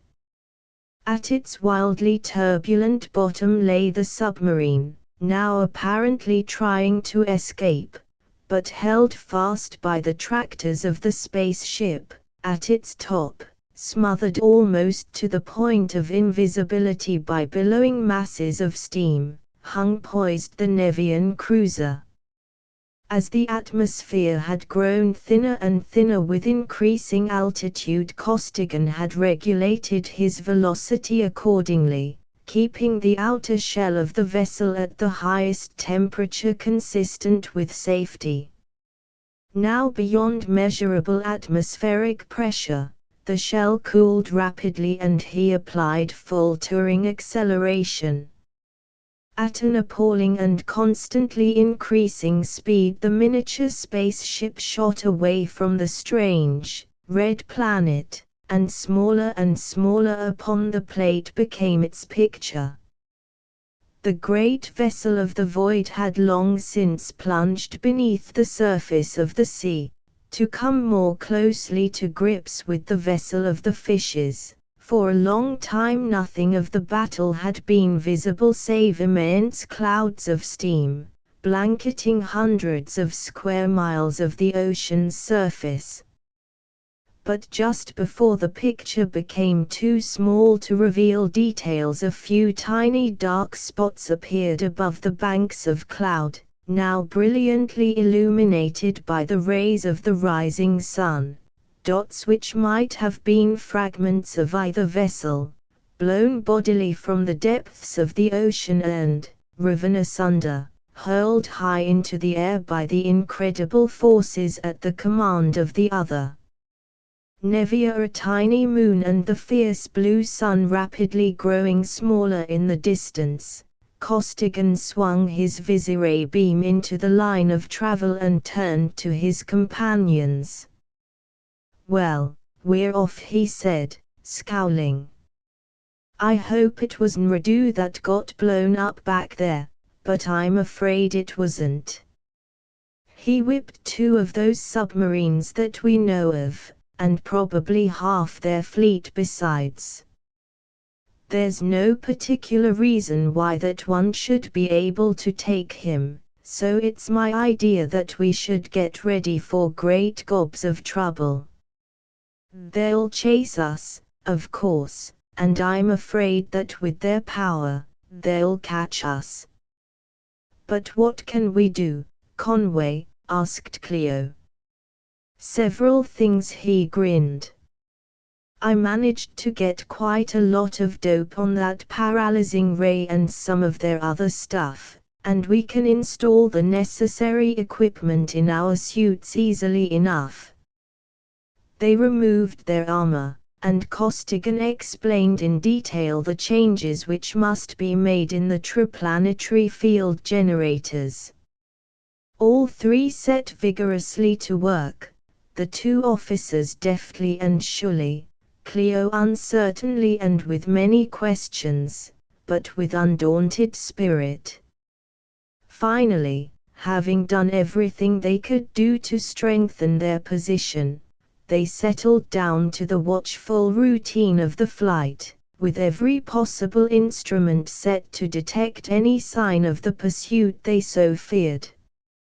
Chapter 13. The Hill. The heavy cruiser Chicago hung motionless in space, thousands of miles distant from the warring fleets of spaceships so viciously attacking and so stubbornly defending Rogers' planetoid.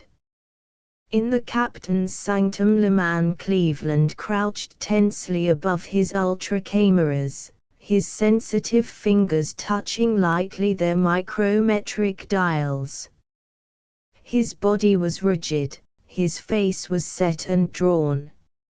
Only his eyes moved, flashing back and forth between his instruments and the smoothly running strands of spring steel wire upon which were being recorded the frightful scenes of carnage and destruction. Silent and bitterly absorbed, though surrounded by staring officers whose fervent, almost unconscious cursing was prayerful in its intensity, the visiray expert kept his ultra instruments upon that awful struggle to its dire conclusion. Flawlessly those instruments noted every detail of the destruction of Rogers' fleet, of the transformation of the armada of Triplanetary into an unknown fluid, and finally of the dissolution of the gigantic planetoid itself. Then furiously Cleveland drove his beam against the crimsonly opaque obscurity into which the peculiar, viscous stream of substance was disappearing. Time after time he applied his every watt of power, with no result. A vast volume of space, roughly ellipsoidal in shape, was closed to him by forces entirely beyond his experience or comprehension.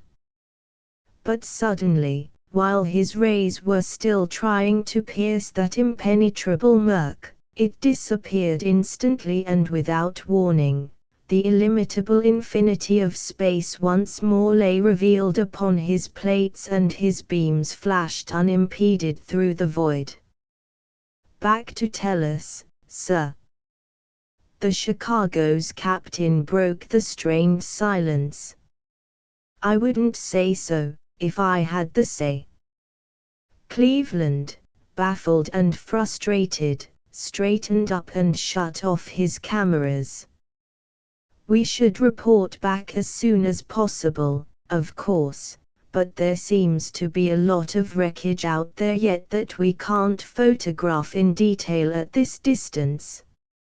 A close study of it might help us a lot in understanding what they did and how they did it.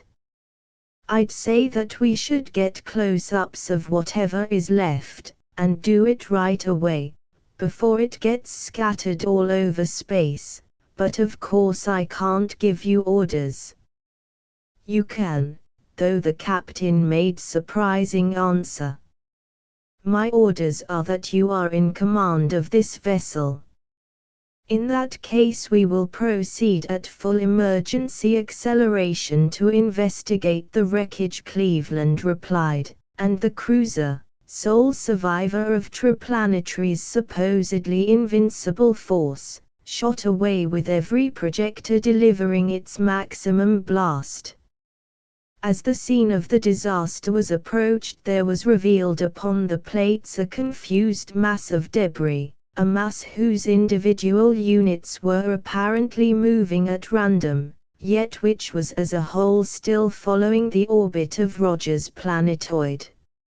Space was full of machine parts, structural members, furniture, flotsam of all kinds, and everywhere were the bodies of men. Some were encased in space suits, and it was to these that the rescuers turned first. Space-hardened veterans though the men of the Chicago were, they did not care even to look at the others. Strangely enough, however, not one of the floating figures spoke or moved, and spaceline men were hurriedly sent out to investigate. All dead. Quickly the dread report came back. Been dead a long time. The armor is all stripped off the suits, and all the generators and other apparatus are all shot. Something funny about it, too, none of them seem to have been touched, but the machinery of the suits seems to be about half missing. I've got it all on the reels, sir. Cleveland, his close-up survey of the wreckage finished, turned to the captain. What they've just reported checks up with what I have photographed everywhere. I've got an idea of what might have happened, but it's so new that I'll have to have some evidence before I'll believe it myself. You might have them bring in a few of the armored bodies, a couple of those switchboards and panels floating around out there, and half a dozen miscellaneous pieces of junk, the nearest things they get hold of, whatever they happen to be. Then back to Tellus at maximum. Right, back to Tellus, as fast as we can possibly get there. While the Chicago hurtled through space at full power, Cleveland and the ranking officers of the vessel grouped themselves about the salvaged wreckage. Familiar with space wrecks as were they all, none of them had ever seen anything like the material before them. For every part and instrument was weirdly and meaninglessly disintegrated. There were no breaks, no marks of violence, and yet nothing was intact. Bolt holes stared empty, cores, shielding cases and needles had disappeared. The vital parts of every instrument hung awry, disorganization reigned rampant and supreme. I never imagined such a mess, the captain said, after a long and silent study of the objects. If you have a theory to cover that, Cleveland, I would like to hear it. I want you to notice something first, the expert replied. But don't look for what's there, look for what isn't there. Well, the armor is gone. So are the shielding cases, shafts, spindles, the housings and stems. The captain's voice died away as his eyes raced over the collection. Why, everything that was made of wood, bakelite, copper, aluminum, silver, bronze, or anything but steel hasn't been touched, and every bit of that is gone. But that doesn't make sense. What does it mean? I don't know yet, Cleveland replied, slowly. But I'm afraid that there's more, and worse. He opened a spacesuit reverently, revealing the face, a face calm and peaceful, but utterly, sickeningly white. Still reverently, he made a deep incision in the brawny neck, severing the jugular vein, then went on, soberly, "You never imagined such a thing as white blood, either, but it all checks up. Some way, somehow, every atom of free or combined iron in this whole volume of space was made off with. How come? And above all, why?" from the amazed and staring officers. "You know as much as I do," grimly, ponderingly. "If it were not for the fact that there are solid asteroids of iron out beyond Mars, I would say that somebody wanted iron badly enough to wipe out the fleet and the planetoid to get it. But anyway, whoever they were, they carried enough power so that our armament didn't bother them at all. They simply took the metal they wanted and went away with it, so fast that I couldn't trace them with an ultra-beam. There's only one thing plain, but that's so plain that it scares me stiff. This whole affair spells intelligence, with a capital I, and that intelligence is anything but friendly. I want to put Fred Rodebush at work on this just as fast as I can get him." He stepped over to his ultra-projector and put in a call for Virgil Sams, whose face soon appeared upon his screen. "We got it all, Virgil," he reported. "It's something extraordinary, bigger, wider, and deeper than any of us dreamed. It may be urgent, too, so I think I had better shoot the stuff in on an ultra-beam and save some time. Fred has a telemagneto recorder there that he can synchronize with this outfit easily enough." Right. "Good work, Leman." Thanks came back, terse approval and appreciation, and soon the steel wires were again flashing from reel to reel. This time, however, their varying magnetic charges were so modulating ultra waves that every detail of that calamitous battle of the void was being screened and recorded in the innermost private laboratory of the Triplanetary service. Eager though he naturally was to join his fellow scientists, Cleveland was not impatient during the long, but uneventful journey back to Earth. There was much to study, many improvements to be made in his comparatively crude first ultra camera. Then, too, there were long conferences with Sams, and particularly with Rodebush, the nuclear physicist, who would have to do much of the work involved in solving the riddles of the energies and weapons of the Nevians. Thus it did not seem long before Green Terror grew large beneath the flying sphere of the Chicago. "Going to have to circle it once, aren't you?" Cleveland asked the chief pilot. He had been watching that officer closely for minutes, admiring the delicacy and precision with which the great vessel was being maneuvered preliminary to entering the Earth's atmosphere. "Yes," the pilot replied. "We had to come in the shortest possible time, and that meant a velocity here that we can't check without a spiral. However, even at that we saved a lot of time. You can save quite a bit more, though, by having a rocket plane come out to meet us somewhere around 15 or 20,000 kilometers, depending upon where you want to land. With their drives they can match our velocity and still make the drop direct. Guess I'll do that, thanks. And the operative called his chief, only to learn that his suggestion had already been acted upon.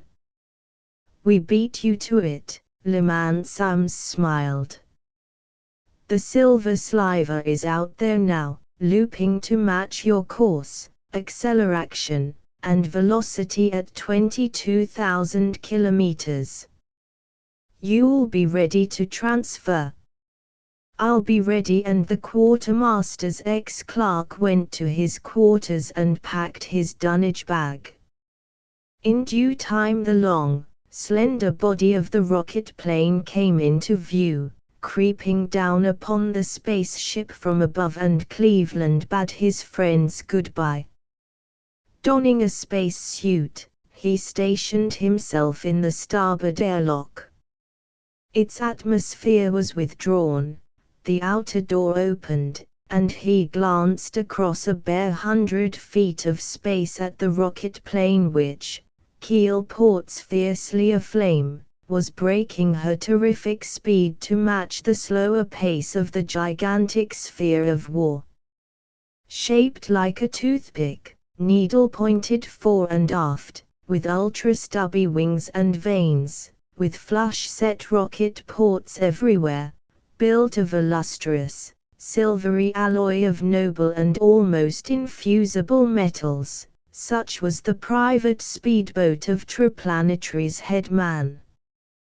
The fastest thing known, whether in planetary air, the stratosphere, or the vacuous depth of interplanetary space, her first flashing trial spins had won her the nickname of the Silver Sliver.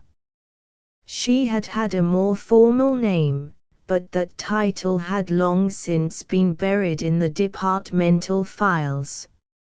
Lower and lower dropped the speedboat, her rockets flaming ever brighter, until her slender length lay level with the airlock door.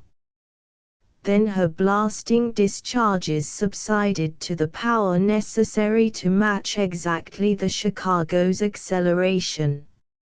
Ready to cut, Chicago.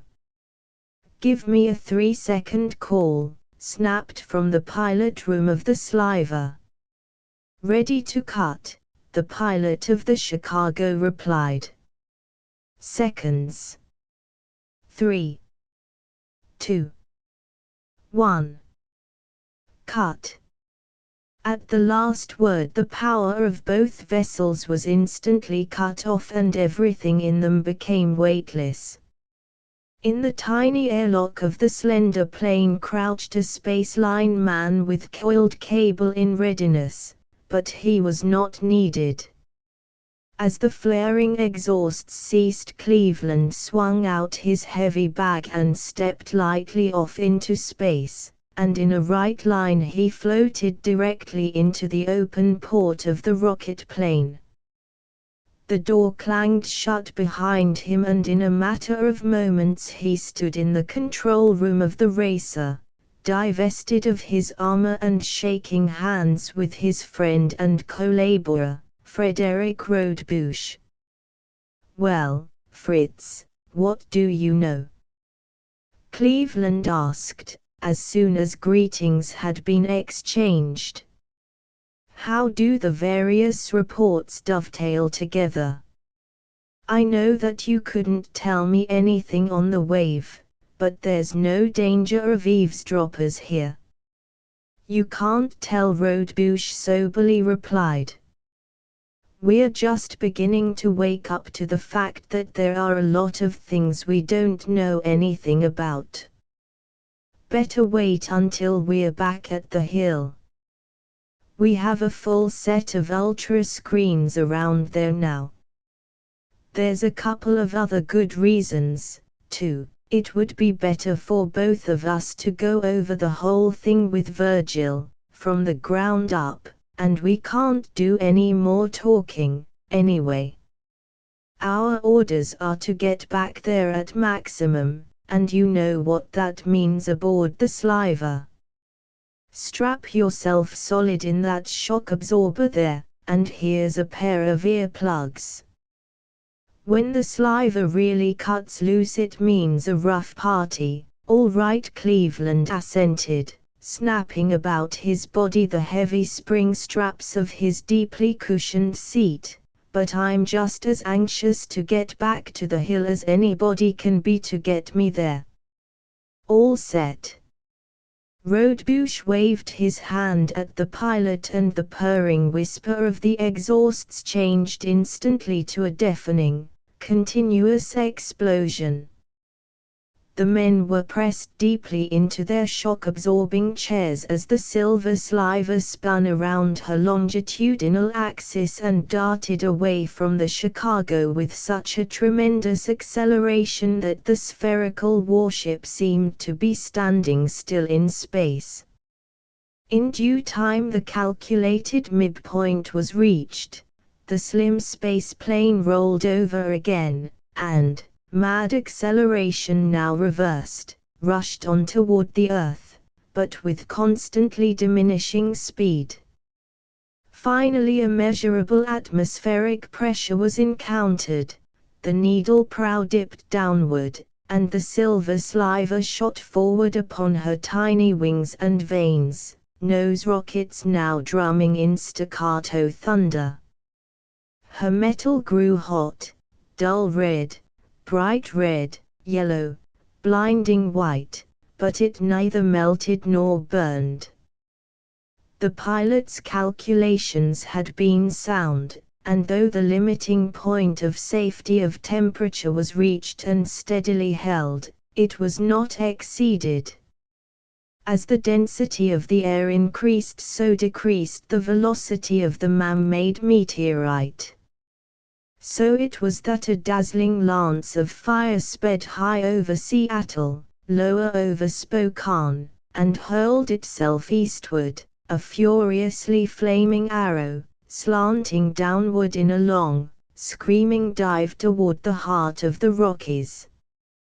As the now rapidly cooling Greyhound of the skies passed over the western ranges of the Bitterroots, it became apparent that her goal was a vast, flat-topped, conical mountain, shrouded in violet light, a mountain whose height awed even its stupendous neighbors. While not artificial, the hill had been altered markedly by the engineers who had built into it the headquarters of the Triplanetary service. Its mile-wide top was a jointless expanse of gray armor steel. The steep, smooth surface of the truncated cone was a continuation of the same immensely thick sheet of metal. No known vehicle could climb that smooth, hard, forbidding slope of steel. No known projectile could mar that armor. No known craft could even approach the hill without detection.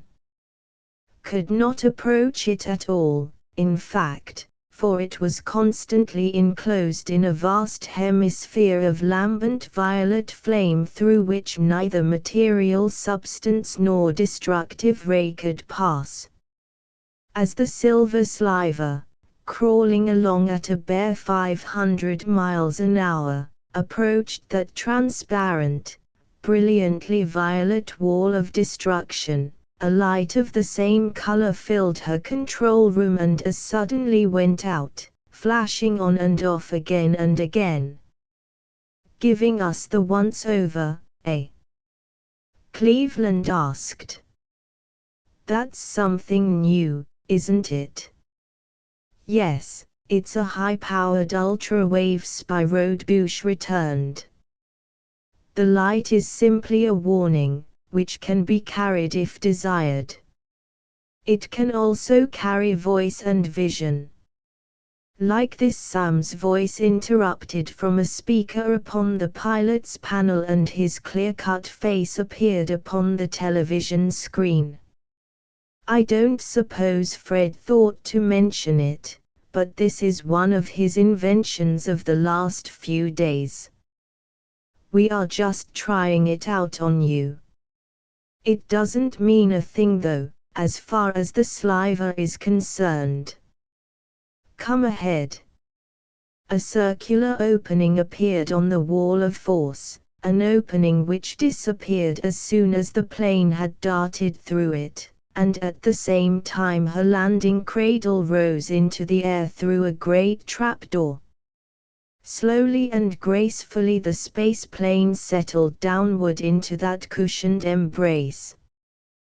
Then cradle and nestled sliver sank from view and, turning smoothly upon mighty trunnions, the plug of armor drove solidly back into its place in the metal pavement of the mountain's lofty summit.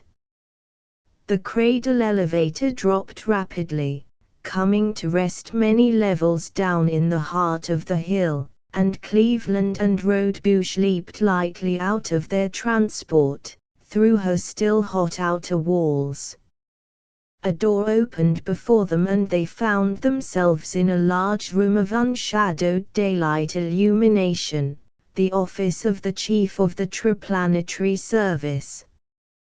Calmly efficient executives sat at their desks, concentrating upon problems or at ease, according to the demands of the moment. Agents, secretaries, and clerks, men and women, went about their wonted tasks.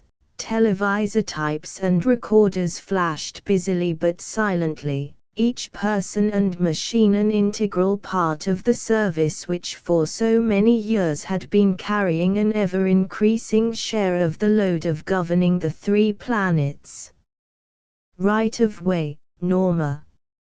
Rodebush paused before the desk of Virgil, Sam's private secretary. She pressed a button and the door behind her swung wide. You two do not need to be announced, the attractive young woman smiled. Go right in. Sams met them at the door eagerly, shaking hands particularly vigorously with Cleveland. Congratulations on that camera, Leman, he exclaimed. You did a wonderful piece of work on that. Help yourselves to smokes and sit down, there are a lot of things we want to talk over. Your pictures carried most of the story, but they would have left us pretty much at sea without Costigan's reports. But as it was, Fred here and his crew worked out most of the answers from the dope the two of you got, and what few they haven't got yet they soon will have. Nothing new on Conway. Cleveland was almost afraid to ask the question. No. A shadow came over Sam's face. I'm afraid, but I'm hoping it's only that those creatures, whatever they are, have taken him so far away he can't reach us. They certainly are so far away that we can't reach them, Rodebush volunteered. We can't even get their ultrawave interference anymore. Yes, that's a hopeful sign, Sams went on. I hate to think of Conway Costigan checking out. There, fellows, was a real observer. He was the only man I have ever known who combined the two qualities of the perfect witness. He could actually see everything he looked at, and could report it truly, to the least detail. Take all this stuff, for instance, especially their ability to transform iron into a fluid allotrope, and in that form to use its atomic, nuclear, energy as power. Something brand new, and yet he described their converters and projectors so minutely that Fred was able to work out the underlying theory in 3 days, and to tie it in with our own supership. My first thought was that we'd have to rebuild it iron-free, but Fred showed me my error. You found it first yourself, of course. It wouldn't do any good to make the ship non-ferrous unless you could so change our blood chemistry that we could get along without hemoglobin, and that would be quite a feat, Cleveland agreed. Then, too, our most vital electrical machinery is built around iron cores. We'll also have to develop a screen for those forces, screens, rather, so powerful that they can't drive anything through them. We've been working along those lines ever since you reported, Rodebush said, and we're beginning to see light. And in that same connection, it's no wonder that we couldn't handle our supership. We had some good ideas, but they were wrongly applied. However, things look quite promising now. We have the transformation of iron all worked out in theory, and as soon as we get a generator going we can straighten out everything else in short order. And think what that unlimited power means. All the power we want, power enough even to try out such hitherto purely theoretical possibilities as the neutralization of the inertia of matter. Hold on, protested Sams. You certainly can't do that. Inertia must be, a basic attribute of matter, and surely cannot be done away with without destroying the matter itself. Don't start anything like that, Fred.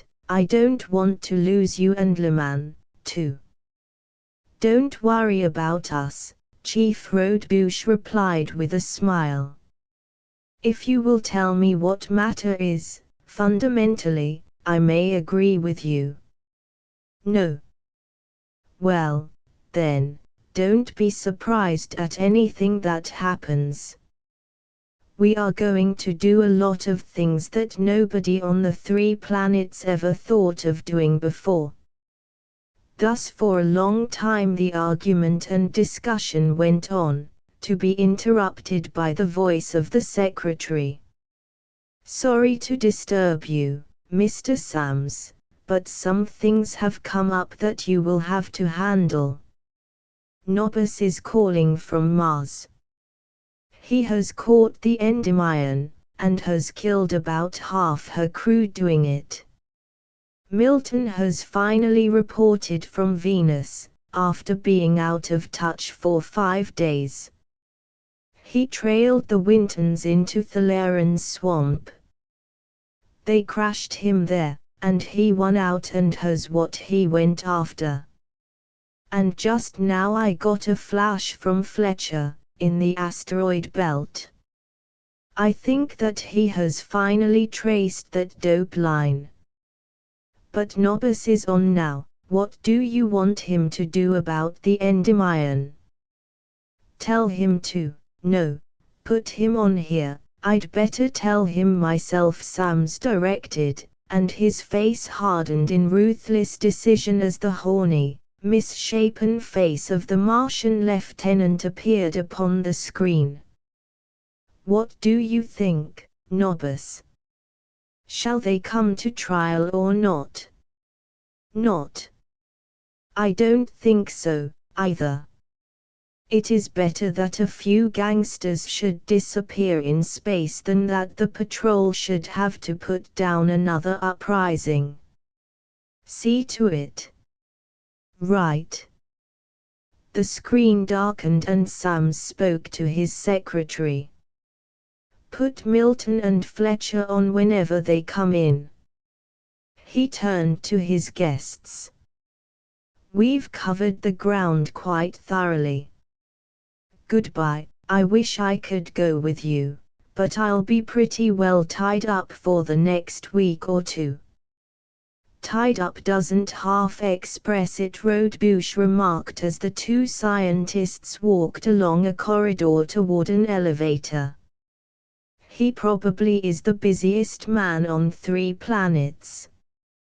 As well as the most powerful," Cleveland supplemented. "And very few men could use his power as fairly, but he's welcome to it, as far as I'm concerned. I'd have the pink fantards for a month if I had to do only once what he's just done, and to him it's just part of a day's work." "You mean the Endymion? What else could he do?" "Nothing, that's the hell of it. It had to be done, since bringing them to trial would mean killing half the people of Morsika. But at the same time it's a ghastly thing to order a job of deliberate, cold-blooded, and illegal murder." "You're right, of course, but you would." He broke off, unable to put his thoughts into words. For while inarticulate, man-like, concerning their deepest emotions, in both men was ingrained the code of the organization. Both knew that to every man chosen for it the service was everything, himself nothing. "But enough of that, we'll have plenty of grief of our own right here." Rodebush changed the subject abruptly as they stepped into a vast room, almost filled by the immense bulk of the Boise, the sinister spaceship which, although never flown, had already lined with black so many pages of Triplanetary's roster. She was now, however, the center of a furious activity. Men swarmed over her and through her, in the orderly confusion of a fiercely driven but carefully planned program of reconstruction. "I hope your dope is right, Fritz," Cleveland called, as the two scientists separated to go to their respective laboratories. "If it is, we'll make a perfect lady out of this unmanageable mankiller yet." Chapter 14 The supership is launched after weeks of ceaseless work, during which was lavished upon her every resource of mind and material afforded by 3 planets. The Boise was ready for her maiden flight. As nearly ready, that is, as the thought and labor of man could make her. Rodebush and Cleveland had finished their last rigid inspection of the aircraft and, standing beside the center door of the main airlock, were talking with their chief. "You say that you think that it's safe, and yet you won't take a crew," Sams argued. "In that case it isn't safe enough for you two, either. We need you too badly to permit you to take such chances. You've got to let us go, because we are the only ones who are at all familiar with her theory," Rodebush insisted. "I said, and I still say, that I think it is safe. I can't prove it, however, even mathematically, because she's altogether too full of too many new and untried mechanisms, too many extrapolations beyond all existing or possible data. Theoretically, she is sound, but you know that theory can go only so far, and that mathematically negligible factors may become operative at those velocities. We do not need a crew for a short trip. We can take care of any minor mishaps, and if our fundamental theories are wrong, all the crews between here and Jupiter wouldn't do any good. Therefore we too are going, alone. Well, be very careful, anyway. I wish that you could start out slow and take it easy." "In a way, so do I. But she wasn't designed to neutralize half of gravity, nor half of the inertia of matter. It's got to be everything or nothing, as soon as the neutralizers go on. We could start out on the projectors, of course, instead of on the neutralizers, but that wouldn't prove anything and would only prolong the agony. Well, then, be as careful as you can. We'll do that, Chief Cleveland put in. We think as much of us as anybody else does, maybe more, and we aren't committing suicide if we can help it. And remember about everybody staying inside when we take off. It's barely possible that we'll take up a lot of room. Goodbye. Goodbye, fellows. The massive insulating doors were shut, the metal side of the mountain opened, and huge, squat caterpillar tractors came roaring and clanking into the room. Chains and cables were made fast and, mighty steel rails groaning under the load, the spaceship upon her rolling ways was dragged out of the hill and far out upon the level floor of the valley before the tractors cast off and returned to the fortress. Everybody is under cover, Sams informed Rodebush. The chief was staring intently into his plate, upon which was revealed the control room of the untried supership. He heard Rodebush speak to Cleveland, heard the observer's brief reply, saw the navigator push the switch button, then the communicator plate went blank. Not the ordinary blankness of a cut-off, but a peculiarly disquieting fading out into darkness. And where the great spaceship had rested there was for an instant nothing. Exactly nothing, a vacuum. Vessel, falsework, rollers, trucks, the enormous steel I-beams of the tracks, even the deep-set concrete piers and foundations and a vast hemisphere of the solid ground, all disappeared utterly and instantaneously.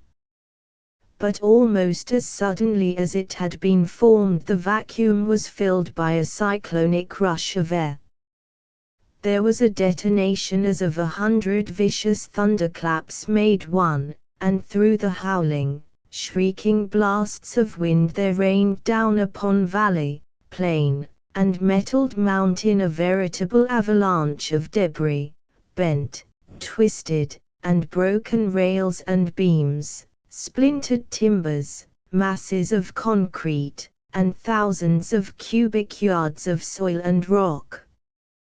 For the atomic-powered Rodebush Cleveland neutralizers were more powerful by far, and had a vastly greater radius of action, than the calculations of their designers had shown, and for a moment everything within 100 yards or so of the Boise behaved as though it were an integral part of the vessel.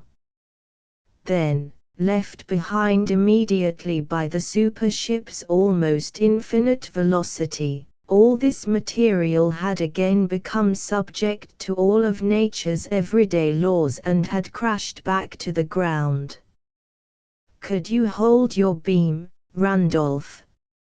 Sam's voice cut sharply through the daze of stupefaction which held spellbound most of the denizens of the hill.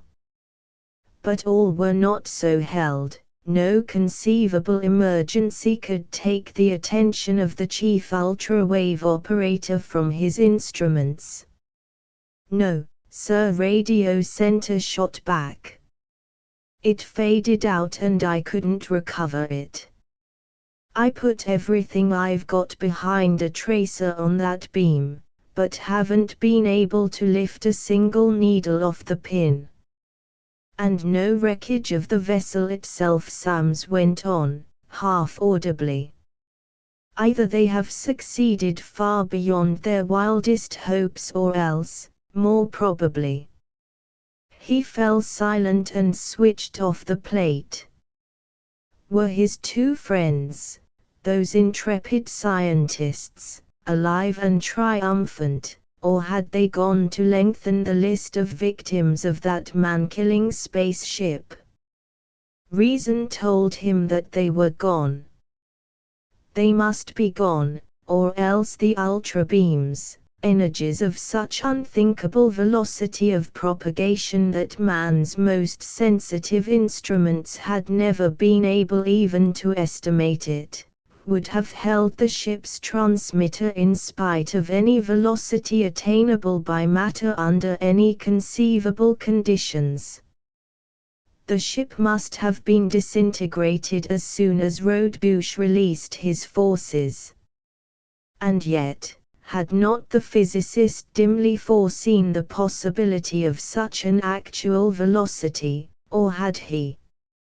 However, individuals could come and go, but the service went on. Sam squared his shoulders unconsciously, and slowly, grimly, made his way back to his private office. Mr. Fairchild would like to have a moment as soon as possible, sir, his secretary informed him even before he sat down. Senator Morgan has been here all day, you know, and he insists on seeing you personally. Oh, that kind, eh? All right, I'll see him. Get Fairchild, please. Dick. Can you talk, or is he there listening? No, he's heckling Saunders at the moment. He's been here long enough. Can you take a minute and throw him out? Of course, if you say so, but why not throw the hooks into him yourself, as usual? He wants to lay down the law to you, personally. He's a big shot, you know, and his group is kicking up quite a row, so it might be better to have it come straight from the top. Besides, you've got a unique knack. When you throw a harpoon, the harpoonee doesn't forget it. All right. He's the uplifter and leveler off. Down with Triplanetary, up with national sovereignty. We're power-mad dictators, iron heel on the necks of the people, and so on. But what's he like, personally? Thick-skinned, of course, got a brain. Rhinoceros. He's got a brain, but it's definitely wee-slowed. Bear down, sink it in full length, and then twist it. Okay.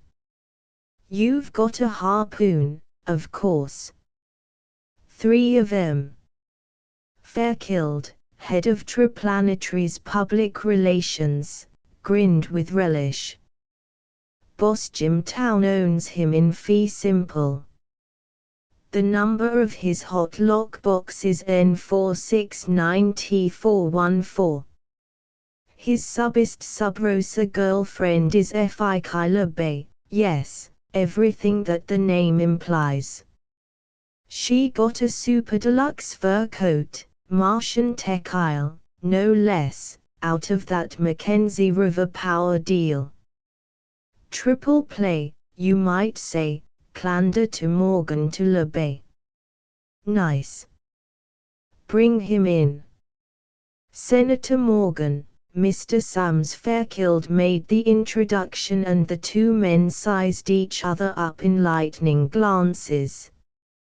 Sams saw a big man, florid, somewhat inclined toward corpulence, with the surface geniality, and the shrewd calculating eyes, of the successful politician. The senator saw a tall, hard-trained man in his 40s, a lean, keen, smooth-shaven face, a shock of red bronze auburn hair a couple of weeks overdue for a cutting, a pair of gold-flecked tawny eyes too penetrant for comfort. I trust, Senator, that Fairchild has taken care of you satisfactorily. With one or two exceptions, yes. Since Sams did not ask what the exceptions could be, Morgan was forced to continue. I am here, as you know, in my official capacity as chairman of the Pernicious Activities Committee of the North American Senate. It has been observed for years that the published reports of your organization have left much unsaid. It is common knowledge that high-handed outrages have been perpetrated, if not by your men themselves, in such circumstances that your agents could not have been ignorant of them. Therefore it has been decided to make a first-hand and comprehensive investigation, in which matter your Mr. Fairchild has not been at all cooperative. Who decided to make this investigation? Why, the North American Senate, of course, through its pernicious activities. I thought so. Sams interrupted. Don't you know, Senator, that the Hill is not a part of the North American continent? That the Triplanetary Service is responsible only to the Triplanetary Council. Quibbling, sir, and outmoded. This, sir, is a democracy, the senator began to orate. All that will be changed very shortly, and if you are as smart as you are believed to be, I need only say that you and those of your staff who cooperate. You need say nothing at all. Sam's voice cut. It has not been changed yet. The government of North America rules its continent, as do the other continental governments. The combined continental governments of the 3 planets form the Triplanetary Council, which is a non-political body, the members of which hold office for life and which is the supreme authority in any matter, small or large, affecting more than one continental government. The Council has 2 principal operating agencies, the Triplanetary Patrol, which enforces its decisions, rules, and regulations, and the Triplanetary Service, which performs such other tasks as the Council directs. We have no interest in the purely internal affairs of North America. Have you any information to the contrary? More quibbling, the senator thundered. This is not the first time in history that a ruthless dictatorship has operated in the disguise of a democracy. Sir, I demand full access to your files, so that I can spread before the North American Senate the full facts of the various matters which I mentioned to Fairchild, one of which was the affair of the Pilarian. In a democracy, sir, facts should not be hidden. The people must and shall be kept completely informed upon any matter which affects their welfare or their political lives. Is that so? If I should ask, then, for the purpose of keeping the Triplanetary Council, and through it your constituents, fully informed as to the political situation in North America, you would undoubtedly give me the key to safe deposit box N469T414. For it is common knowledge, in the Council at least, that there is a certain amount of, shall we say turbidity, in the supposedly pellucid reaches of North American politics. What? Preposterous. Morgan made a heroic effort, but could not quite maintain his poise. Private papers only, sir. perhaps. Certain of the councillors believe, however mistakenly, that there are several things of interest there, such as the record of certain transactions involving one James F. Town, references to and details concerning dealings, not to say deals, with Mackenzie Power, specifically with Mackenzie Power's Mr. Clander, and perhaps a juicy bit or two concerning a person known as LeBay and a Tequila coat. Of interest no end, don't you think, to the dear people of North America? As Sams drove the harpoon in and twisted it, the big man suffered visibly. Nevertheless, you refuse to cooperate, eh? He blustered. Very well, I will go, but you have not heard the last of me, Sams. No. Probably not. But remember, before you do any more rabble-rousing, that this lockbox thing is merely a sample. We of the service know a lot of things that we do not mention to anybody, except in self-defense. I am holding Fletcher, Mr. Sams. Shall I put him on now? Norma asked, as the completely deflated Morgan went out. Yes, please.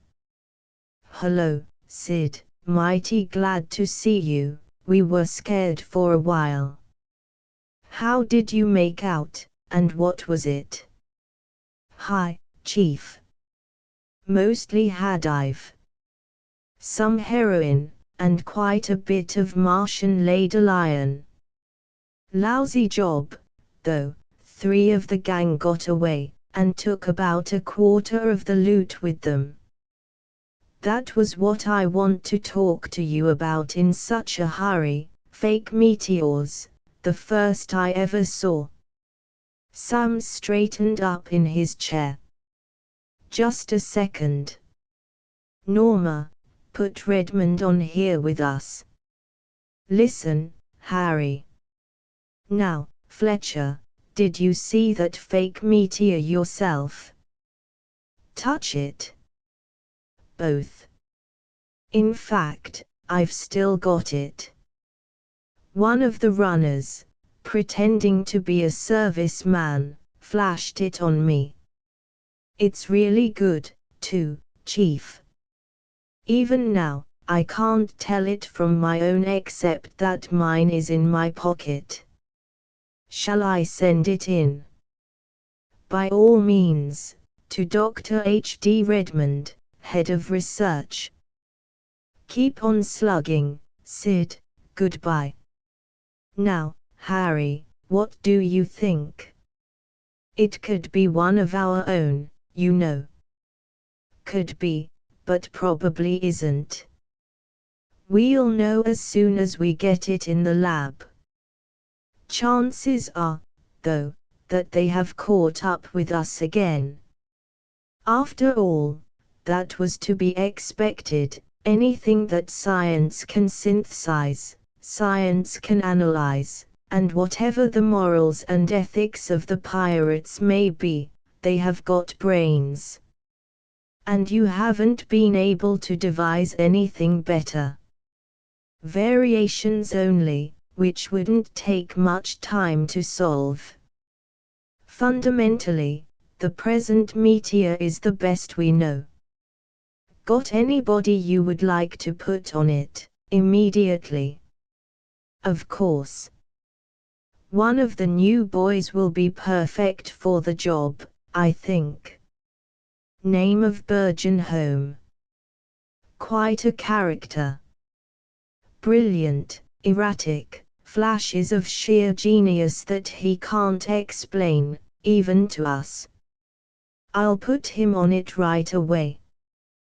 Thanks a lot. And now, Norma, please keep everybody off my neck that you can. I want to think. And think he did, keen eyes clouded, staring unseeingly at the papers littering his desk.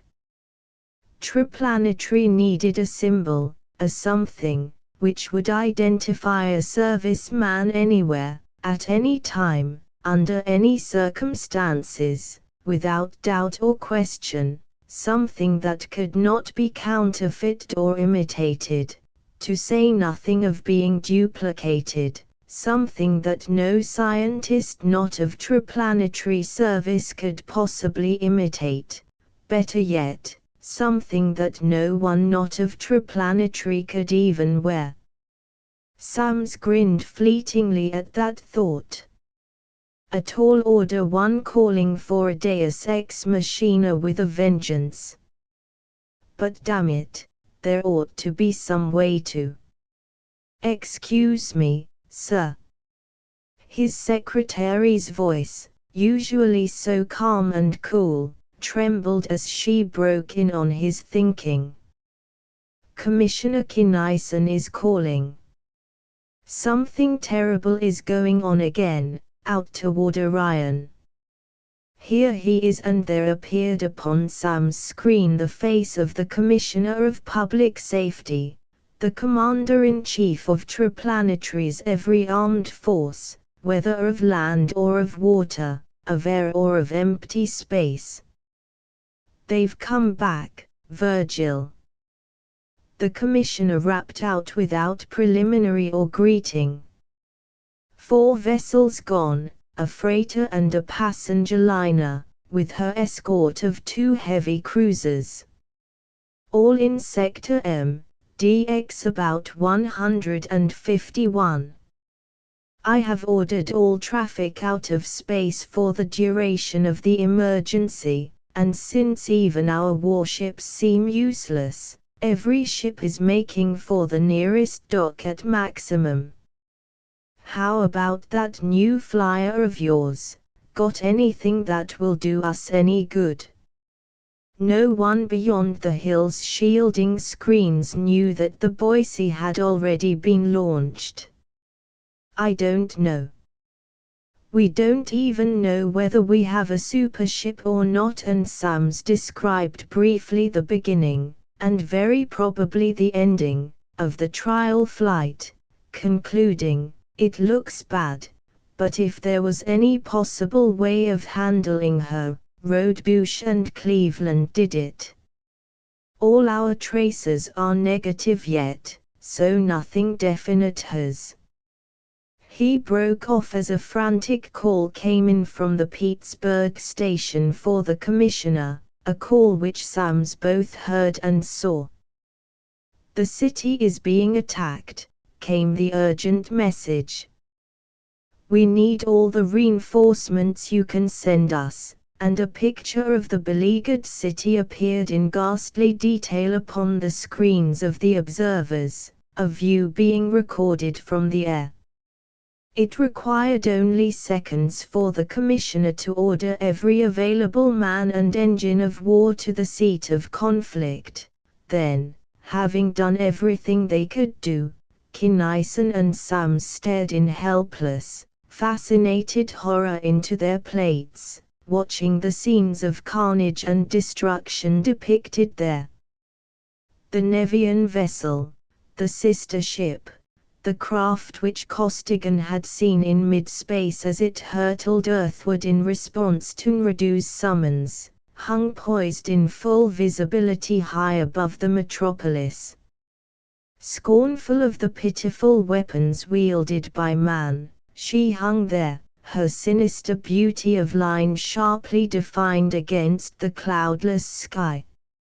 From her shining hull there reached down a tenuous but rigid rod of crimson energy, a rod which slowly swept hither and thither as the Nevians searched out the richest deposits of the precious metal for which they had come so far.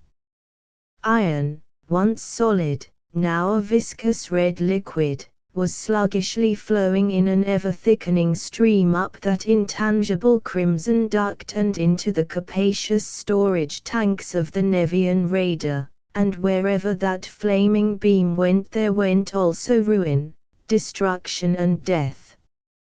Office buildings, skyscrapers towering majestically in their architectural symmetry and beauty, collapsed into heaps of debris as their steel skeletons were abstracted. Deep into the ground the beam bored, flood, fire, and explosion following in its wake as the mazes of underground piping disappeared. And the humanity of the buildings died, instantaneously and painlessly, never knowing what struck them, as the life-bearing iron of their bodies went to swell the Nevian stream. Pittsburgh's defenses had been feeble indeed. A few antiquated railway rifles had hurled their shells upward in futile defiance, and had been quietly absorbed.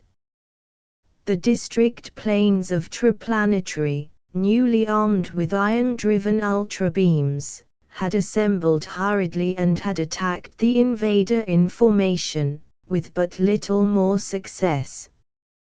Under the impact of their beams, the strangers' screens had flared white, then poised ship and flying squadron had alike been lost to view in a murkily opaque shroud of crimson flame. The cloud had soon dissolved, and from the place where the planes had been there floated or crashed down a litter of non-ferrous wreckage. And now the cone of spaceships from the Buffalo base of Triplanetary was approaching Pittsburgh, hurling itself toward the Nevian plunderer and toward known, gruesome, and hopeless defeat. "Stop them, Rod!" Sams cried. "It's sheer slaughter.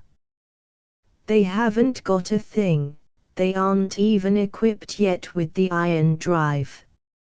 "I know it," the commissioner groaned, "and Admiral Barnes knows it as well as we do, but it can't be helped. Wait a minute. The Washington cone is reporting.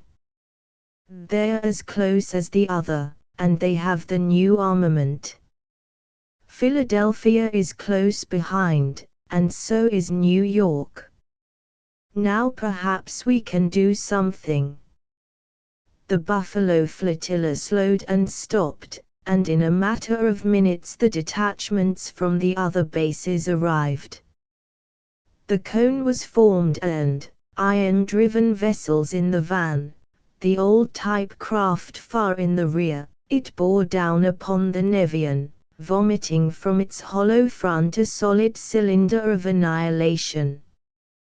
Once more the screens of the Nevian flared into brilliance, once more the red cloud of destruction was flung abroad. But these vessels were not entirely defenseless.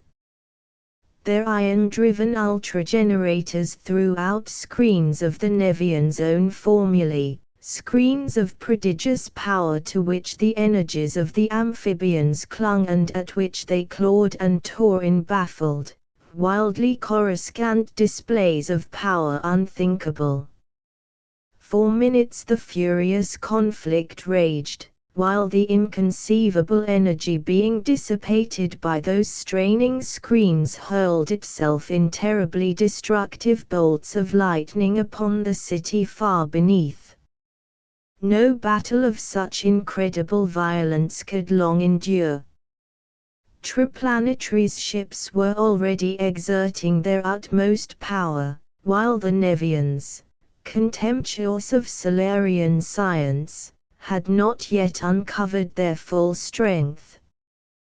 Thus the last desperate effort of mankind was proved futile as the invaders forced their beams deeper and deeper into the overloaded defensive screens of the war vessels, and one by one the supposedly invincible spaceships of humanity dropped in horribly dismembered ruin upon the ruins of what had once been Pittsburgh.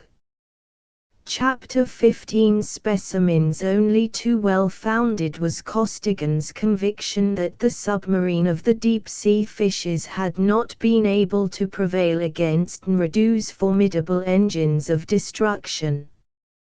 4 days the Nevian lifeboat with its 3 terrestrial passengers hurtled through the interstellar void without incident, but finally the operative's fears were realized.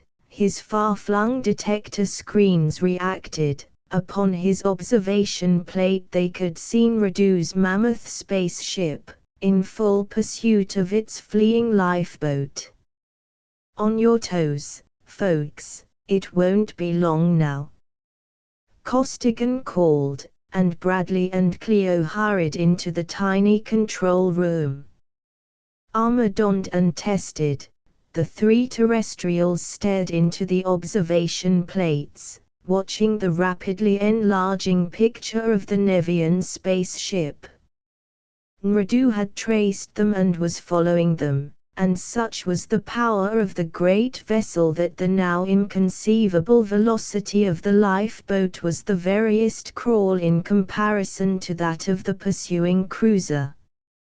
"And we've hardly started to cover the distance back to Tellus. Of course you couldn't get in touch with anybody yet," Bradley stated, rather than asked. "I kept trying, of course, until they blanketed my wave, but all negative. Thousands of times too far for my transmitter. Our only hope of reaching anybody was the mighty slim chance that our supership might be prowling around out here already, but it isn't, of course. Here they are." Reaching out to the control panel, Costigan viciously shot out against the great vessel wave after wave of lethal vibrations, under whose fiercely clinging impacts the Nevian defensive screens flared white, but, strangely enough, their own screens did not radiate. As if contemptuous of any weapons the lifeboat might wield, the mothership simply defended herself from the attacking beams, in much the same fashion as a wildcat mother wards off the claws and teeth of her spitting, snarling kitten who is resenting a touch of needed maternal discipline. "They probably wouldn't fight us," at that Cleo first understood the situation. "This is their own lifeboat, and they want us alive, you know. There's one more thing we can try, hang on," Costigan snapped, as he released his screens and threw all his power into one enormous pressor beam. The 3 were thrown to the floor and held there by an awful weight as the lifeboat darted away at the stupendous acceleration of the beam's reaction against the unimaginable mass of the Nevian skyrover, but the flight was of short duration. Along that pressor beam there crept a dull red rod of energy, which surrounded the fugitive shell and brought it slowly to a halt. Furiously then Costigan set and reset his controls, launching his every driving force and his every weapon, but no beam could penetrate that red murk, and the lifeboat remained motionless in space. No, not motionless. The red rod was shortening, drawing the truant craft back toward the launching port from which she had so hopefully emerged a few days before. Back and back it was drawn, Costigan's utmost efforts futile to affect by a hair's breadth its line of motion. Through the open port the boat slipped neatly, and as it came to a halt in its original position within the multilayered skin of the monster, the prisoners heard the heavy doors clang shut behind them, one after another. And then sheets of blue fire snapped and crackled about the 3 suits of triplanetary armor. The 2 large human figures and the small ones were outlined starkly in blinding blue flame. "That's the first thing that has come off according to schedule." Costigan laughed, a short, fierce bark. That is their paralyzing ray. We've got it stopped cold, and we've each got enough iron to hold it forever. But it looks as though the best we can do is a stalemate, Bradley argued. Even if they can't paralyze us, we can't hurt them, and we are heading back for Nevia. I think Nradu will come in for a conference, and we'll be able to make terms of some kind. He must know what these Lewistons will do, and he knows that we'll get a chance to use them, some way or other, before he gets to us again, Costigan asserted, confidently, but again he was wrong. The door opened, and through it there waddled, rolled, or crawled a metal-clad monstrosity, a thing with wheels, legs and writhing tentacles of jointed bronze, a thing possessed of defensive screens sufficiently powerful to absorb the full blast of the triplanetary projectors without effort. 3 brazen tentacles reached out through the ravening beams of the Lewistons, smashed them to bits, and wrapped themselves in unbreakable shackles about the armored forms of the 3 human beings. Through the door the machine or creature carried its helpless load, and out into and along a main corridor. And soon the 3 terrestrials, without arms, without armor, and almost without clothing, were standing in the control room, again facing the calm and unmoved Nradu. To the surprise of the impetuous Costigan, the Nevian commander was entirely without answer. The desire for freedom is perhaps common to all forms of animate life, he commented, through the transformer. As I told you before, however, you are specimens to be studied by the College of Science, and you shall be so studied in spite of anything you may do. Resign yourselves to that. Well, say that we don't try to make any more trouble, that we cooperate in the examination and give you whatever information we can, Costigan suggested. Then you will probably be willing to give us a ship and let us go back to our own world. You will not be allowed to cause any more trouble, the amphibian declared, coldly. Your cooperation will not be required. We will take from you whatever knowledge and information we wish. In all probability you will never be allowed to return to your own system, because as specimens you are too unique to lose. But enough of this idle chatter, take them back to their quarters. Back to their 3 intercommunicating rooms the prisoners were led under heavy guard, and, true to his word, Nradu made certain that they had no more opportunities to escape. To Nevia the spaceship sped without incident, and in manacles the terrestrials were taken to the College of Science, there to undergo the physical and psychical examinations which Nradu had promised them. Nor had the Nevian scientist Captain erred in stating that their cooperation was neither needed nor desired.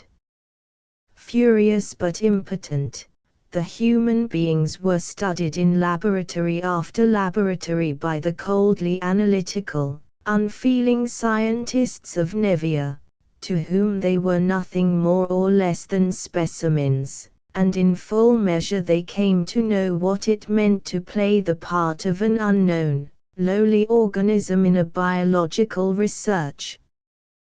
They were photographed, externally and internally. Every bone, muscle, organ, vessel, and nerve was studied and charted. Every reflex and reaction was noted and discussed. Meters registered every impulse and recorders filmed every thought, every idea, and every sensation.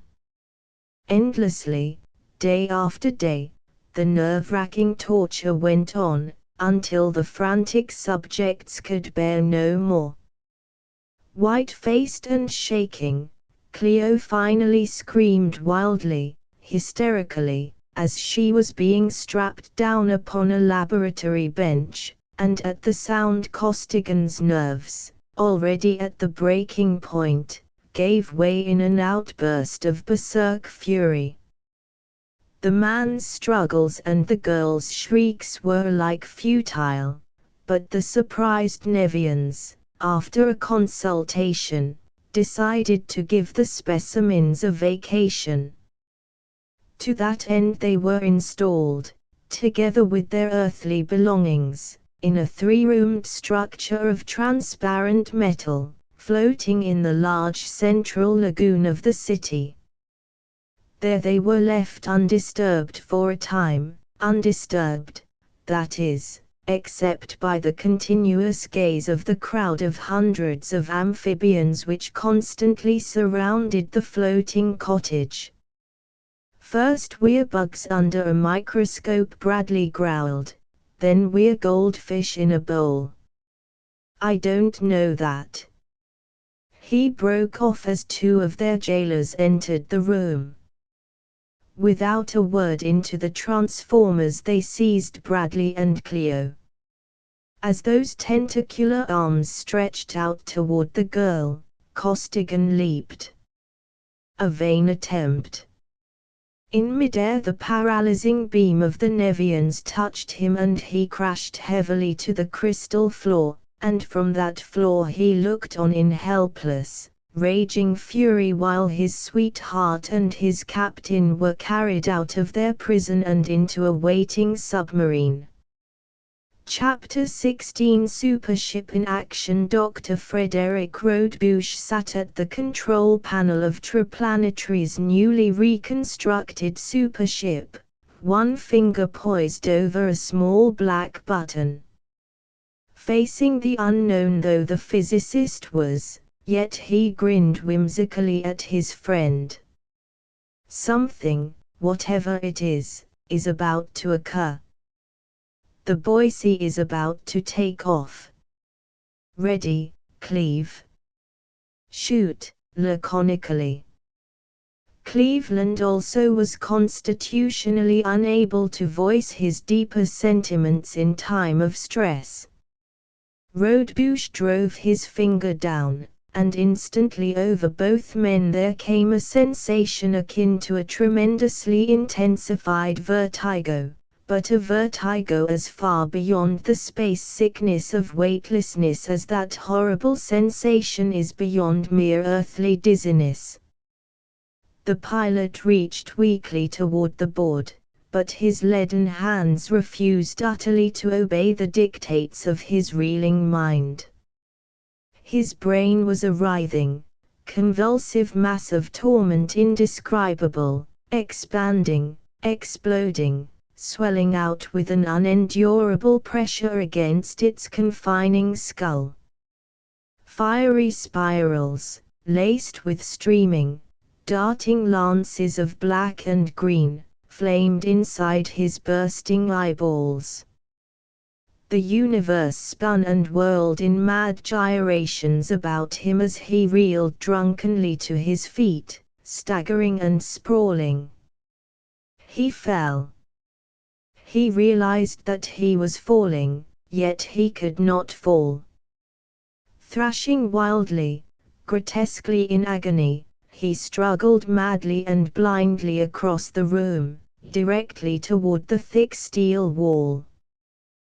The tip of one hair of his unruly thatch touched the wall, and the slim length of that single hair did not even bend as its slight strength brought to an instant halt the 180-odd pounds of mass now entirely without inertia, that was his body.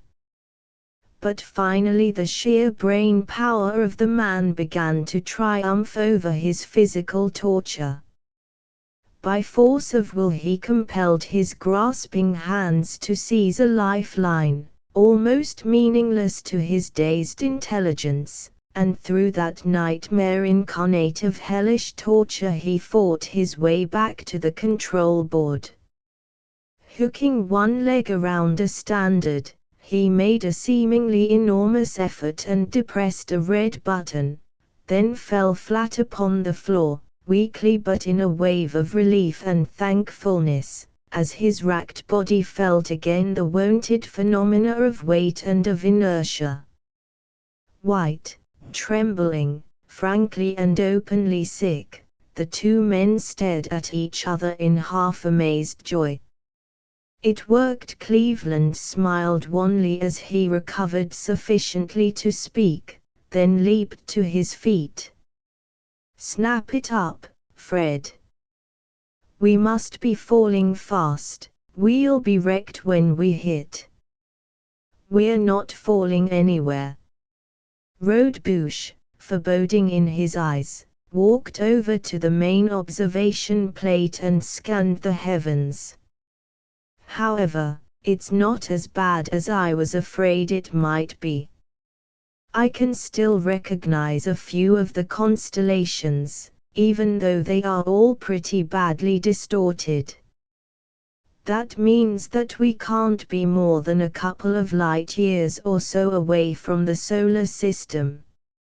Of course, since we had so little thrust on, practically all of our energy and time was taken up in getting out of the atmosphere. Even at that, though, it's a good thing that space isn't a perfect vacuum, or we would have been clear out of the universe by this time." "Huh? What are you talking about?" "Impossible." "Where are we, anyway?" "Then we must be making mill." "Oh, I see," Cleveland exclaimed, somewhat incoherently, as he also stared into the plate. "Right. We aren't traveling at all, now," Rodebush replied. "We are perfectly stationary relative to Tellus, since we made that hop without inertia. We must have attained 100% neutralization, 100.00000, which we didn't quite expect. Therefore we must have stopped instantaneously when our inertia was restored. Incidentally, that original, pre-inertialess velocity, intrinsic velocity, suppose we could call it, is going to introduce plenty of complications, but we don't have to worry about them right now. Also, it isn't where we are that is worrying me. We can get fixes on enough recognizable stars to find that out in short order. It's when." "That's right, too. Say we're 2 light years away from home. You think maybe that we're 2 years older now than we were 10 minutes ago. Interesting no end, and distinctly possible. Maybe even probable, I wouldn't know. There's been a lot of discussion on that theory, and as far as I know we're the first ones who ever had a chance to prove or disprove it absolutely. Let's snap back to Tellus and find out, right now." "We'll do that, after a little more experimenting. You see, I had no intention of giving us such a long push. I was going to throw the switches in and out, but you know what happened. However, there's one good thing about it. It's worth 2 years of anybody's life to settle that relativity time thing definitely, one way or the other. I'll say it is. But say, we've got a lot of power on our ultrawave, enough to reach Tellus, I think. Let's locate the sun and get in touch with Sams. Let's work on these controls a little first, so we'll have something to report. Out here's a fine place to try the ship out, nothing in the way. All right with me. But I would like to find out whether I'm 2 years older than I think I am, or not. Then for 4 hours they put the great supership through her paces, just as test pilots check up on every detail of performance of an airplane of new and radical design. They found that the horrible vertigo could be endured, perhaps in time even conquered as space sickness could be conquered, by a strong will in a sound body, and that their new conveyance had possibilities of which even Rodebush had never dreamed. Finally, their most pressing questions answered, they turned their most powerful ultrabeam communicator toward the yellowish star which they knew to be Old Sol. Sams. Sams. Cleveland spoke slowly and distinctly. Rodebush and Cleveland reporting from the space-eating Wampus, now directly in line with Beta Ursae Minoris from the Sun, distance about 2.2 light-years. It will take 6 bands of tubes on your tightest beam, LSV-3, to reach us.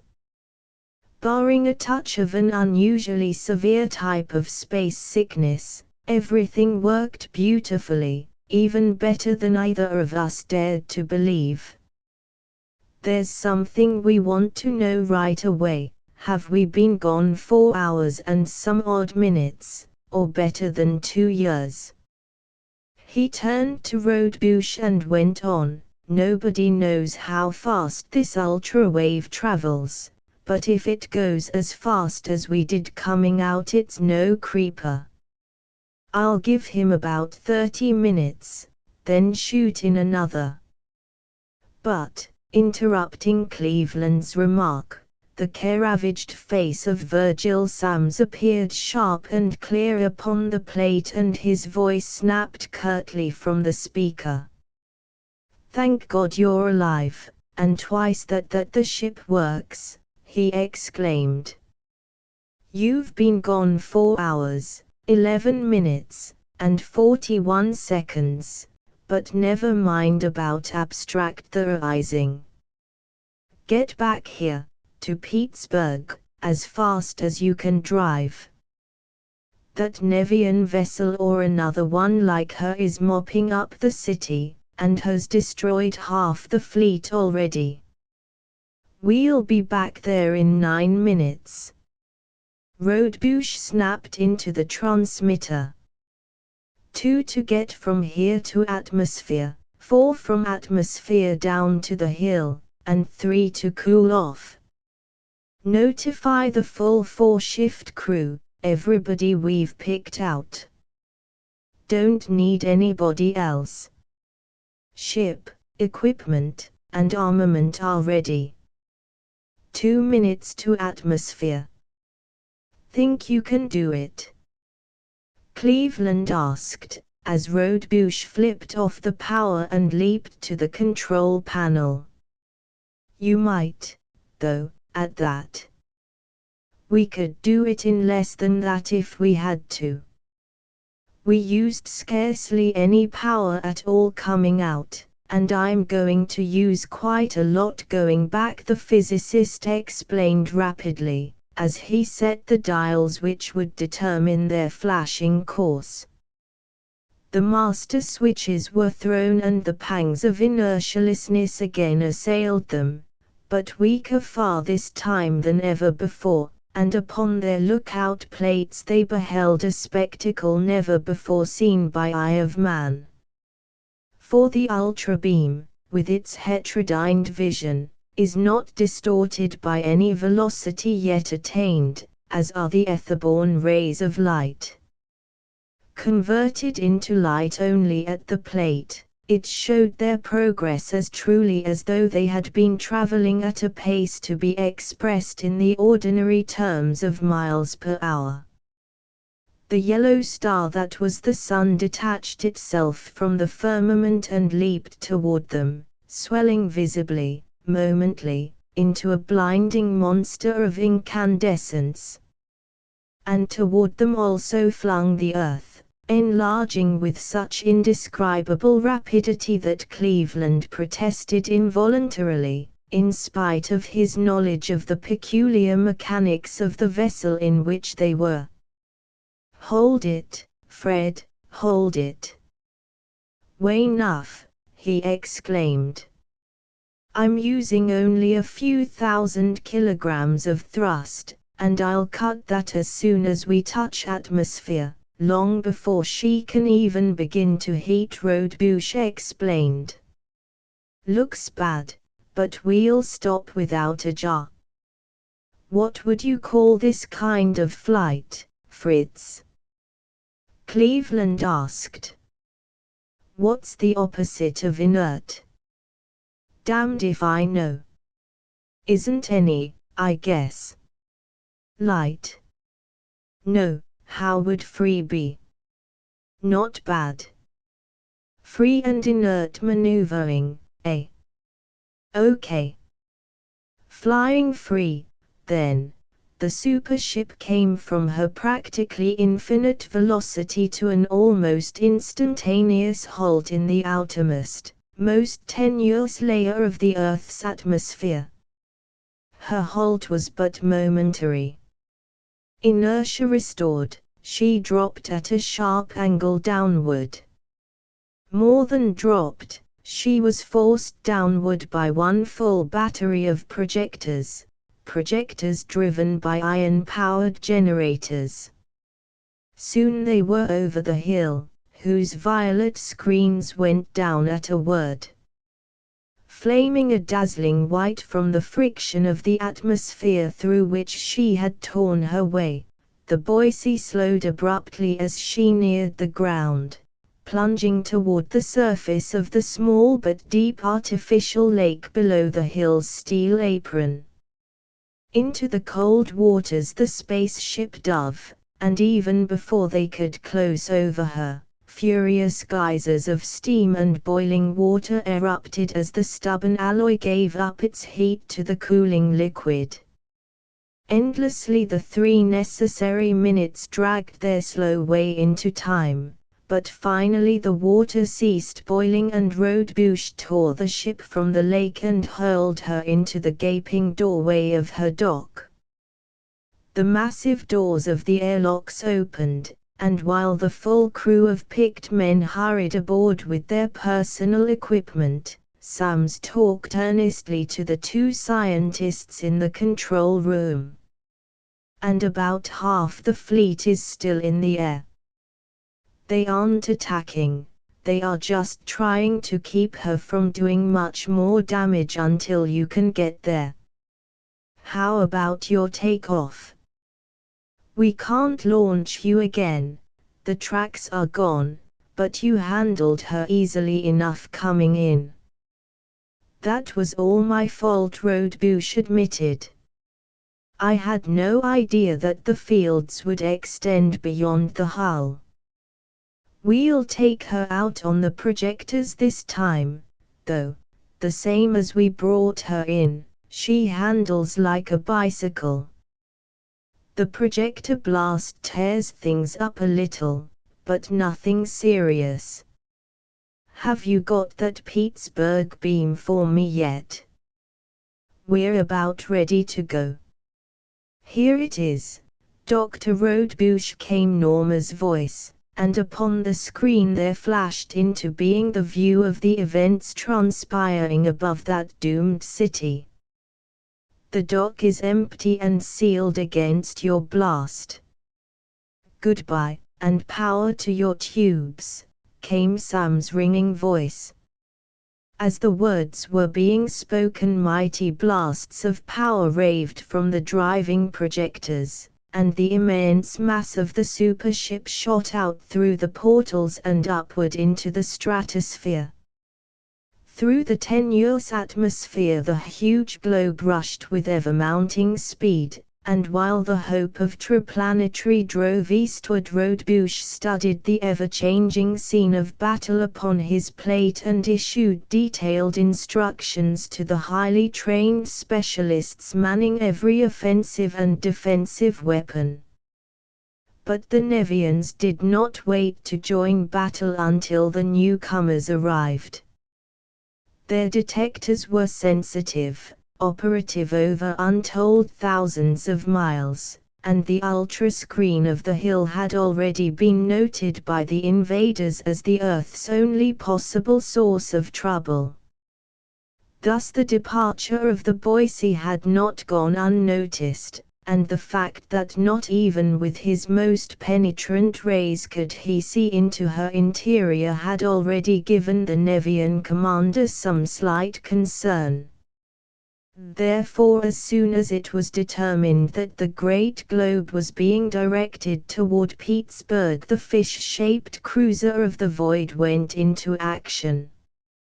High in the stratosphere, speeding eastward, the immense mass of the Boise slowed abruptly, although no projector had slackened its effort.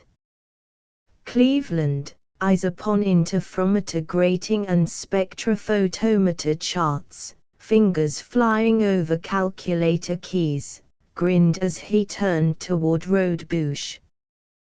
"Just as you thought, Skipper, an ultra-band pusher. C4V63L29. Shall I give him a little pull?" "Not yet. Let's feel him out a little before we force a close-up. We've got plenty of mass. See what he does when I put full push on the projectors." As the full power of the Tellurian vessel was applied, the Nevian was forced backward, away from the threatened city, against the full drive of her every projector. Soon, however, the advance was again checked, and both scientists read the reason upon their plates. The enemy had put down reinforcing rods of tremendous power. 3 compression members spread out fan-wise behind her, bracing her against a low mountainside, while one huge tractor beam was thrust directly downward, holding in an unbreakable grip a cylinder of earth extending deep down into bedrock. 2 can play at that game, and Rodebush drove down similar beams, and forward-reaching tractors as well. "Strap yourselves in solid, everybody," he sounded in general warning. "Something is going to give way somewhere soon, and when it does we'll get a jolt." And the promised jolt did indeed come soon.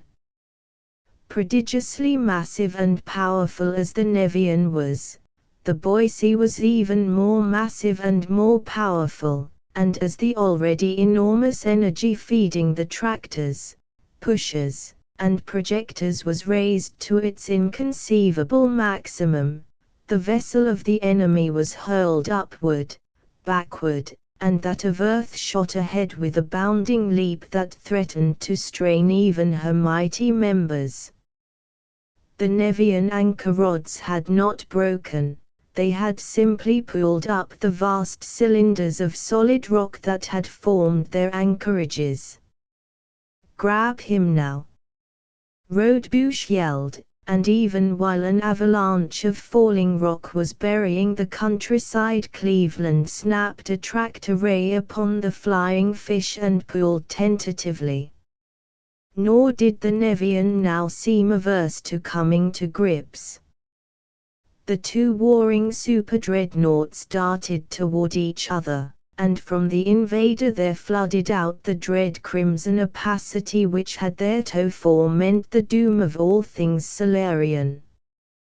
Flooded out and engulfed the immense globe of humanity's hope in its spreading cloud of redly impenetrable murk. But not for long. Triplanetary's supership boasted no ordinary terrestrial defense, but was sheathed in screen after screen of ultra-vibrations, imponderable walls, it is true, but barriers impenetrable to any unfriendly wave. To the outer screen the red veil of the Nevians clung tenaciously, licking greedily at every square inch of the shielding sphere of force, but unable to find an opening through which to feed upon the steel of the Boyce's armor. Get back, way back. Go back and help Pittsburgh. Rodebush drove an ultra-communicator beam through the murk to the instruments of the terrestrial admiral. For the surviving warships of the fleet, its most powerful units, were hurling themselves forward, to plunge into that red destruction. None of you will last a second in this red field. And watch out for a violet field pretty soon. It'll be worse than this. We can handle them alone, I think, but if we can't, there's nothing in the system that can help us. And now the hitherto passive screen of the supership became active. At first invisible, it began to glow in fierce violet light, and as the glow brightened to unbearable intensity the entire spherical shield began to increase in size. Driven outward from the supership as a center, its advancing surface of seething energy consumed the crimson murk as a billow of blast furnace heat consumes the cloud of snowflakes in the air above its cupola. Nor was the red death mist all that was consumed. Between that ravening surface and the armor skin of the Boise there was nothing. No debris, no atmosphere, no vapor, no single atom of material substance, the first time in terrestrial experience that an absolute vacuum had ever been attained. Stubbornly contesting every foot of way lost, the Nevian fog retreated before the violet sphere of nothingness. Back and back it fell, disappearing altogether from all space as the violet tide engulfed the enemy vessel, but the flying fish did not disappear. Her triple screens flashed into furiously incandescent splendor and she entered unscathed that vacuous sphere, which collapsed instantly into an enormously elongated ellipsoid, at each focus a madly warring ship of space. Then in that tube of vacuum was waged a spectacular duel of ultra-weapons, weapons impotent in air, but deadly in empty space. Beams, rays, and rods of titanic power smote crackingly against ultra-screens equally capable. Time after time each contestant ran the gamut of the spectrum with his every available ultra-force, only to find all channels closed. For minutes the terrible struggle went on, then, Cooper, Adlington, Spencer, Dutton. Rodebush called into his transmitter. Ready. Can't touch him on the ultra, so I'm going on to the macro bands. Give him everything you have as soon as I collapse the violet. Go. At the word the violet barrier went down, and with a crash as of a disrupting universe the atmosphere rushed into the void. And through the hurricane there shot out the deadliest material weapons of Triplanetary. Torpedoes, non-ferrous, ultra-screened, beam dirigible torpedoes charged with the most effective forms of material destruction known to man.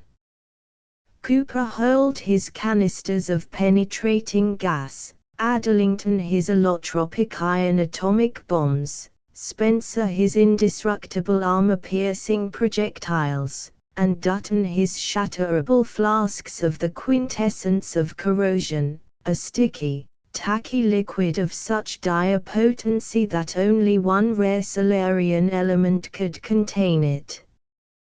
10, 20, 50, 100 were thrown as fast as the automatic machinery could launch them, and the Nevians found them adversaries not to be despised. Size for size, their screens were quite as capable as those of the Boise. The Nevians' destructive rays glanced harmlessly from their shields, and the Nevians' elaborate screens, neutralized at impact by those of the torpedoes, were impotent to impede their progress. Each projectile must needs be caught and crushed individually by beams of the most prodigious power, and while one was being annihilated, dozens more were rushing to the attack.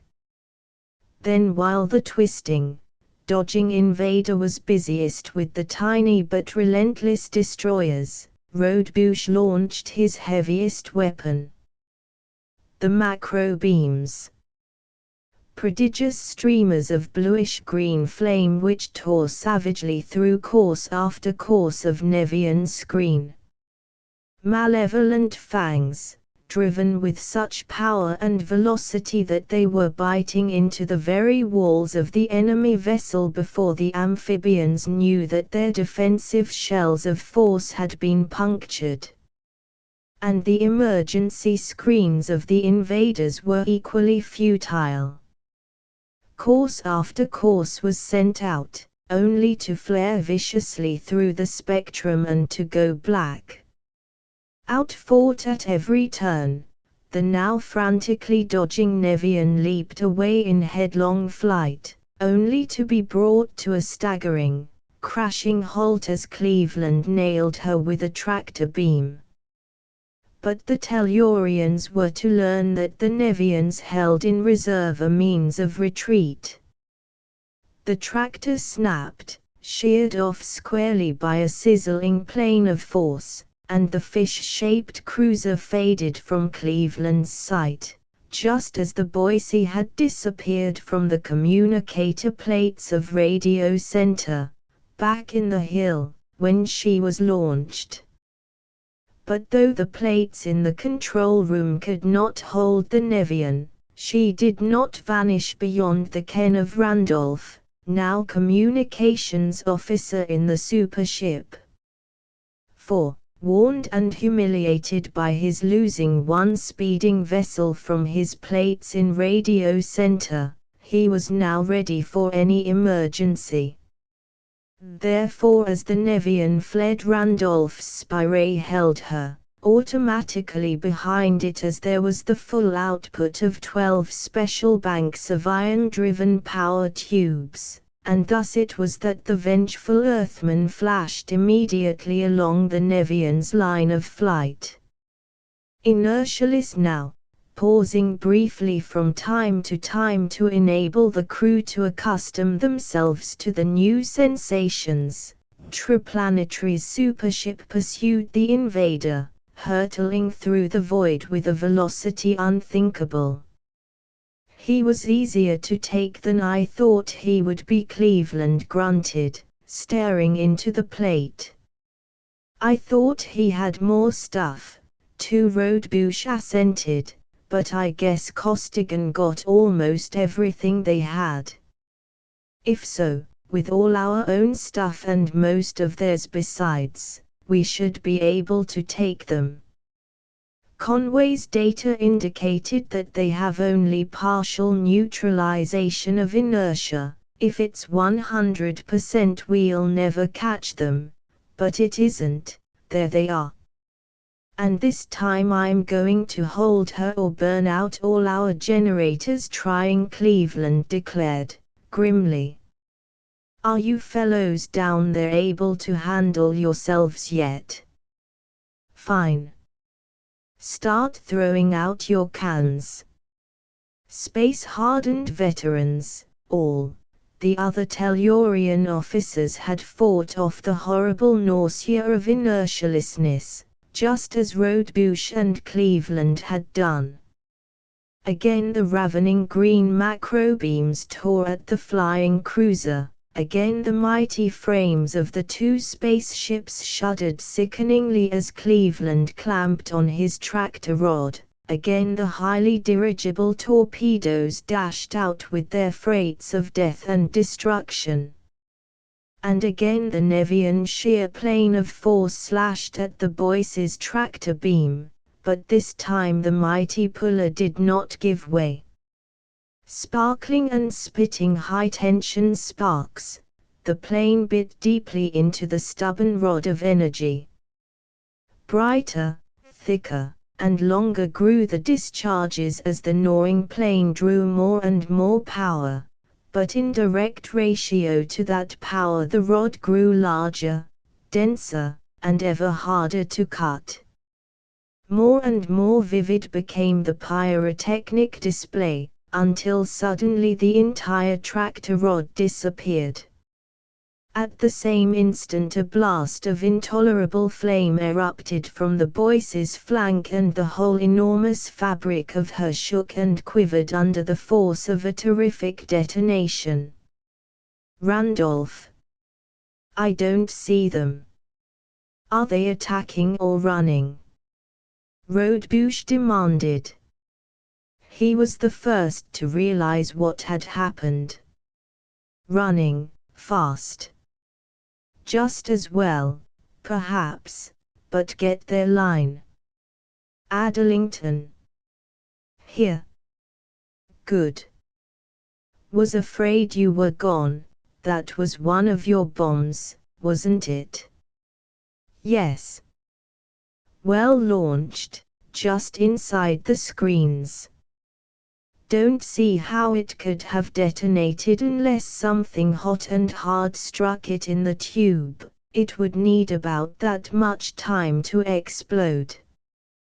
Good thing it didn't go off any sooner, or none of us would have been here. As it is, Area 6 is pretty well done in, but the bulkheads held the damage to 6. What happened? We don't know. Exactly.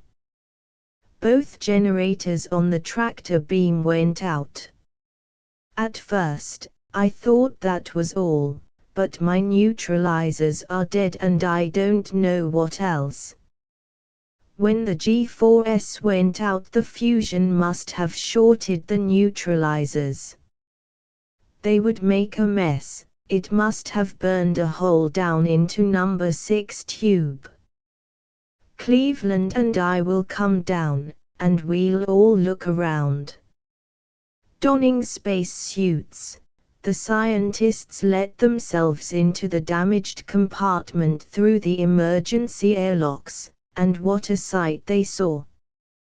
Both outer and inner walls of alloy armor had been blown away by the awful force of the explosion.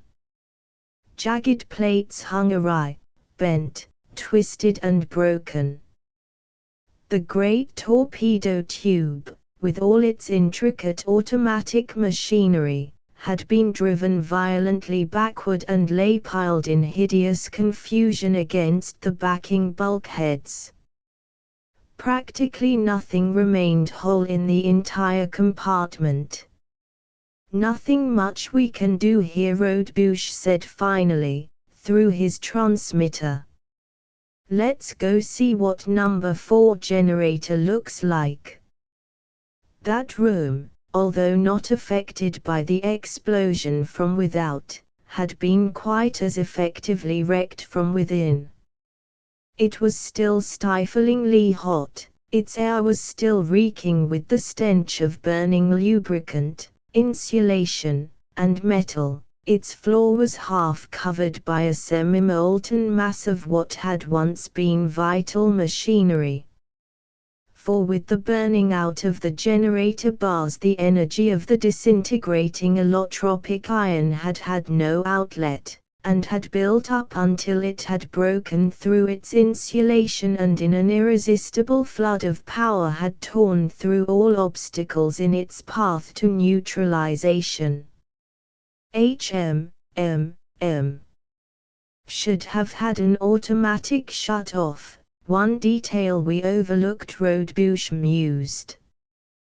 The electricians can rebuild this stuff here, though. That hole in the hull is something else again. I'll say it's something else, the grizzled chief engineer agreed. She's lost all her spherical strength. Anchoring a tractor with this ship now would turn her inside out. Back to the nearest Triplanetary shop for us, I would say. Come again, Chief. Cleveland advised the engineer. None of us would live long enough to get there. We can't travel inertialess until the repairs are made, so if they can't be made without very much traveling, it's just too bad. I don't see how we could support our jacks. The engineer paused, then went on, if you can't give me Mars or Tellus, how about some other planet? I don't care about atmosphere, or about anything but mass.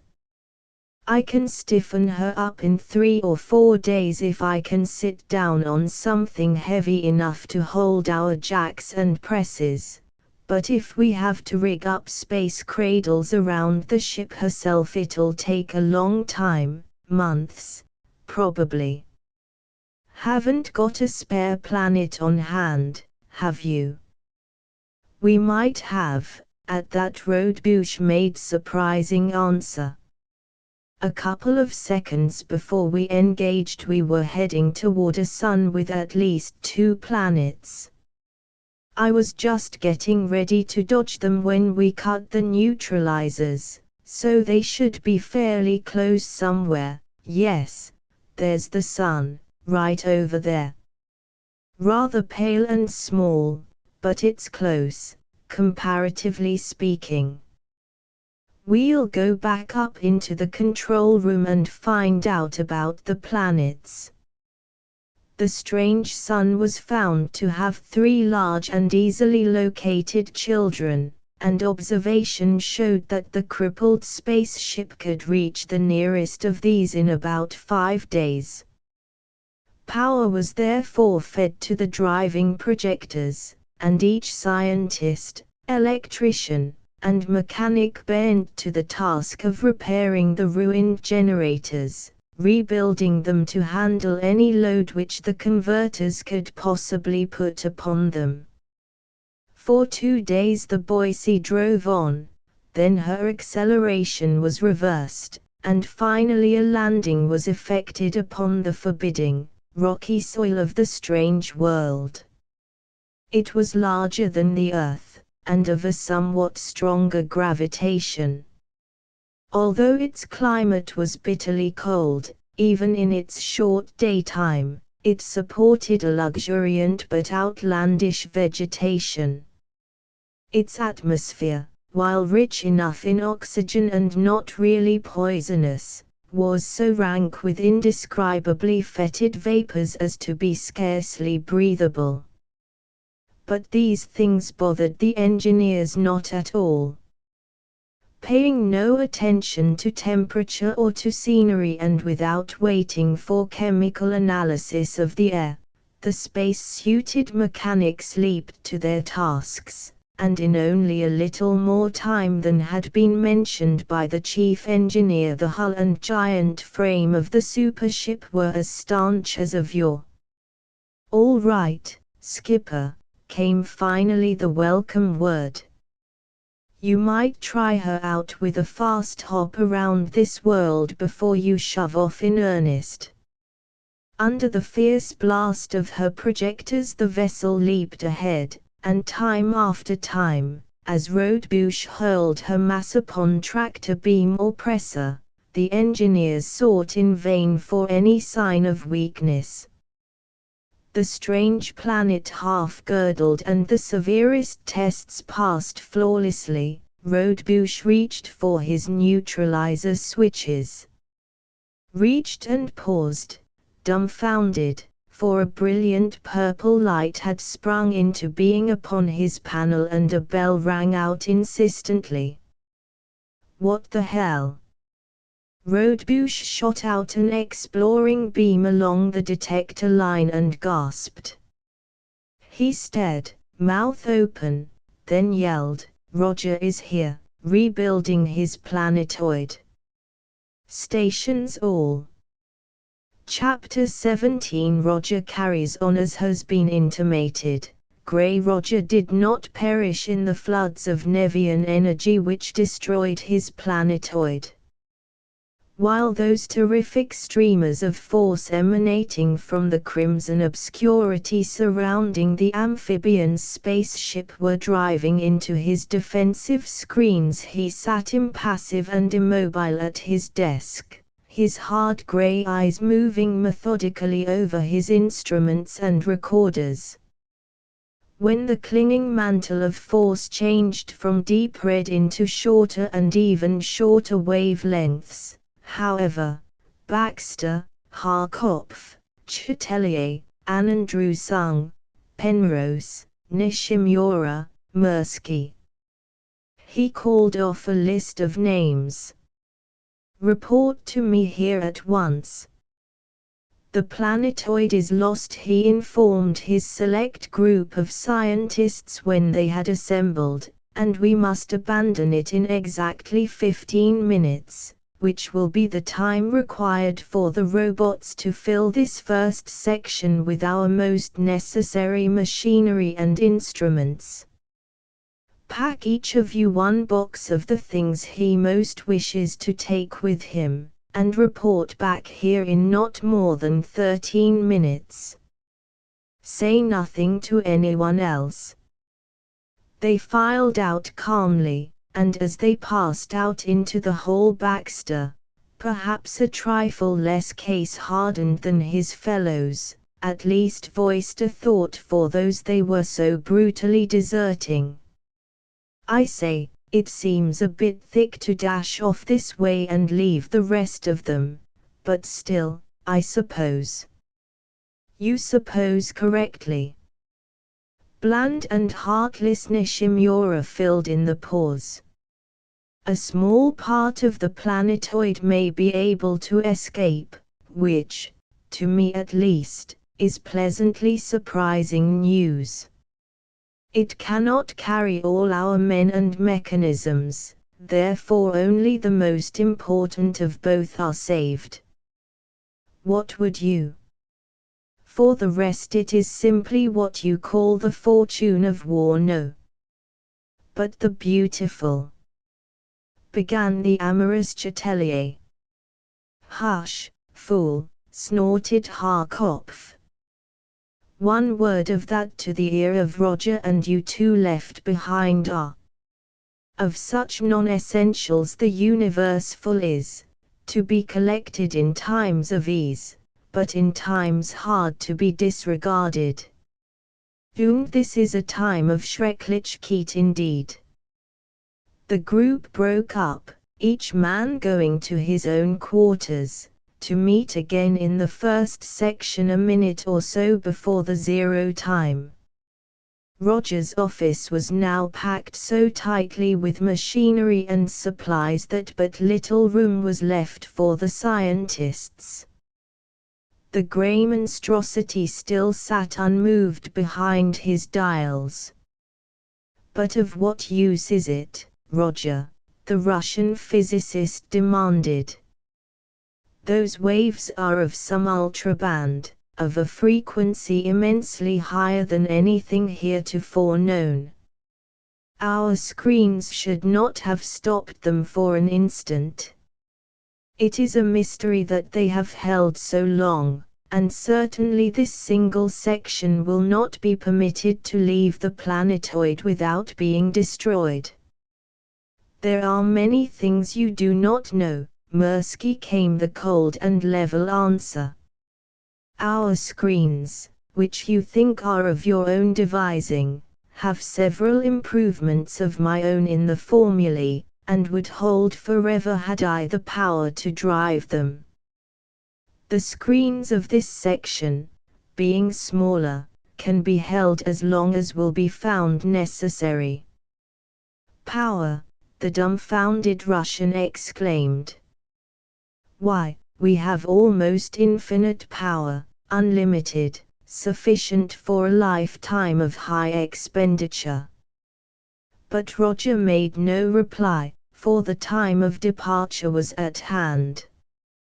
He pressed down a tiny lever, and a mechanism in the power room threw in the gigantic plunger switches which launched against the Nevians the stupendous beam which so upset the complacence of Nradu the amphibian, the beam into which was poured recklessly every resource of power afforded by the planetoid, careless alike of burnout and of exhaustion.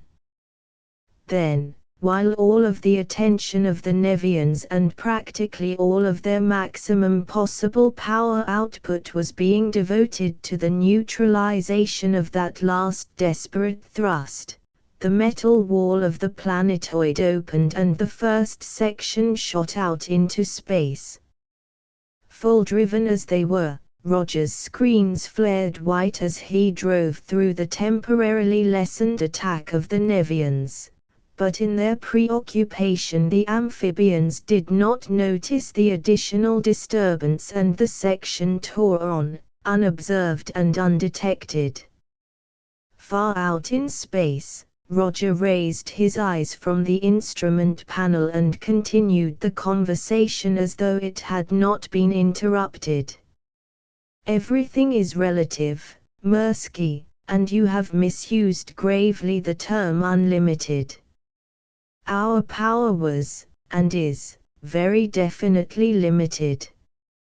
True, it then seemed ample for our needs, and is far superior to that possessed by the inhabitants of any solar system with which I am familiar, but the beings behind that red screen, whoever they are, have sources of power as far above ours as ours are above those of the Solarians. How do you know? That power, what is it? We have, then, the analyses of those fields recorded, came simultaneous questions and exclamations. Their source of power is the intra-atomic energy of iron. Complete, not the partial liberation incidental to the nuclear fission of such unstable isotopes as those of thorium, uranium, plutonium, and so on. Therefore much remains to be done before I can proceed with my plan. I must have the most powerful structure in the macrocosmic universe. Roger thought for minutes. Nor did any one of his minions break the silence. Garland of Edor did not have to wonder why such incredible advancement could have been made without his knowledge. After the fact, he knew. He had been and was still being hampered by a mind of power, a mind with which, in due time, he would come to grips. I now know what to do, he went on presently. In the light of what I have learned, the losses of time, life, and treasure, even the loss of the planetoid, are completely insignificant. But what can you do about it? Growled the Russian. Many things. From the charts of the recorders we can compute their fields of force. And from that point it is only a step to their method of liberating the energy. We shall build robots. They shall build other robots, who shall in turn construct another planetoid, one this time that, wielding the theoretical maximum of power, will be suited to my needs. And where will you build it? We are marked. Invisibility now is useless. Triplanetary will find us, even if we take up an orbit beyond that of Pluto. We have already left your Solarian system far behind. We are going to another system, one far enough removed so that the spy rays of Triplanetary will never find us, and yet one that we can reach in a reasonable length of time with the energies at our command. Some 5 days will be required for the journey, however, and our quarters are cramped. Therefore make places for yourselves wherever you can, and lessen the tedium of those days by working upon whatever problems are most pressing in your respective researches. The grey monster fell silent, immersed in what thoughts no one knew, and the scientists set out to obey his orders. Baxter, the British chemist, followed Penrose, the lantern-jawed, saturnine American engineer and inventor, as he made his way to the furthermost cubicle of the section. "I say, Penrose, I'd like to ask you a couple of questions, if you don't mind." "Go ahead." Ordinarily it's dangerous to be a cackling hen anywhere around him, but I don't imagine that he can hear anything here now. His system must be pretty well shot to pieces. You want to know all I know about Roger? Exactly so. You have been with him so much longer than I have, you know. In some ways he impresses one as being scarcely human, if you know what I mean. Ridiculous, of course, but of late I have been wondering whether he really is human. He knows too much, about too many things. He seems to be acquainted with many solar systems, to visit which would require lifetimes. Then, too, he has dropped remarks which would imply that he actually saw things that happened long before any living man could possibly have been born. Finally, he looks, well, peculiar, and certainly does not act human. I have been wondering, and have been able to learn nothing about him, as you have said. Such talk as this aboard the planetoid was not advisable. You needn't worry about being paid your price, that's one thing. If we live, and that was part of the agreement, you know, we will get what we sold out for. You will become a belted earl. I have already made millions, and shall make many more. Similarly, Chatelier has had and will have his women, Anne Drusung and Nishimura their cherished revenges, Harkopf his power, and so on. He eyed the other speculatively, then went on, I might as well spill it all, since I'll never have a better chance and since you should know as much as the rest of us do. You're in the same boat with us and tarred with the same brush.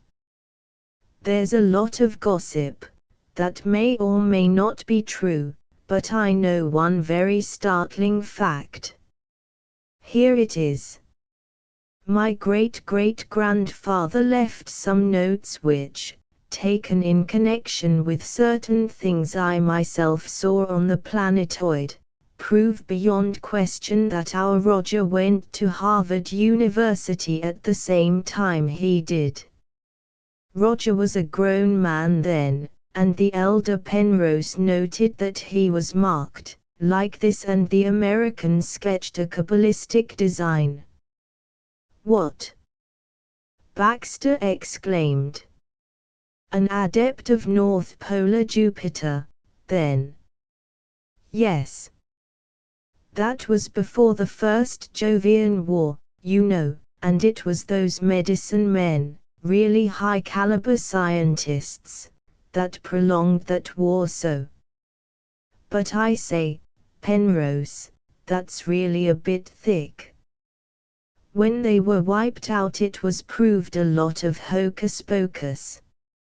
If they were wiped out, Penrose interrupted in turn. Some of it may have been hocus pocus, but most of it certainly was not. I'm not asking you to believe anything except that one fact, I'm just telling you the rest of it. But it is also a fact that those adepts knew things and did things that take a lot of explaining. Now for the gossip, none of which is guaranteed.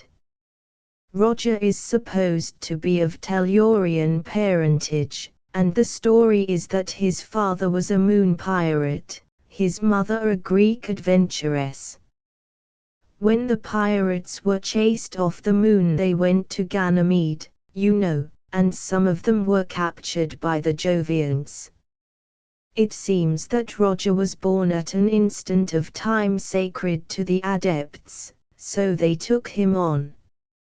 He worked his way up through the Forbidden Society as all adepts did, by various kinds of murder and job lots of assorted deviltries, until he got clear to the top, the 77th mystery. The secret of eternal youth, gasped Baxter, awed in spite of himself. Right, and he stayed chief devil, in spite of all the efforts of all his ambitious sub-devils to kill him, until the turning point of the First Jovian War. He cut away then in a spaceship, and ever since then he has been working, and working hard, on some stupendous plan of his own that nobody else has ever got even an inkling of. That's the story. True or not, it explains a lot of things that no other theory can touch.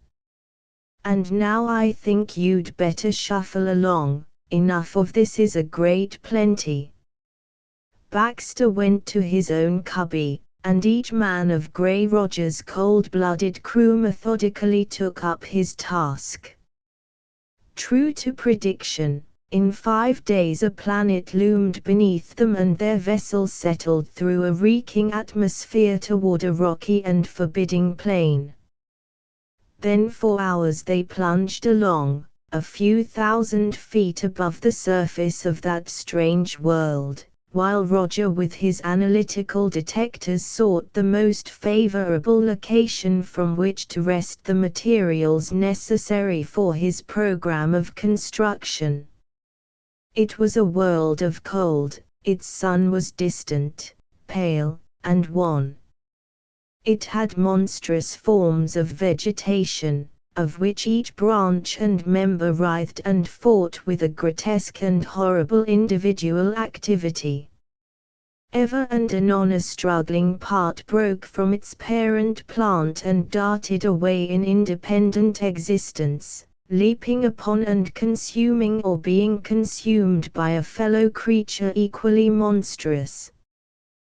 This flora was of a uniform color, a lurid, sickly yellow.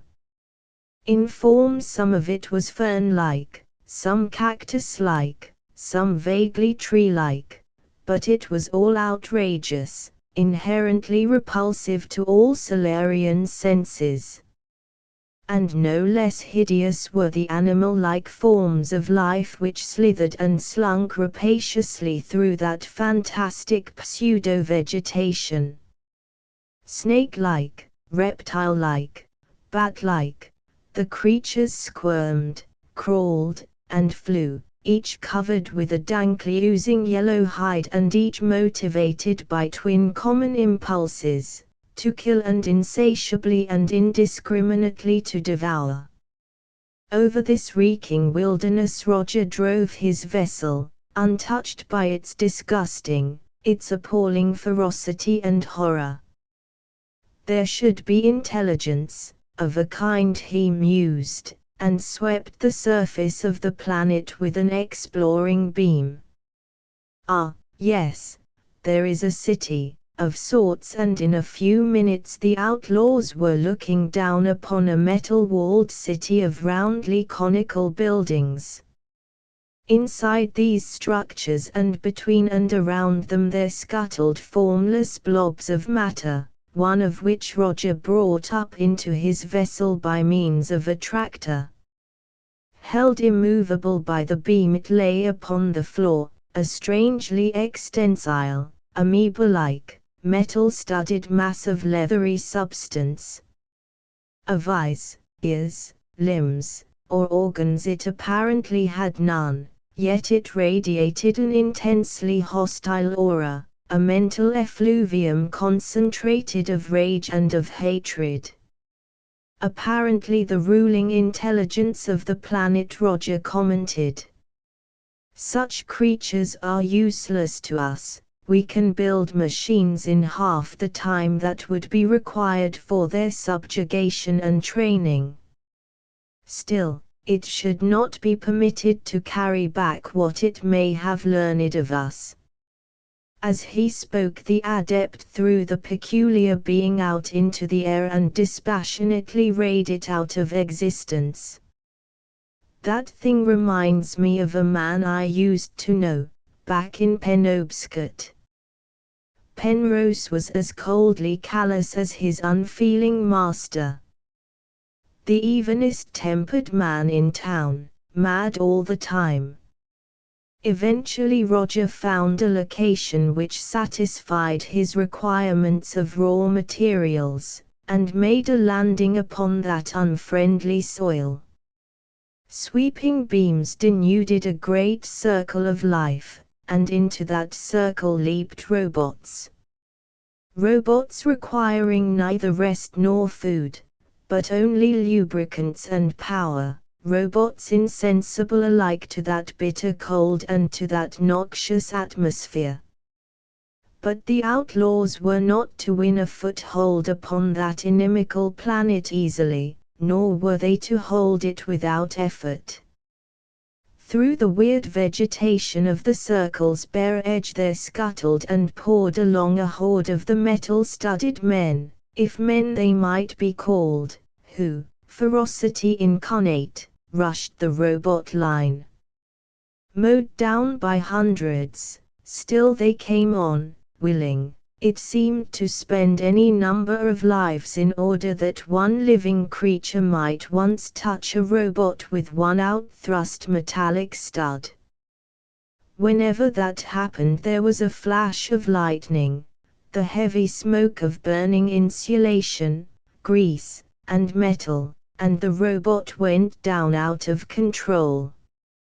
Recalling his remaining automatons, Roger sent out a shielding screen, against which the defenders of their planet raged in impotent fury.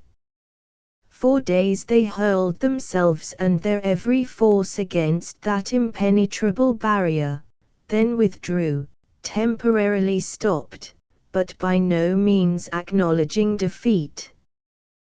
Then, while Roger and his cohorts directed affairs from within their comfortable and now sufficiently roomy vessel, there came into being around it an industrial city of metal peopled by metallic and insensate mechanisms.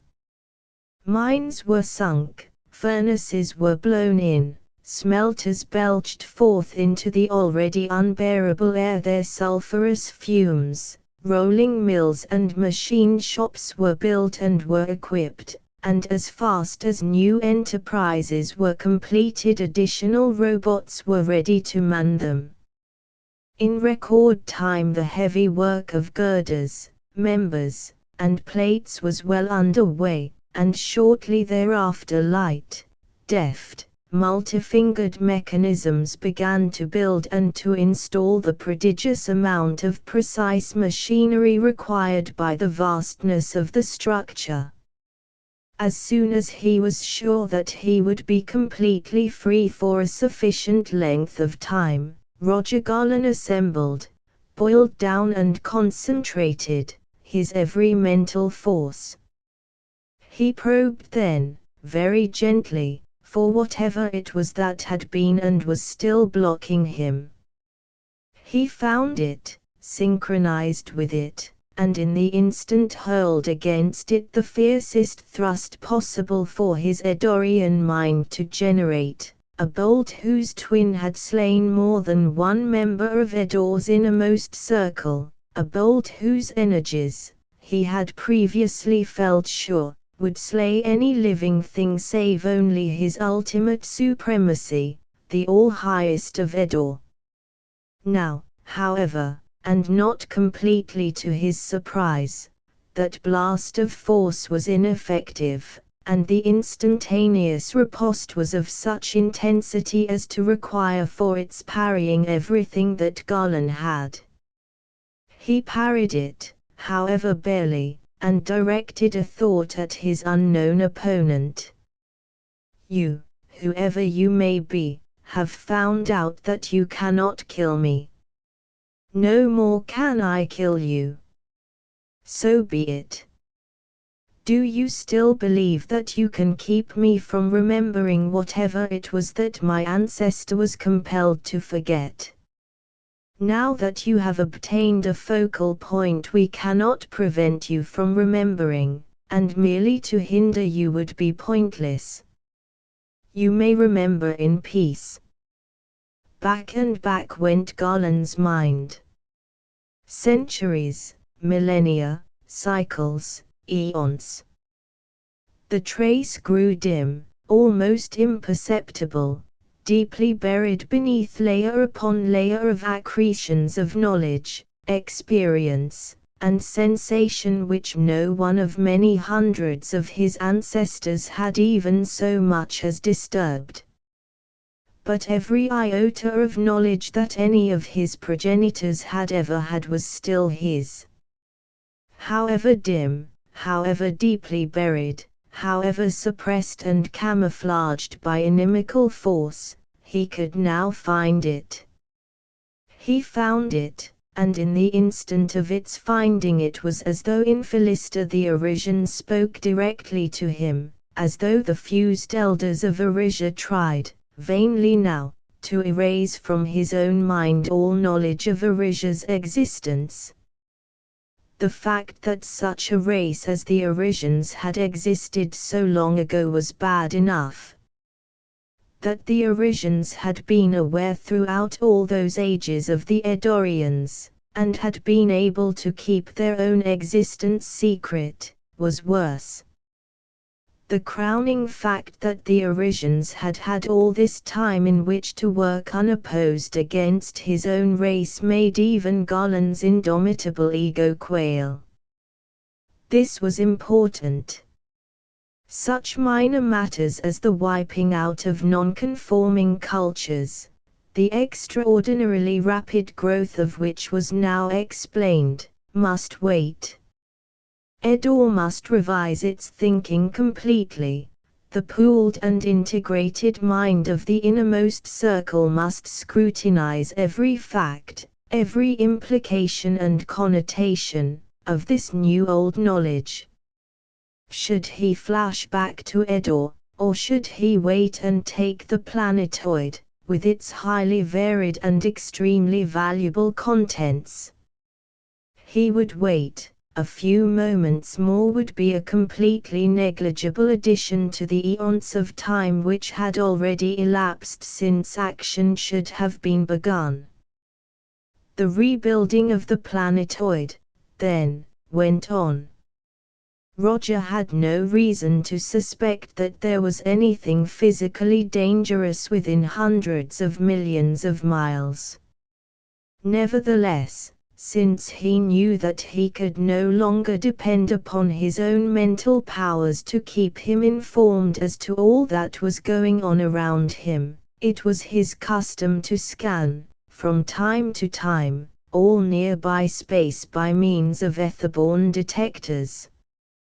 Thus it came about that one day, as he sent out his beam, his hard grey eyes grew even harder. Mirsky. Nishimura. Penrose. Come here, he ordered, and showed them upon his plate an enormous sphere of steel, its offensive beams flaming viciously. Is there any doubt whatever in your minds as to the system to which that ship belongs? None at all, Solarian, replied the Russian. To narrow it still further, Triplanetarian. While larger than any I have ever seen before, its construction is unmistakable. They managed to trace us, and are testing out their weapons before attacking. Do we attack or do we run away? If Triplanetarian, and it surely is, we attack coldly. This one section is armed and powered to defeat Triplanetary's entire navy. We shall take that ship, and shall add its slight resources to our own. And it may even be that they have picked up the 3 who escaped me. I have never been balked for long. Yes, we shall take that vessel. And those 3 sooner or later. Except for the fact that their escape from me is a matter which should be corrected, I care nothing whatever about either Bradley or the woman. Costigan, however, is in a different category. Costigan handled me. Diamond-hard eyes glared balefully at the urge of thoughts to a clean and normal mind unthinkable. To your posts, he ordered. The machines will continue to function under their automatic controls during the short time it will require to abate this nuisance. One moment. A strange voice roared from the speakers. Consider yourselves under arrest, by order of the Triplanetary Council. Surrender and you shall receive impartial hearing. Fight us and you shall never come to trial. From what we have learned of Roger, we do not expect him to surrender, but if any of you other men wish to avoid immediate death, leave your vessel at once. We will come back for you later. Any of you wishing to leave this vessel have my full permission to do so, Roger announced, disdaining any reply to the challenge of the Boise. Any such, however, will not be allowed inside the planetoid area after the rest of us return from wiping out that patrol. We attack in 1 minute. Would not one do better by stopping on? Baxter, in the quarters of the American, was in doubt as to the most profitable course to pursue. I should leave immediately if I thought that ship could win, but I do not fancy that it can, do you? That ship. One Triplanetary ship against us. Penrose laughed raucously. Do as you please. I'd go in a minute if I thought that there was any chance of us losing, but there isn't, so I'm staying. I know which side my bread's buttered on. Those cops are bluffing, that's all. Not bluffing exactly, either, because they'll go through with it as long as they last. Foolish, but it's a way they have. They'll die trying every time instead of running away, even when they know they're licked before they start. They don't use good judgment. None of you are leaving. Very well, you each know what to do, came Roger's emotionless voice. The stipulated minute having elapsed, he advanced a lever and the outlaw cruiser slid quietly into the air. Toward the poised Boise Roger steered. Within range, he flung out a weapon new learned and supposedly irresistible to any ferrous thing or creature, the red converter field of the Nevians.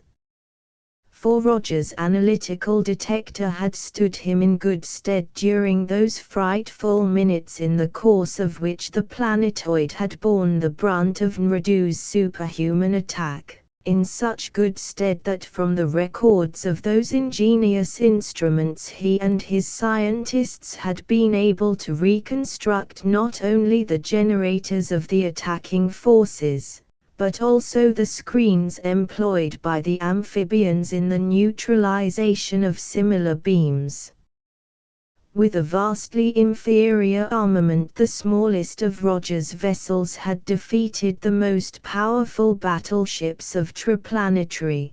What had he to fear in such a heavy craft as the one he now was driving, one so superlatively armed and powered?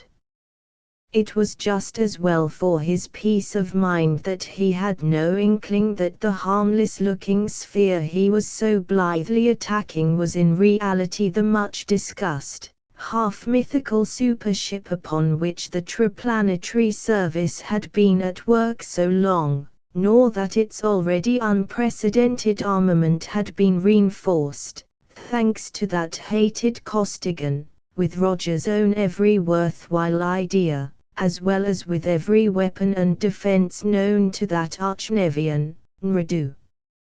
Unknowing and contemptuous, Roger launched his converter field, and instantly found himself fighting for his very life. For from Rodebush at the controls down, the men of the Boise countered with wave after wave and with salvo after salvo of vibratory and material destruction. No thought of mercy for the men of the pirate ship could enter their minds. The outlaws had each been given a chance to surrender, and each had refused it. Refusing, they knew, as the Triplanetarians knew and as all modern readers know, meant that they were staking their lives upon victory. For with modern armaments few indeed are the men who live through the defeat in battle of a war vessel of space. Roger launched his field of red opacity, but it did not reach even the Boise's screens. All space seemed to explode into violet splendor as Rodebush neutralized it, drove it back with his obliterating zone of force, but even that all-devouring zone could not touch Roger's peculiarly efficient screen. The outlaw vessel stood out, unharmed. Ultraviolet, infrared, pure heat, infrasound, solid beams of high-tension, high-frequency stuff in whose paths the most stubborn metals would be volatilized instantly, all iron-driven, every deadly and torturing vibration known was hurled against that screen, but it, too, was iron-driven, and it held. Even the awful force of the macro beam was dissipated by it, reflected, hurled away on all sides in coruscating torrents of blinding, dazzling energy. Cooper, Adlington, Spencer, and Dutton hurled against it their bombs and torpedoes, and still it held. But Roger's fiercest blasts and heaviest projectiles were equally impotent against the force shields of the supership. The adept, having no liking for a battle upon equal terms, then sought safety in flight, only to be brought to a crashing, stunning halt by a massive tractor beam. That must be that polycyclic screen that Conway reported on. Cleveland frowned in thought. I've been doing a lot of work on that, and I think I've calculated an opener for it, Fred, but I'll have to have number 10 projector and the whole output of number 10 power room. Can you let me play with that much juice for a while? All right, Blake, tune her up to 55,000, there, hold it. Now, you other fellows, listen. I'm going to try to drill a hole through that screen with a hollow, quasi-solid beam, like a diamond drill cutting out a core. You won't be able to shove anything into the hole from outside the beam, so you'll have to steer your cans out through the central orifice of number 10 projector. That'll be cold, since I'm going to use only the outer ring. I don't know how long I'll be able to hold the hole open, though, so shoot them along as fast as you can. Ready? Here goes. He pressed a series of contacts. Far below, in number 10 converter room, massive switches drove home and the enormous mass of the vessel quivered under the terrific reaction of the newly calculated, semi-material beam of energy that was hurled out, backed by the mightiest of all the mighty converters and generators of Triplanary's super-dreadnought. That beam, a pipe-like hollow cylinder of intolerable energy, flashed out, and there was a rending, tearing crash as it struck Roger's hitherto impenetrable wall. Struck and clung, grinding, boring in, while from the raging inferno that marked the circle of contact of cylinder and shield the pirate's screen radiated scintillating torrents of crackling, streaming sparks, lightning-like in length and in intensity. Deeper and deeper the gigantic drill was driven. It was through. Pierced Roger's polycyclic screen, exposed the bare metal of Roger's walls. And now, concentrated upon one point, flamed out in seemingly redoubled fury Triplanary's raging beams, in vain. For even as they could not penetrate the screen, neither could they penetrate the wall of Cleveland's drill, but rebounded from it in the cascaded brilliance of thwarted lightning. "Oh, what a dumbbell I am," groaned Cleveland. "Why, oh why didn't I have somebody rig up a secondary SX7 beam on 10's inner rings? Hop to it, will you, Blake, so that we'll have it in case they are able to stop the cans." But the pirates could not stop all of Triplanary's projectiles, now hurrying along inside the pipe as fast as they could be driven. In fact, for a few minutes Grey Roger, knowing that he faced the first real defeat of his long life, paid no attention to them at all, nor to any of his useless offensive weapons. He struggled only to break away from the savage grip of the boys's tractor rod. Futile. He could neither cut nor stretch that inexorably anchoring beam. Then he devoted his every resource to the closing of that unbelievable breach in his shield. Equally futile. His most desperate efforts resulted only in more frenzied displays of incandescence along the curved surface of contact of that penetrant cylinder. And through that terrific conduit came speeding package after package of destruction. Bombs, armor-piercing shells, gas shells of poisonous and corrosive fluids followed each other in close succession. The surviving scientists of the planetoid, expert gunners and raymen all, destroyed many of the projectiles, but it was not humanly possible to cope with them all. And the breach could not be forced shut against the all but irresistible force of Cleveland's opener. And with all his power Roger could not shift his vessel's position in the grip of Triplanary's tractors sufficiently to bring a projector to bear upon the supership along the now unprotected axis of that narrow, but deadly tube. Thus it was that the end came soon. A warhead touched steel plating and there ensued a space-racking explosion of atomic iron. Gaping wide, helpless, with all defenses down, other torpedoes entered the stricken hulk and completed its destruction even before they could be recalled. Atomic bombs literally volatilized most of the pirate vessel. Vials of pure corrosion began to dissolve the solid fragments of her substance into dripping corruption. Reeking gases filled every cranny of circumambient space as what was left of Roger's battle cruiser began the long plunge to the ground. The supership followed the wreckage down, and Rodebush sent out an exploring spy.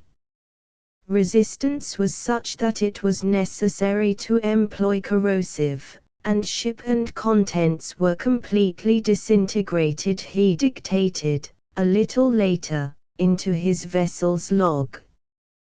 While there were of course no remains recognizable as human, it is certain that Roger and his last 11 men died, since it is clear that the circumstances and conditions were such that no life could possibly have survived.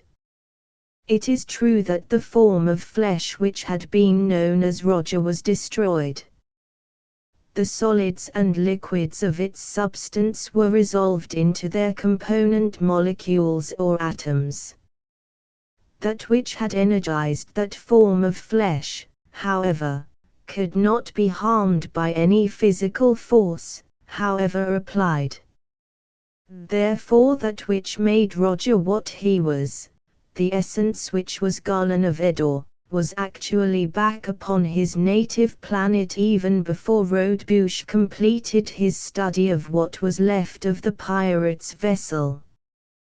The innermost circle met, and for a space of time which would have been very long indeed for any earthly mind, those monstrous being considered as one multiply intelligence every newly exposed phase and facet of the truth.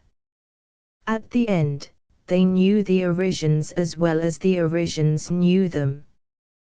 The All-Highest then called a meeting of all the minds of Eddore. Hence it is clear that these Arisians, while possessing minds of tremendous latent capability, are basically soft, and therefore inefficient, he concluded. Not weak, mind you, but scrupulous and unrealistic. And it is by taking advantage of these characteristics that we shall ultimately triumph. A few details, All-Highest, if your ultimate supremacy would deign a lesser Eddorian requested. Some of us have not been able to perceive at all clearly the optimum lines of action.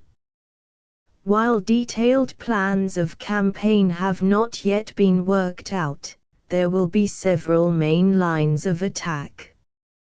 A purely military undertaking will of course be one, but it will not be the most important. Political action, by means of subversive elements and obstructive minorities, will prove much more useful. Most productive of all, however, will be the operations of relatively small but highly organized groups whose functions will be to negate, to tear down and destroy, every bulwark of what the weak and spineless adherents of civilization consider the finest things in life: love, truth, honor, loyalty, purity, altruism, decency, and so on. Love, extremely interesting. Supremacy, this thing they call sex, Garland offered. What a silly, what a meaningless thing it is. I have studied it intensively, but am not yet fully enough informed to submit a complete and conclusive report. I do know, however, that we can and will use it. In our hands, vice will become a potent weapon indeed. Vice, drugs, greed, gambling, extortion, blackmail, lust, abduction, assassination, RHH. Exactly.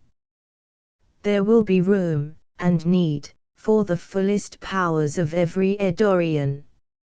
Let me caution you all, however, that little or none of this work is to be done by any of us in person.